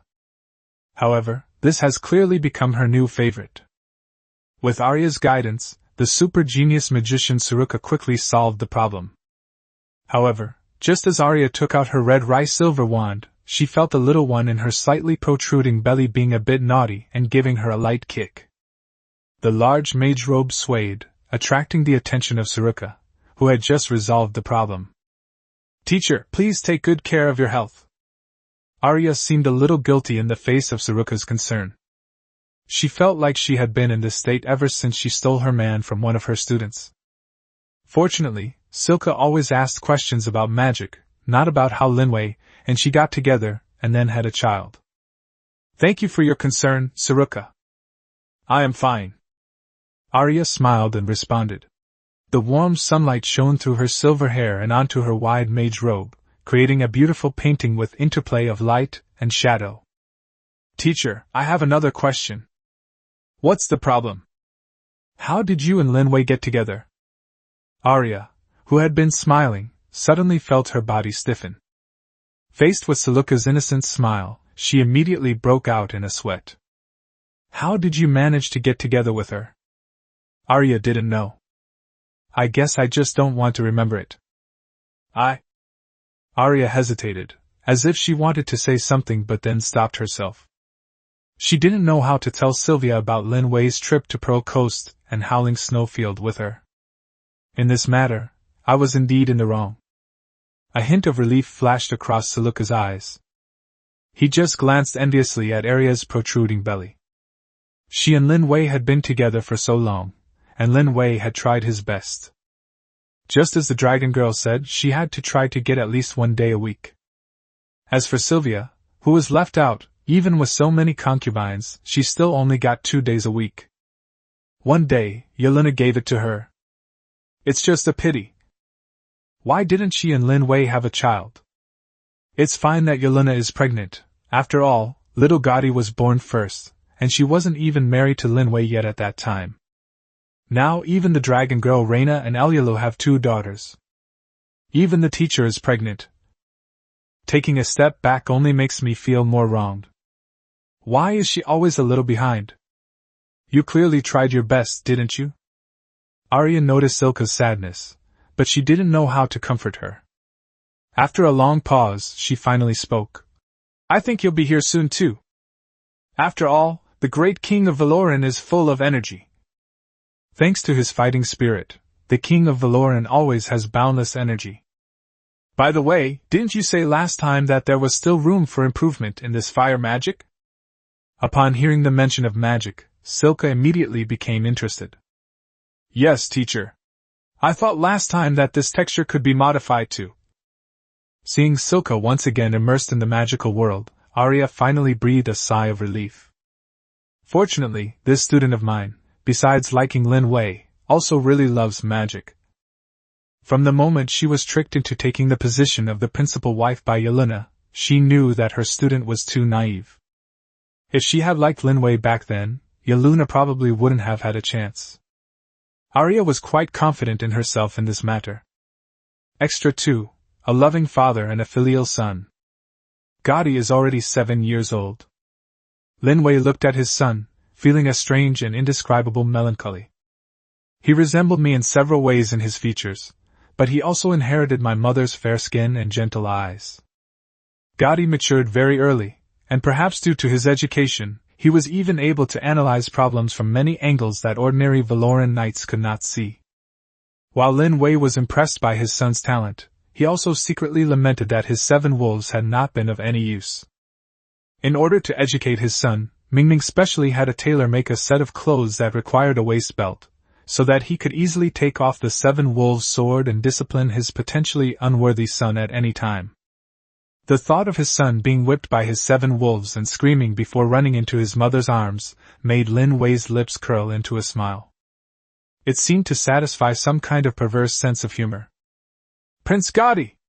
A commoner claiming to be Lalami wishes to see you. Lin Wei had been observing his son from the window for a while now. Gotti was busy studying and reading, and he was very well behaved.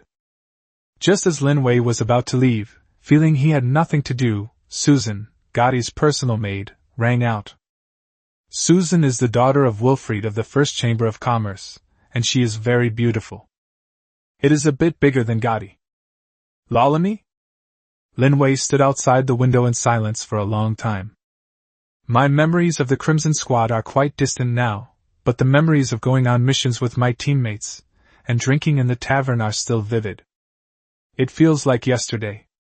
He knew something about Lalami's situation. Lalami had previously worked as a helper at Looming. Later, with his financial support, he went to study at a prestigious academy. It's a pity that Lalami doesn't have much magical talent. If she had any magical talent at all, Lin Wei would have sent her to Valoran Academy. He would not show favoritism to Cynthia, just as he had to Cynthia. However, he hadn't heard from Lalami for a while. Why did Lalami suddenly come to our door again today? Is she here to see her son? Lin Wei's heart skipped a beat, as if he had thought of something. Does our pig already know how to root for cabbages when it's so small? Although Lin Wei, as a father, was filled with gossip, he also felt restless and eager to use his 7 wolves sword at any time. Is it not my duty as a father to discipline my son who is having an early romantic relationship? After all, if Gotti doesn't set a good example, what will happen if his younger siblings follow suit in the future? Just as Lin Wei was racking his brains, the door creaked open. Lalami is 16 years old this year and has grown into a beautiful young woman. Her features still held a touch of girlish innocence. She inherited more of her mother's beauty, otherwise, if she resembled that burly teammate. That's probably a bit of a shame. Lalami glanced at Gotti, who was sitting at the table, her eyes flickering slightly. Although Gotti was still young, he had inherited the excellent bloodlines of Lin Wei and Yelena, and could be said to be very handsome and likable. Given his status, with just a snap of his fingers, countless active knights and business tycoons would be willing to send their daughters to him as child brides. Lalami took 2 steps forward, while Gotti coughed suddenly. She stopped abruptly. Then he bowed to Gotti and said, "Your Highness, I have done what you asked me to investigate. Here is the investigation report on that tribe." Lalami took the parchment scroll out of her pocket and placed it on Gotti's table. Lin Wei, standing outside the window, could only see a blurry picture. Although the kingdom of Valoran has long been unified, it has only recently begun to border the outside world, and even within its borders there are many tribes that have not yet been unified, making things quite complicated. These matters have always been handled by his political advisor, Lori Salas. I never imagined that even my 7-year-old son would start sharing my worries. Lin Wei felt a pang of guilt and began to reflect on whether he, as the king, had truly fulfilled his duties. Just as Lin Wei sighed and was about to leave, he subconsciously glanced at Lalami's panel. When he saw the last column read Gotti's, he immediately gave a cryptic smile. It's likely that Gotti had already discovered he was outside the window. You should have noticed it from Lalami's little actions just now. Unfortunately, Gotti never dreamed that despite his flawless performance, his father would see through everything. All right, I thought I wouldn't be able to catch you, you little brat. Lin Wei is now eager to try out his 7 wolves. Only after the view outside the window disappeared did Gotti breathe a sigh of relief. He couldn't wait to wave to Lalami, who was not far away. Lalami then came to Gotti's side affectionately and hugged him. Gotti sighed comfortably. Indeed, his older sister's embrace was the warmest. However, this warm embrace didn't last long before Lin Wei's knocking sounded at the door. Side Story 3: The Great King of Valoran is Not Afraid. Lin Wei was in a pretty good mood today. Apart from a sudden rise of a cult that worshipped an evil god, which gave him some headaches, Valoran entered a relatively pleasant period. The kingdom undertook extensive construction, relying on the natural barrier of the world's spine to gradually establish connections with other countries. Trade routes in Valoran are now well established, with the 2 neighboring great kingdoms becoming trading partners. However, he felt something was off, because he could sense that his guardian knight seemed to be a little upset. Lena has never been good at expressing her emotions, and since her bloodline evolved, the scales that used to be used as observation tools are almost gone. Because those areas with scales were completely covered by armor and clothing. As the king of Valoran, Lin Wei felt it was necessary to offer some advice to Reina. However, as soon as he arrived at Lena's door, he heard Lena and Elyulu talking. "Lulu, we agreed that I would at least try to get 1 day a week with Lin Wei, but Lin Wei hasn't seen me for a month. Nana, I'm so sorry." AI Lulu sounded somewhat guilty. She had indeed been spending more time with Lin Wei lately. As Lin Wei's personal maid, no one other than Yelena really has an advantage over her. But Yelena is exceptionally generous, excessively so in dealing with these issues. It gave her a feeling of inferiority. It's not that Elyulu wants to be arrogant because she's favored, it's just that she has a hard time controlling her emotions. You can only say that those who understand will understand. And recently, Gotti seems to have reached a particularly mischievous age, and the occasional trouble he causes makes even the good-tempered Yelena want to give the child a complete childhood. Gotti's technique was very skilled, and at a young age he already had more than a dozen well-behaved and cute maids. Although Lin Wei had quite a few, when Lin Wei was the same age as Gotti, he was as pure as a blank sheet of paper. I wonder who this bad boy learned it from. How about we go together from now on? After a moment of thought, Lena's words suddenly reminded Iruru of something that happened a long time ago. That was the period when he and Saruka launched night raids on Lin Wei.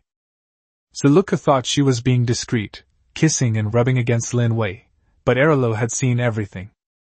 But as Gotti grows up and even his own daughter learns to walk, Silka seems to be engrossed in some magical research that concerns the future of Valoran. As Lin Wei's woman, she was probably the one who spent the least time with him. It's not that it's impossible, it's just that I'm worried about Lin Wei's health. Ai Lulu hesitated, not wanting to exhaust the resources. This is not a good thing for me or my sisters. To her surprise, Lena patted her shoulder and said, Don't worry, Lin Wei is in good health. He signed a contract with Luika, and his physical condition is much better than before. There's one more thing Lena didn't say. Lin Wei didn't sign a contract with Luika because his body is incredibly strong due to his fighting spirit.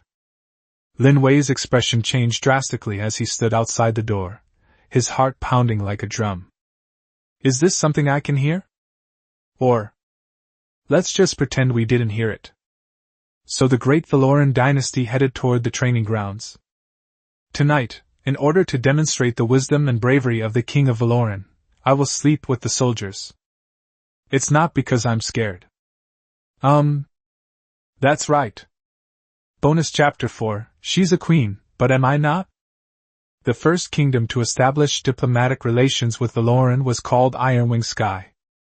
The people in this kingdom are a winged race. Unlike the Vastia tribes native to Valoran, they are closer to human form. Apart from its pair of white wings, it is no different from a normal human being. Lin Wei, who had just returned from Ironwing Sky, felt somewhat tired. Although the kingdom was very friendly, it also gave him a headache. The people of the Ironwing Sky Kingdom possess astonishing combat power upon reaching adulthood. When fully armed, they can even be compared to half a griffin. They greatly admired the griffins of the Valoran tribe and expressed their desire to acquire some for breeding. Their willingness to exchange a significant portion of their population for the griffins speaks volumes. However, the griffin was one of Lin Wei's trump cards, and he certainly didn't want the griffin he had painstakingly raised to fall into the hands of others. He didn't want to see griffin cavalry clashing on the battlefield in the future. However, the race of Ironwing Sky also made him drool. This race had outstanding combat power and a pure nature, making them a very suitable race to collect. Even Lin Wei himself didn't realize when he had developed a strange collecting habit. So the Queen of the Ironwing Sky made another proposal, a marriage alliance between the two countries. The Queen of Ironwing Sky was incredibly powerful. Upon first seeing Lin Wei, she recognized his combat strength and was captivated by his fighting spirit. She was the most powerful queen of the Ironwing Sky, and remained unmarried until she met Lin Wei. She was certain that Lin Wei was the one she wanted. So, you don't have anything to say to me? Or is it that the Queen of Ironwing Sky is the queen, and I am not? Baidi sat on Lin Wei's throne with her arms crossed and legs crossed, looking at Lin Wei in a rather languid manner. Few people can sit on Lin Wei's throne, and the person in front of him is clearly one of them. He suddenly felt a little embarrassed, and he really didn't know how to refute Baidi. Well, I haven't agreed yet, have I? Oh? So you're planning to agree in the future? Baidi's cool gaze seemed to want to see through his inner thoughts, which made Lin Wei feel a little embarrassed. I swear I didn't. I have absolutely no interest in Birdman. Oh. Baidi gave a curt reply. Now that things have come to this, she doesn't care about having a few more. Anyway, Yelena didn't say anything. What could she say? The only thing that bothers her is that she still doesn't have a child with Lin Wei, which makes her very sad. She was one of the earlier arrivals, wasn't she? Looking at Lin Wei's expression, she seemed to suddenly realize something. I've wanted to ask this before, did you really just discover the cream by chance? Lin Wei paused for a moment. He could see through the panel that Baidi was a transmigrator, but even now, Baidi didn't know that he actually came from the same place as her. He felt a little guilty. It should be considered the wisdom of our predecessors. Baidi is now completely united with him, so there's no need to keep it a secret from her anymore. Lin Wei decided to confess. The wisdom of our predecessors? Does anyone in Luiska know this technique? However, it is clear that Bai Di seems to have misunderstood. Forget it, I don't want to think about it anymore. I think we should still try harder for the sake of our child. Bai Di was so close to knowing the correct answer, but she didn't delve any deeper. This made Lin Wei's words catch in his throat. Never mind, let's talk about it later when we have another chance. Judging from the extent to which the white-stemmed black tail is wagging, it looks like today will be another tough day. Side Story 5, The High and Mighty Princess is dead. Damn slave! Hurry up! As the whip fell, another bloody mark appeared on the girl's already welt cheek. Under the supervisor's guidance, she numbly moved a bundle of timber away.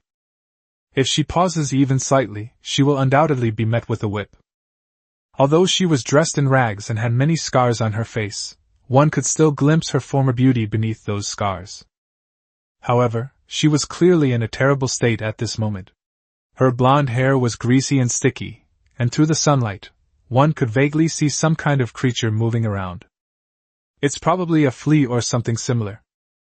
She had been busy from morning till night, and finally got a moment to catch her breath. 5 short hours were all she had to eat and sleep. Having only one meal of black bread a day had already made her so thin and frail that she looked like a bamboo pole, on the verge of collapse. Get out of here, you filthy bitch! Ainville, who had just received her black bread, was rudely pushed aside by a male slave who had only greed in his eyes for her bread. However, noticing the foreman's gaze, he could only stare back fiercely. Ainville shoved the hard-to-swallow black bread into her mouth. The sawdust and pebbles in the bread made her already dry mouth feel as if it had been bombarded by magic. However, she dared not spit out the precious black bread. She knew all too well what kind of doom awaited her once she lost this only food, or once the overseer turned his back. When the greedy male slave saw Ainville eat the black bread, disappointment and anger flashed in his eyes. However, he didn't say anything. He had probably already secretly memorized Ainville's appearance, and that night she might face the rape she had endured countless times. But none of that matters. Ainville is already used to it. The slave shed was filled with hay, and Ainville huddled in a corner, staring blankly at the 2 moons in the night sky. She began to miss the soft comfort of her bed, the servants bringing her black tea, and the roasted suckling pig, crispy on the outside and tender on the inside, drizzled with sweet honey. Just one bite would fill her with energy. That seems to be the food she used to dislike the most. However, it has now become something she can never have. When did it become like this? Ainville felt that her memories were becoming somewhat blurry. All she remembered was that she had opposed the king of Valoran and ended up suffering a crushing defeat. After her father died, she encountered a nobleman who claimed to be opposing Lin Wei. With her intelligence and talent in magic and alchemy, things shouldn't have turned out this way, but it seemed she was desperate and grasped at straws, actually believing in such a so-called nobleman. He came prepared, having set up a scroll to block intermediate-level magic beforehand, and summoned more than a dozen strong men who drugged the red tea they served her. That night was unforgettable for her. Then, like a doll that had been played with until it was tired of, she was sold to a slave trading company. After several twists and turns, it has become what it is today. She was no longer the high and mighty princess she once was. She was now a slave who was available to any man. But so many hardships had long since worn away the last bit of stubbornness in her heart. Before falling asleep, she vaguely remembered a sentence that Lin Wei had once said. If you always stand at a high place, you might fall and never recover. Yes, the high and mighty Princess Rima is dead. Tomorrow, those who live will be slaves to everyone. Side Story 6, The Epic Meeting Between Arthur the Lionheart and the Lord of Valoran. Father, there's an envoy outside who claims to be from the Lionheart Empire and wants to see you. Lin Wei sat on the throne, and Gaudi had now come of age. As his eldest son, Gaudi already possesses a regal heir. He has many maids to serve him personally, but he does not yet have a wife. It's not that Lin Wei doesn't want to find someone for him, It's just that this brat always complains that he doesn't have anyone he likes yet. In the end, Lin Wei could only let him go. After all, Gotti is his and Yelena's son. After all, he rose from humble beginnings, and without Yelena, Valoran might not be what it is today. What Lionheart Empire? Never heard of it. This continent is vast, and Lin Wei's iron hooves have already conquered many city-states. He didn't take the name of the Lionheart Empire to heart. Lin Wei paid a heavy price to cross those mountains. He had conquered so many empires that even when he heard that they were called empires, he did not really take them seriously. He is a level 10 Chi warrior, a man who has truly reached the pinnacle of Chi warriors. On this continent where there was once no battle Chi, Lin Wei built a vast empire by relying on battle Chi. Father, the people who have come are not to be underestimated. Those accompanying him were all warriors of at least level 7 or 8 in terms of battle Chi, and this was just one envoy. The Lionheart Empire is probably even more powerful than we imagine. Lorna curiously peeked out. Lorna is the child of Lin Wei and Arya. She is a half-elf with mixed blood and has already reached the level of a 4th-level mage at the age of 3. He is a true genius. Brother, what is Lionheart Empire? Is it delicious? Gotti picked up his little sister and rubbed her head. The Lionheart Empire is a kingdom, and it's not something you can eat. Is there another new empire? Does that mean war is coming? The little girl's eyes shone brightly, as if she had a particular fondness for war. The Valoran Empire was renowned far and wide, and countless empires submitted to them. Lin Wei sighed. You shouldn't spoil your sister too much. It's not good to spoil them. Gotti stuck his tongue out at Lin Wei. Father, you have no right to talk to me like that. Don't you love all your younger siblings very much? By the way, when are you and Silka's mom going to have a baby too? Cough cough. Lin Wei coughed a few times. You, as a son, are already telling your father what to do. Lin Wei felt somewhat guilty. He owed the simple-minded and foolish Silka a great deal. Even now, although they have long been husband and wife, they still do not have a child with Silka. Now, besides researching magic, Silka spends most of his time by Lin Wei's side. The only problem is not having children. Lin Wei said there was nothing he could do about it. Okay, let's stop talking about this. You just mentioned the Lionheart Empire, whose envoys all have level 7 or 8 battle Chi warriors. They are indeed not to be underestimated. Let the messenger in. Soon, a man dressed in green and silver armor appeared at the end of the bright red carpet. He was tall and imposing, and an aura of authority emanated from him. Very strong. This is at least a level 9 battle Chi warrior. Your Majesty, King of Valoran, I extend my heartfelt greetings on behalf of King Arthur the Lionheart. I am Ackerman, King Arthur's guardian knight. Side Story 7, The Truth Game. Odd changes, even remains the same? Early in the morning, while Baidi was still nestled comfortably in Lin Wei's arms, she suddenly uttered that sentence. Lin Wei was still a little confused, and subconsciously moved Baidi's leg away from his thigh. Then he felt a warm breath clearly entwining around his ear. Lin Wei. Although she already knew from the panel that Baidi was a time traveler. However, the two never seemed to have revealed their true identities to each other. He didn't know how to say it, or rather, he was afraid that if he said it, their relationship would change. As the father of 3 boys and 3 girls, and the king of an empire, Lin Wei found himself in a dilemma. Don't stay silent. Even if you don't, I already noticed. Baidi's tone was soft, without any anger at Lin Wei's concealment. There was even a hint of coquetry in it. Lin Wei's rise to power is actually quite legendary. The son of a fallen baron, even though he was lucky enough to inherit the territory left to him by his father, was able to rise rapidly in such a short time and even became the first to master a power that had long been forgotten, battle aura. Previously, Baidi only thought that Lin Wei was probably the chosen one of this world. Now it seems that, starting with Cream, one can detect many clues from his unwillingness to oppress his subjects. The aura emanating from its own kind was far too strong. Even Lin Wei, whom she met after living alone in this world for over 300 years, was enough for her to think about so much. Does it really matter where I come from? After a long while, Lin Wei finally replied. This is actually a direct response to Bai Di's question. Bai Di remained silent for a moment. Indeed, it seems that it doesn't matter where Lin Wei comes from. Her encounter with Lin Wei was so miraculous. Betrayed, she happened to come to Lin Wei's place in the slave trading guild. Everything was such a coincidence. It also felt like an arrangement of fate. It doesn't matter, but you are indeed my husband right now, and I am your wife. I realized it a long time ago. And it is true, if I weren't a time traveler, how would I know so many things that don't belong to this era? But I'm curious about something. As a time traveler, when did you realize that I was the same kind of person as you? I don't think I made it particularly obvious. Bai Di asked. I have a system. Bai Di rolled her eyes.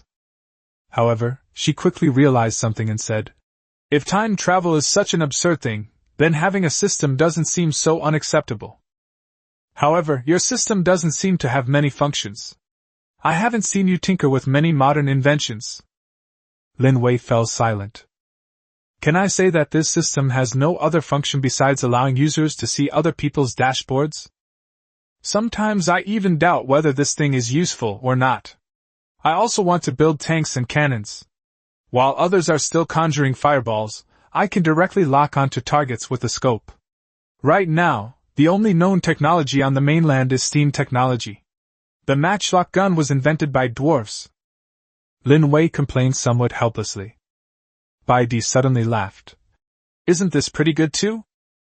At least a huge weight has been lifted off my shoulders. Last night I had a dream about some very distant and vague memories. It was about another world, and now that I know I'm not alone, I'm still very happy. As she spoke, Lin Wei felt something soft pressing against his chest. However, now that we have 2 transmigrators, shouldn't we also be prepared for other transmigrators to appear? 2 tigers cannot share one mountain. Lin Wei smiled helplessly. No matter what, it's enough that we're doing well now. With the Empire's current strength, I don't think those worthless scoundrels can shake our position. Lin Wei spoke calmly, but his tone was more confident than ever before.